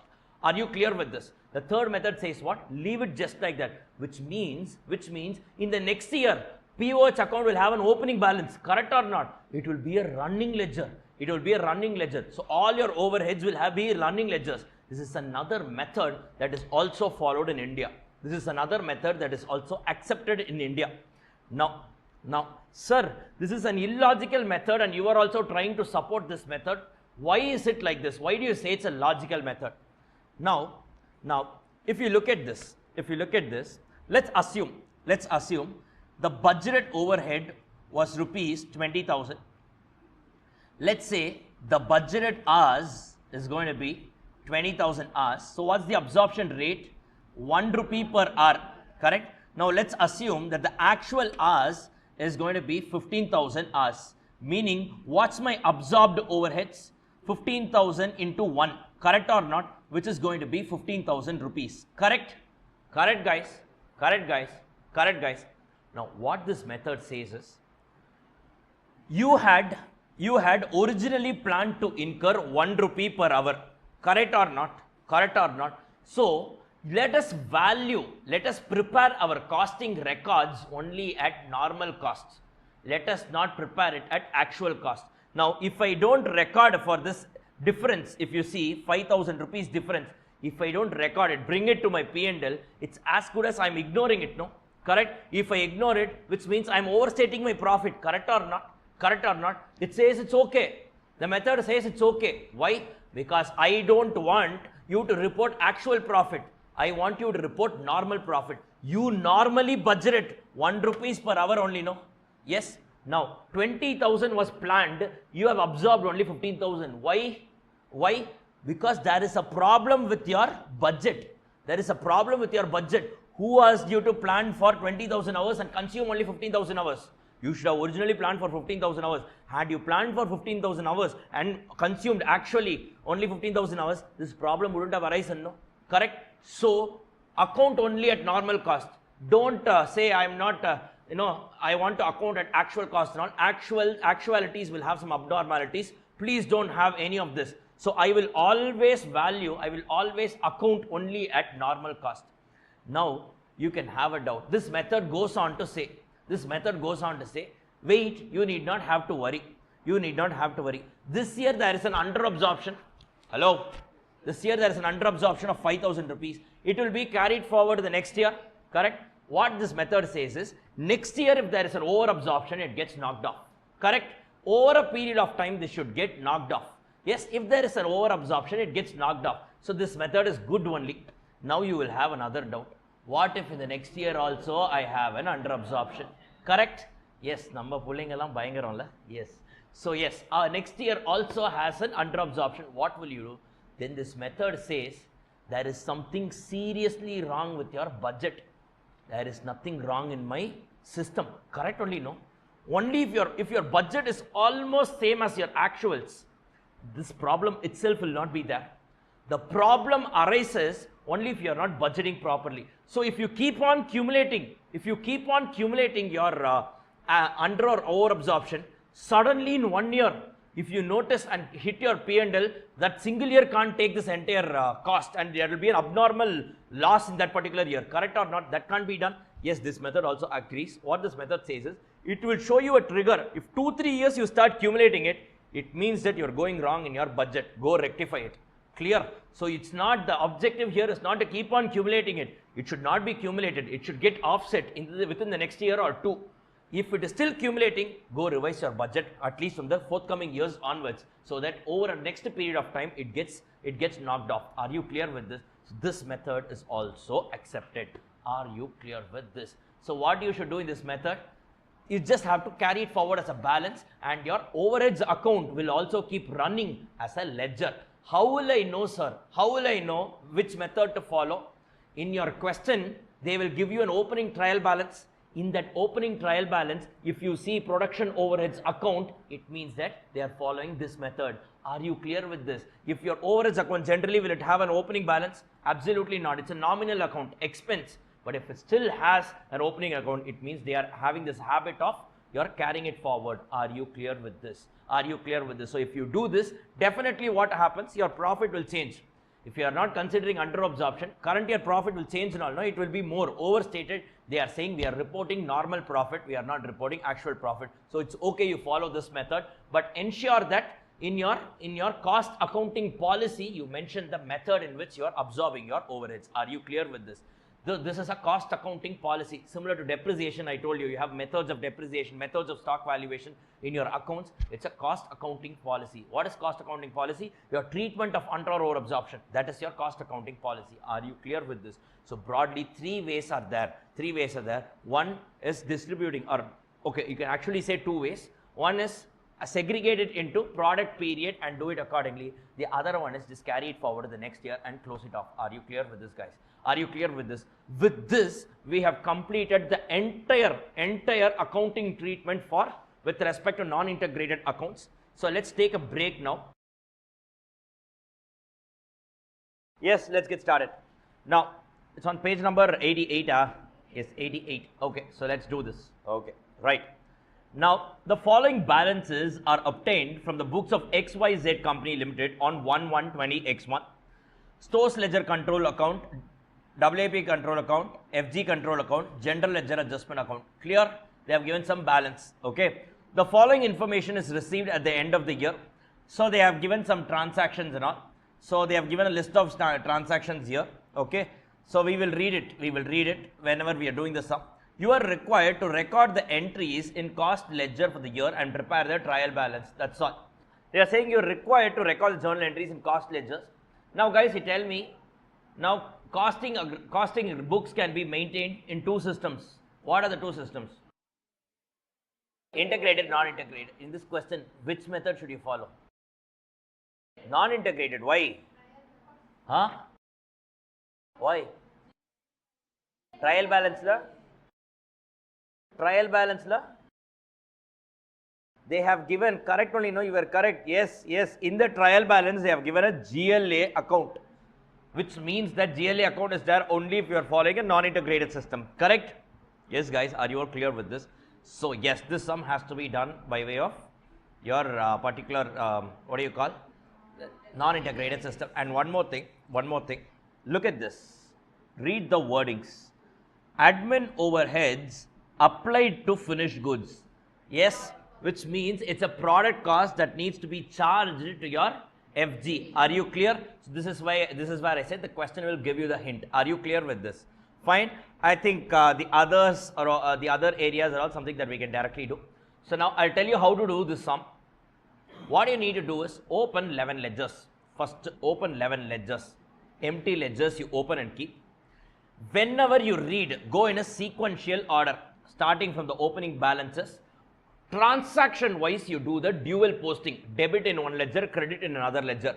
Transaction wise, you do it. By the time you reach the last transaction, you will complete the entire sum. Are you clear with this? Always follow this. Whenever they are testing you on these kind of sums, go chronologically in the same order and finish it off. Yes, guys, shall we get started? Shall we get started? So please go and open your, so go to your book. It's on page number, so question number 1 on page. Okay, right, fine. So let's get started. Now, what is the first ledger? Hello, guys. Yes, stores ledger control account. Fine. Just open it. 4, 5, 6. Leave some 6-7 lines gap. Leave some 6-7 lines gap for this. Gap as in the ledger should be 6-7 lines worth. Next, go to your WIP control account. WIP control account. Another 6-7 lines gap. Another 6-7 lines gap. Then go to your FG control account. Go to your FG control account. Relatively smaller, some 4 lines gap is enough. Then go to your wages control account. Wages control account. Please write it fully. Wages control account. So leave some 6-7 lines gap. Then go to your POH account. Open a POH account. Production overheads account. Production overheads account. So leave some 5 lines for this. Debit, credit. And guys, under this POH account, leave some 1, 2, 3, 4, 5, 6 to 7 lines gap. Plain gap, no ledger, plain gap. I will tell you the reason and all. You just leave some 6 lines gap below this POH. Below this POH, I will tell you. Trust me, I will not waste your space. I will not waste the space. Don't worry. I will do it. I will do it. Okay. So some 4-5 lines gap you leave. Then open AOH account. Open AOH account. Some 4 lines gap. 4 lines gap. How will I know how many lines to leave? Automatically, when you start practicing, you will get it. So don't worry about that. Next, SOH account. Another 3-4 lines gap. Safety purpose, 4 lines you leave. Then you have what? What is the next ledger? Abnormal loss account. Yes, abnormal loss account. Abnormal loss account. Leave some 4-5 lines. 4 lines will do. 4-5 lines gap. Guys, I hope you guys are opening the ledger. Okay, yes. Then open cost of sales ledger. Yes, cost of sales account. Cost of sales account.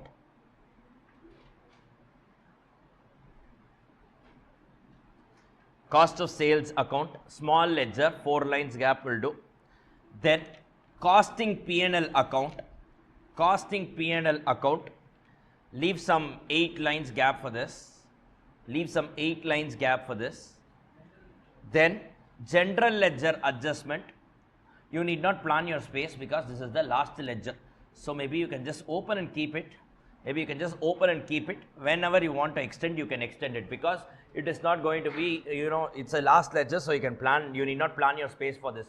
So all 11 ledgers open, guys. Guys, opened all the 11 ledgers. Yes. Shall we get started? Shall we get started? Shall we get started? Yes.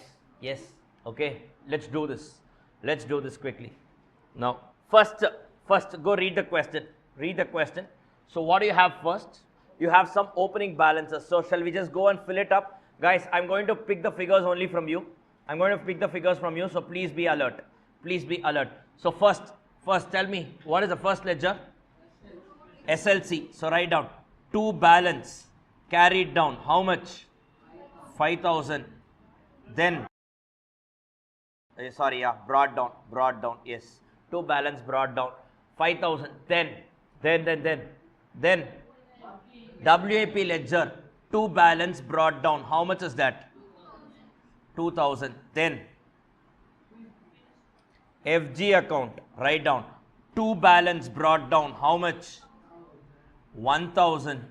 Correct? Then GLA ledger. Correct? So just go down and write down GLA by balance brought down. How much is that? 8000. Correct? So the opening trial balance entries have already been populated here. Guys, clear? Clear? Trial balance is done. Now what you need to do, current period transaction, read the transaction, do the dual posting then and there. Simple guys, 10 marks, take it in both your hands. Shouldn't make any mistake here. Now, what is the next one? Purchase for stores. Entry will be what? SLC you will debit and you will credit what? Guys, GLA. Yes, GLA gets credited, SLC gets debited, correct? So write down, to GLA, how much? 29,500. So immediately what will you do? Go to GLA and buy SLC. How much? 29,500. 29,500. Next. Purchase for special jobs. Entry. WIP account debit to GLA. Direct purchase. Biryani. Yes, direct purchase. So yes, since we are in GLA, we'll do it. Buy WIP. How much? 1,800. So go up and go to your WIP ledger. Done? Yes. Write down to GLA. Va? Write down special job. How much is that? 1,800. Next entry. Returned from suppliers to returned to suppliers from stores. Entry. SLC reduces credit, so GLA debit. So go to your GLA account, go to your SLC ledger. First, write down buy what? Yes, write down buy GLA. How much? 200. Then go to your SLC, go to your GLA and write down to what? To SLC. How much? 200. Correct? Next. What is the next one? Now, they have given a few items here. Now, direct wages, indirect factory wages, salaries to admin staff, salaries to selling and distribution staff, abnormal idle time. Total is 31,300. What will be the entry that you will pass? Now tell me, when you have wages, two entries are required to be passed. One is incurrence, the other one is utilization. First entry will be wages control account debit to what? GLA. How much? Single shot, 31,100. Then from my wages, I will distribute this to WAP. I will give this to what? POH, this to AOH, this to SOH, and this one to abnormal loss account. Correct or not? Guys, we saw that entry now before. Yes. So let's do this. So first, go to your wages control account. So write down what's the entry. First, to GLA. How much? 31,100. Immediately go to your GLA ledger. Do the dual posting. Buy wages control account. WCA means wages control account. 31,100. Correct? Yes, guys. Then what will you do? Utilization entry. In your wages control account, go to your wages control account and write down buy WIP, that is for direct wages, 20,500. Then buy POH. How much is it? 4,500. Then buy AOH. How much is it? 3,400. Then buy SOH. How much is it? 2,400. And buy abnormal loss. How much is it? 300. Clear? Now go to the respective ledgers and debit these items. Can you tell me one by one? First WAP. How much? So write down to what? To wages. Within bracket, please write down direct wages. WIP account alone, we will track this. So tell me how much is it? 20,500. Then POH account. So go to your POH account and write down to what? wages control account. How much is that? 4,500. Then admin overheads. Two wages control account in your admin overheads. Two wages control account. How much? 3,400. Then go to your selling overheads. Write down two wages control account. How much? 2,400. Yes. Then go to your abnormal loss account. Write down two wages control account. How much? 300. Correct? Direct expenses entry. WAP account debit to GLA. So go to your WAP account. Go to your WAP account and write down to GLA within bracket. Write down direct expenses. How much is that? Evlo 2,200. So immediately go to your GLA. Immediately go to your GLA ledger and write down by what? By WIP. How much? 2,200. Please guys, always do dual posting immediately.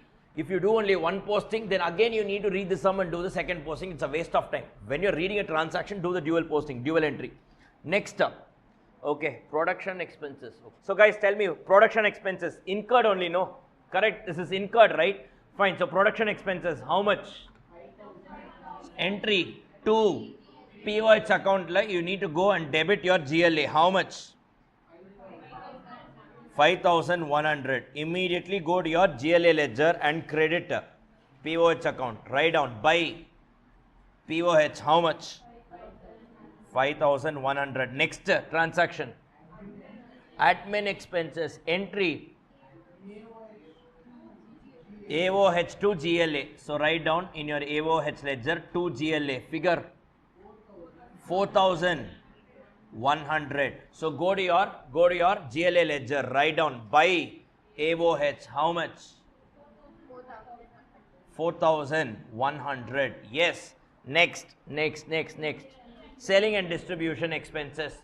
So selling and distribution expenses. So go to your SOH. Write down to GLA. Figure 2,600. So immediately go to your GLA ledger. By SOH. By SOH. How much? 2,600. Then what have they given? Stores issued to production entry. WAP account debit to SLC. So in your WAP account, write down to SLC within bracket direct materials. Within bracket direct materials. How much is that? 30,500, and immediately post it here on your SLC ledger. Write down by WIP 30,500. Correct, guys? Done. Guys, are you all doing it along with me? Yes, you guys are doing it, no? Then what is the next transaction? Materials lost from the stores by theft. Yes, 400 rupees entry. SLC reduces and there is a loss entry. So abnormal loss account debit to SLC. In your SLC, write down by abnormal loss. AL stands for abnormal loss. Figure is 400. So go to your abnormal loss ledger. Go to your abnormal loss ledger and write down what? To SLC. How much? 400. So basically your abnormal loss has your abnormal material loss and your abnormal idle time. Correct? Fine. Then what else? Stores issued to maintenance account entry.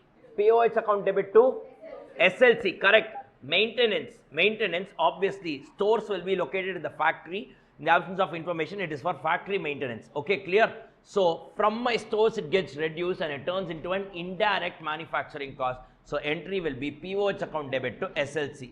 So write down POH account, go to POH account and write down to SLC, figure 1,300, and then what should you do? Go to your SLC ledger and write down by POH. How much? 1,300. Are you clear with this? Dual posting done? Done, guys. Next, production overheads. Production overheads applied to production. How much? 20% on prime cost. What is this? 20% of prime cost is called as what? Absorption rate. I told you 6 base quantities can be there. What are the 6 base quantities? Machine hours, labor hours. percentage of direct material, percentage of direct labor, percentage of prime cost, and finally your production units method. Are you clear? Here they have used percentage of prime cost. Now prime cost, do you know? Prime cost, do you know? Yes or no? You can add it up. That's why this POH account, under that I have given you some gap. That gap is what? Calculation of prime cost, and that prime cost apply 20% and do it. So tell me guys, what is the absorbed overheads? Applied, absorbed, all one and the same. What's your prime cost? You can just look at your WAP account. Guys, look at your WAP account and see this. That's why I have given all these names and all. You can easily get it. So tell me, how much is it? Material, labor, overhead, sorry, material plus labor plus direct expenses, correct or not? So tell me, how much is your prime cost? 53,200. Any other answer? Any other answer? 53,200. Any other answer? I know what you guys would have done. I know what you guys would have done. You guys would have added only these three, correct? This 1,800 special job means what? That is also material consumed, but it directly came from the supplier's location to my factory. That is also a part of your, prime cost. Guys, clear with this. How many of you missed that out? How many of you missed that out? Online folks, how many of you missed it out? Yes. Please mark it in a reading. Please mark it in a reading. That's the reason why I'm giving this alone within brackets and all. Please put it in a reading. So write down under POH account. Write down working note, POH absorbed. POH absorbed. Under that, write down direct material consumed is equal to, so here on the extreme right, just go to the bracket and write 30,500 plus 1,800. This 1,800, put it in a red ink. 1,800, put it in a red ink. This special job is also direct material consumed only. It's going to be 32,300. Next, direct labor, how much is that? 20,500. Then what's your direct expenses? 2,200. Clear? Fine. So what's going to be your prime cost? Prime cost is going to be 55,000. 55,000. Now tell me, POH absorbed is going to be 20% on 55,000. How much is that? Which is going to be 11,000. Are you clear with this? Are you clear with this? How we arrived at absorbed production overheads, guys? Are you all understanding this? What will be the entry? WAP account debit to POH, guys. Answer no. Only a few students are answering. Napa? What is the entry? Okay, WAP account debit to POH. Okay, right. Okay, so write down by WAP. How much is it? 11,000. Go to your WAP ledger. And write down to what? To POH. POH within bracket working note. 11,000. Are you all clear with this? Guys, are you all clear with this? Yes. Next. What is the next item? Admin overheads. Apply to what? Apply to finished goods. Entry will be what? So you will remove it from your admin overheads and park it in your FG. So take a red ink. This is a unique item, I told you. So take a red ink, unique item. So go to your FG ledger. Go to your AOH ledger. Go to your AOH ledger and write down by FG. How much? How much, guys? 7,200. And go to your FG and write to what? To AOH. How much? 7,500. Are you clear with this? 200 are there? Okay, 7,200. 7,200. 7,200. Okay, right, 7,200. Then selling and admin expenses applied to cost of sales. How much is it? 6% on sales value. So how much is your sales value? 80,000 into 6%. How much is that? So 4,800. Take a normal ink. And write down. So go to your SOH account. What will you write? By by cost of sales. Correct? It's a period cost. How much into how much? 80,000 into 6%. How much is that? 4,800. So go to your cost of sales. Truck account, cost of sales. To what? To SOH. Figure 4,800. Clear, guys? Clear? Are you all clear with this? Are you all clear with this? Next step. What is the next thing? Finished goods produced during the year 66,000. Entry will be what? Okay. FG account debit to WAP. So your WAP now turns into FG. Correct. So write down.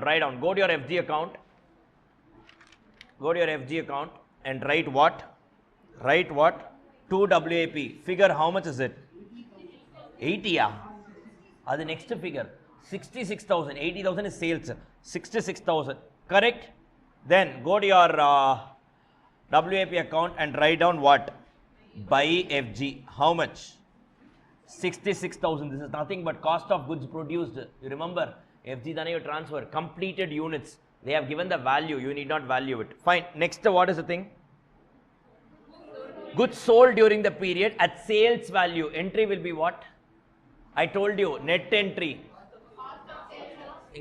At sales value. GLA account debit to costing P&L. Correct or not? Costing P&L. You will credit sales. No. Correct or not? Sale value, boss. Sales value. Yes. So go and write down. What is this? Costing P&L. Write down. By what? By GLA. Figure 80,000. GLA account. Write down. To costing P&L 80,000. To costing P&L 80,000. Next. Goods sold during the period at cost entry. I told you sale you have two entry. Revenue side entry and cost side entry. What is the cost side entry? Now what was there in your FG stock goes into your cost of sales. Correct or not? Guys, what happened? Only few students are answering. Others, yes, are you all understanding? What was an asset now becomes an expired cost. Cost of sales account debit to FG. So go to your cost of sales account. Write down to FG. Figure how much? 69,500.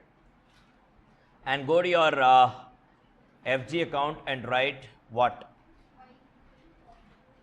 By COS, cost of sales. How much is it? 69,500. Done now. Everything is done. Yes. So now let's start closing the ledgers. Transaction wise we have done. Let's start closing the ledgers. Now first the SLC ledger. Debit side total or credit side total? Which side there is? The total is more.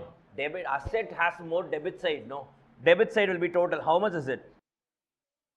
34,500. What is the balance figure?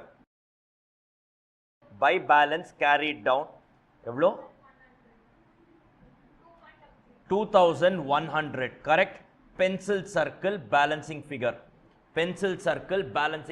Correct? Asset account shares a balance. Next, WAP account, total it. Debit side total, how much?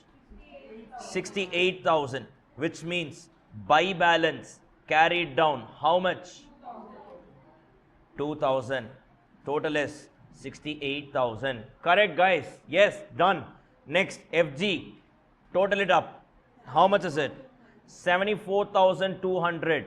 74,200, out of which you have sold 69,500. What is the balance FG? By balance carried down. Figure 4,700. Are you all clear with this? Wages account. What is the balance? No balance. And this account should necessarily tally 31,100. Whatever is your incurrence should be utilized. Correct? Yes. Next, POH account. Debit side total or credit side total? It can be any side, no? Correct. Ideally, it can be under or over absorption, can be in any side. Correct. So tell me, FG account, your POH account, which side it's more? Credit side, meaning what? Under, over absorbed. You have absorbed more than what you have actually incurred. So how much is your under or over absorption? How much is that? So write down to costing P&L. How much is that? 100. Pencil circle and then pull an arrow and write down over absorption. Over absorption. Immediately what should you do? What should you do? Immediately go to your costing P&L and put it on the credit side. By POH account.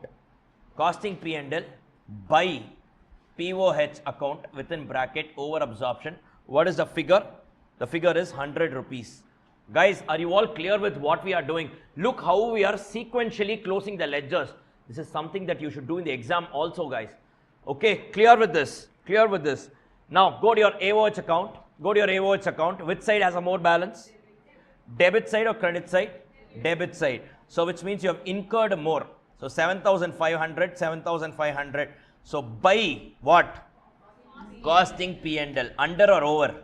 It is an under absorption. Figure 300 rupees. Are you clear with this? In the absence of information, you treat it fully as a period cost. I mean, anyways, this is a period cost. I'm talking about POH, treat it as a period cost. So, in the question, if they have not given any opening balances, which means they are not following that carrying forward method, immediately what should you do? Come down and fill your costing P&L, write down to what? To AOH. How much is it? So, it's under absorbed to the extent of 300. Next, guys, next is what? SOH, debit side total, credit side total. Debit side, how much is it? 5,000. 5,000. So 5,000, huh? Okay, so it's going to be by costing P&L 200 rupees under absorbed. 200 rupees under absorbed. So go to your costing P&L and write down 2 SOH within bracket under absorbed. Figure is how much? 200. Next, what is next? Abnormal loss. Abnormal loss. So tell me, what is the abnormal loss thing? What is the abnormal loss? Total is how much? 700. What will you do with this total? Take it to your costing P&L. Write down by costing P&L 700, pencil circle, balance figure 700. Immediately go to your costing P&L and write down 2 abnormal loss. Figure is how much? 700 rupees. Are you clear with this? Are you clear with this? So with this, even your abnormal loss account is closed. Then what happens to your cost of sales ledger? Okay, right. So cost of sales, how much is the total? 74,300. So by costing P&L 74,300. So in the truck, I have already loaded these two components. In a single shot, I will transfer it. Correct. 74,300. So here, go to your costing P&L, write down to cost of sales. How much is it? 74,300. Now, can we just close this costing P&L ledger? Debit side total, credit side total. Which side is more? Debit. Credit 80,100. 80,100. What is the profit? What is the profit? 4,600. 4,600. You'll transfer it to what ledger? GLA. Transfer to reserves. No reserve account here. So transfer to GLA. Within bracket, write down profit. Within bracket, write down profit. Immediately go to your GLA ledger and do what? By costing P&L. The figure is going to be 4,600. Now total it up. Total it up. GLA will always have a credit total. So tell me how much the total credit? 89,000. 89,000. So basically, what is the balance? To balance carried down. How much is that? 89,000 minus 80,200 is going to give you 8,800, right? 8,800. Guys, are you all clear with this? Are you all clear with this? So look how beautifully we have just done it. If you go by sequence, it will automatically be clear. Just go by the sequence. Are you all clear with this? Wait, we are not done yet. We are not done yet. We just need to prepare a trial balance. We just need to prepare a trial balance. How many items will be there in trial balance? How many items? 4 items. Not 11 items. All the expense and loss accounts will be closed, you know. You have 3 stocks, debit and 1 credit, that is GLA. That's all. That's all. Clear? No 11 items and all. Okay, just write down trial balance. Trial balance.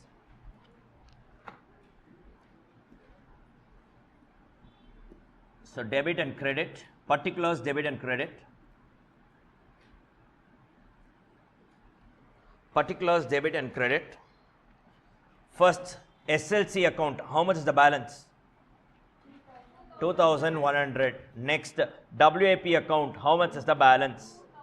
2,000. Next, FG account, how much is the balance? 4,700. Clear?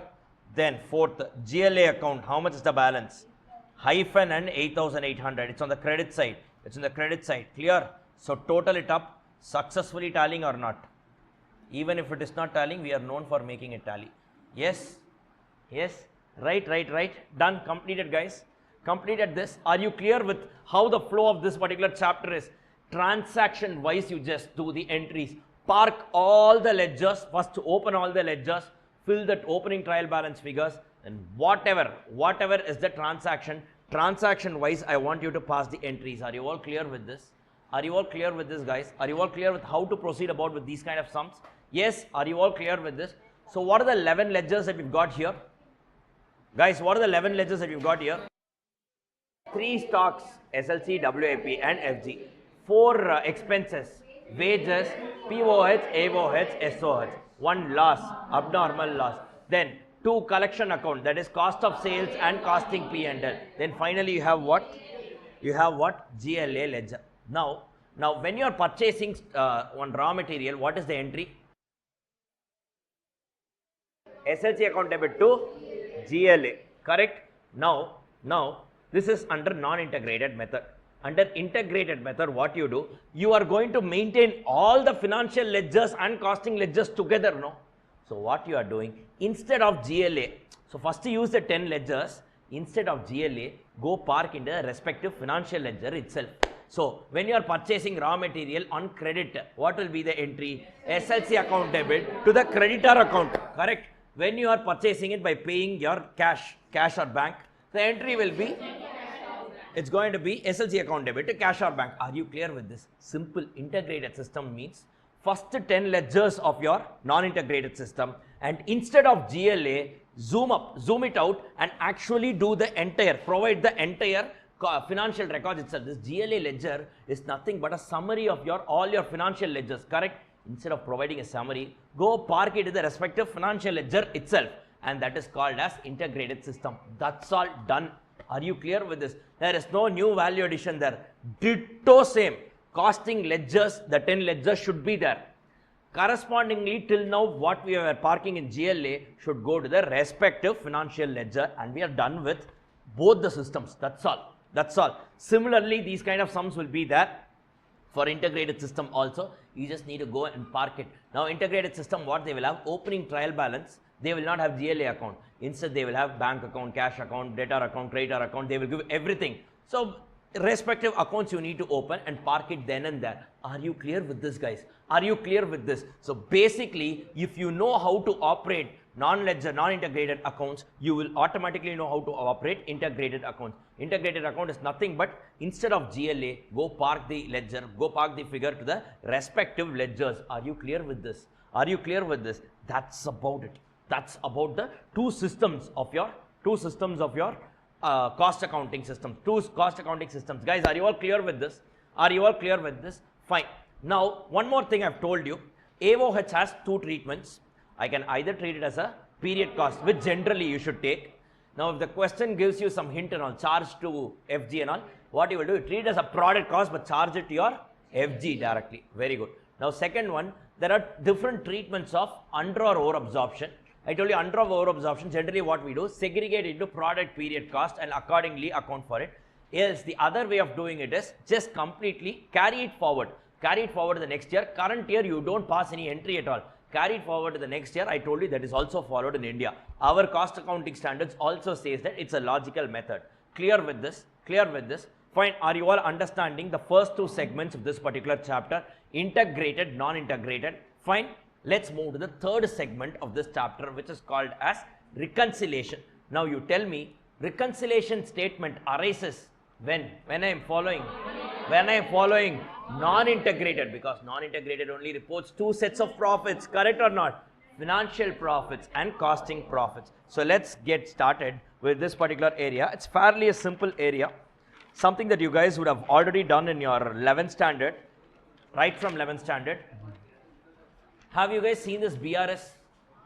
BRS, bank reconciliation statement. Yes, when that BRS comes alone, I don't know why there are many students, what they do is, the tea கடையில் வர மாதிரி ஆத்திட்டே இருப்பாங்க.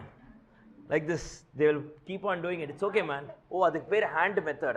Okay, right. Whatever that is, they will keep on doing like this. They will visualize bank statement, cash statement and all. Fine. Okay, right. Okay. Basically, guys, let's quickly finish this off now. Let's quickly finish this off. Okay. So now, basically, what happens in this area? What happens in this area? Now, first of all, reconciliation, the concept of reconciliation, you will reconcile what with what? One profit with another profit, that is financial profit with your costing profit. So this concept of apportioning the two or reconciling the two profit arises only when you are following a non-integrated system. Okay, fine. So we are going to talk about RECO, that is reconciliation of what? Of costing profit and financial profit. Are you clear with this? Now, some people mug up the format and all. They'll say start from this, add a less and all. Now, broadly, you tell me conceptually, broadly, what could be the reasons why my financial profit shows a different profit and my cost account shows a different profit? What could be the reasons? Can anyone tell me? First, non-operating expenses and income, correct or not? Guys, correct or not? Yes, the first reason for the difference, can I say, is because of non-operating items. Non-operating items. Non-operating items. Example, dividend, interest and all. You tell me, dividend received, will it be considered as an income under costing? No, but it will be considered as an income in your financial books. Correct or not? Interest paid, it will be considered as a cost only in financial accounts, not under costing, and so on. Are you clear with this? So because of this, that's why I'm saying our subject reports what? Our reports operating profit, whereas in financial accounts you prepare what? You report your net profit. Are you clear with this? Now this is one reason. This is one reason. What is the second reason? What is the second reason? Absorption. Under or over absorption. Under or over absorption, is that the reason? At the end of the year, what you do? See, now in your financial records, you debit the actuals. In your cost records, you debit the absorbed. At the end of the year, you compare that with actuals and give it an accounting treatment. No, correct or not? So even in costing, you match it with your actuals. Then tell me, how can that be a reconciling item? Are you clear with this? Are you clear with this? Yes, but you are right if the company has a policy of carrying it forward. Are you clear with this? Are you clear with this? If the company has a policy of carrying it forward, then only, yes, it's a reconciling item. Else, I am accounting for that at the year end. Correct or not? Correct or not? Yes, guys, are you all understanding it? Are you all understanding it? So, under or over absorption. So, under or over absorption, which is carry forward. This could be a reconciling item. Are you clear with this? And in this segment of our chapter, throughout this segment, they will always assume that the company is carrying it forward. Why? Only then you will get one more reconciling item. No, for that only, nothing great and all. Clear? So whenever you are in a reconciling reconciliation area, always it goes without saying. Don't assume otherwise. It is always unwritten rule that the company is only carrying it forward. Are you clear? Because it will give you one more reconciling item. For that, they would have kept some marks and all. Clear with this? Clear with this? Fine. Now, this is at least some logical thing. The third reason is the most illogical reason of all. Please, it's actually not a reason in real life, but for our exams, they are considering it. They are saying difference in stock valuation. Difference in stock valuation. Now, I told you, they are saying the stock valued under financial accounts is different from stock valued under cost accounts.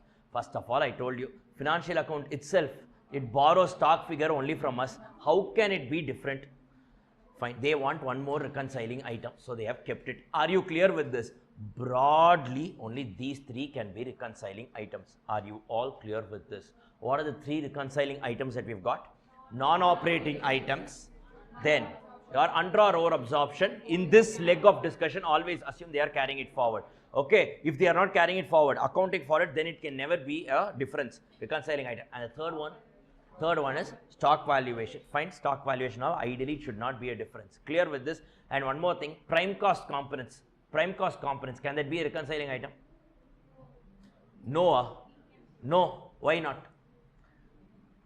Prime cost components, can it be a reconciling item? I am asking you. No, why not? Prime cost, what are the prime cost components? Direct material, direct labor, direct expense. In your financial account, you always debit the actuals. In your cost accounts, what do you do? Cost accounts also, prime cost components hits your cost sheet in actuals. That is the reason it can never be a reconciling item. Are you clear with this? Are you all clear with this? And under or over absorption, also remember, it will be a reconciling item only if the company is carrying it forward, and generally we assume that the company is carrying it forward. Are you all clear with this? These are broadly the three reasons why at all a company can have some reconciliation. Are you clear with this? Now with this backdrop, we will go to the sum. Cash discount, yes, cash discount is a non-operating item. Yes, Muralidhar, cash discount, I told you it's a non-operating item. So it will be considered only in your financial profit. It will not be considered in your costing profit. So accordingly, add or subtract. Whether to add or subtract, that we will see right now. But that is a reconciling item. Are you clear with this? Yes, guys, are you all clear with this? Fine. Now, have this alone in your mind. There is no specific format at all. There is no specific format.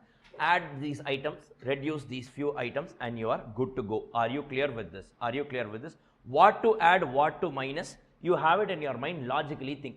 It depends on which profit you start with. Generally, what I would suggest is, now, what is our subject? Costing, correct? Now, from financial accounts, you try to do some reconciliation and arrive at cost accounts. Are you clear? Or in other words, it's not correct, but in other words, I'm saying, from wrong, you go to right figure.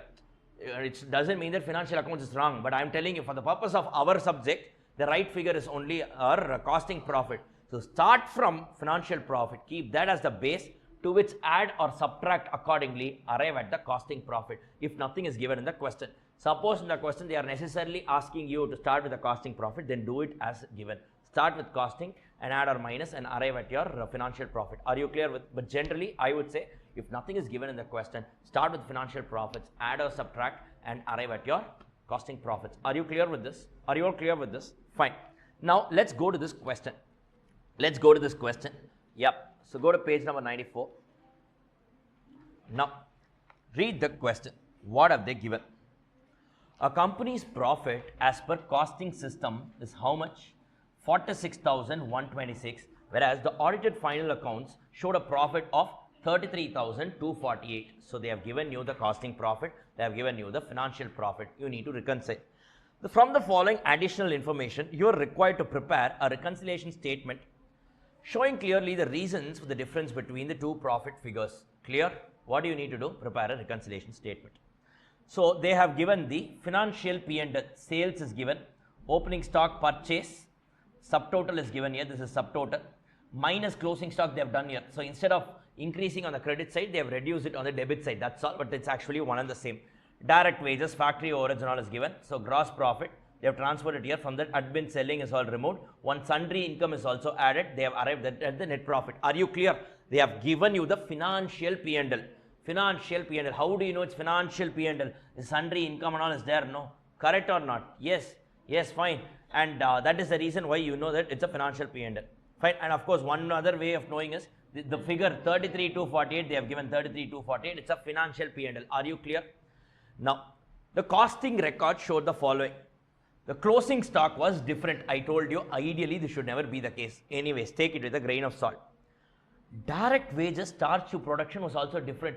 This is pathetic. You tell me a prime cost component, can that be different under costing and financial accounts? Absolutely not. Absolutely absurd. But anyways, take it with a grain of salt. Again, this is also given, do it. That's all. Don't ask me, it is illogical. It is actually illogical. Fine. Next, factory overheads absorbed. Actual is given here.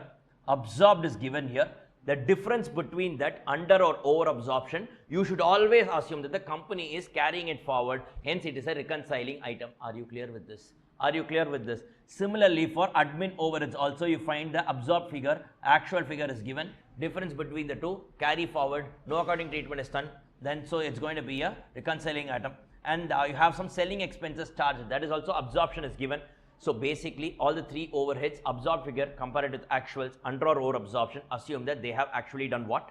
They have done what? They have actually ignored it, that is they have just carried it forward. Are you clear with this?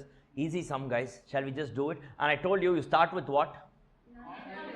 You start with financial profit and arrive at what? Costing profit. Shall we get started? And I'll tell you what to add, what to subtract, how that logic has to be done, I'll tell you. So instead of doing all these things, maybe it's a better way of doing it. So let me just do it this way. Fine, let's get started. So this is question number 2, right? On page number 94. So write down question number 2. Now, guys, write down reconciliation statement. Please write down reconciliation statement. Now, I'll give you the template. Please follow this. It's a good template. Write down particulars and two amount columns, rupees and rupees. One is inner column, one is outer column. That's all. Clear?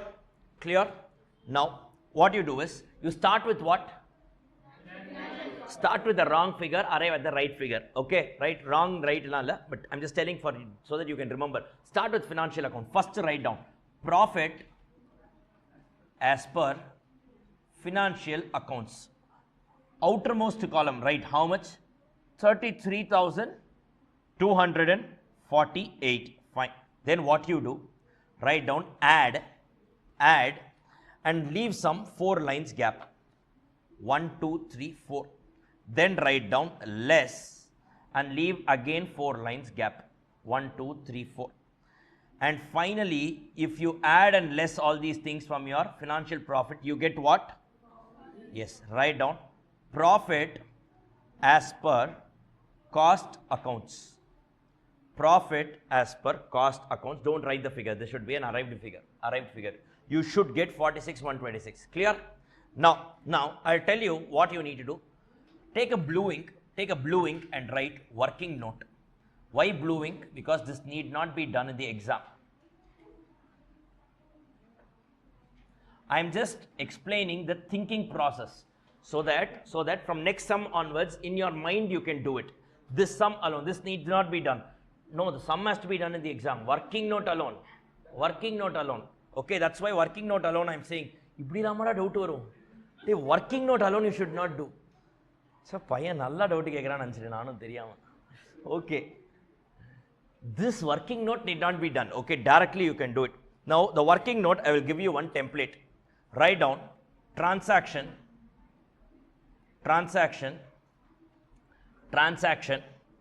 and 3 columns, small columns.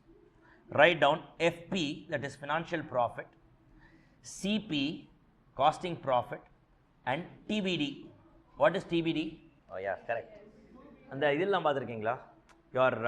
if you see your IPL fixtures and all, in the playoffs alone they will write TBD, to be decided. Correct? To be decided, because actually in the back end everything will be decided. Cup also name they will write, but that they will not tell us, and like fools we will also keep watching. Still that craze will not go, no?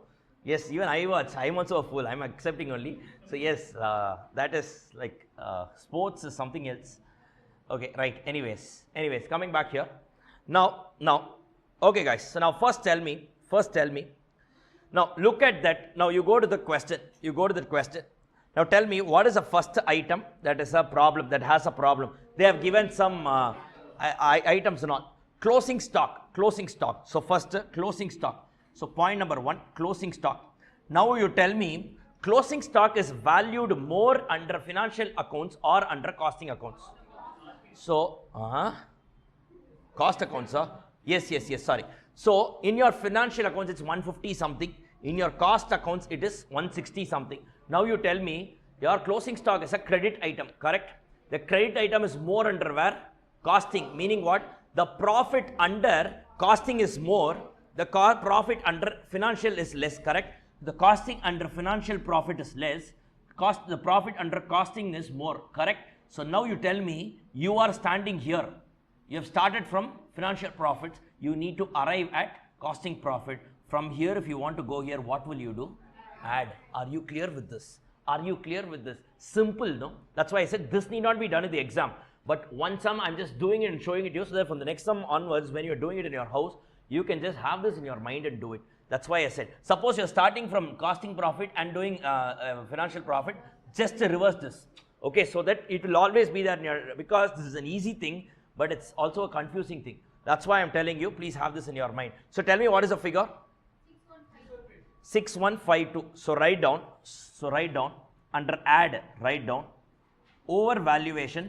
These things should be in black. Overvaluation of closing stock in cost accounts. CA means cost accounts. 6152. Next, what is the next item? Direct wages. So write down point number 2. Direct wages. You tell me, direct wages is more under cost accounts or financial accounts? Under cost accounts or financial accounts? Under cost accounts or financial accounts? Direct wages is more under cost accounts. It is less under financial accounts. Expense is less under financial accounts. Your financial accounts will report more profit, correct? But your costing will report less profit. So from a higher state, you need to reach a lower state. So subtract. Are you clear with this? So go to your less items and write down difference in wages. Ideally, this should not even be a reconciling item. But anyways, difference in wages 3, 4, 6, 8. Correct? How did you get 3, 4, 6, 8? 49,734 minus 46,266. Correct or not? Guys, are you all getting it? What is the next line item? Factory overhead absorbed. You tell me what happened here. Actual factory overhead is 41,000 and odd. Now my absorbed overhead is only 39,000 and odd. Which means what? You have under absorbed or over absorbed? Under absorbed, meaning what? The amount debited to your costing is less, correct or not? Which means the amount debited to your financial is more. So if your debit item is more under financial, the profit under financial is less, correct or not? So your profit under financial is less, your profit under costing is more. From less you need to reach more, so add it. And what is this item called as? What is this item called as? Under absorption.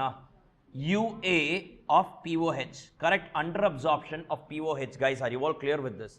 Are you all clear with this? So just go and update here. Under absorption of POH. So just go and add it. Add the name. Yes, just go and add it. It's very inconvenient. Just go and add it. So write down under absorption. Just go and add it.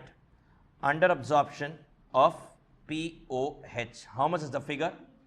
2224. Next, what is the thing? AOH. Actuals is how much? 19,690. Correct? Absorbed is how much? 20,790. Yeah.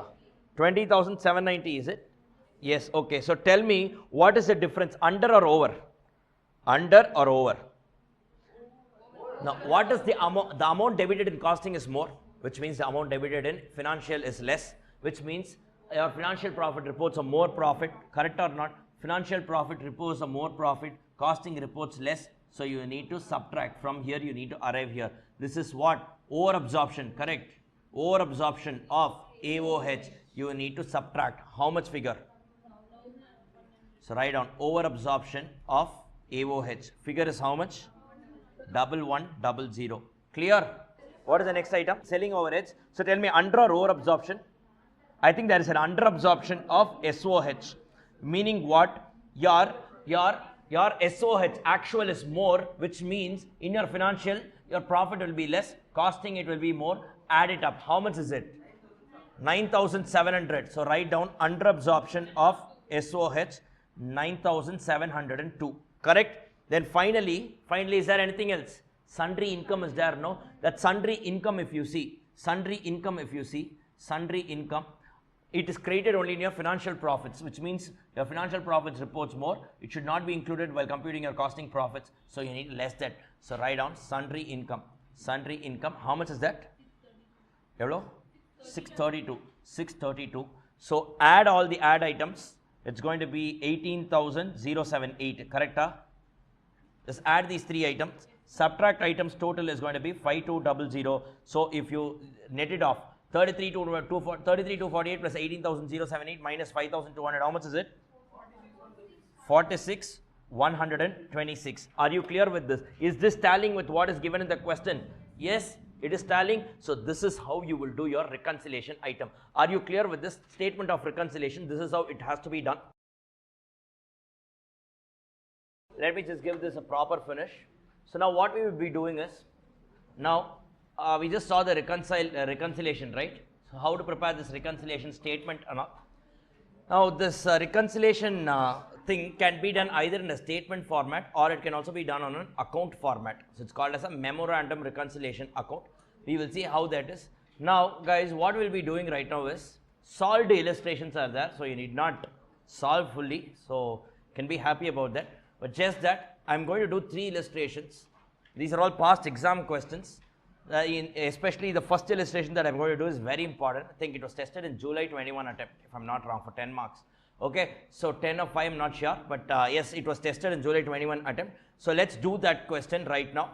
So these 3 illustrations, I just want to do it so that once we do it, you will get a complete control over this chapter. Are you clear? So till now what we have done, we have actually covered the entire chapter in terms of all the concepts. We are going to do a few more illustrations just so that you get it right. Just so that you get the entire holistic view of the chapter. Clear with this? Fine. So let's get started. So take page number 90. Right guys, come on, let's get started.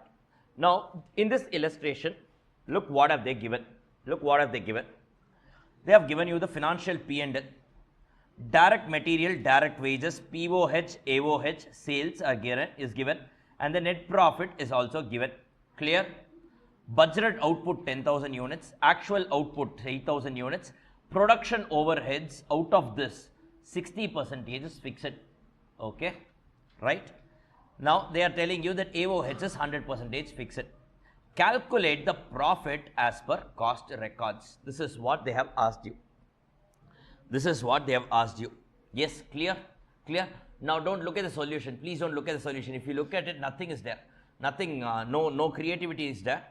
Now, please do it on your own. Try getting it by yourself. Try getting it by yourself.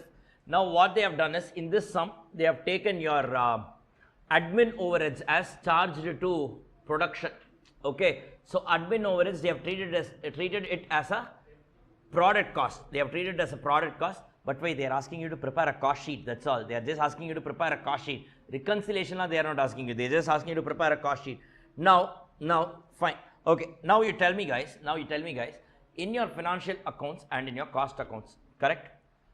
Now, your prime cost items will appear as such, that is in actuals, correct or not?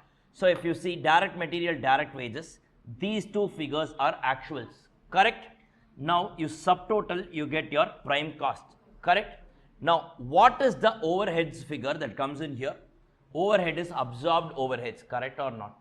Guys, please. Yes, tell me yes or no. Now, you tell me what is the total overheads that they have given? Production overheads 8 into how many units? 10,000 units. Guys, correct or not? 8 into 10,000 units. The total overheads is how much? 80,000. Huh? This is 20. Yes, on the top they have given rupees in lakhs. No. So my total production overheads is 20 lakhs. Correct? Correct, guys? Hello? Correct or not? Out of which, how much is my variable? How much is my fixed? Variable is how much? So variable is 40%. 40% is how much? 8 lakhs. Nane. It is not 80,000. It is 8 lakhs. Your fixed component is 12 lakhs. Guys, correct or not? Correct or not? Correct or not? Fine. This is what? Actuals. This is what? Actuals. Correct? Correct? Right? This is your actuals. Now you guys tell me. Now, this, in the absence of information, can I say that my actual fixed overheads is equal to budgeted fixed overheads? Correct or not? So, can I calculate my budgeted rate, absorption rate, budgeted fixed overheads divided by budgeted units? How much by how much? 12 lakhs divided by 10,000 units. Per unit, how much is it? Per unit, how much is it? 120, 120 rupees. Correct or not? 12 lakhs by 10,000 is 120. Correct? Fine. Now, this is my per unit absorption rate. 120 rupees into actual units of 8,000. How much is it? 9,60,000. Guys, correct? 9,60,000. Correct or not? This is the absorbed fixed overheads. Correct, guys? Correct, guys? Your variable overheads is actually your direct expenses, similar to your direct expenses. Correct or not? Variable overheads, I told you, it's nothing but it's actually similar to your direct expenses. Some people call it as variable overheads. Correct? It will also hit your cost sheet in actuals only. Only the fixed component needs to get absorbed. Correct? Yes. So tell me, what is the total overheads absorbed? 8 lakhs plus 9.6 lakhs. Correct? What I am telling you is, this 20 lakhs is actuals. Adu purida. Yes, this 20 lakhs is actuals. That you are understanding. This can be segregated into variable and fixed. Variable 8 lakh, fixed is 12 lakh. What is 12 lakhs? Actual fixed costs. Now, in the absence of information, I am assuming that the actual fixed cost is equal to my budgeted fixed cost.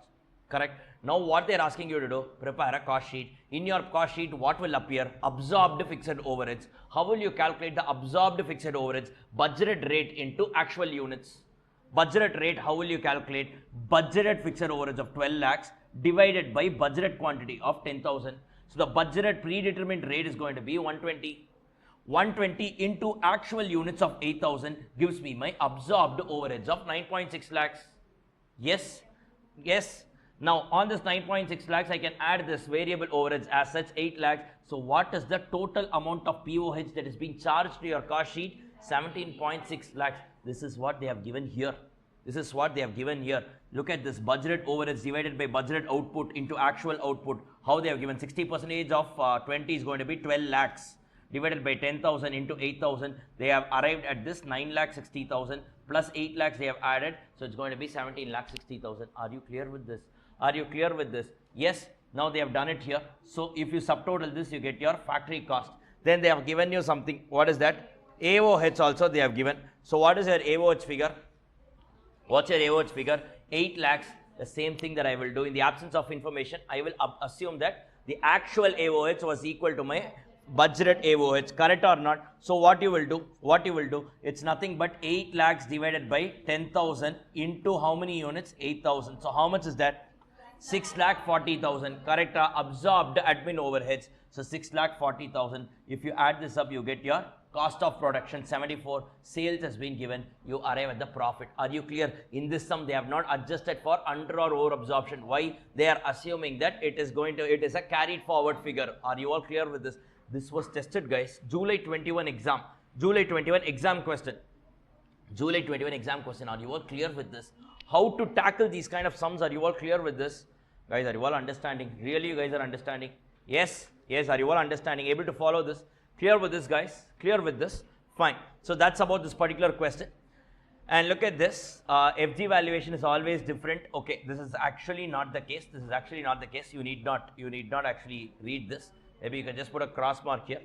Fine. When nothing is mentioned, raw material, WIP inventory are same in cost accounts and financial accounts, that is fine.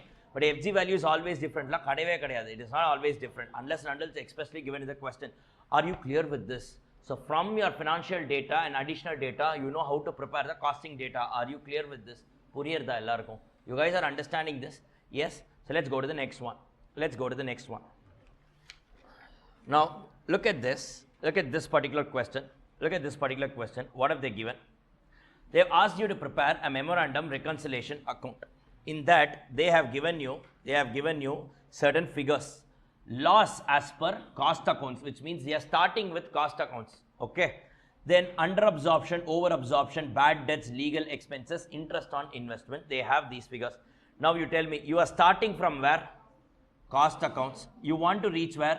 Financial accounts. Now, loss as per cost accounts. Since it is a loss, it is parked on the debit side. If you are putting a statement format, you will put it within brackets. If you are putting it on a ledger format, put it on the debit side. Are you clear with this? Next, under absorption of AOH. You tell me under absorption of AOH, how much is it? 6 lakhs. Now you tell me under absorption means what? AOH as per costing books is lesser, correct? When you are debiting a lesser expense, your cost accounts will report more profit, your financial accounts will report lesser profit. So, you will do what? You will subtract. From here, you need to come here. Or instead of subtracting, I will say park it on the debit side. Are you clear? Over absorption is the other way around. So, you will add, that is nothing but credit side. Are you clear with this?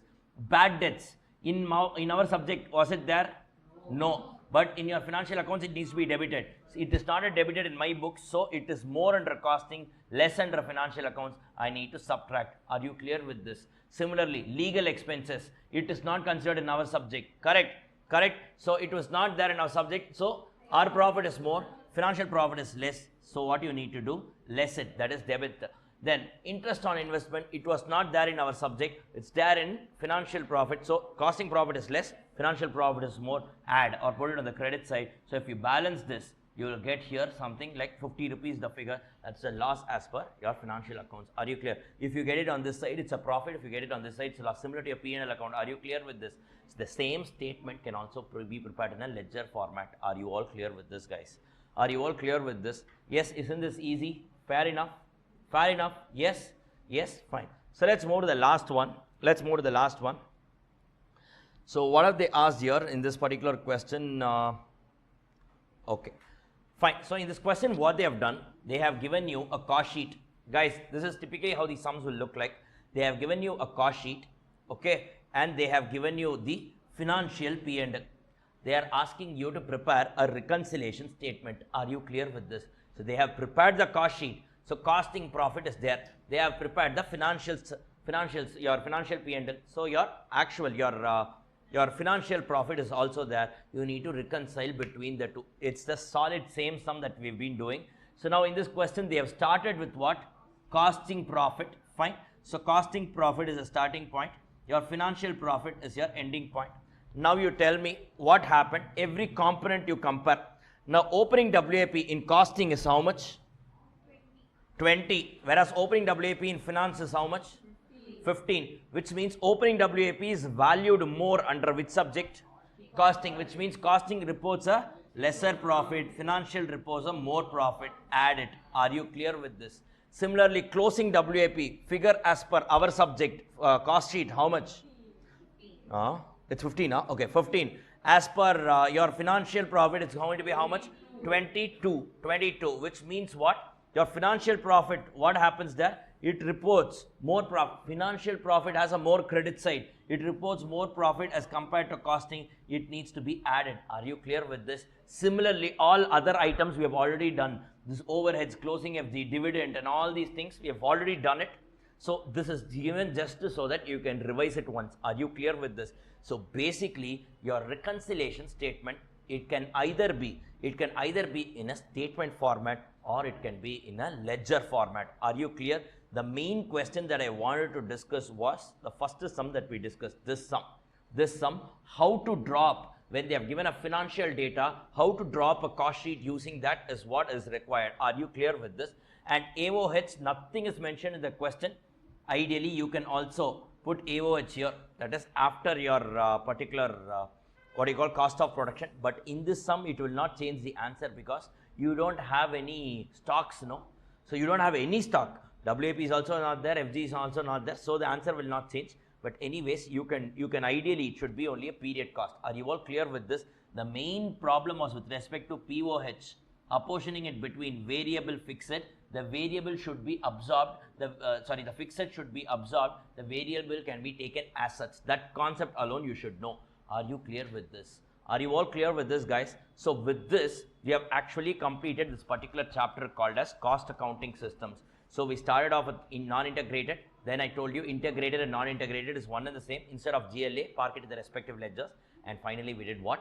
We did your reconciliation statement. Are you clear with this? Are you all clear with this, guys? Yes, you guys are clear with this? Yes, fine, clear? Done, perfect. Right, so now let's move to the next chapter called as.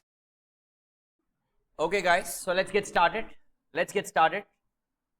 With chapter number 11, budgetary control. Chapter number 11, budgetary control. Now, the past trend indicates that this chapter, which earlier was tested more for theory, is now getting tested also in the practical segment of it. Earlier, if you see, in the initial till now 9 attempts have been completed till ever since the new syllabus got introduced. Out of that, in the first 6 attempts, definitely you can find one theory question from this chapter in question number 6. Always, be it zero-based budgeting, whatever it is, always there will be one theory question from this chapter. Then slightly after that, in the last 3 attempts, they have been testing this in the practical side also. Then and there it comes and goes. So this 10 mark or 5 mark or whatever it is, generally 10 mark comes in. So this chapter can actually be tested either in this practical area for 10 marks or maybe 5 marks, or definitely in the under theory area. But definitely this chapter is being tested whatsoever. Since we have only just about 15 chapters and they have 100 marks, 100 marks means they have so many questions that can be asked. So Institute is happily making use of all this. So certain chapters indicate a trend. Certain chapters you need to definitely, you need to make out that, fine, looking at the past few attempts trend itself, it clearly indicates that from the Institute's viewpoint, this chapter is kind of, they are slowly drifting from theory portion to this chapter, which was earlier tested in theory portion, is now slowly being tested under the practical area. So again, the surprise element could be there. It's not regularly coming, but doesn't mean that you can skip it. Fine. Just today, 2 hours session. Let us just try to finish this chapter. Nothing big is there. Nothing big is there. Just whatever I'm telling you right now, you just make use of that, whatever knowledge that I'm giving you right now. Go home, practice sums just like usual, and you're done with this chapter. Okay? It's all conceptual. The best part of this chapter is, in some way or the other, we have already finished this chapter. Broadly, this chapter has 2 segments, I will tell you. One is called as functional budget, flexible budget. The other one, functional budget, is similar to cost sheet chapter. Flexible budget is similar to your marginal costing chapter. Basically, we've already done it. Then why are we seeing it here? I will give you a direction and we'll see it in a structured format, and there are certain sums that we'll be doing only here. Are you clear with this? So basically, this is something that we've already covered. So it's going to be a light session. It's not going to be very, very serious concepts and all. Something that we've already done. We're just going to brush it up and give some direction to it. So let's try to finish it up today. So that's the agenda for today's session. Now, in this chapter, I told you, broadly, this chapter can be classified into 2 areas. One is called as functional budget. The other area is called as flexible budget. Apart from that, you also have one more independent concept called as budget ratios. We'll first see that budget ratios and close off. That budget ratios, some 6 ratios they would have given. You just need to know what these ratios are, and there is only one sum in the study material that I've given you here. We will see the logic for that and we will just get going. Are you clear with this? So this is going to be the agenda. So functional budget, flexible budget, and one independent concept called as budget ratios. Some people, I think budget ratios, what they do is they treat it as a part of standard costing chapter, but ideally in your study material it is given only under budgeting chapter. So we will also do it only here. That's why I didn't do it under standard costing. Clear? Yes guys, clear with this? If at all this budget ratio comes, that is only one sum in the study material. That sum we will do it in the classroom. 6 formulas you just need to remember. I will give you the logic as usual. You just remember those 6 formulas. We will do an illustration and close it off. That's all. The budget ratio part will be done. After that, I will just get into the actual part of the particular chapter called as functional budget and flexible budget. That's where we actually get started with it. Okay? Clear with this, guys? Clear with this. Now, what do you mean by a budget? In layman words, what do you mean by a budget? A budget is nothing but, you can say, a target. You can call it a plan of action. You guys generally budget, no? You have your budget, correct? Every day you have your budget, like for the amount that you spend, you have your budget. For the time that you spend, you have your budget. Beyond this, I don't have time to spend. Yes. So budget in normal parlance, it only means that it's a plan of action or it's some target that you are having. As simple as that. Now, I told you there are 3 objectives of this particular subject. What are the 3 objectives? Stock valuation, profit computation, decision making, and control. Now, this chapter helps you achieve 2 objectives: decision making and control. Decision making and control. I will tell you how. Now, you know that in any organization, what they do is first they set some targets. And based on this target, only the actual performance get compared. Correct or not? We saw it in standard costing, no? Now, standard costing, you guys computed standard hours, standard rate. Where did you get that from? From the budgeted data, no? Correct or not? So unless and until you prepare a budget, you can't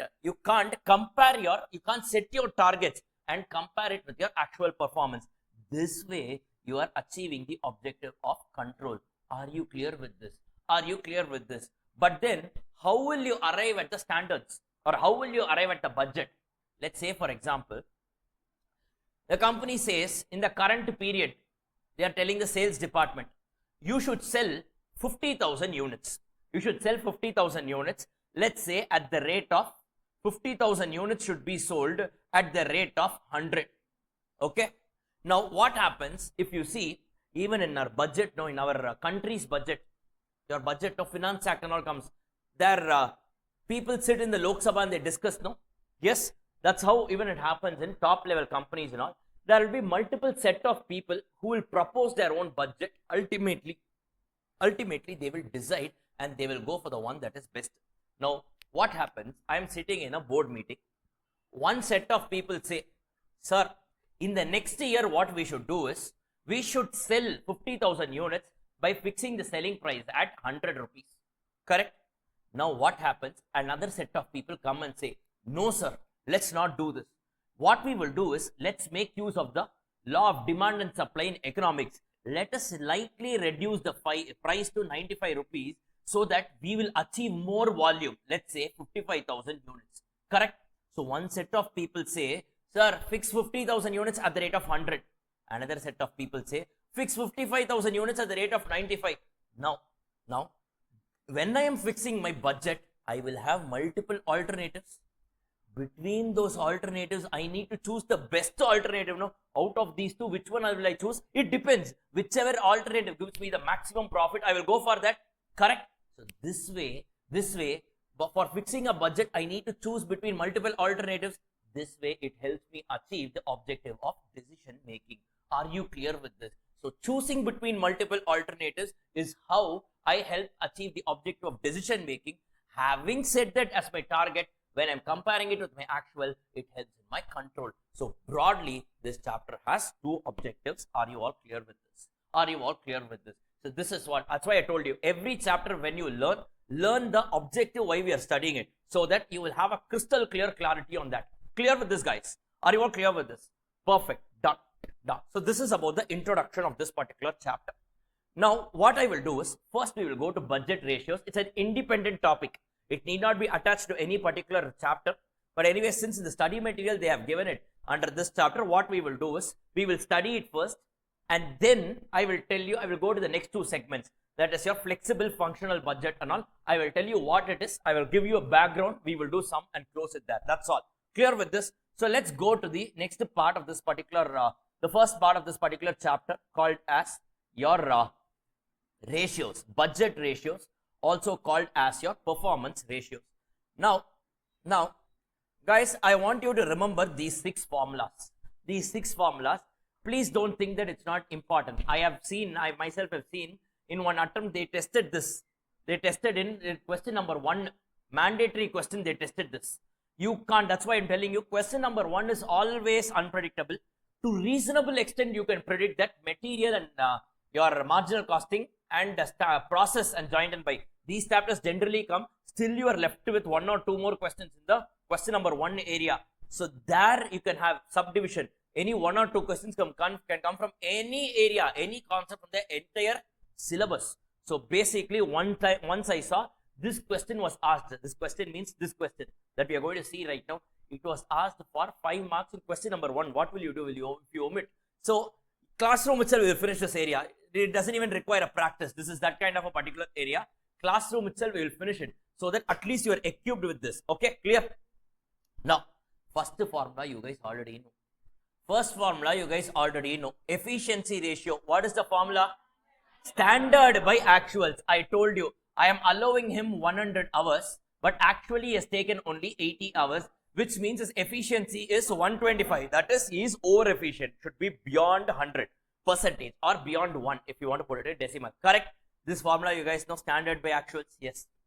Activity ratio, also called as volume ratio. What is this? Now, simple.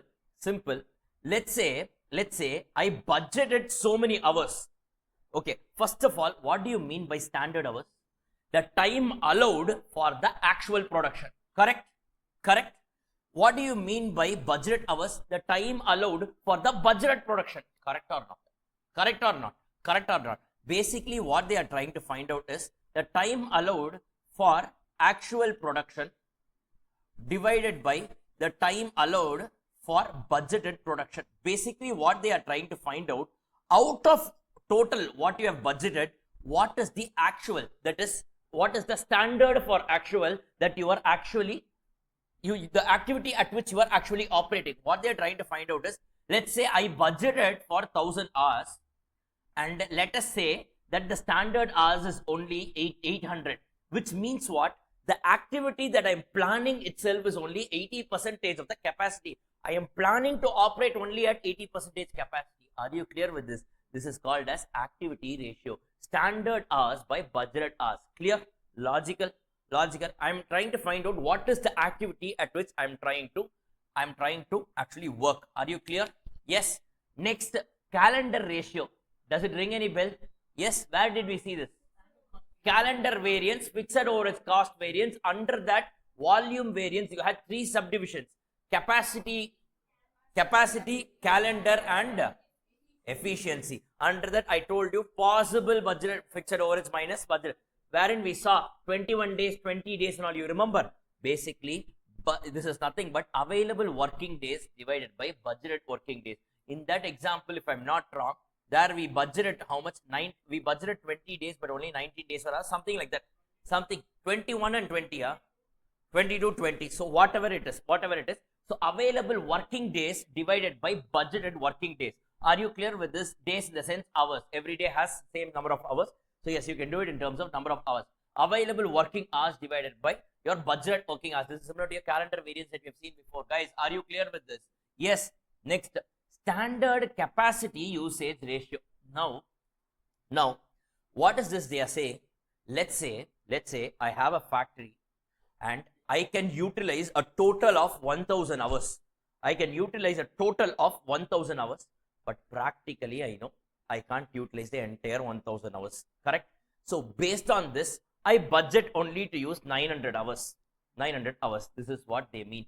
Budgeted hours divided by maximum possible budgeted hours. Out of your maximum capacity, how much is you are budgeting? How much is it that you are budgeting? That is only called as standard capacity usage ratio. Out of the maximum possible, how much is it that you are budgeting? Then what do you mean by actual capacity usage ratio? Out of the maximum budgeted hours, how much is it that you are actually using? So actual hours divided by maximum budgeted hours. Are you clear with this? Are you clear with this? And actual usage of budgeted capacity ratio, the word itself tells you what to do. Actual working hours divided by budgeted hours. So these are some 6 formulas, independent formulas that they have asked. Logically, if you think you can get it. So efficiency ratio is standard hours divided by actual hours. Your activity or volume ratio is standard divided by budgeted hours. Your calendar ratio is actual working hours divided by budgeted working hours. Your standard capacity usage ratio is budgeted hours divided by maximum possible hours. Actual capacity usage ratio is actual working hours divided by maximum possible hours. And your actual usage of budgeted capacity. This is the most easiest. This itself tells you what to do. This itself tells you what to do. Actual usage of budgeted capacity ratio is nothing but actual working hours divided by your budgeted hours. So these 6 formulas alone can you just remember. So whatever logic that I've given you, with that you just try to remember. It's a standalone area. Application and all will not be there. Okay, don't worry about this. Fine, shall we just do one illustration and close it off? Shall we just do one illustration? It was a 5-mark question in past exam. So let's just make a use of it. Now, what have they asked in this question? They have told you, following is the data available for DKG and company. Standard working hours, 8 hours per day of 5 days per week. Maximum capacity, 50 employees. Actual working, 40 employees. Actual hours expected to be worked for a period of 4 weeks, 6,400. Standard hours expected to be earned per 4 weeks, 8,000. Actual hours worked is 6,000 and actual hours earned in the 4-week period is going to be 7,000. The related period is of 4 weeks, meaning 1 month. In this period, there was one special day holiday due to national event. Okay, so this will have an impact on your calendar ratio, correct? Then calculate all the usage, all the ratios they have given, efficiency, activity, calendar, standard, and all these things. Okay. Now first you tell me, guys. Now I want you guys to look at the particular question. Don't look at the answer. Look at the question. Just answer to whatever I say. First, can anyone tell me what is the maximum hours available in this question? Can anyone tell me what is the maximum hours available in the question? Do the calculation. 50. So, very good. So, can I say maximum hours? Maybe you can also write it down. You can also write it down. Please write down. The book itself, write down. Maximum hours is nothing but 50 employees into 8 hours a day into 5 days a week. Like that, I have 4 weeks a month. Correct or not? Correct or not? 50 employees is the maximum possible employees into 8 hours a day into 5 days a week into 4 weeks a month. So how much is this? 8,000 hours. Guys, correct or not? Hello? Hello? Yes? Are you clear with this? Next. What's your budgeted hours? What's your budgeted hours? Now, how many employees I'm budgeting? I know that only 40 employees can work. Correct or not? So 40 employees into 8 hours a day into 5 days a week into 4 weeks a month. So how much is this? 6,400 hours is the budget hours. Correct or not? Guys, are you all understanding this? Are you all understanding this? Next. What is the actual hours? I think it's given in the question. 6,000 hours. It's 6,000 hours given in the question. Correct or not? Given in the question. Correct, guys? Yes. 6,000 hours is given in the question. Next. What is the standard hours? I think that is also given in the question. 7,000 hours. 7,000 hours. I think that is also given in the question. Next, what is the budgeted days? What is the budgeted days in a month? What is the budgeted days? 28.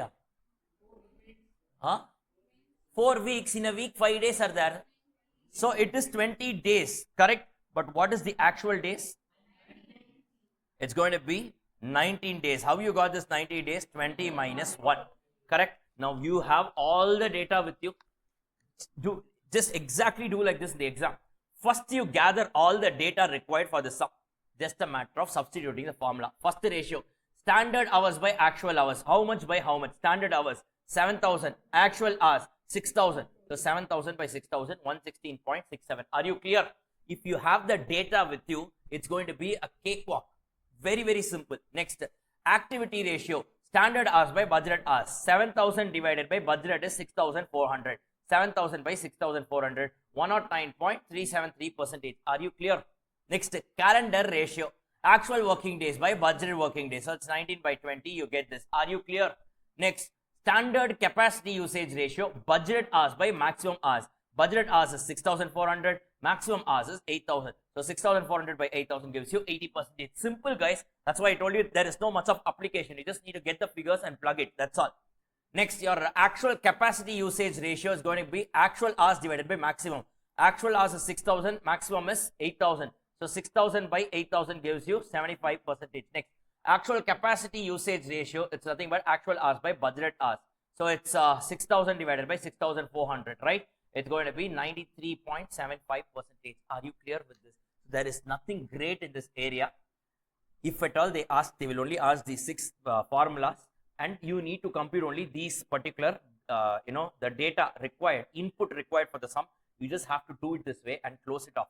Nothing great and all, but I am doing this here in the classroom just to tell you that it has been tested once in the exam, so please don't miss out on that. Are you clear with this? So with this budget ratio and all is done. I think in the standard costing, whatever sums I gave you, in one sum it came, no?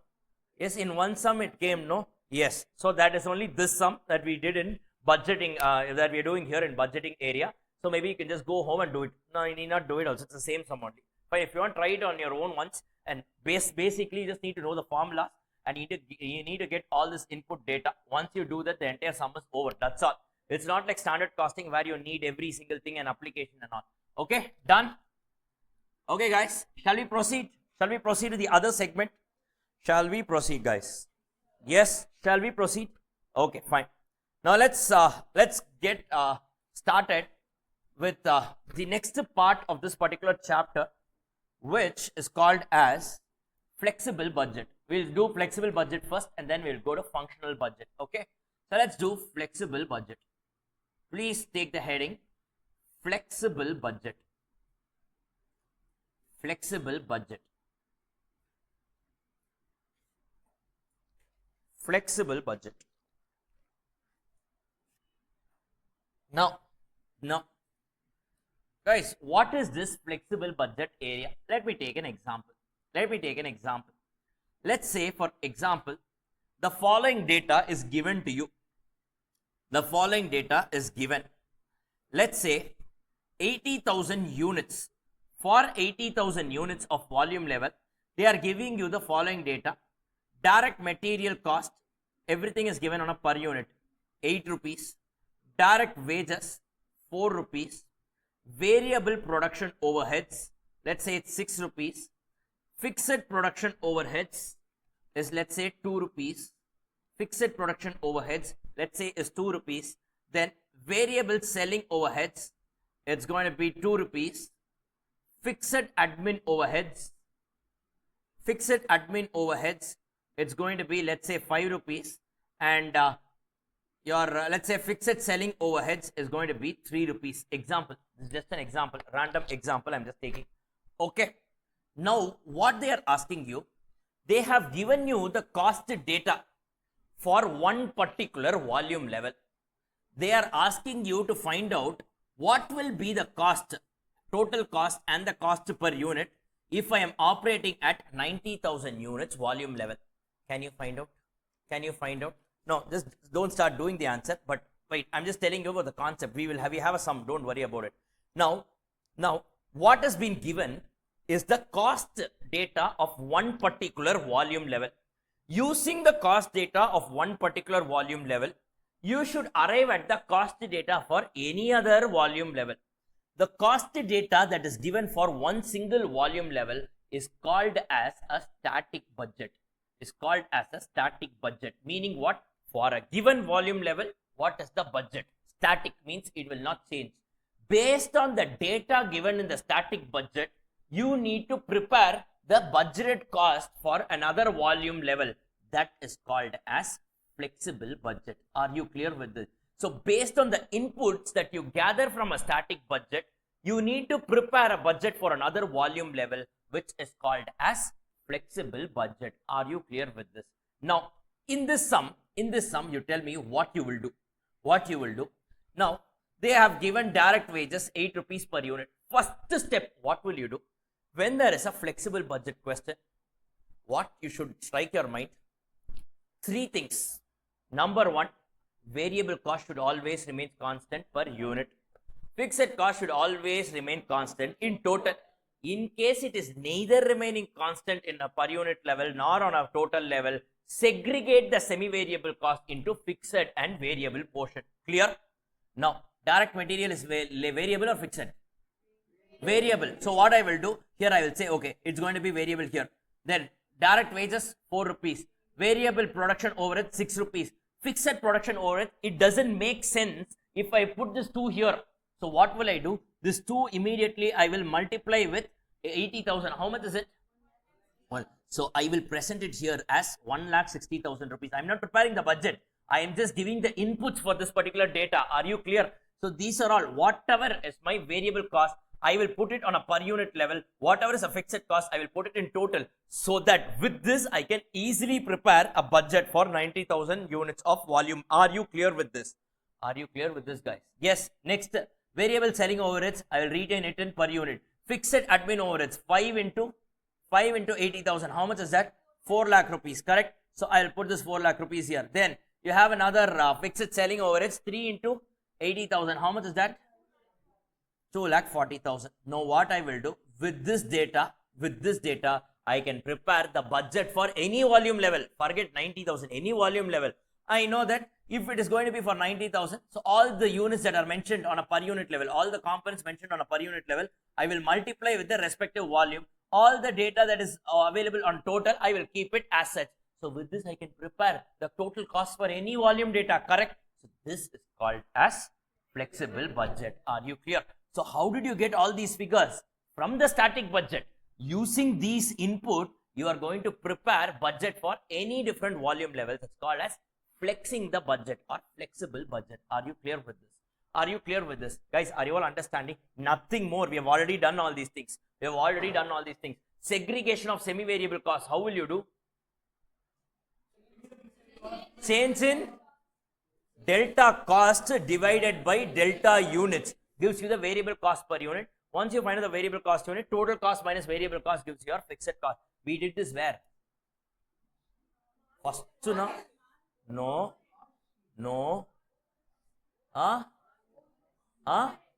Overheads, I told you. Overheads, first segment. Turn back the page and see. First segment, we started overheads chapter only with this semi-variable cost. Do you remember? It is chapter number 2 that we did here in our classroom. Correct? Yes, first thing that we did here was segregation of semi-variable cost. You remember, it will start on left side bottom, right side full page it would have been given. Correct or not? You remember that? Yes, we did it fully. I told you it's actually a part of flexible budget, but still we are doing it here. I told you. I told that also. Yes. Guys, are you clear with this? Fine. So basically, flexible budget is all nothing.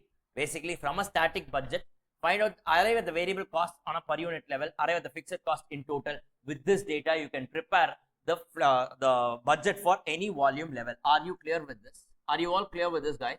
Is everyone understanding? Yes? Is everyone understanding this? Guys? Yes, guys? Yes? Fine. So shall we just go to the problem and do this? Shall we just go to the problem? That's all. That's all. Nothing more. So if you want to give, you can just keep on practicing. That's all. We will do one sum and we are done with this particular segment. That's all. Clear? Shall we go, guys? Shall we go and do it? So just take question number 1. It's on page number 78. This question is a past RTP question. It's RTP May 19 question. It's RTP May 19 question. So let's just have a look at this particular question. S Limited has prepared a budget for the coming year for its two products A and B. So product A, product B, they have given the data. Production and sales, 6,000 units, 9,000 units. So I'm not reading out these figures or not. So it's not relevant anyways. We will be reading it when we're doing the sum. They have given the production and sales in units, raw material cost per unit, direct labor cost per unit, variable overhead cost per unit, fixed overhead cost per unit, selling price per unit. These are the data that are available product wise. Clear?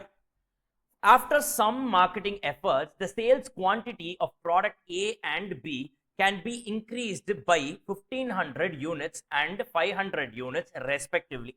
What they are saying, if they do some marketing, they can increase their output by 1500 and 500 of A and B respectively. But this doesn't come free of cost. But for this purpose, the variable overhead and the fixed overhead will be increased by 10% and 5% respectively for both the products. You are required to prepare a flexible budget for both the products. Why is it flexible budget? Because now the output changes now for you. Correct? The output now changes. As instead of 6,000, you will prepare it for 7,500. Instead of 9,000, you will prepare it for 9,500. Correct or not? Fine. So A and B respectively is going to be 7,500 and 9,500. For this volume level, you need to find out the cost after the price revision. Are you clear? So from the flexible budget, you will take the original data, plus there is some cost revision happening that should also be considered while preparing it. Fine. So what they are asking you is, you are required to prepare a flexible budget for both the products before marketing efforts, after marketing efforts. Sir, before marketing efforts, they themselves have given in the question. No, they have not given it. They have only given everything in per unit. Fine. So you need to put it in total and also that's what something that we need to do. Fine. Just take 20 seconds time. Quickly go through this question. Go through this question once and let's solve it quickly. Together we will solve.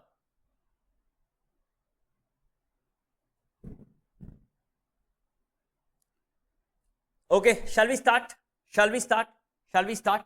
Now always remember, when you are doing these sums in a flexible budget, always remember maintain 2 columns for every product, per unit and total. Why, sir? Because from the static budget, whatever is the variable cost, go and immediately fill it on the per unit column. Whatever is the fixed cost, go and directly fill it on the total column, so that you can directly multiply with the quantity or divide with the quantity to arrive at the total or per unit respectively. Clear? Are you clear with this? Always follow this. It will be very simple. So let's quickly just finish this. I think this came for 10 marks, I guess. I don't know. I think so. I mean, if it comes for 10 marks generally, or 5 marks is too less for this. 10 marks is 2 more for this. Maybe 6. 6 plus 4, something like that they can have. Yes, yes. I have seen 6 plus 4 and all. Yes, they will come. Or maybe what they will do is they will merge this along with marginal costing. They will test this for 5 marks. Marginal costing, one small sum they will put inside this break even and all they will ask. So 6 plus 4, 7 plus 3 they can do anyway. So you don't worry about it. If they want to test, they will test it. Don't worry about it. Okay, fine. Let's start. This is what question number 1 on page number 78. Guys, this is one vanilla sum. We should do it together quickly. Let's do it quickly. Page 78. So write down. First part, write down part 1. What is part 1? Flexible budget before marketing efforts. Before marketing efforts.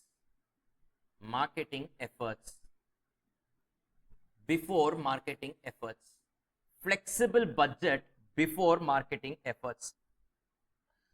So what you need to do right now is prepare particulars and 4 columns. That is product A inside that per unit total, product B inside that per unit total. Make it fast. So let me try my luck today with the scale. See how beautifully it has come. Okay, fine. Do it guys. I know I wasted a lot of time. Instead, my scribbling itself will be good only. Anyways. Okay, write down particulars. Particulars. Then you have you have 2 product A and product B. Under that, per unit total or amount, per unit and amount. Actually, this per unit is also in amount only. Per unit and total. Okay, per unit and total. Let's start.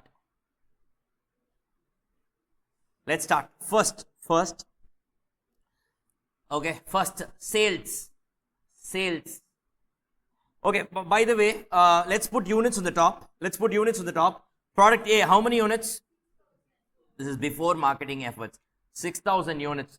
How many units of product B? 9,000 units. Okay, right, perfect. Now tell me sales, how much is it? Per unit. So what I will do is, first we will just fill the figures alone. Whatever is the relevant figures that we will fill. Okay, for B it is going to be 78, correct? Don't fill the total column. I'll tell you, don't fill the total column. 78, okay? Then you can just put a dash here. Fine. Put a dash here. Then we are going to cost. First cost, raw material cost. Is it variable or fixed? Variable. So fill only the per unit column. How much? 60/42. Guys, do it the same way in exam. Habits die hard. So do it in the same way. You will follow the same thing in exam also. Next, raw material cost. After that, direct labor. Variable, fixed? Variable. So fill the per unit column. Remains constant per unit. 18. Then variable overheads. How much is that? 12 and 6. Then fixed overhead. Is it what? What is it? Fixed. So basically, convert it into total figure and plug the total column. How much? 48,000. How you got 48,000? 8 into 6,000. Similarly, here it's going to be 36,000. How you got that? 4 into 9,000. Correct? Guys, correct or not?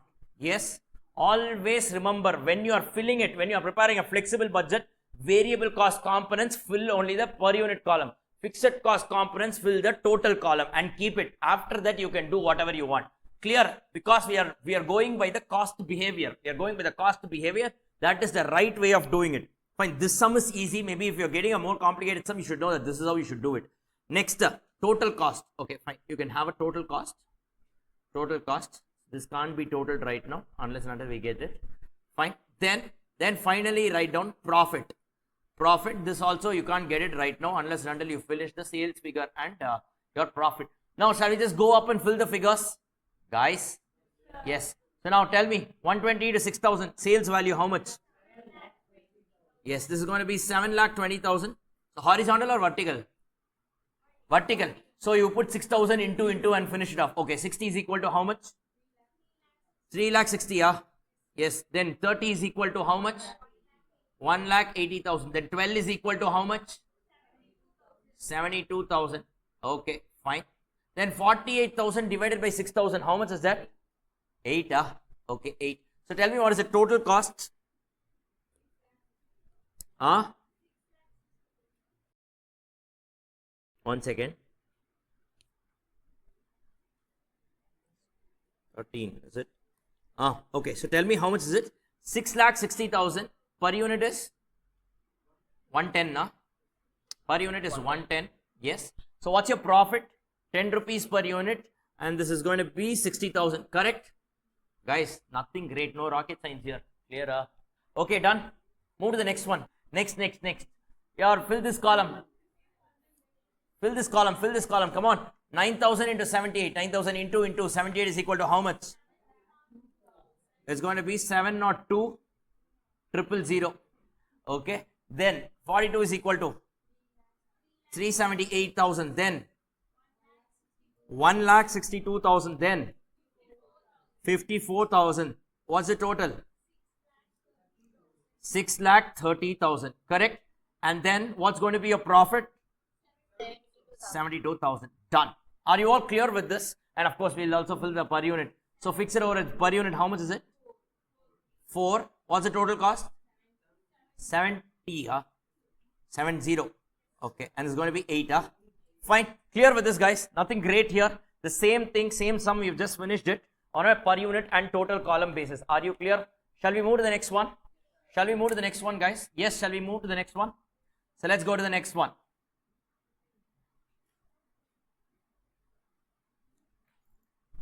Now this is very difficult. Let me do what? I have an idea now.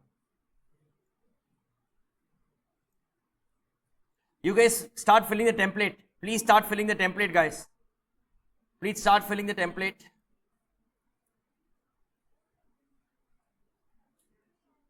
Please start filling the template.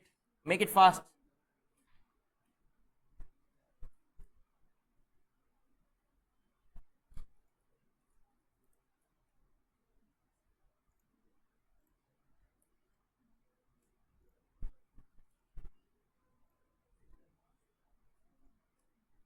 That's about it. Okay, so let's go to part 2. Yes, now it is neat, no? Credits to Microsoft. Okay, right. So go to part 2. So what's your part 2, guys? Yes, so flexible budget after marketing efforts, right? So write down flexible budget after marketing efforts. Flexible budget after marketing efforts.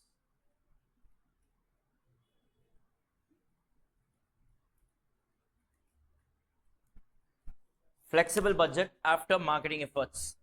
Now first write down. Guys, come on, let's do it together. I'm using a blue ink. You take only a black ink. Okay, I'm using it here because the grids are in black, so that's why. First, sales. Tell me, guys, sales per unit, does it change? Okay, on the top first, how many number of units now? 7,500 units of product A. How about B? 9,500 units of product B. Correct? Now, what's the per unit selling price? Hello, that does not change. 120. And here, how much is it? 78. Are you clear?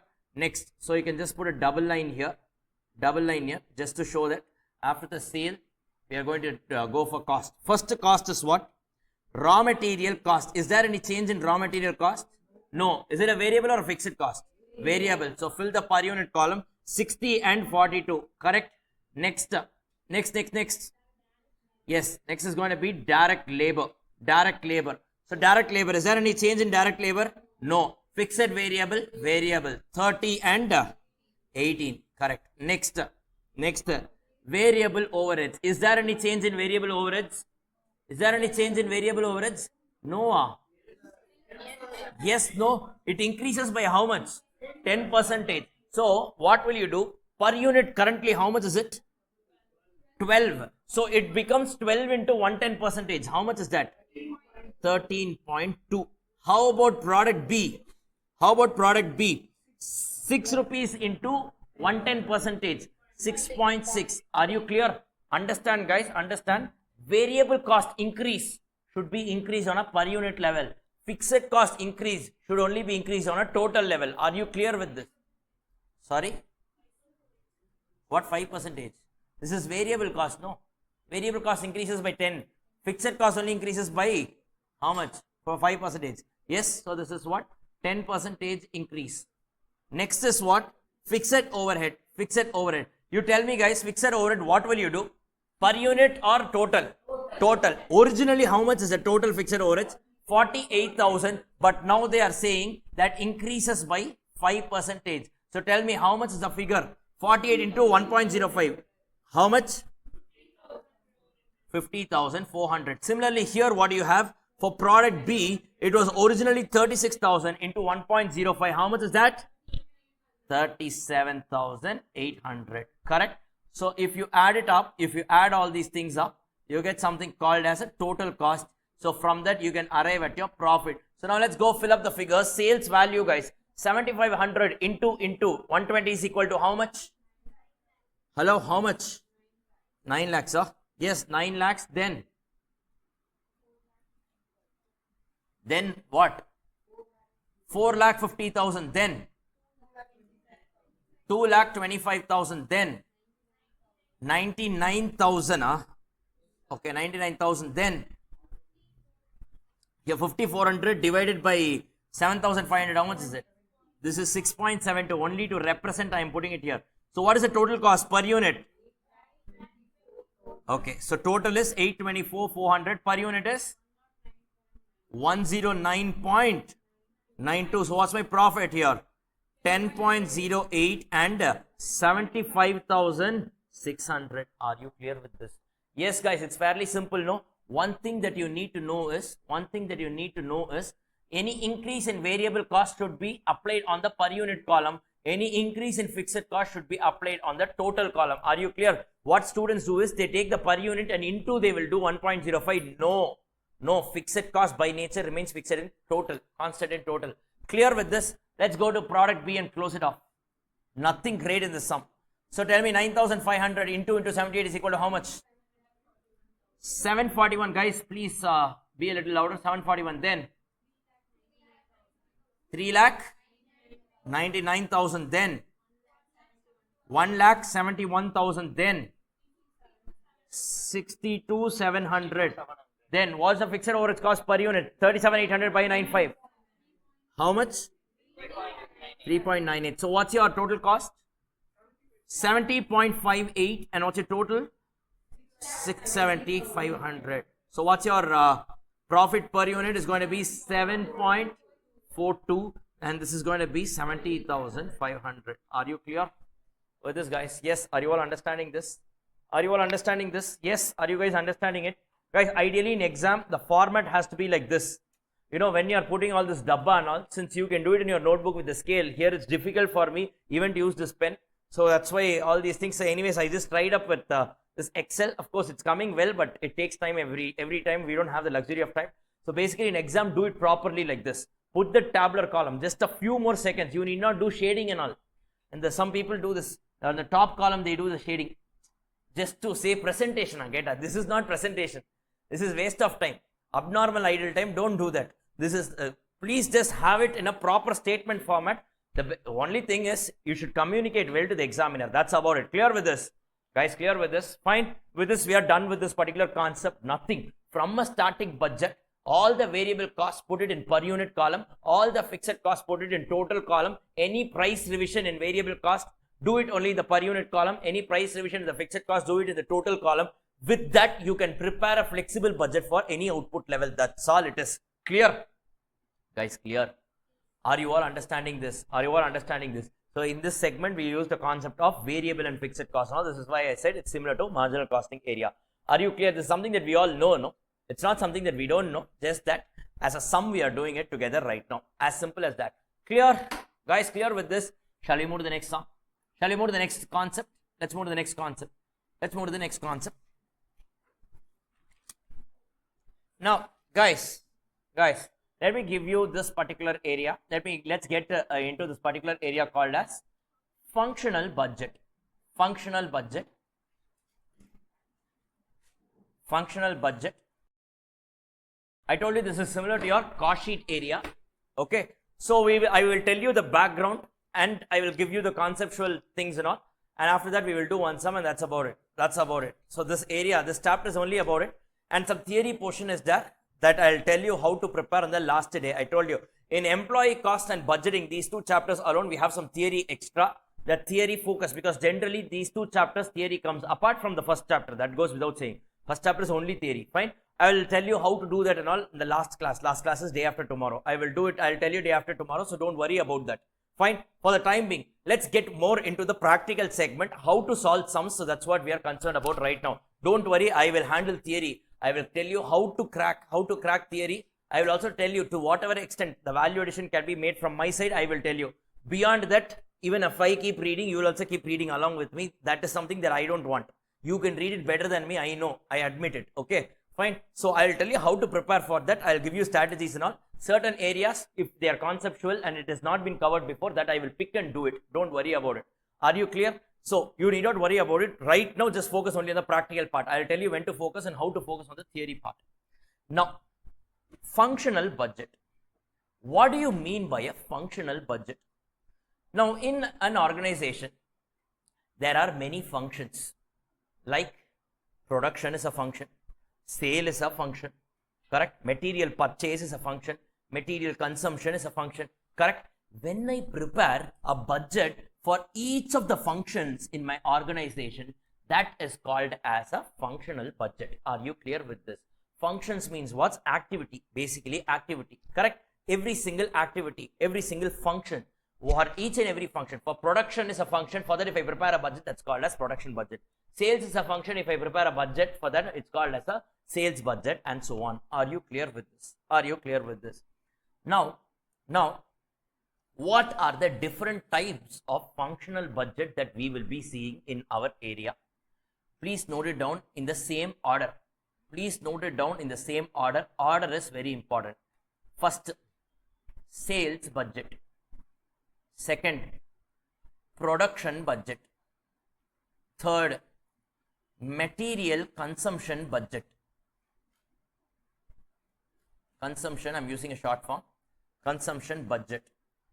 Fourth, material purchase budget. Fifth, wages budget. Sixth, production overhead budget. Seventh, AOH and SOH budget. Eighth, master budget. Yes, done, and it should be in the same sequence. It should be in the same sequence. It should be in the same sequence. I will give you all the logic and all. Please note it down quickly. Please note it down quickly. See, apart from this, you also have two more budget. Apart from that, you also have two more budget called as cash budget and capex, capital expenditure budget. These are a part of your financial management. Not a part of our subject. But in the study material, they have just mentioned and leave it there. No sums and all in this area, but they have just mentioned and leave it there. There's something called as cash budget. It's nothing but a cash flow statement, which we'll be seeing. You anyways will be seeing it in your accounts. But yes, it's also there in your FM, working capital management. Yes, in that you have something called as a cash budget. And of course, there is another thing called as capex budget. That's basically your capital budgeting chapter. There you have a lot of capital, your present value of cash inflows and all, NPV, IRR and all those things.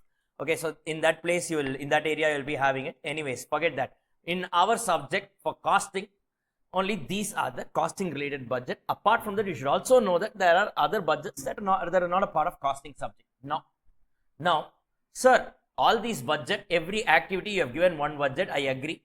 But why should it be in the same sequence? Why should it be in the same sequence? Understand, it's very important. It's very important. Now, always remember, when I am budgeting, let's say You are the company's managing director. A fresh year is starting right in front of you. You are in the month of March. Okay, for us, year is 1/4 to 31/3 only, correct? In India, we follow that April to March, right? So for the next forthcoming year, from 1st April onwards, one new year is going to start. So what I'm going to do, before that, you are the managing director. Put yourself in the shoes of managing director. Assume you are running a business, your family business, you are only running. Fine. Now, what will you do? Now, for the next year, I need to plan it accordingly, correct? You are doing a production. You are in a production setup. You are manufacturing something. Let's say you are a garment manufacturer, something you are manufacturing. Fine. Now, how will you start preparing the budget? How will you said so many budgets, sir, but which budget? Can I do any budget that I want beginning itself? No. First, if you are the owner of a company, what you will do is, you will first call the marketing team. You will call the marketing team. Ask them, in the forthcoming year, how much demand you are predicting? How is the market? How many units you are expecting to sell? Obviously, he can't predict to the last unit. He will say, sir, overall, looking at the market trend and all, and looking at the overall seasonal business nature and all, generally, let's say I will sell 1 lakh units or whatever it is. The first step begins with a sales budget. That's why sales budget is the first step. Why? Because only based on that, what I do. Let's take an example. Let's say the marketing manager comes and says, sir, next period, the sales will be 1 lakh unit. This is what we are expecting, 1 lakh unit. Now, what I am planning to do is, in your financial management, you will study. You will decide how much of stock to keep. That's called as working capital management. In that one area is called as, there is a area called as working capital management, a very interesting area. There you will see how much to stock, how many days of sales or consumption to stock or not. Basically, now let's assume based on that, totally, now I got an input from my marketing team that next year I'm going to sell how much? 1 lakh units. Now, let's say I want to keep a closing FG of, let us say, 20,000 units. 20,000 units. I want to keep an FG of 20,000 units, closing FG, correct? So basically, I should produce how much? 1,20,000, correct? But wait, I already have an opening FG of 10,000. I already have an opening FG of 10,000, which means current year, how much I need to produce? 1,10,000 units. Now you tell me, I started with the sales budget, and only if I know how many units I'm going to sell, I can arrive at the production budget, correct? Now only I can go and tell my production manager, look, I will not ask him, I will tell him, this year I want you to produce 1,10,000 units, that's all. Clear? How did I get this base from? First, it has to originate from my sales team or my marketing team. Are you clear with this? Are you clear with this? So first I ask this fellow, he will tell me what is the sale. From that, add a closing stock minus opening stock. You will get the total production requirement for the current year. And always remember, production budget is the base for all other budget. It is the base for all other budget. Now, because all your costs will be incurred only with respect to production, correct or not? We saw cost sheet. All the components of cost are tied to production, correct or not? Let's say, for example, every unit of output requires, 1 unit of output requires 2 kgs of raw material. Can you tell me what is the total raw material I will be consuming in the next year? 2,20,000. Correct or not? 2,20,000 kgs I will be consuming. This is called as raw material consumption budget. Clear?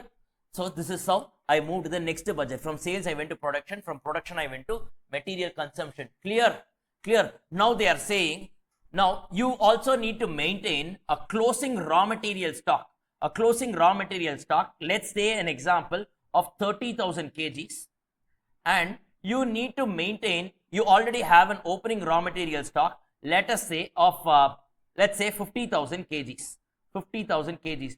So tell me, in the current year, how much should I purchase? How much should I purchase?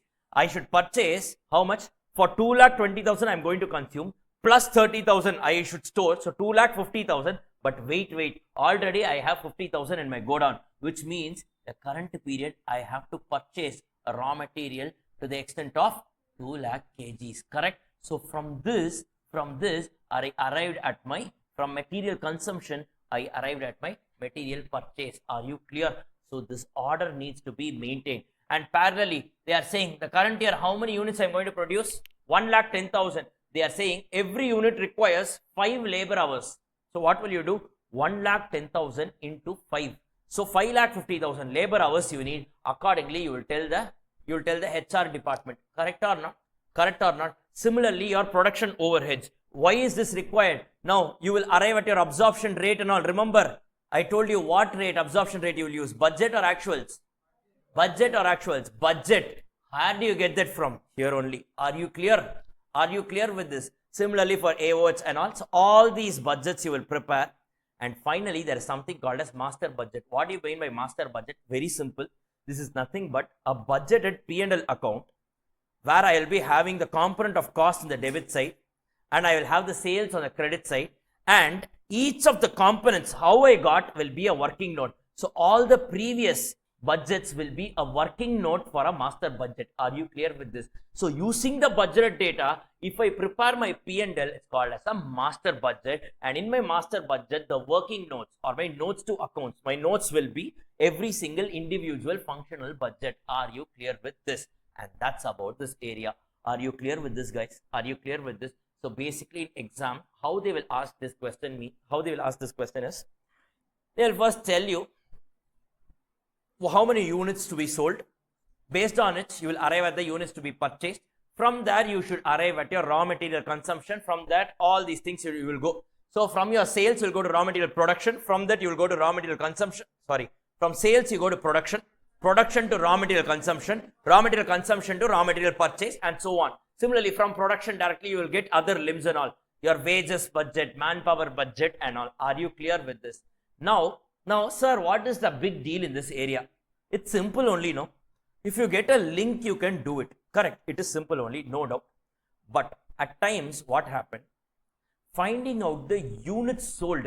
Always remember in this chapter, what is the first base?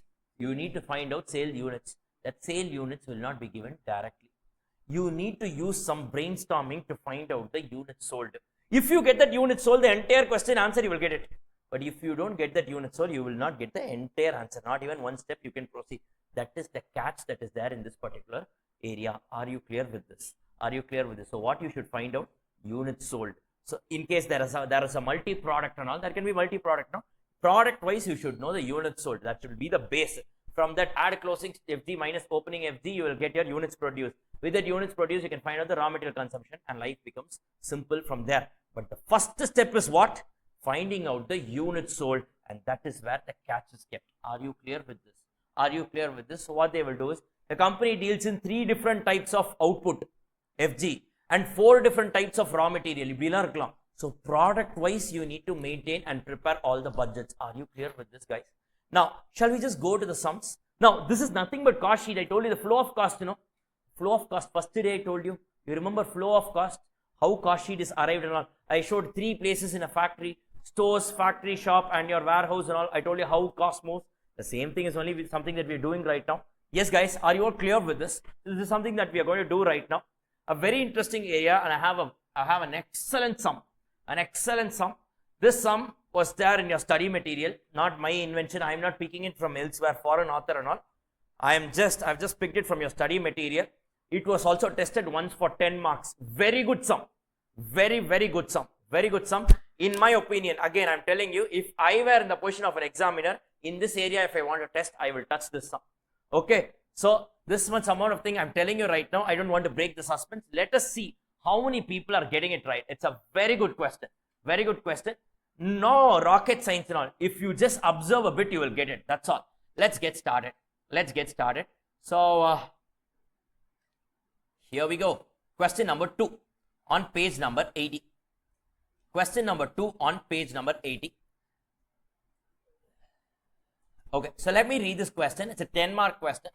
It's a 10-mark question, past exam. Mark it as important. This sum, definitely refer to this sum the day before your exam. Please do that. Please do that. Okay.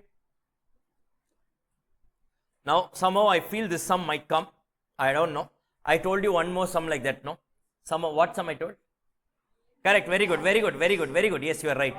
Shoe sum. I told you that Kaju Katli example. I told you, no, that multi-product cost sheet. Similarly, this area also I feel somehow something makes me feel that because it's been a while since they tested this. So I think this might come. It might not come also, but I'm just telling you a gut feel. That's all. Don't ask me if it doesn't come. Please don't ask me. There you only told it will come and all. I am not. I'm no god to predict all this. Just telling you it's a gut feel. That's all. At times it can come correct. It might. At times it might not.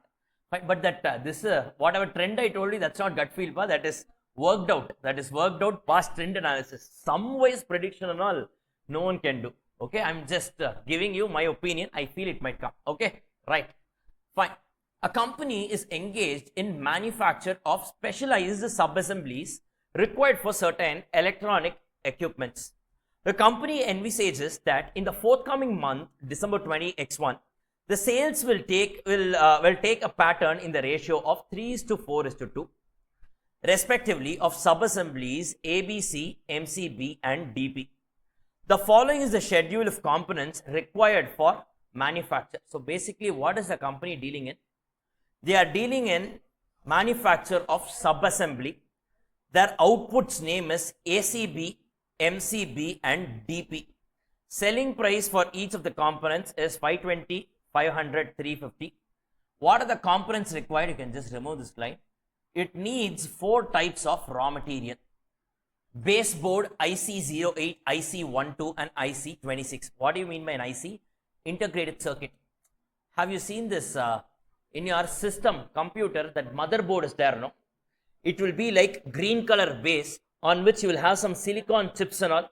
In childhood, I don't know whether you did, I used to look at like this and it will be like buildings and all. Yes, it will be like buildings and all. So that is called as integrated circuits. Fine. So what they are saying, for every, so this is one type of motherboard, this is another type of motherboard, this is another type of motherboard.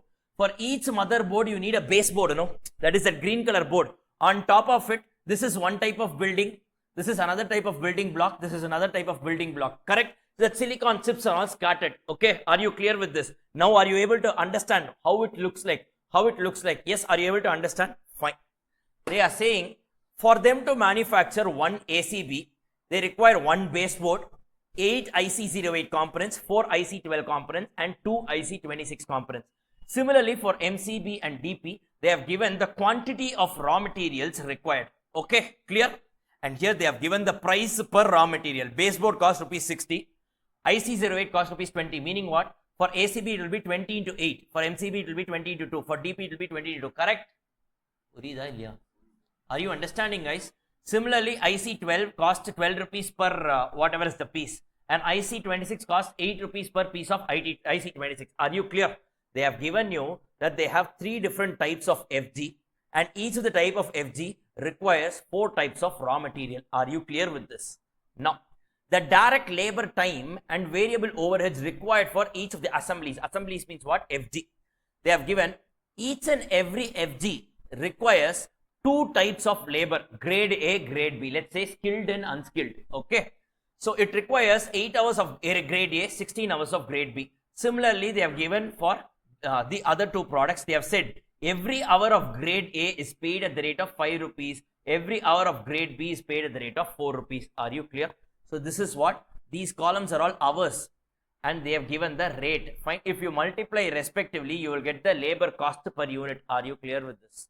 Are you clear with this? Apart from that, they have directly given the variable overheads in rupees. You need not multiply and all. They themselves have directly given what is the variable overhead cost per unit of each of the 3 different types of FG. Are you clear with this? Now, the laborers work 8 hours a day, 25 days a month. Okay. The opening stocks of sub-assemblies means what? FG. And the components, meaning what? Raw material, are given below. Opening stock of FG. Each of the FG, what is the opening stock they have given? Closing stock of, opening stock of raw material. This also they have given. Are you clear with this? Fixed overheads amount to some rupees they have given. Guys, this is FG, this is RM. Okay. Fixed overheads they have given per month, and the monthly profit target is 12 lakh rupees. The company is eager for a reduction of closing inventories of sub-assemblies and components by 10%. Meaning what? Your closing stock is 90% of your opening stock. Are you clear with this? What have they given here? Look at this. The company is eager for a reduction of closing inventories of subassemblies and components by 10% of quantities as compared to opening stock. Clear? Meaning what? Opening stock they have given. Closing stock is 90% of opening stock. Ideally, closing stock is also given. Clear? For what? Both FG and RM. Are you clear with this? Prepare sales budget, production budget, component usage, that is material consumption, material purchase, and manpower budget. This is what is given in the question. Very simple. Very simple. I don't want you to answer any of these four. That I will take care. Just answer me. How much is the sales budget? Units I want. How many units of ACB, MCB, and DP is the company planning to sell? If you get that right, the entire sum you will get it right.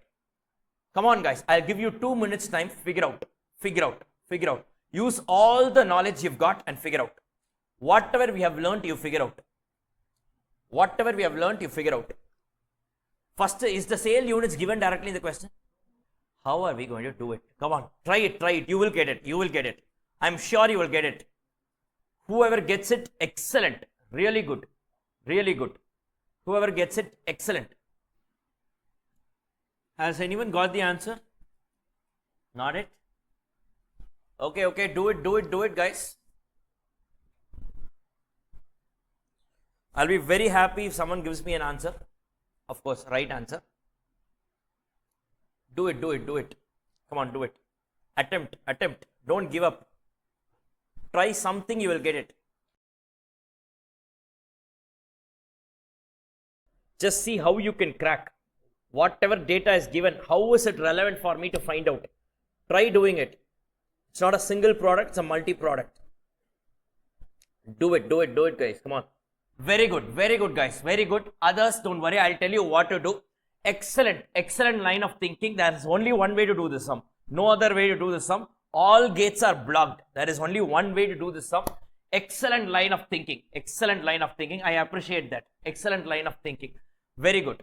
Now, first, in this question, what is the problem? Units are not given.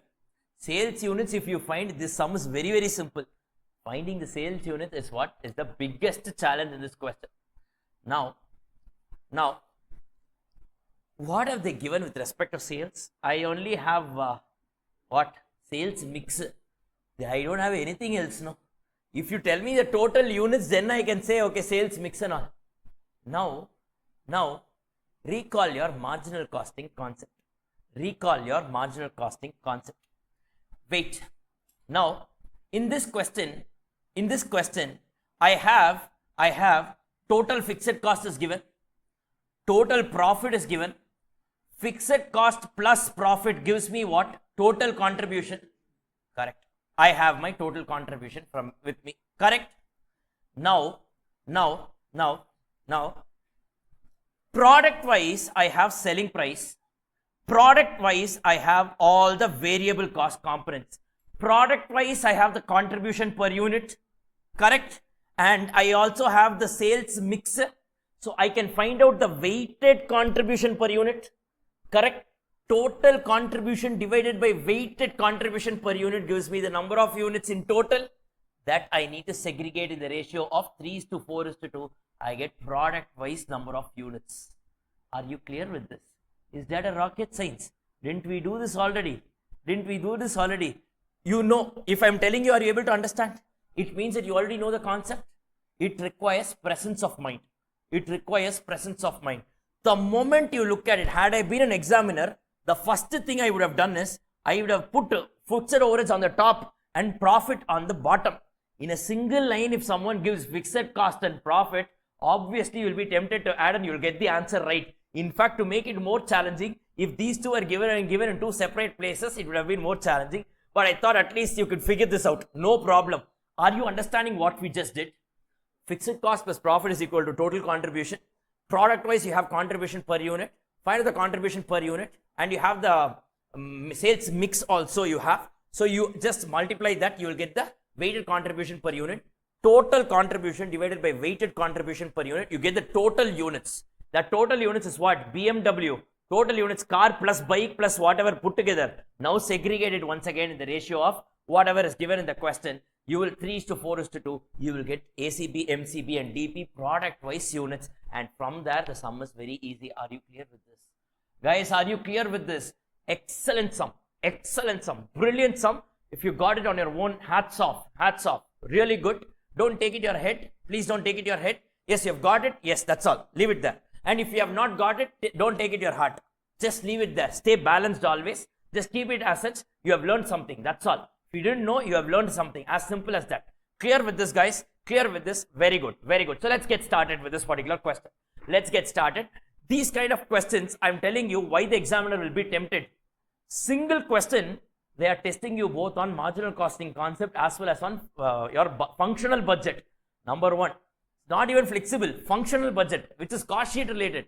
So look at this, functional budget with marginal costing, that too using sales mix. So look at the beauty of this question, how they can actually frame it. Whoever framed this question, brilliantly framed. And practically you can have this kind of a scenario, no? And this is there in your study material. I'm just picked from study material, past exam question. 3-4 attempts back, maybe again it may do around here, Many students got this wrong. Examiner's comments, I saw many students got this wrong. If you get the first step right, only the rest of the sum makes sense. If you got this wrong, you will be working on a wrong figure. So obviously they won't give you marks. Are you clear with the approach, the solution? That's why I said in this question, I wanted the answer because I wanted to know if you are getting the entire approach as well as the computation right.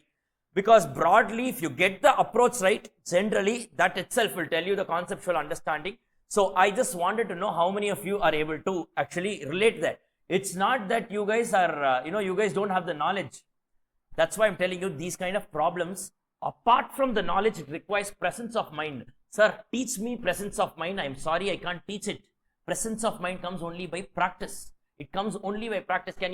I can tell you the rules of Sudoku game.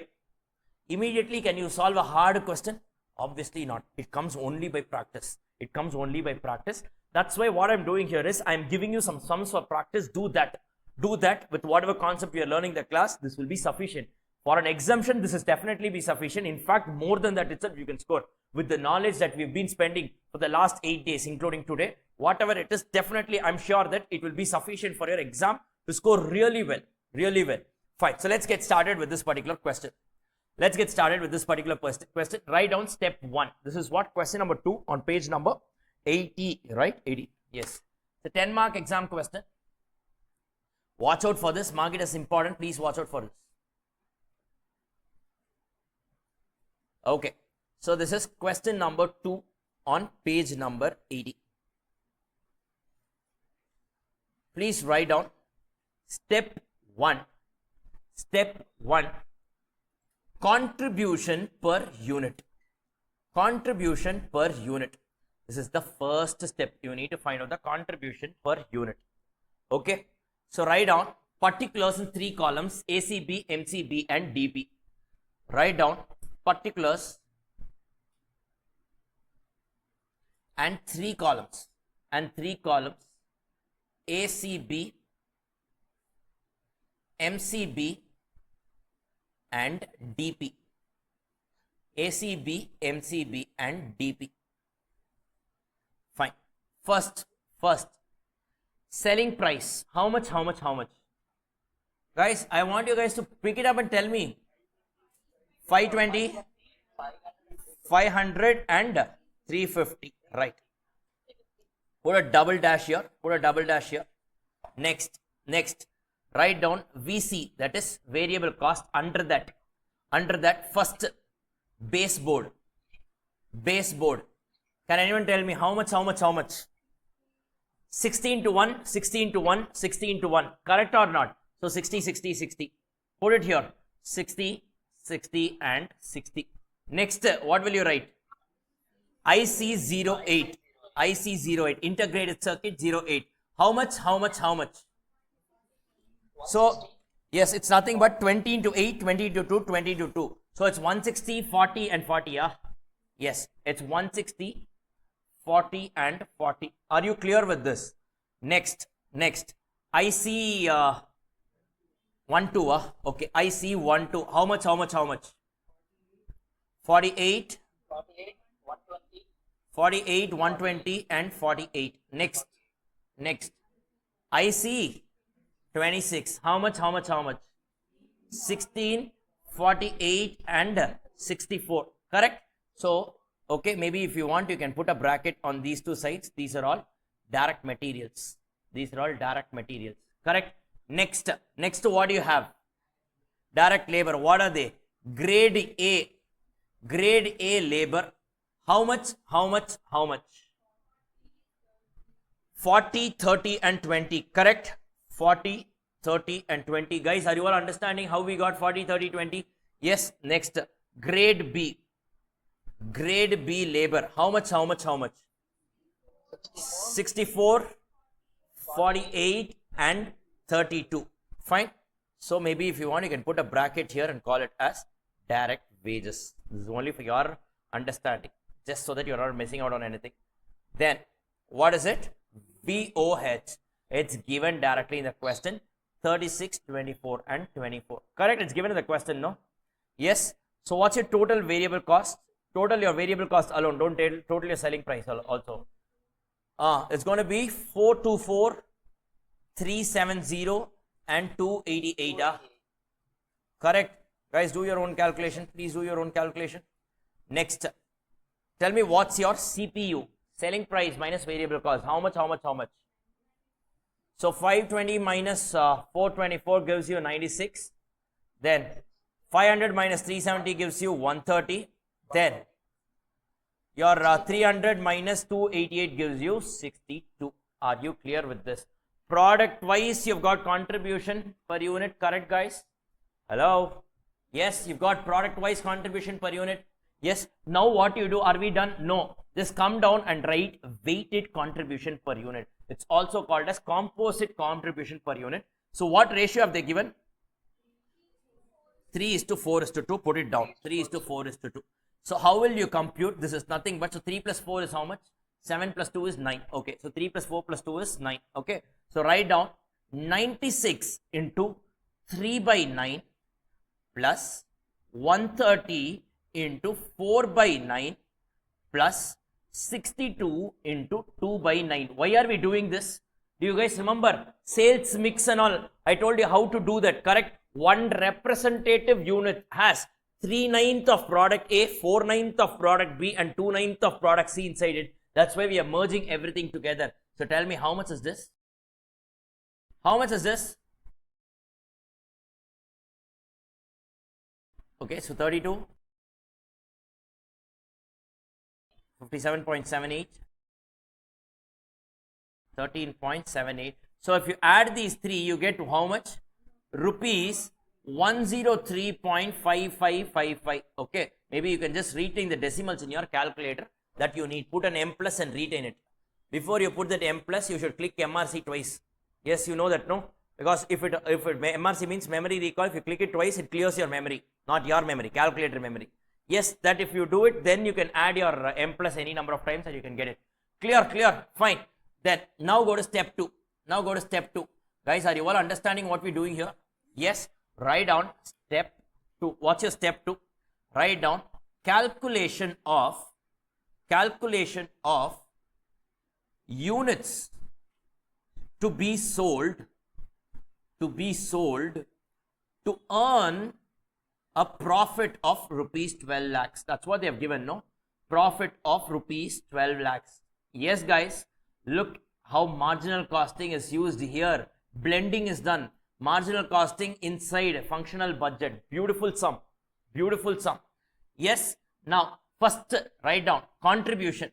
Contribution is equal to what plus what? Fixed cost plus profit. Correct? Fixed cost plus profit. You guys know this, no? Sales minus variable cost is equal to contribution minus fixed cost is equal to profit. If you are coming from down, I will say fixed cost plus profit. Sorry, fixed cost plus profit gives you contribution. Correct? So now in this case, what's your fixed cost? 757,200. Perfect. And what's your profit? It's going to be 12 lakhs, right? Required to earn a profit of 12 lakhs. So tell me, what is the required or desired contribution? Rupees 19,57,200. Yes? Perfect. Are you all clear with this? Guys, are you all clear with this? So now this is the step. Sales in units. is nothing but contribution divided by weighted contribution per unit. Correct or not? Correct or not? Correct or not? Contribution per unit into units is only going to be my contribution. So contribution divided by contribution per unit gives me units. In this case, weighted contribution per unit because more than one product. So tell me how much by how much? Rupees 19,57,200 divided by rupees 103.5555. Retain the decimals in your calculator. So tell me how many units in total? 18,900 units to be sold. 18,900 units of what? ACB, MCB, DP. All three put together. So now what I need to do, this 18,900, I again need to apportion in the ratio of 3:4:2. So do it. ACB, MCB and DP. How will you do it? So 18,900 divided by 9 is equal to, you will get something into 3 is equal to write down, 4 is equal to write down, 2 is equal to write down. How much? 6,300 units, 8,400 units and then 4,200 units. Are you all clear with this? Guys, are you all clear with this? Is everyone understanding? From here, life is simple. Let's anyways quickly finish it off. Not a problem. We will do it. Are you clear with this? Are you all clear with this? It's simple, no, guys? Yes, this is something that you guys already knew. Just that it needs to be put in a particular format. You just need to have the line of thinking. And if you get it, that's all. That's all. You're done with the question. Are you clear? So let's quickly finish off the balance. Go to step 3. Let's prepare a sales budget because they've asked you to prepare a sales budget in units and value. So multiply the units with the selling price per unit, you'll get your value. So write down what is the next thing? Step 3. Step 3. Step 3 is going to be a what? Sales budget. Sales budget. Now have products, units, selling price and sales in rupees. So tell me products. What are the products that you've got? How many products? 4, right? 4 products, correct? Only 3. 4 are raw material. Okay. Product you have only 3. Yes. So what and what? ACB, MCB and DP. Just now we found out. How much? 6,300, 8,400, 4,200 and total is how much? You should not total this, no. ACB plus a monkey, donkey, how will you add together? Correct. You will be tempted to add in the exam. That's why I also misled you. You also fell for it. Next, selling price. How much? 520, 500, 350. So tell me what's the sales value? 32 lakh 76,000. Then 42 lakhs. Then 14 lakhs 70,000. Can I add these 3? No. These 3 are in rupees. These 3 can be added. Yes. 89 lakh 46,000 rupees is the total sales value. Value can be added, no, madam. Yes. Are you clear with this? Are you clear with this? Guys, are you all clear with this? So the sales budget is through. Are you clear with this? Guys, are you all understanding? Are you all understanding this? Yes. Shall we move to the next one? What is the next one? They have asked you for production budget. Shall we move to the next step? Have you all completed till this? Go to step number 4, production budget. Step 4, production budget. Production budget. Write down particulars in 3 columns: ABC, MCB and DP. Particulars and 3 columns: ACB, MCB, DP. Fine. So now tell me, guys. First, sales. How many units? Hello? How I got this from step 3? 6,300, 8,400, 4,200. Then to this I should add closing stock minus opening stock. Opening stock is given in the question. How much? It is given as 800, 1,200, 2,800. Closing stock is given in the question, not directly, but they are saying that closing stock should be 10% less than what is maintained as opening stock, or basically can I say it is 90% of opening stock, correct? 0.9 into 800 is equal to write down, 1200 is equal to write down, 2800 is equal to write down. How much? 720, 1080, 2520. Perfect. This is nothing but 90% of opening stock. Are you clear? You should definitely write it, all these things in the question. In the answer, you should write it. Why? Because only then you will know how, only then you will communicate to the examiner how you got these figures. Correct? Otherwise, examiner will think that you copied all these figures from the next person. But most of the time, when you do that, the next person would have only done it wrong. So you would have also copied that. But I'm pass I don't. Okay, right. So this gets you your total production, correct? So if you adjust for this, you get your total production. How much? 6220, 8280 and 3920. Are you all clear with this? Are you all clear with this, guys? Yes. Now the next one, step 5 is what? Component usage budget, that is material consumption budget. Correct, guys? Shall we do this? Hello? Shall we do it? Yes. So I'll tell you this, we can do it in a different template. If you want, you can also do it just like how you wish. So write down component usage budget. Component usage budget, particulars and 4 columns. I'll tell you 4 columns.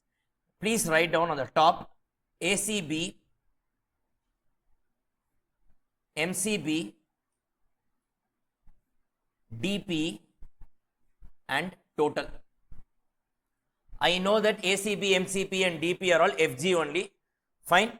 But here we are doing it like this. So we will add it up. If we do the sum, you will know, you will understand what I'm trying to. If you want to do it also, you can put 4 things here. Baseboard, IC, whatever, all the 3 ICs, you can also do it like this. I'm doing it this way. Fine. So first what you do is write down production. How many units of ACB, MCB and DP are produced? 6220, 8280, 3920. Total? No total. You cannot add these 3. Okay. Put a double dash here. Now, first, what is your baseboard? First component is your baseboard, correct? BB. You need how many components? 1 component each. So tell me how many baseboards you need for ACB? 6220. Here 8280. Here 3920. Can I total this? This I can total. Tell me how much? It is 18,420. Guys, are you understanding why we are totaling this? I require 6220 baseboards for ACB, 8280 baseboards for MCB and 3920 baseboards for DP. So now I can add the total baseboards required. This you can't add. This is production, but this you can add. Clear with this? Next. IC08. IC08. How much do you need? They are saying 8 units, 2 units and 2 units respectively. So accordingly, just multiply 8 into 6220, 2 into 8280 and 2 into 3920. How much? 49,760, then 16,560, then 7,840. Total it up. How much is it?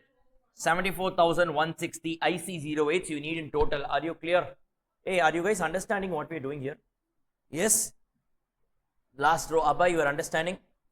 Abba, understanding? Are you able to follow? You are also able to follow? Yes, you guys are able to follow this, no? Yes? She is able to follow? You are able to understand this? Yeah? Fine. Next. IC12. How much? They said 4 units, 10 units and 4 units. So tell me how much? 6220 into 4, 8280 into 10 and 3920 into 4. How much? 24,880, 82,800, 15,680. So totally how much is it? 123,360. Correct? Guys, is everyone getting this? Please do your own calculation. Next. What is the next one? IC26. IC 26, 2 units, 6 units, and 8 units. So how much? 12,440, 49,680, 31,360, 93,480. So component wise you got what is the total requirement. Are you getting it? Guys, are you all understanding this? Let's go to the next one. Component purchases budget. Shall we, guys? Write down. Component purchases budget. It is going to be step number 6. Okay. So component usage budget, that is also done. So let's go to component purchases budget. Component purchases budget. Component purchases budget. So write down particulars and 4 columns. The 4 columns are for the raw materials only. Guys, come on, write down. Let's finish this quickly. Particulars and 4 columns. Baseboard, IC08, IC12, IC26. First, what will you write down? First, usage or consumption. How much? Just to pick it from the previous step. 18,420, 74,160, 123,360, and 93,480. Correct? To this you will add a closing stock minus opening stock. First in this question, opening stock is given. Yes, how much? 1,600, 1,200, 6,000 and 4,000, right? Now, what's your closing stock? They've given you it's 90% of opening stock, or they've given it as 10% less than your closing stock. So 0.9 into 1,600 is equal to 1,200 is equal to 6,000 is equal to 4,000 is equal to how much? Huh? Yes, it's 1,440, then 1,080, then 5,400, then 3,600. Correct? Fine. So if you net this off, you get your purchase in quantity. Purchase in quantity. How much? 18,260 units. 18,260. Sounded a point in, I have corrected. Okay. Then 74,040. Then 122,760. Then 93,080. Okay. Fine. Then write down purchase price. Purchase price will arrive at the amount also. Purchase price per unit of BB, how much is it? It's given no 60, 20, 12 and 8. 12 and 8. Yes. So finally, this is going to be your purchase price. What's your purchase price? 10 lakh 90. Sorry, that's not purchase price. I'm sorry. It's purchase value. 10,95,600 rupees. Correct. Then 14,80,800 rupees. Then 14,73,120. Then 74,46,000. Sorry, 7,44,640. 7,44,640. Are you clear with this? Yes. Then they have also asked you for something. No. They have asked you for manpower budget. No. We should do that also. Can you do that as a homework? So line wise, you will have grade A, grade B. So for every output wise, you will just need to multiply with the respective columns and you will get the answer. In fact, if I'm not wrong, this answer will be there in the questions that I will be sharing you. Ideally, it should be there. Let us see. But can you do that as a homework? The manpower budget, units multiplied by the respective hours. That's all. Or you want me to do it? You will do it, online, guys. How about you all? Does anyone want me to do it now, or you guys can do it? You guys can do it. No, it's fairly simple. The main step is only here. Okay, right. Fine. 1 minute, guys, 1 minute. Let me give this completion. Let's finish this chapter properly. Fine, that's all. No sums and all here. I'm just taking if covered everything. Okay, just a minute. So basically, all these things, types of budgeting are all is okay. Fine. So we finished this ratios. This is also done. Illustration done. Then these are all some theory areas that I told you. I will share it later. Then we did one question on flexible budget. Podum for the day, sir. Okay, fine, Madhumita. Taken. Yes, we are done. We are done. Let me just give a proper completion. That's all. I didn't tell you that I'm going with the next chapter. Okay, don't worry about it. I'm just finishing it up. Okay. Then sequence and all I've told you. Yes, this is done. And theories only is there. Okay, done. And the difference between flexible budget and fixed and flexible. I told you fixed is nothing but the static budget. From that budget only you will derive all the output and you will derive all the inputs and then you will use it for any volume level. Correct or not? Correct or not? Yes, variable cost remains constant per unit, fixed cost remains constant in total. Semi-variable cost segregate into variable and fixed using the formula delta cost by delta units. So that's what is given. If you just read it once, you will understand. And then this problem 2 was about your flexible budget, your functional budget with marginal costing. I told you, watch out for this. So yes, with this, we are done with this particular chapter. So agenda for tomorrow's session, just a minute guys, agenda for tomorrow's session, I'll tell you. So right now we have finished, today we finished 2 chapters, right? So we finished your employee cost and budgetary control. So agenda for tomorrow's session, we will try to finish these 2. Cost accounting systems, I think it's going to be a jolly session tomorrow because cost accounting system is something that you guys already know, your basic accounts only. So yes, we will do it anyways to give a proper completion. I will do that. And I told you, based on the past trend analysis, every attempt they are testing 5 mark. Somewhere they are hiding it from this chapter. Fine. And there are some catches here. I need to discuss one thing about overheads and all. There is an alternative treatment of under or over absorption. We saw that there are 2 ways of treating under or over absorption. Normal cost, if it is because of normal reason, using supplementary rate, give it to the product. Abnormal reasons, you should take it to your costing P&L. There is a third method. Which we'll be seeing only in this chapter. Yes, which we'll be seeing in this chapter. So tomorrow's agenda will be cost accounting systems and contract costing. Unit, batch and job costing is nothing. It's only some 3-4 pages in the entire thing.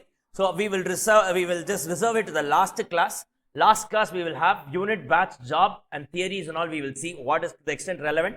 And I will share with you whatever is the particular, I'll share with you the exam preparation strategy. That's a very important thing that I'll tell you how to write, what to write, when to write and all. To that extent, I will tell you some things. I'll share my personal experiences also. And then we are done with it. Clear with this, guys? So today till date, we are done with 11 chapters. We just left with 3 more chapters to go. Apart from that, we have one theory. Fine. So let's do it properly and finish it off. 2 more days. Tomorrow, day after. And we are done with the subject. Clear, guys? Thank you all so much and have a good night.